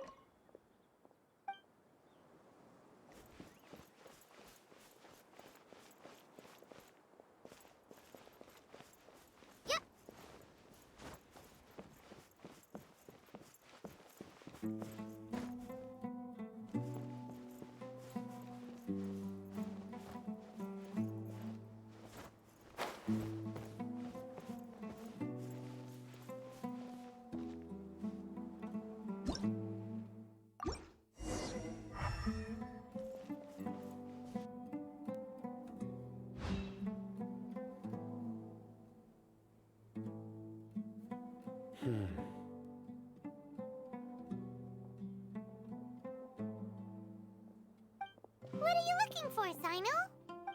Here it is. Take a look right here.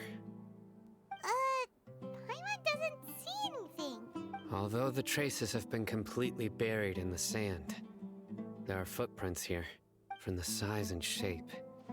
They belong to an adult male. This pattern is a common one from this area. Local shoes. This was probably some... The scent is quite faint, but still extant. The footprints head in the direction of the door. But who would come looking for Grandpa? He doesn't have any friends. We'd have to ask whoever lured him away with the incense. Huh? So you can lure someone away with just a scent? Hey! What's wrong with liking good food? Everyone's got something they love. Exactly.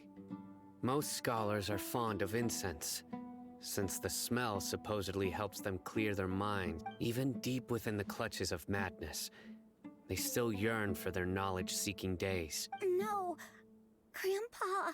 So, someone's taking advantage of their weakness? Are the rumors really true? Could the disappearance of all the mad scholars have something to do with the radicals? It's highly... Please, you have to save my Grandpa. Grandpa's never done anything wrong. Sounds like we'd better help get him back. Don't you worry, Isak. We won't let whoever took... Let's head to Aru Village and inform Candace and the others.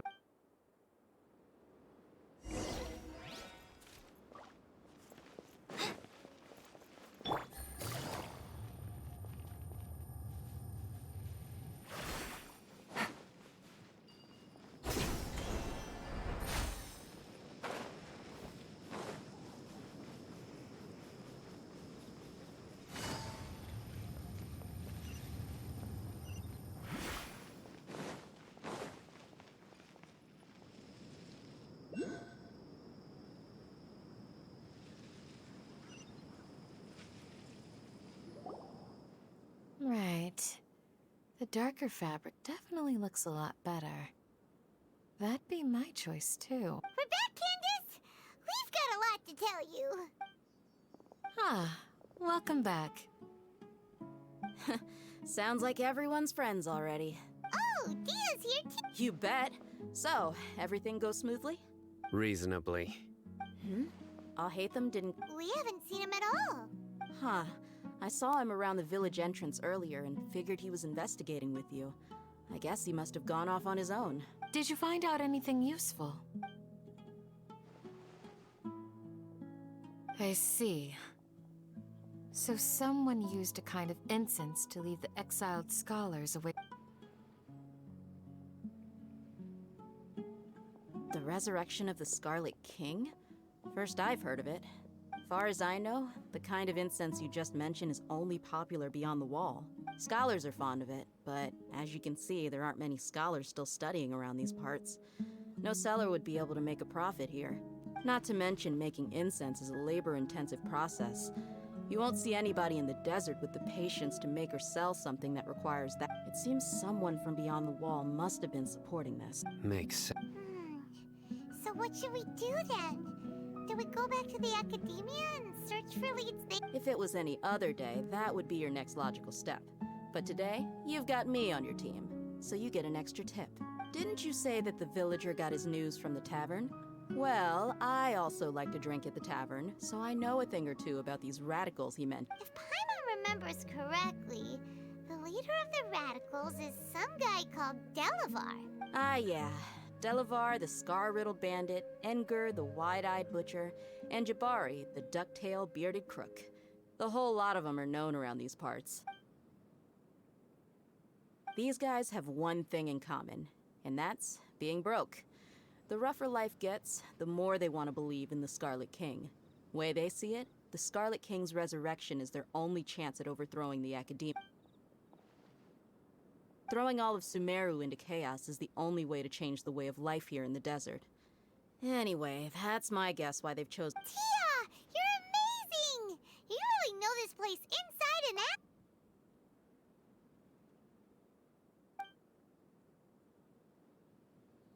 out. No merc can afford to slack off on gathering intelligence. Every mora I've spent in the tavern has been a valuable investment. Let's head out. Now hold on, you're staying— Aru Village is not a big place. Outsiders stand out here like a sore thumb. I'd bet word about you has already gotten out. The desert is unforgiving, so the way of life here is also a lot tougher than on the outside of the wall. You survive on making connections out here. Compared to you, mercs like me are just third-rate amateurs. I've got no actual fighting skills to speak of. But that also makes it a whole lot easier for me to gain the locals' trust. I need to go around and ask some questions, but it'll be difficult if you're with me. Fine. Good, then we've got a plan. The Traveler and Paimon will go to Caravan Rebot with me, and we'll try our best to figure out where the Mad Scholars have been taken. Sino, you'll have to stay in the village and continue investigating on your own. All right, sounds like a plan.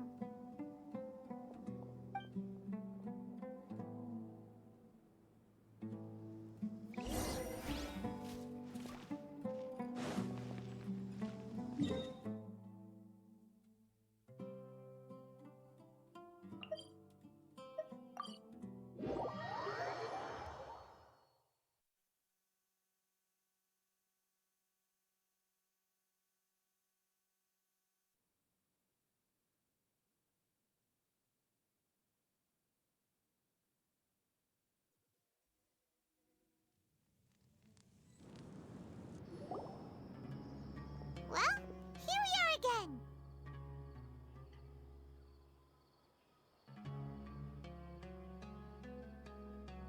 Sounds like you're starting to get familiar with the area. Paimon's amazed every time we see the wall of Samiel. How can a wall this tall even exist? It's almost unreal. I know what you mean. I had the same question every time I walked this way when I was a kid. Also, why is this high wall here? And can a wall really block sandstorms? It was only after I grew up that I realized the wall of Samiel isn't just there to keep out the sandstorms. It serves a more important purpose, keeping out people like us. Sumeru is run by wise and mighty sages.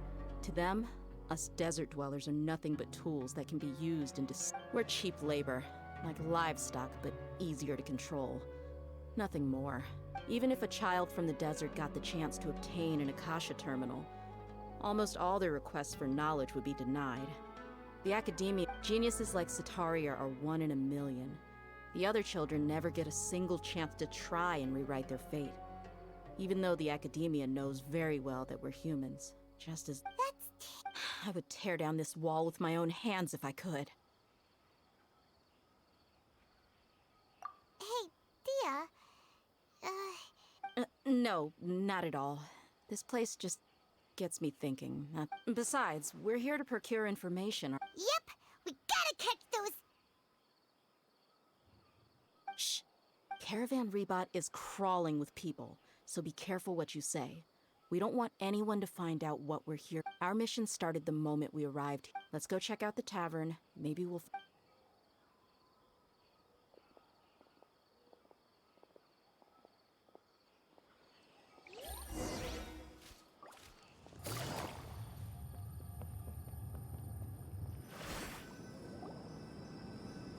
Just our luck. None of them are here today. You mean, you don't see anyone you know? Dia, is that you?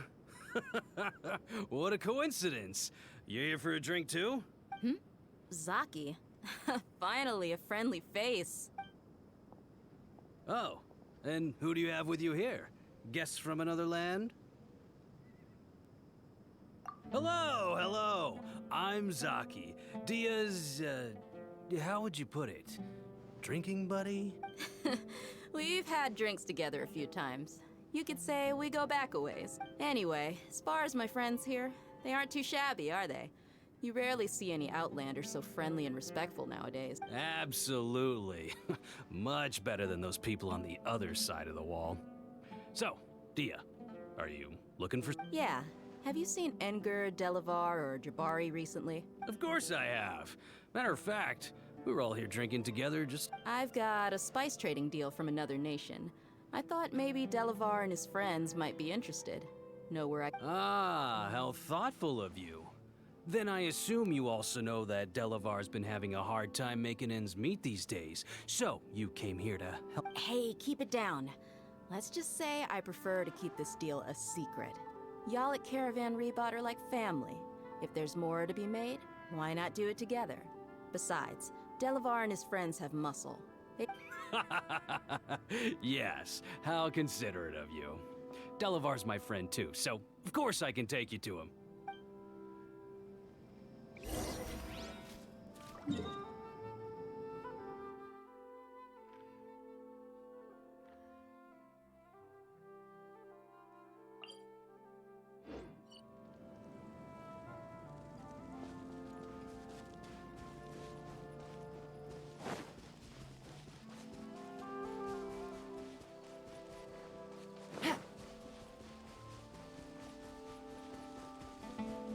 Take it easy.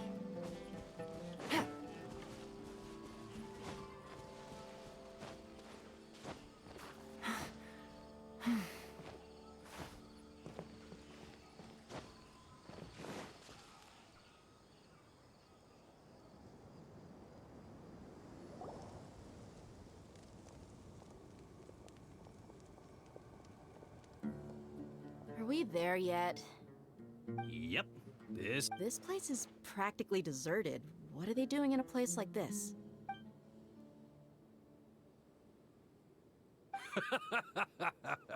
Why don't you take a guess? Go on. A wild stab in the dark. Oh no! It's an ambush! What's this all about, Zaki? Come on, Dia. You really think we didn't hear about what you said back in Aru Village? The boys have kept a close eye on you from the moment you set foot there. Not only do I know that you're looking for Delavar, I also know that you've teamed up with people from the Academia to look for the missing scholars. So, you've been watching us from the very beginning? Uh-oh. I'm a new leaving Sino. And you left the strongest one in the village, didn't you?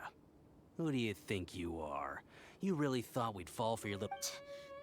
So you and Delavar have been partners all along.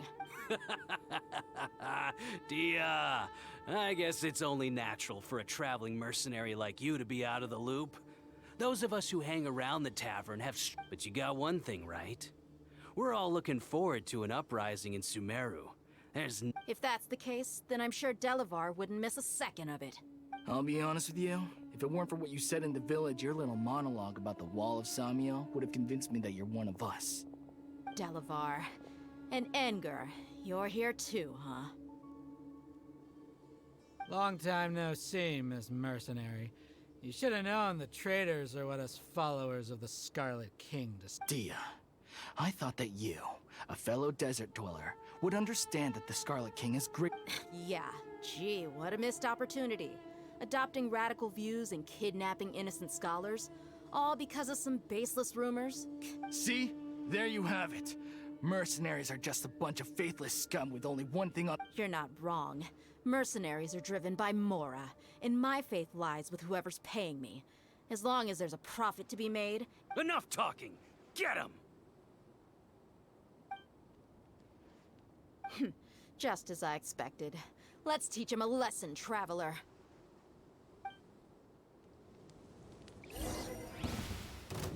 Following orders. New punching bag. You're open. Take Quietly now. Hold the line! You're open. Take that.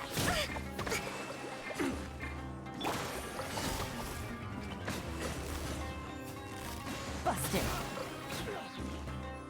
You're open. Take that.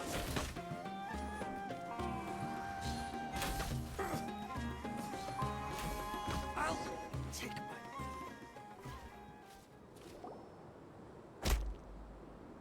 Impossible! Yeah, how could you? So, what do you think about your meticulous network now, Zaki? How did you say it? It's only natural for a traveling mercenary like me to be out of the loop. I'm guessing your informant told you that I'm just an incompetent merc with no real fighting skills, correct? And of course you would believe everything he reported. The only thing you know about me is that I'm a mercenary, but you've never seen me in action. Even though you heard we went to handle monsters together, you believed that Candace was the only one doing all the real That so-called Flame Mane is just a fraud. She admitted it herself. She just uses her connection. That's what you thought, right? Ugh. You lied in the village because you figured that we'd have people watching you. And you were stupid enough to fall for it. I figured as much the first time we drank together. You all thought you were so smart. Okay, that should be all of them. Whoa! So you've been planning this since we were in Aru Village? No task can be done without preparation. I just happened to notice a couple suspicious-looking people while Oh, but instead of catching them right away... Those two who were snooping around were just a couple small fries. If we want to get the real catch, we have to be patient. Oh, you mean the funny name she mentioned back in Uncle Ampu's house? That's just a bunch of drunk talk. Edgar and Delavar like to talk themselves up when they're drinking. Edgar, the wide-eyed butcher, and alcohol has a way of making people share what they really think. What about Zaki? He's just a numbskull who fell right into our trap. Zaki was probably the best hidden of them all. My initial plan was to find Delavar first, and then try to track him down. That's what you wanted to ask when we were at Uncle Anpu's house, right? Jabari is one of the villagers you talked to. You know, the one who wanted to treat Isak and his grandpa to some food. Wait, so he's a radical too? No, he isn't. I just needed to tack on a random villager name to make the eavesdropper think that I was making some wild guesses based on my impressions. Wow, what a genius idea! Well, that... Ah, you're too kind. It was straight from the usual playbook, if I'm on. So, that thing you were saying about how mercenaries only care about Mora... Does that bother you? What makes you so sure? Dia, do you dislike the Dendro Archon like the other desert folk? You two are pretty sharp. No, I don't have anything against the Dendro Archon. I've heard a lot of nice things about the Lesser Lord from Dunyarzad. I can understand her devotion and gratitude. Dunyarzad's just an ordinary person. There's no way a god would be so involved in the lives of everyday people, unless I've begun to realize that the sages are behind everything that's happened recently. The Radicals' blind belief in the Scarlet King, making the Dendro Archon out to be an enemy, but I see through it all. And unlike them, I can never be hostile towards anyone who's never done anything. Dia... Anyway, looks like we're done with business here. Traveler, lend me a hand.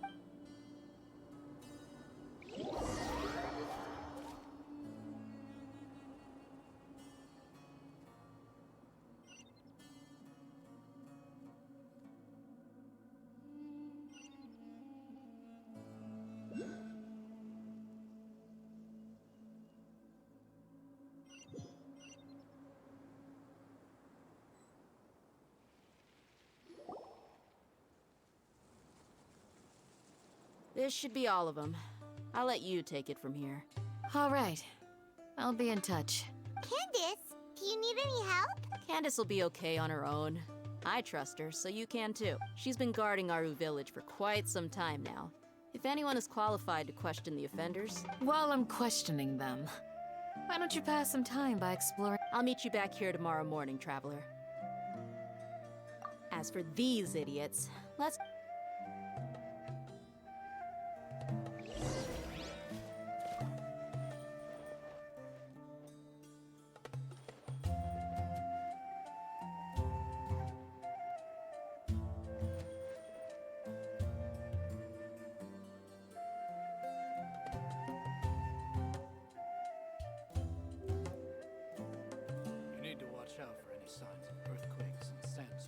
If you lie on the grass, you can feel the heartbeat of the world.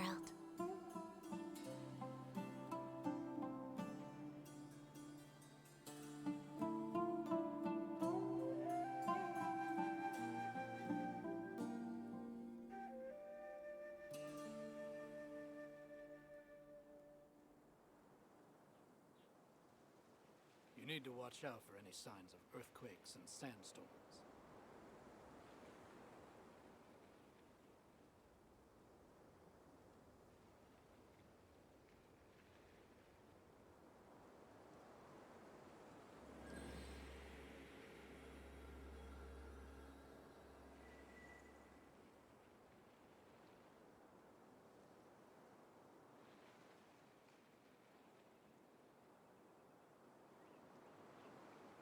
You need to watch out for any signs of earthquakes and sandstorms.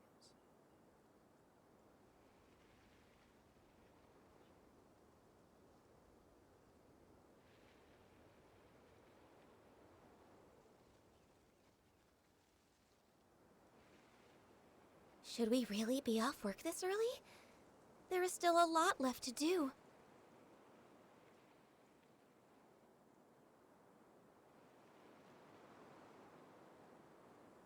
You need to watch out for any signs of earthquakes and sandstorms.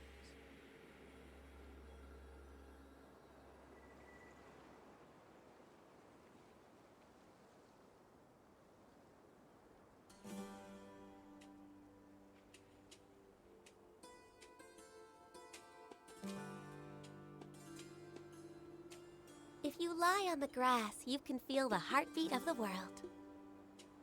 You need to watch out for any signs of earthquakes and sandstorms.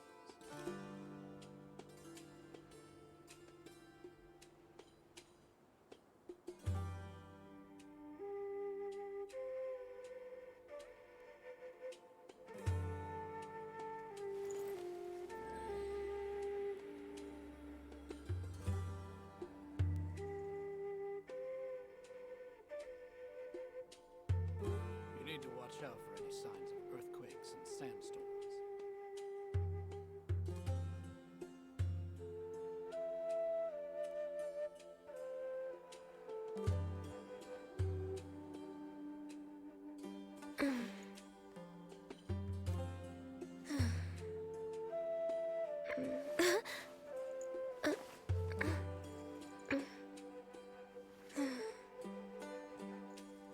You need to watch out for any signs of earthquakes and sandstorms.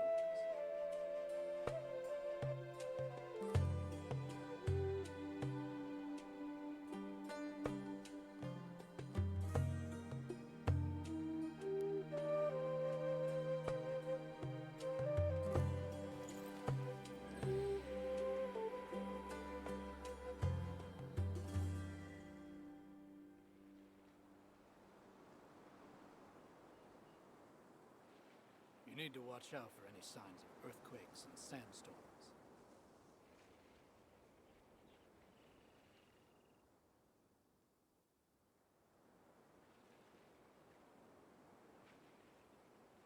Should we really be off work this early? There is still a lot left to do.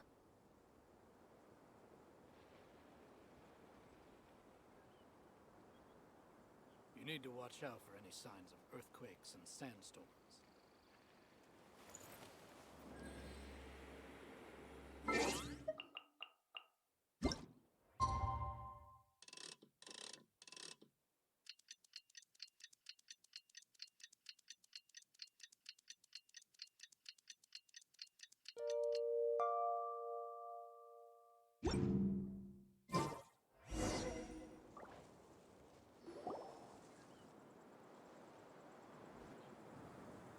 Hey, Dia! Right on time. Paimon's been wondering. You seem to know Candace pretty well. Have you been friends for a long time? We've known each other for some time now. She's a pretty interesting person. Even though she's an extremely strong warrior, she never misuses her powers against. Oh, Paimon knows what you mean. Like a lot of martial artists say, never take the fight outside the ring. Yep, I guess you can put it that way. It takes strong convictions to be as dedicated as she is, and shoulder that kind of responsibility.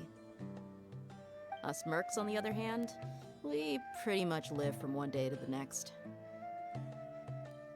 Well, Paimon thinks you're great too. Really?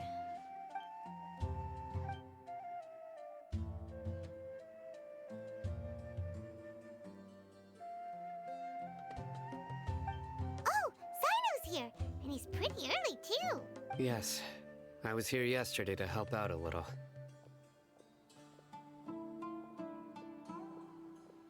To help out? By doing what?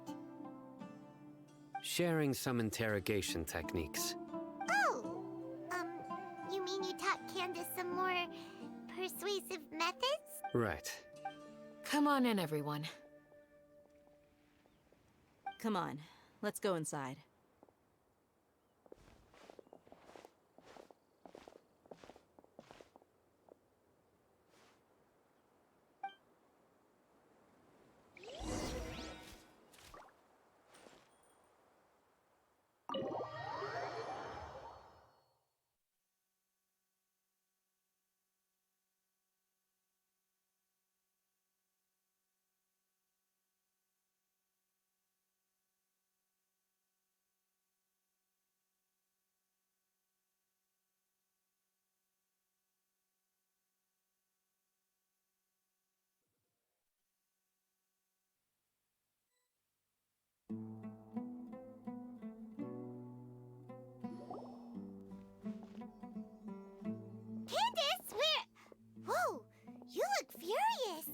Do I? Huh. What gave it away? Oh, there's no mask that can hide true bloodlust. Cover up your eyes, and it'll still show itself at the corners of your mouth. Perhaps I need to work on my composure. Still, it's perfectly understandable why I'm angry. I'm sure everyone present would agree. Yes, ma'am. Please, don't beat us anymore. We're gonna die. Well, looks like Sino taught her well. You fear death yourselves, yet you do not hesitate to place the lives of others at risk. The ones you call mad scholars are known to us as the Village Keepers. They are vital members of our community, and some even count them as family. You come here, to my village, and you treat my people as nothing more than stepping stones towards your goal. Mercy! Please, have mercy! You've made your bed. We may both be desert dwellers, but there is one thing that I understand better than you. The resurrection of the Scarlet King will only result in war. And war serves no one. The people of Aru Village care little about which god is in power. Life may be tough and tiring, but we wish to preserve our way of life. A war would only cause us to lose all that we have. And that is not a responsibility that you can afford to shoulder. We understand. We're sorry. I'll tell you everything I know, please. I'm listening. You might not believe this, but it wasn't us who came up with this idea. Someone was spreading rumors in the tavern that some mystery man told us that mad scholars will make the perfect sacrifice to usher in the Scarlet King's resurrection. They give their lives, and we can get anything we want. They're called Village Keepers. Slip up again, and you'll regret it. Yes, sorry. It was all that mystery man's doing. He told us to spread word about the Scarlet King's resurrection and talked us into helping him. In return, That's one. Huh? One what? Strike. You get a total of 3. Then, you die by my hand. Wait, I'm telling the truth. We don't know anything. It was all him. 2. He got us to lure them out of their houses in the night with some kind of incense. We take them to a junction outside the village. Then the mystery guy takes them from there. You gotta believe me, please. I'm telling the truth, I swear. Just ask them if you don't believe me. That was indeed the truth. Traveler, go on.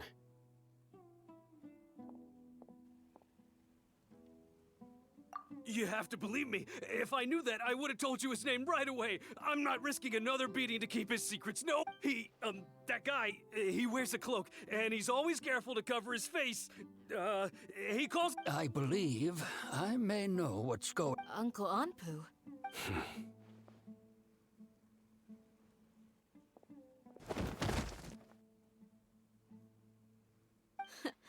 Smooth. Okay, speak. If my suspicions are correct, this mystery man they speak of could be... Some time ago, people from the Academia attempted to take the Village Keepers away. It strikes me now that this secretive character shares the same... Which means it's highly likely that the Academia was purposely spreading a false rumor to trick the radicals into delivering the Village Keepers right into their hands. They were the ones who brought them here to begin with. Now they're trying to take... Not the Academia again.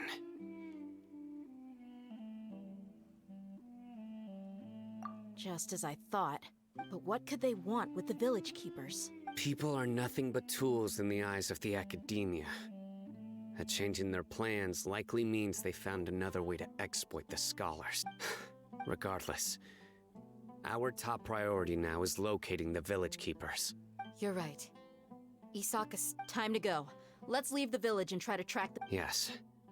Pack up and get ready. You got it. Candace, I'll let you deal with the radicals. All right. Let's meet back here once everyone's ready.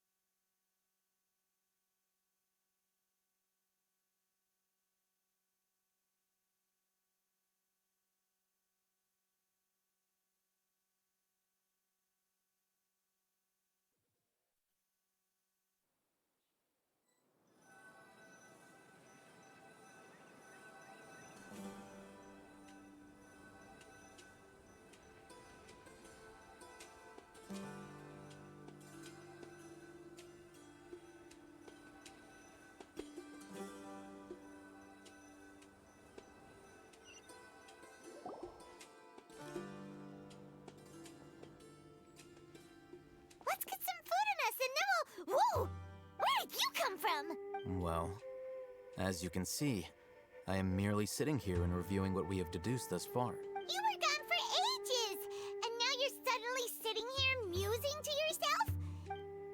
Hey, what's with the silence? You never think things through before asking questions. I'm giving you some time to make up for Paimon's so mad! Paimon's gonna give you an ugly nickname! Never mind. Paimon's got... There's just nothing super obvious to pick with this guy. It makes it so hard. Well, you've heard nothing to suggest I left this whole time. So clearly, I stayed in the village to invest. Anyway, you plan to leave Aru Village. Yep. We're not gonna find out anything more by staying here, so we thought that we might as well take this. Enough with the silent treatment! No. I'm just surprised that you decided to team. Alhaitham, you haven't helped us out at all ever since we arrived at Aru Village. Bold of you to question our choices. Yeah, you're While you were investigating, I had my own work to do, which I've now finished. Really? Paimon doesn't believe you. To be honest, we aren't really a team, so I have no obligation to inform. Not to mention that going separate ways allowed me to find some important information that. Huh? Right here in the village? Correct. What did you learn? I'm going to take you to someone. But before that, you need to understand where. What does that mean? How do you think the residents of Aru Village feel about what we're doing? In other words, do you truly believe every single word the villagers tell us? You mean some of them lied to us? Hiding the truth does not necessarily equate to lying. Again, these people have. Remember what Gandis said? Most people in Aru Village don't necessarily care which deity is in charge of Sumeru. That's because whether the Scarlet King or the Dendro Archon has power is of little significance to them. By contrast, the perils of their daily lives are ever-present concerns. They won't simply share everything they know with you without good reason. That's why you believed there was no further information to be found in this village. Glad you're following along. Among those you have talked to, there's someone who was consciously keeping you out of the loop. In fact, she's been observing your every move. The reason being, to someone who only wants to live their life in peace. Those eyes. Those fierce eyes. Don't change the subject. It's quite obvious that she's intimidated by Sino's authority and. Right. You were asking about the She corrected herself mid-sentence because she's aware that there are Scarlet King fanatics in the village. If she sounds too friendly towards the village keepers, she could easily make herself the Radicals' next target. I think it's been a few days since I last saw them. I usually go to bed. Remember? She made a point of denying her involvement in anything that occurs at night. But honestly, I feel quite sympathetic towards them. Even though they act a little strange. After speaking to the village chief, it became clear that the village keepers had protected Aru Village at night. In other words, the young miss was very much awake during that time. Then why would she... By getting involved with an outsider, she risks drawing unwanted attention to herself. As for why she might be so wary... I'll pass on this one. You said that she is afraid of me. If so, it's best if I stay out of this. We're on it!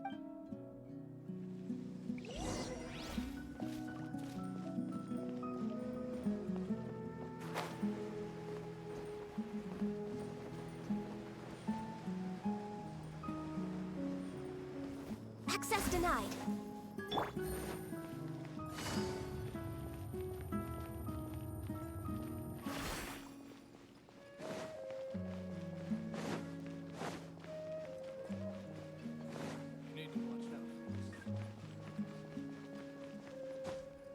Take it easy.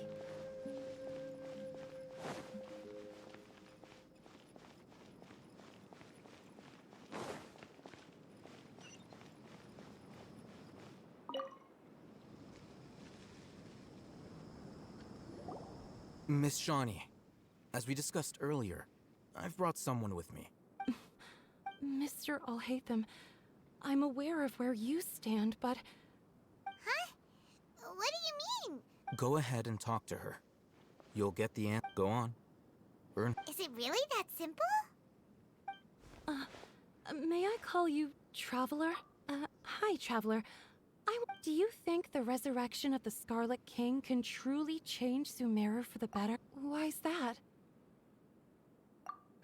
That's very similar to what Miss Candace says. I know you two are friends.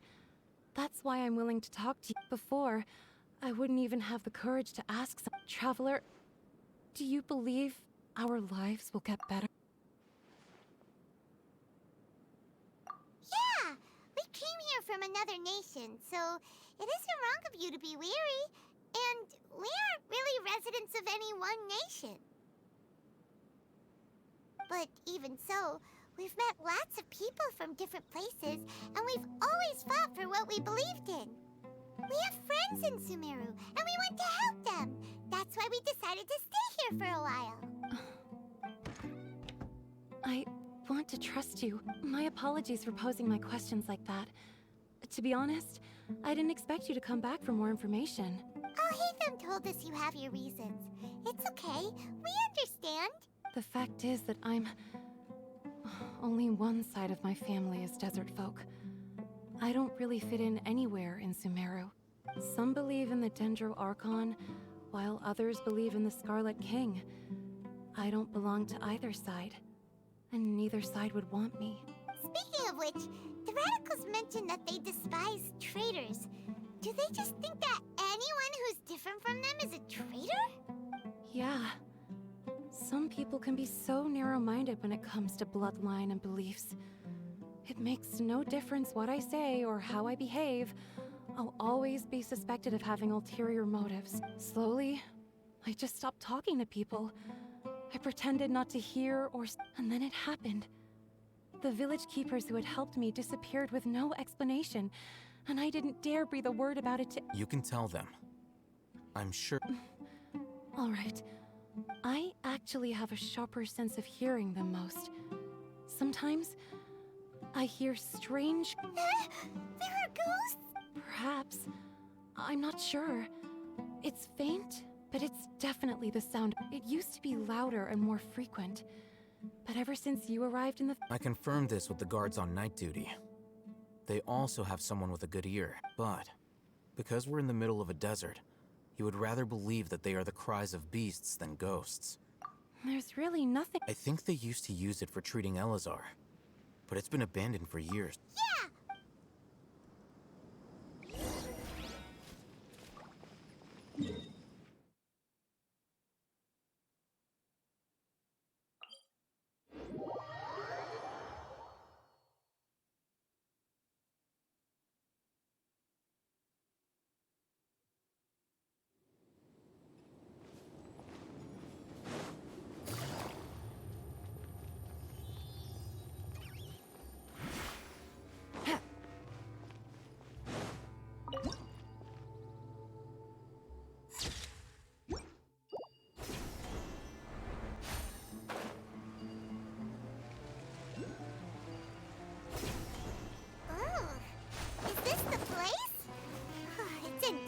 Shape. And there's monsters! Watch out!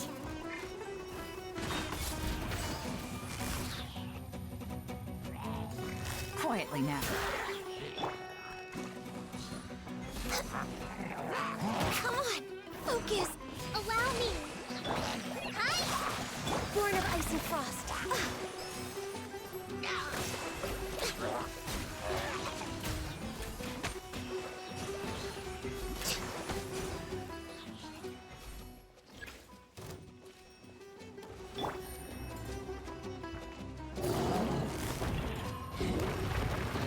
Busted. Hold the line.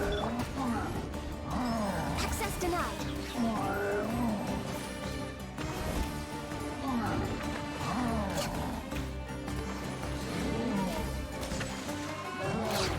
I'm a little low on energy.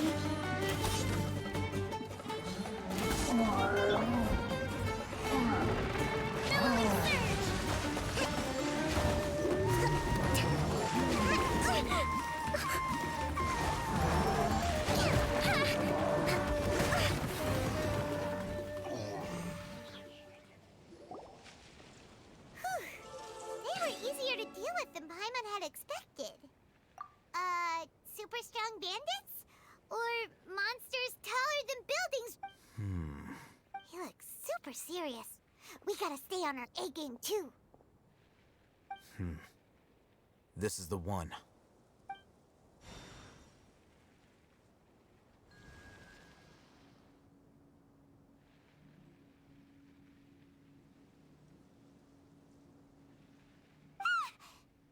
Let's go in and take a look.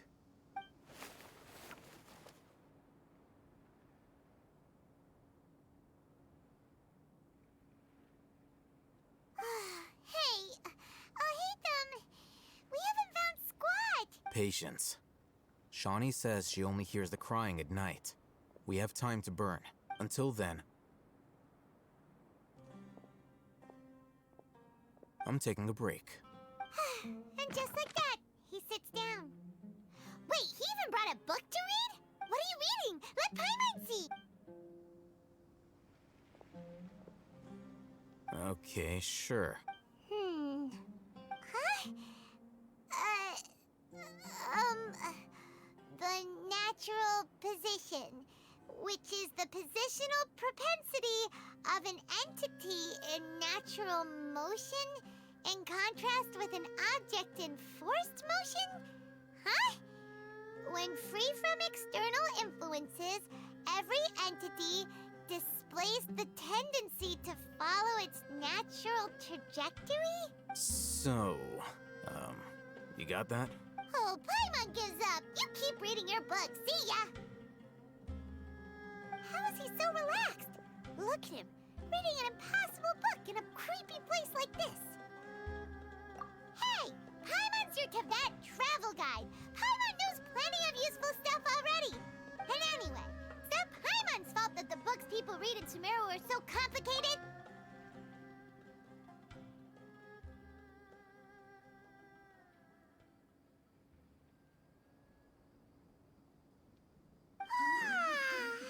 Paimon's getting so sleepy. Huh? What was that sound? There it is. It's coming from that direction.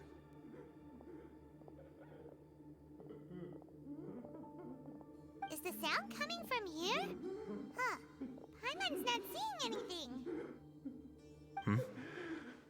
It's from below.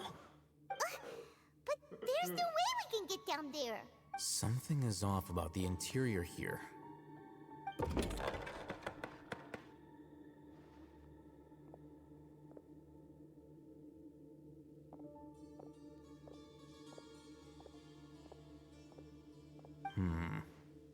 As I thought. Wow. It's like they tucked another hospital into this one. Oh, it looks like there are other mechanisms.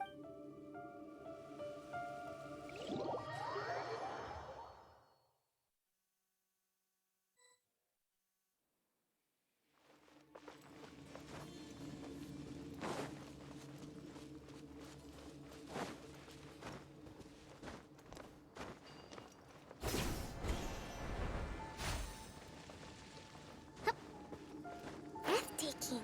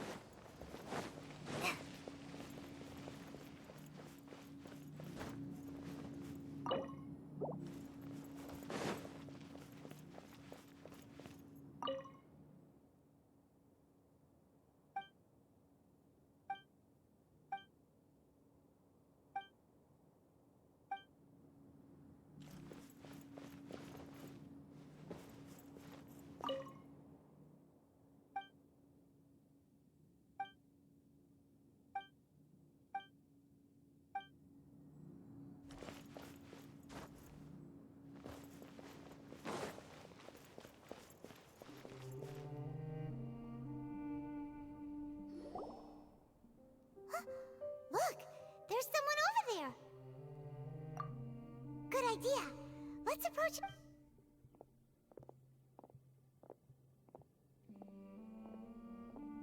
Wait.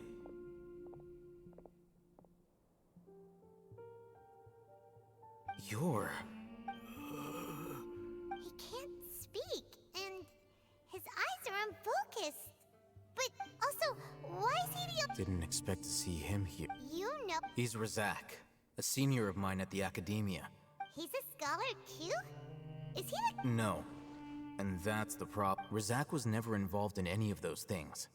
He never trained in the forest, let alone reach Satyavadala. Leaving that question aside for the moment, him being here alone looks like they've already taken everyone away.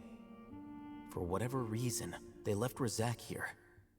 Perhaps they simply didn't There are drag marks on the ground. They're clearer by the doorway. Someone was forcefully drawing a cart that was loaded with something heavy. Loaded with... That is one possibility. It looks like they were in a hurry. The symptoms are identical. Huh? Allow me to jog your memory. Don't you think his symptoms look familiar?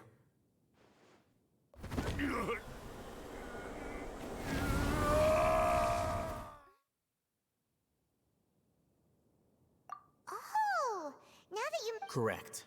The Academia... It isn't difficult to deduce their rationale.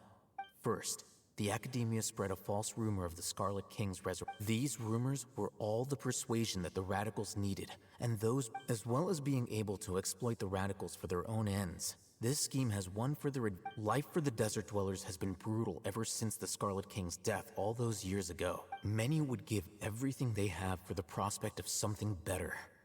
Anyone looking to exploit that for their own end, even if complications arise, people will see that those involved are all followers of the Scarlet King, and look for no further explanation. The notion of an Academia plot wouldn't even cross their minds.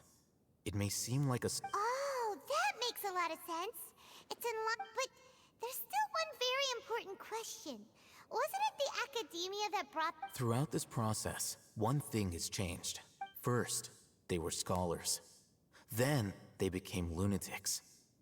After that, they were an exile is still patently a living, breathing human being. But when someone becomes a missing person, if you can't find someone, you have no way of knowing what exactly happened to them. That makes missing people an ideal resource. Resource? One possibility is that the information in their brains could be extracted into knowledge capsules. Extracted? You mean... With the technology of the Sumeru Academia, perhaps the process caused them great suffering, which is... So, the human brain... I'm the Academia scribe, after all. Anyway, judging by Razak's state, the contents of a divine knowledge capsule were extracted from his mind. But something went... Or perhaps his curiosity... Paimon's a little confused. Can they just use anyone?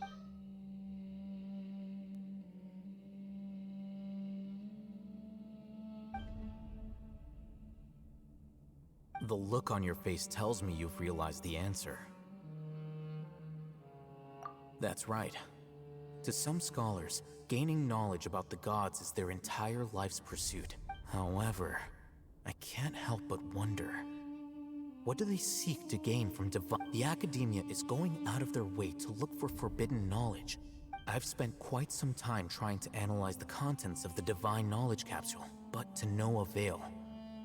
You mean you're not even slightly interested in getting your hand... All scholars seek to expand the horizons of knowledge, but I'm not particularly interested in extracting information from people as if they were lifeless objects. If this is the direction of academic progress, then the Academia may as well shut its... Sounds like you're really against all... Of course. The Academia's actions run contrary to their rule. Whether it be academics or knowledge, everything has its boundaries. If those lines are crossed, the rules and order that govern everything in the world will be destroyed.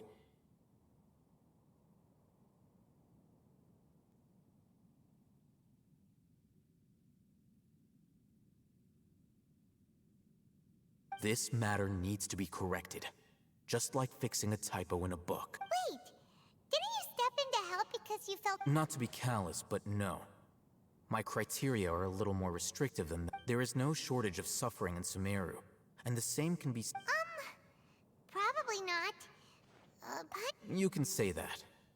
Simply put, I don't blindly place my faith into strength or... The Divine Knowledge Capsule is something I want to investigate in full.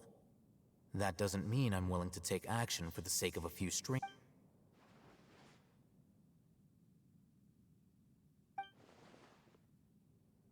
Paimon's been wanting to say this for a while. There are a lot of bad guys in the academia, but you're not one of them. You're their weirdo. You're probably... Though I must say, I quite enjoy this feeling of being the odd one out. Uniqueness is also an asset, is it not? Wow, that's a great way to think about it. Paimon's really impressed. If only Miss Shani had a similar mindset, her life would definitely be a lot easier. I'm just a more likable person than her in general. There's nothing more to it. He won't last long if we leave him here. We'll work out our next step after we return to Aru Village.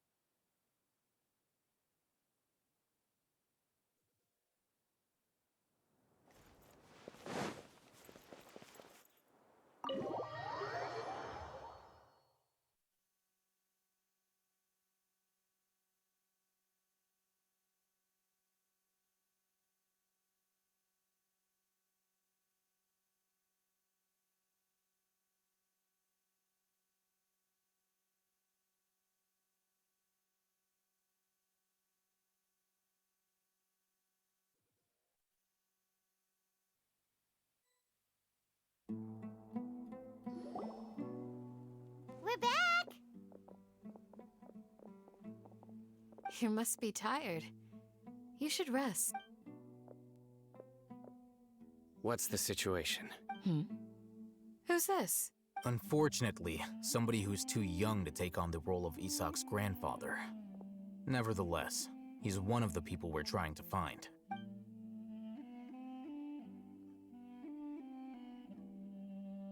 So, at one point in time, the abandoned Elazar Hospital served as the Academia's site for extracting divine Canta knowledge. Yep, pretty much.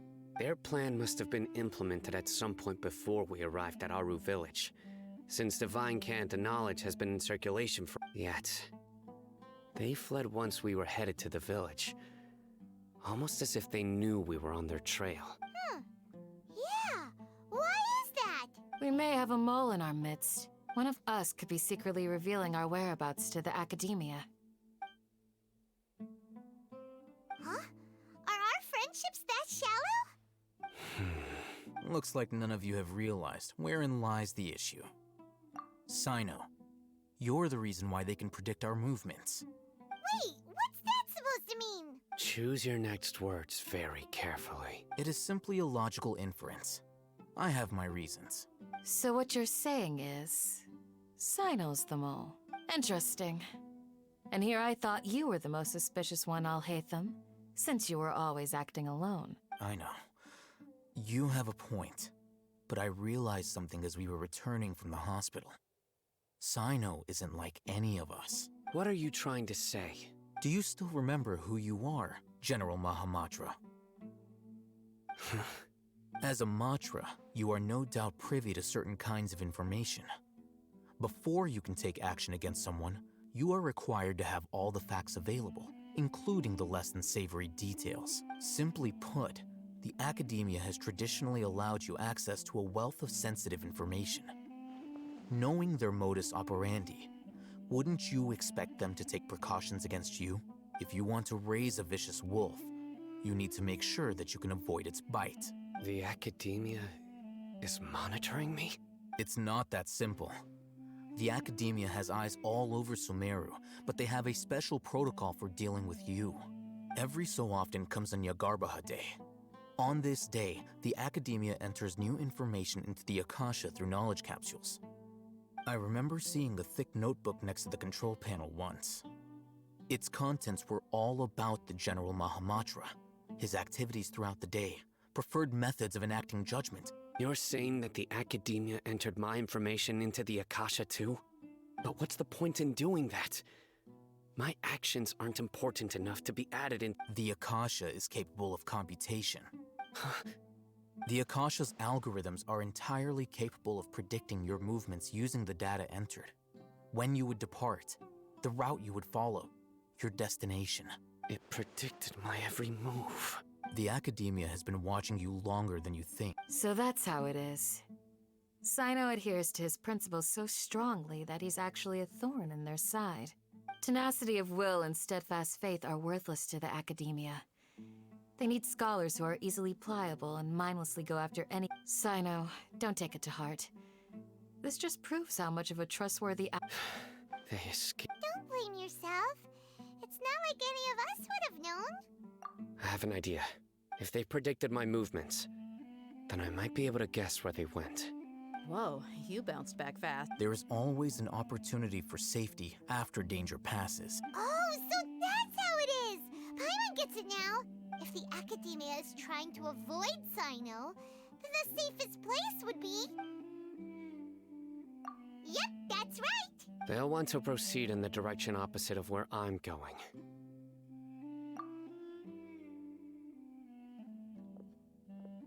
I must go. There's also something I want to investigate. Let's go, guys! After him! Please, wait! I want to go. You want to go too? I want to find Grandpa. Everyone, I leave him in your hands. Yay! Let's go! Remember to pack some food with you! Paimon feels like we're missing someone, though.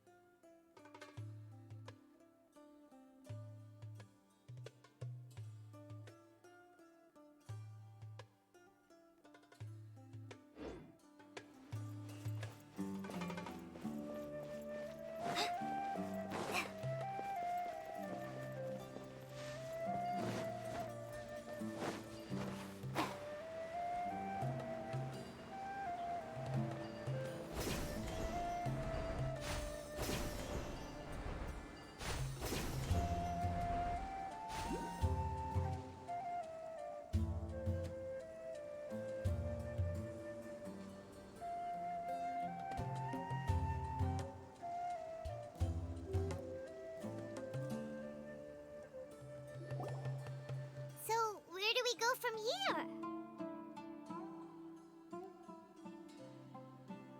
Yes. After leaving the village, we should head straight toward the desert.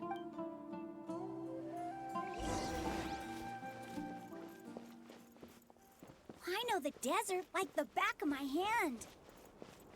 Is that because you play here a lot? Yep. One time, Grandpa almost got lost in the desert, but I was the one who brought him back.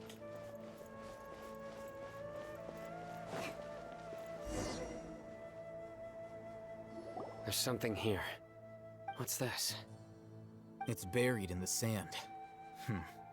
Looks like... And Paimon thought running around everywhere was already enough work. Okay. So, we have...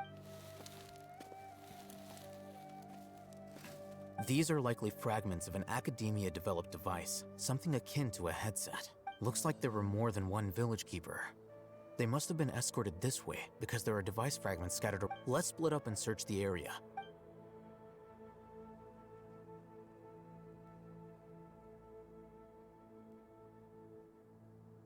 Is this what we're searching for? This is definitely a device used to extract divine knowledge. How did it end up buried in the sand? That can't have been part of the They must have been attacked along the way. Wait, what? Grandpa, I hope you're okay. Don't worry, your grandpa's gonna be fine. Razak didn't display any signs of starvation or dehydration, which means that they left fairly... We should be able to catch up. One more thing. Given that the device had been entirely covered, I believe the attack must have happened prior to the sandstorm. Let's keep going. They can't have gone.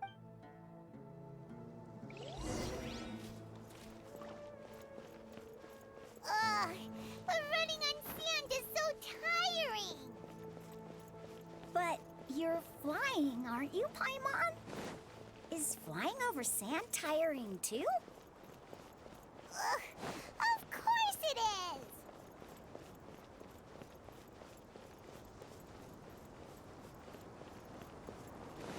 Voices, over there.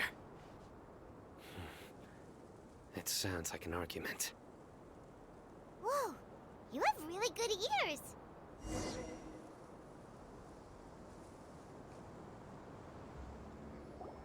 Don't get any closer. They'll notice us. Dia's talking with the Eremites? Very interesting. Let's listen in. If you had informed me sooner, there'd be plenty of room for us to... You're one of us. We would never lie. Scholars. You don't know as much as I do. I knew it. That's our Dia. Dia? Why would you... Dia! Hey, what are you doing? Huh? Didn't you say you'd help me find Grandpa? What? Well, look who's here. This complicates things. You've betrayed Aru Village? So, this is the great General Mahamatra. Dear, you'd be better off as my assistant than hanging around with this motley crew. Seen for yourself. I have the means and methods, and my... I'm not the type that's easily swayed, Raman. You... Wait, what's going on, Dia? Whose side are you on here? Shut it, Paimon. It doesn't matter. Whichever side you pick, nothing could deter us from the grand mission of resurrecting the Scarlet King. Face the facts, Raman. It's not gonna happen. You should understand that more than anyone. Have all your years as a merc taught you nothing about placing hopes in— I'm a desert dweller and a proud follower of the Scarlet King. Whether I live by the edge of the sword or— It's not too late yet. The village Mad scholars aren't gonna bring the Scarlet King— You don't understand, my dear lady. Pursuing our faith is our purpose in life. Even if it'll expose you to the Academia? Even if they end up disbanding the Eremites? Your Yes. We've waited a long time for this day to come. The sun and the moon no longer shine here. With these scholars in our custody, we'll stomp the Academia's forces and fight our way beyond the wall of... Ridiculous. Think about it. The Academia controls the entirety of Sumeru. Your powers are If you still don't believe me, then try asking these two men. They're also against the Academia, but neither of them are as arrogant as you are. They look more like pawns of the Academia to me. Filthy traitors. Your god abandoned all honor and betrayed the Scarlet King. It's impossible to communicate with someone so... Perhaps we should. Do you really believe that by kidnapping the scholars, you'll be able to negotiate with the Academia? These people have no value as bargaining chips. But I could be persuaded to take their place as your next hostage. These scholars were exiled from the Academia. I, on the other hand, am their current scribe, and will be a much greater asset to you. Wait, you can't be serious. So, you want to trade places with the hostages? Precisely. Any wise person would... What are you thinking? What if they decide to kill you instead? Well, that would be bad luck for me. However, I'd get the chance to observe the scholars, Perhaps even find out the truth. Think you can talk me over with that confidence? I'm not trying to persuade you. I'm using this as a means of joining forces against the— You are the scribe. What do you have against the Not all desert dwellers believe in the Scarlet King, and the same applies to the Academia. Why must all knowledge seekers approve of the Academia's way of doing things? You Academia scum. Every last one of you is nothing but a hypocrite, just like— Not so fast. I'll hate them. Do you stand by everything you just said? I never make him— You know you're making a dangerous decision. I do. Good. Raman, hear me out. These people are my friends. Maybe you can't take the followers of the Dendro Archon at their— We've known each other for years. In that case, I'm willing to vouch for their honesty with my right arm. Come on, Raman, don't be a coward. If you're serious about taking on the Academia, you need to steel yourself. You can't be afraid. An arm from the Flame Mane. You've piqued my interest. But what if you refuse to oblige? What should I do then? No one's a fool here, Dia. We're mercs. You're not wrong, but this is different. I promised my friends that we'd bring back the village. Let's do it right here then. Give me your right arm as proof of your resolve. Don't listen to him! He's not even trying to negotiate! He just wants to make things more difficult! That's fine. Are you crazy? We came here to save lives. One arm for that many people is still a pretty good deal, if you ask me. Raman? Sure. Go ahead and cut off her right arm. No! Dia! What are you gonna do? Think of something! You don't have to go this far. That's not for you to decide. Do it!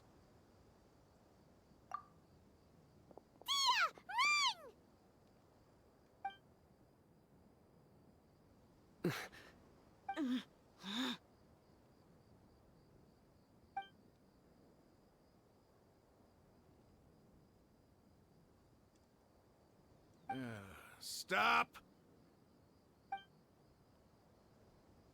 What's wrong? Can't do it? Flame Mane, you and I are both desert folk. Cutting off your arm is no different than cutting off my own fingers. You've shown me that you're serious. Go on now, take your friends and leave.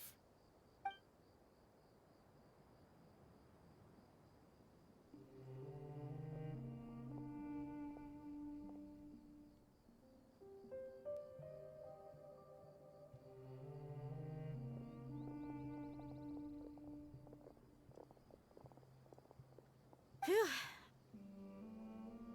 I was really counting on him not going through with it. Dia! That was crazy! Have you all lost your minds? What if he'd actually cut your arm off? Then I just have to hold my claymore with my left arm.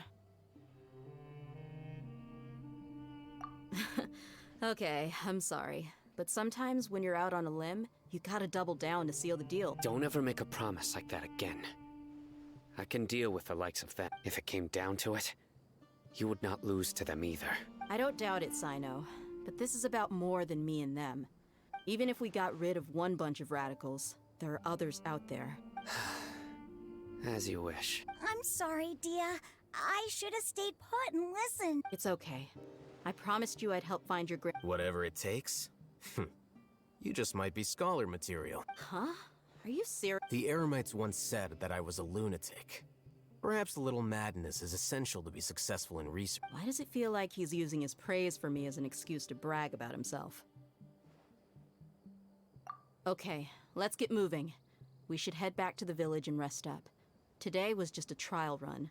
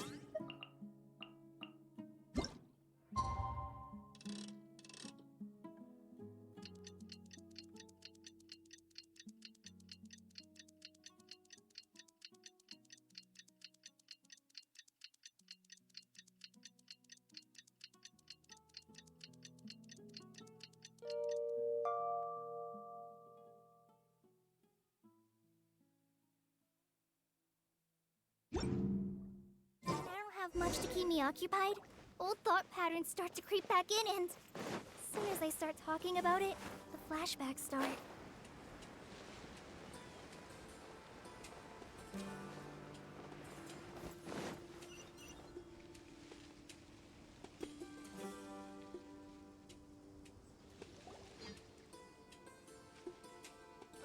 You're all here so early.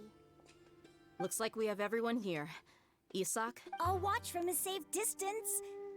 Dia, I want to be there to bring Grandpa. Okay, let's go then. Dia, wait. What's the matter? I heard that you were quite reckless yesterday. No more of that today, understood?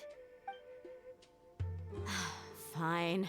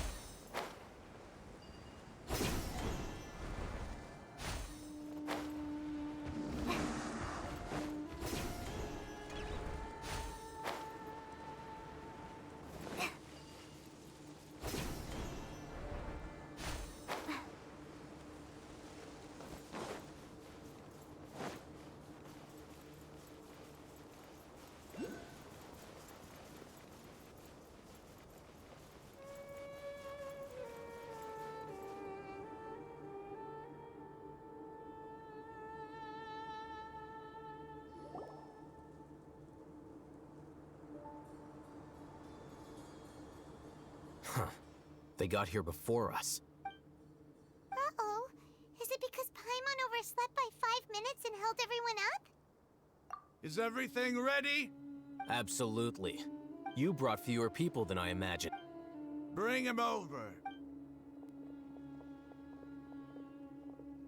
Grandpa! Why is there only one of them? Rahman, I've always thought of you as a man of his word.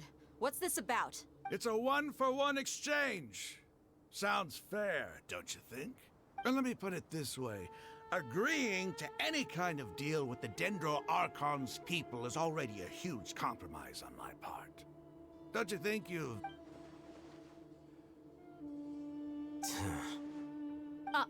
You stay right there!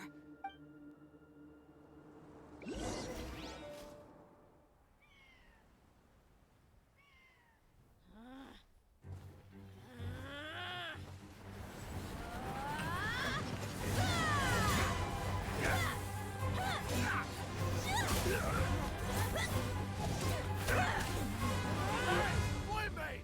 What do you think you're doing? Grandpa!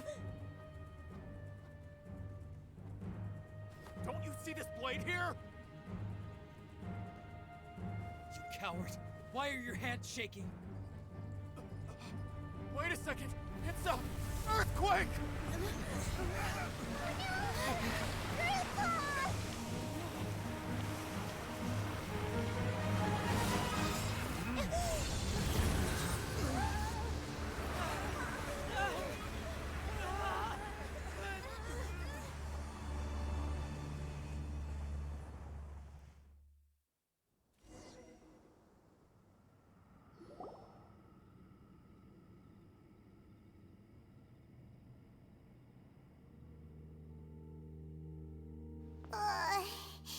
Paimon's dizzy.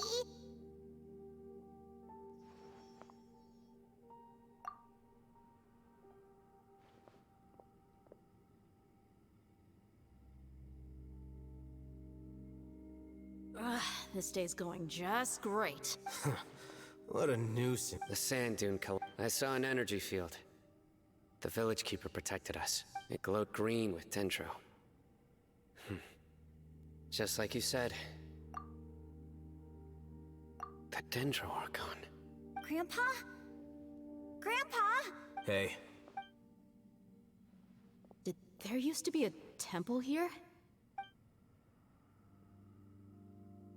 It seems that when the sand dune collapsed, it exposed these underground structures. The symbols on the gate belong to the Scarlet King's civilization. This structure must be ancient. Over time, the sandstorm... It could have been an underground palace in the distant past. Oh, a miracle. Praise the Scarlet King. What's he doing here? And did... They must have fallen down here with us. Pretty lucky if you ask me. Most of them seem in really bad shape. Except for him. He got off light. Mind your head. No, this isn't the time for conflict. Our exalted Lord has shown us the way to his city. He's not actually gonna go in there, is he? As it happens, I want to take a look inside too. What are you doing? Don't you think it's curious? 1 minute, Lesser Lord Kusanali's power protects us from harm, and the next, remnants of the Scarlet King's civilization. 2 major deities are vying to showcase their power to us. It would be a shame not to. Paimon thought you weren't interested in gods. Indeed. In my view, gods are just a higher form of living being. Or creature, you could say. New discoveries are always worth investigating. Whether they have anything to do with gods is neither here nor there. Raman, what are you gonna do about your men? I'll just let them lay here. The Scarlet King will take care of his people. Right now...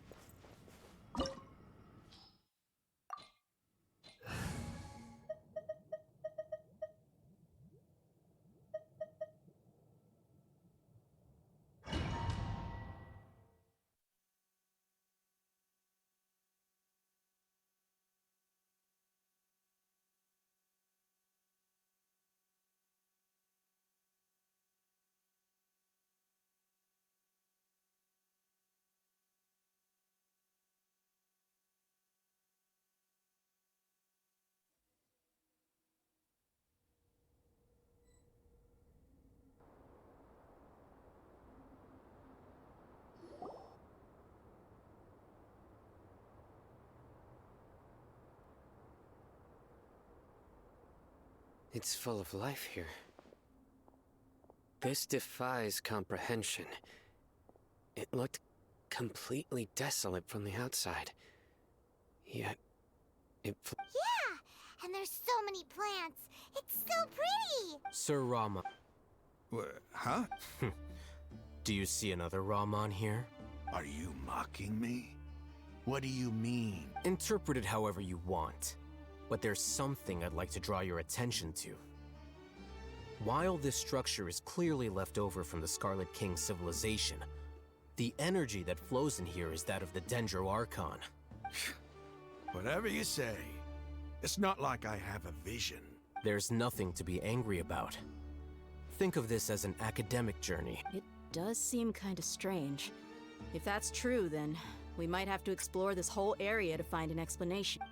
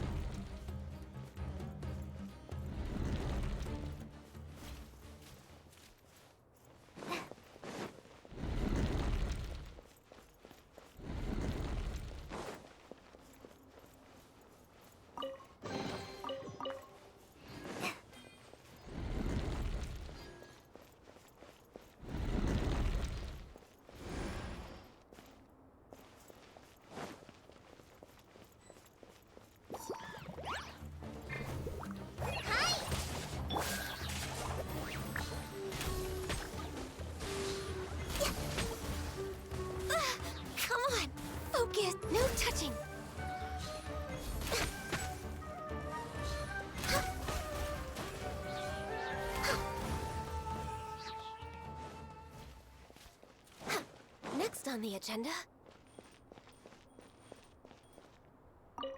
We're way behind schedule.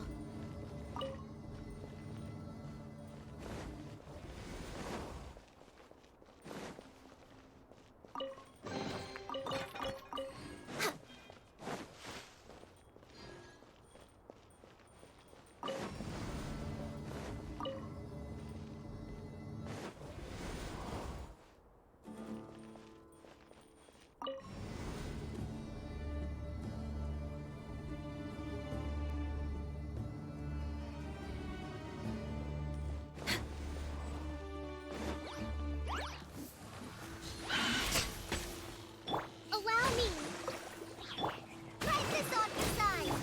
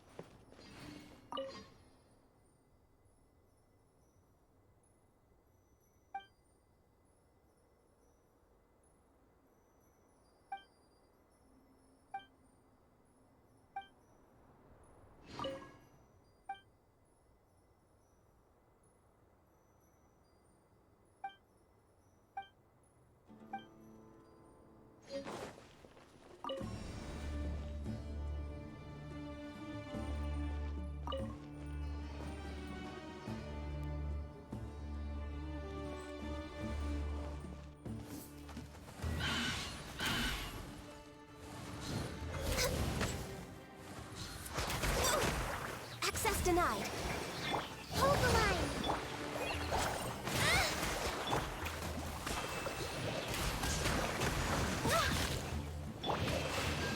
Torrent, bring refuge!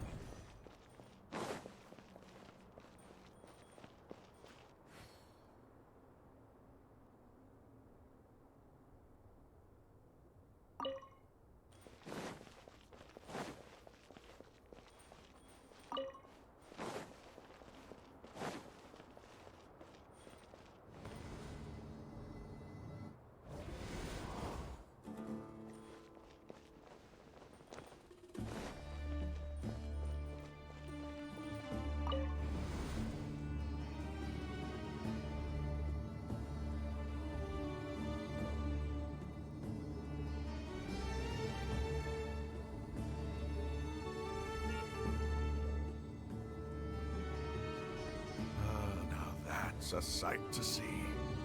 The Scarlet King's splendor surrounds us. There's so much vegetation here. It's different than what I expected.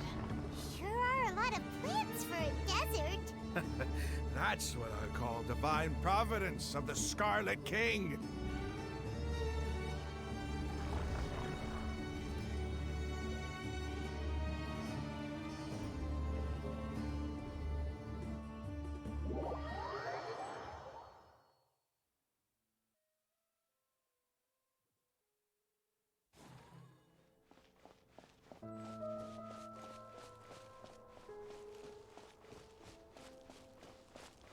It's getting brighter! Oh, it looks so beautiful!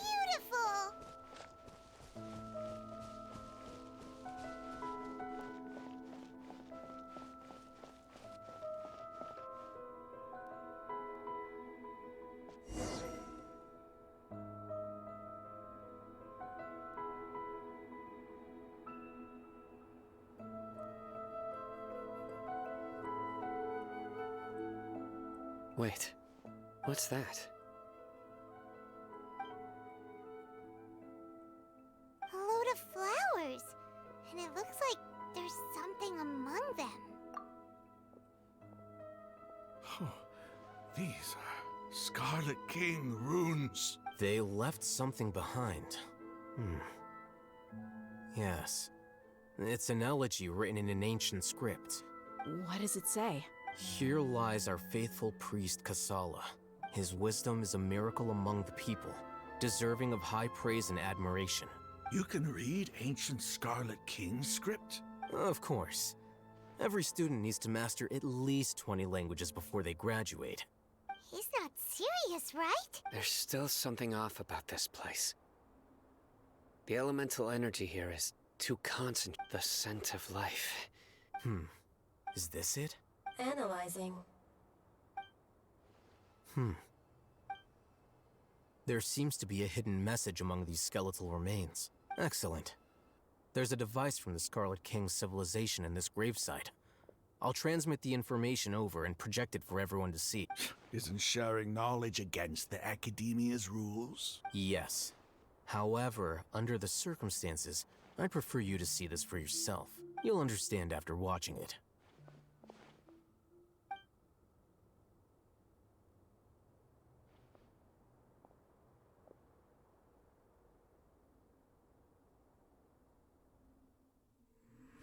Civilization is born of knowledge, but so too can knowledge be its demise. A disaster caught us unaware. It was knowledge that did not belong to this world. The Scarlet King brought this forbidden knowledge into our world, and it quickly spread like a plague. People's minds were filled with crazed whispers. Dark gray scales spread across their bodies. Even the land was stripped of its vigor. Only a desperate, deathly silence remained. Were it not for Greater Lord Rukkhadevata from the forests, the damage would have been irreversible. She summoned the priests to build temples and infused into them the divine power of life. The disaster was miraculously tempered, and the embers of our civilization were preserved in Aru village. Alas, the miracle could not last. As long as forbidden knowledge continued to exist, it would forever blight this world. In the end, the proud king of the desert, my eternal lord, chose to sacrifice himself. I have spent my whole life since guarding one of these many temples. But now, my duty is coming to an end.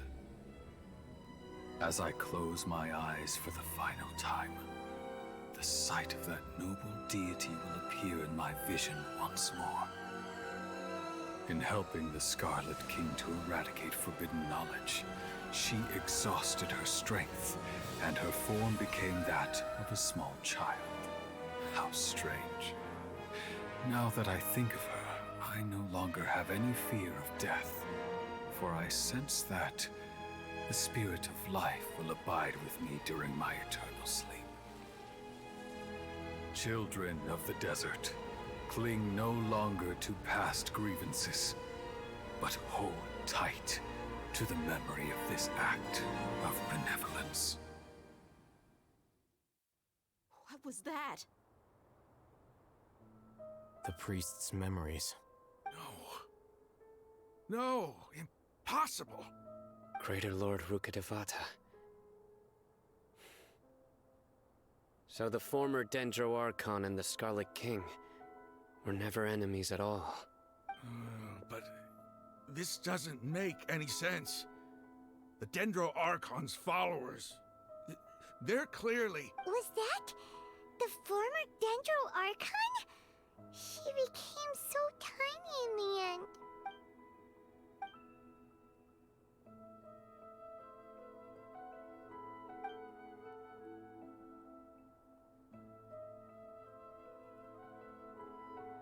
You might be distrustful of the Akasha, but there's no reason for you to doubt the Scarlet King's technology. You've just witnessed his priest's last words. I've never heard about any of this before. The surviving followers of the Scarlet King all gathered in Aru village. Our god did not make mistakes. We refuse to believe any of the The Scarlet King's death, the all but total annihilation of our civilization. It was all Greater Lord Rukkhadevata's. We saw her as nothing more than a traitor, who stabbed us in the back in our moment of crisis. Just like us humans. Fighting, feuding, double-crossing each other to survive. You were blinded by your prejudice.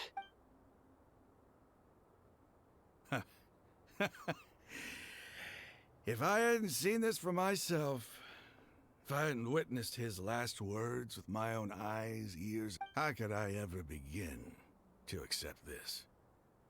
The truth is so far from what I've always known. Am I really supposed to believe that after all these years, all this time seeking revenge? Rahman, that's enough. Give it a rest. You're starting to make a fool of yourself. Dia, tell my Eremites and I, what are we even fighting for?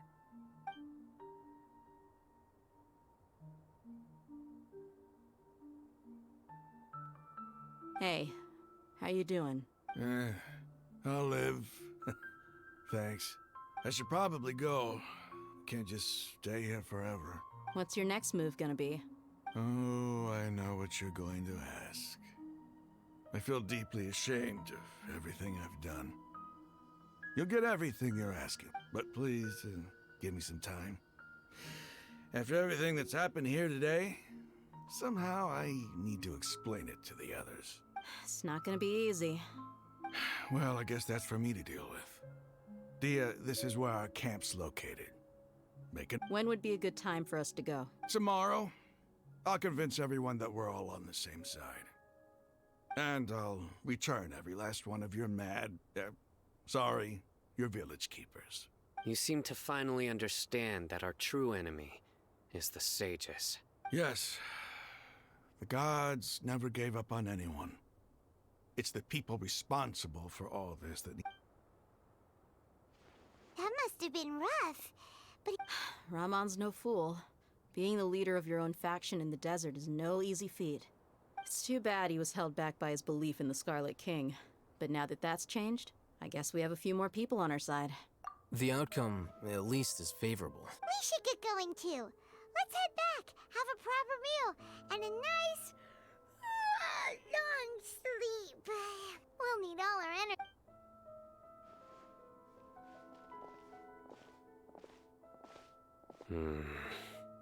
Sino, we're leaving! Stop yelling.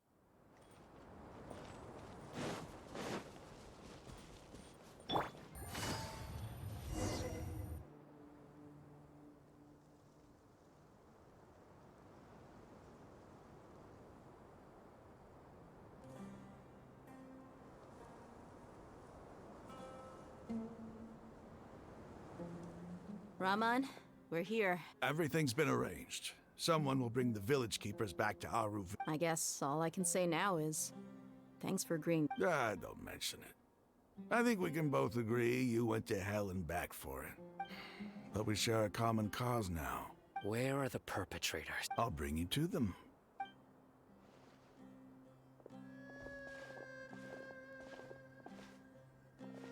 So these are the people who kidnapped the village keepers. Oh no, it's the scribe! There's no need to yell. No one can help you now. We've been all over the desert trying to find you! That's right.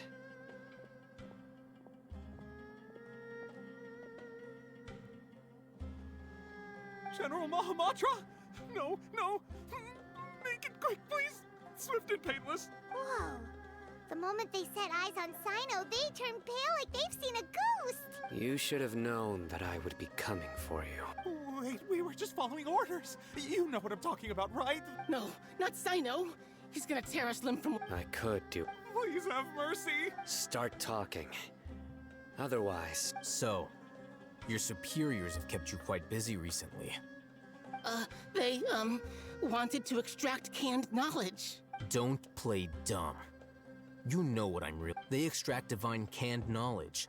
Then I really don't... Well, you better start talking or you'll be sorry! You don't want to make things any more difficult for yourself, do ya? Be my guest.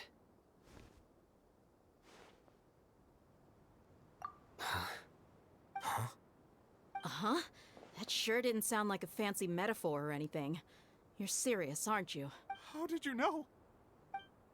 There's no use hiding it now. Yes, you're right. The Academia is working on an important and potentially world-changing project. They are creating a new god. A god that will belong to them, and it may seem as the withering of Irminsul has been getting worse recently. The sages have tried everything they could think of, but nothing's worked. I'm always hearing them say things like, if only Greater Lord Rukkhadevata was... Continue. And then, someone from the Fatui showed up. They called him the Doctor. He brought a gnosis and said he wanted to borrow the Academia's research facilities. The Doctor was previously expelled from the Academia. At first, the sages looked down at him in disdain. But when he said those words, everyone's expression changed. He asked them, do you wish to create a god? this is what the arrogant ignorance at the extreme end of academia looks like. First, the Academia spent a long time constructing a divine vessel, which was based on an exquisite humanoid puppet.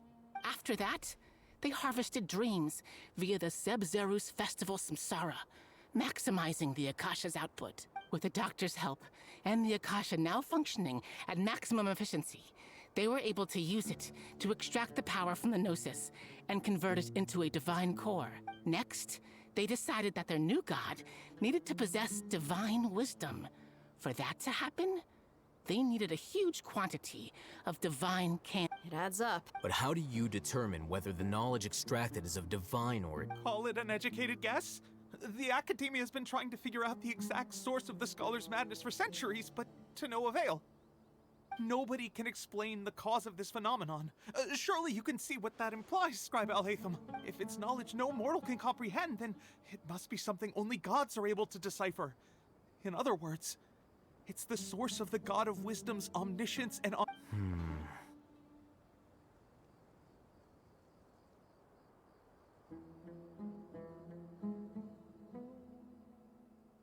You must have noticed by now. The Academia doesn't care about who their god is.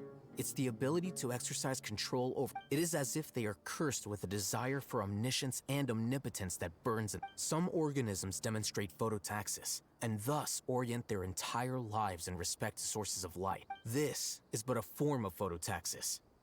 For many scholars, the absence of a... Then what does Lesser Lord Kusanali mean to you? Is she not a true god present in this world? If you already have a new god, what? From the beginning, the Academia has never treated her as a... When the Academia first discovered Lesser Lord Kusanali, the newborn god of wisdom, the sages hoped that she would be as wise as Greater Lord Rukkhadevata. They found that at the time, she possessed no more intelligence than any ordinary human child. The sages never had a ruder awakening.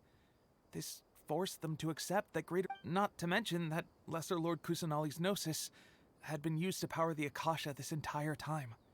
By herself, she has neither an Archon's raw power, nor the spectacular insight expected of a god of wisdom. Slowly but surely, people began to forget about her existence. So, this is the path the sages have chosen.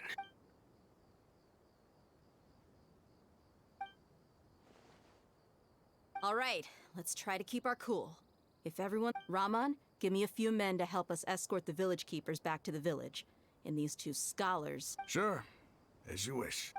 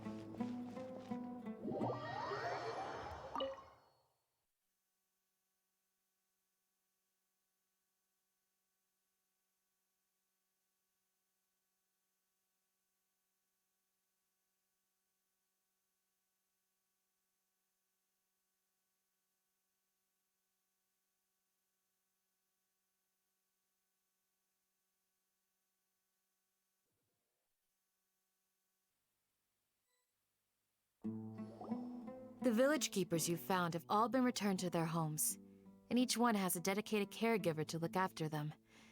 The two new scholars are being kept under close supervision. The atmosphere is so...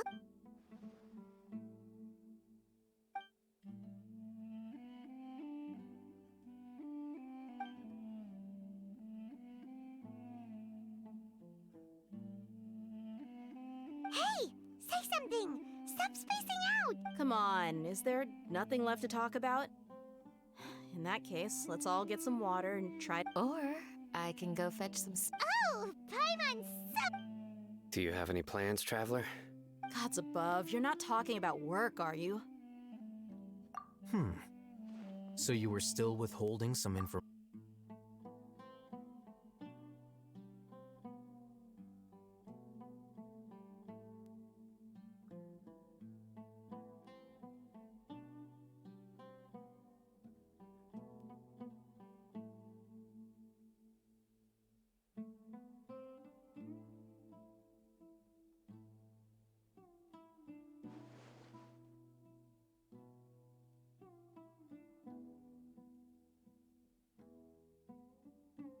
Even though we lived through all of this firsthand, it still feels super surreal to... What a whirlwind of a story. I felt like I was holding my breath the whole time. It seems like there'll be more issues to face in the days ahead than I'd Still, now's a good time to make our next move. Now that Raman's joined us. It's time to make a plan. Indeed. These events are a flagrant transgression of the... So, everyone, are we on the same... Crush the sages and rescue our god. That is our Well, let's brainstorm a little more about what other resources we can draw on. The next time we gather here, we must have a... Yep, it'll...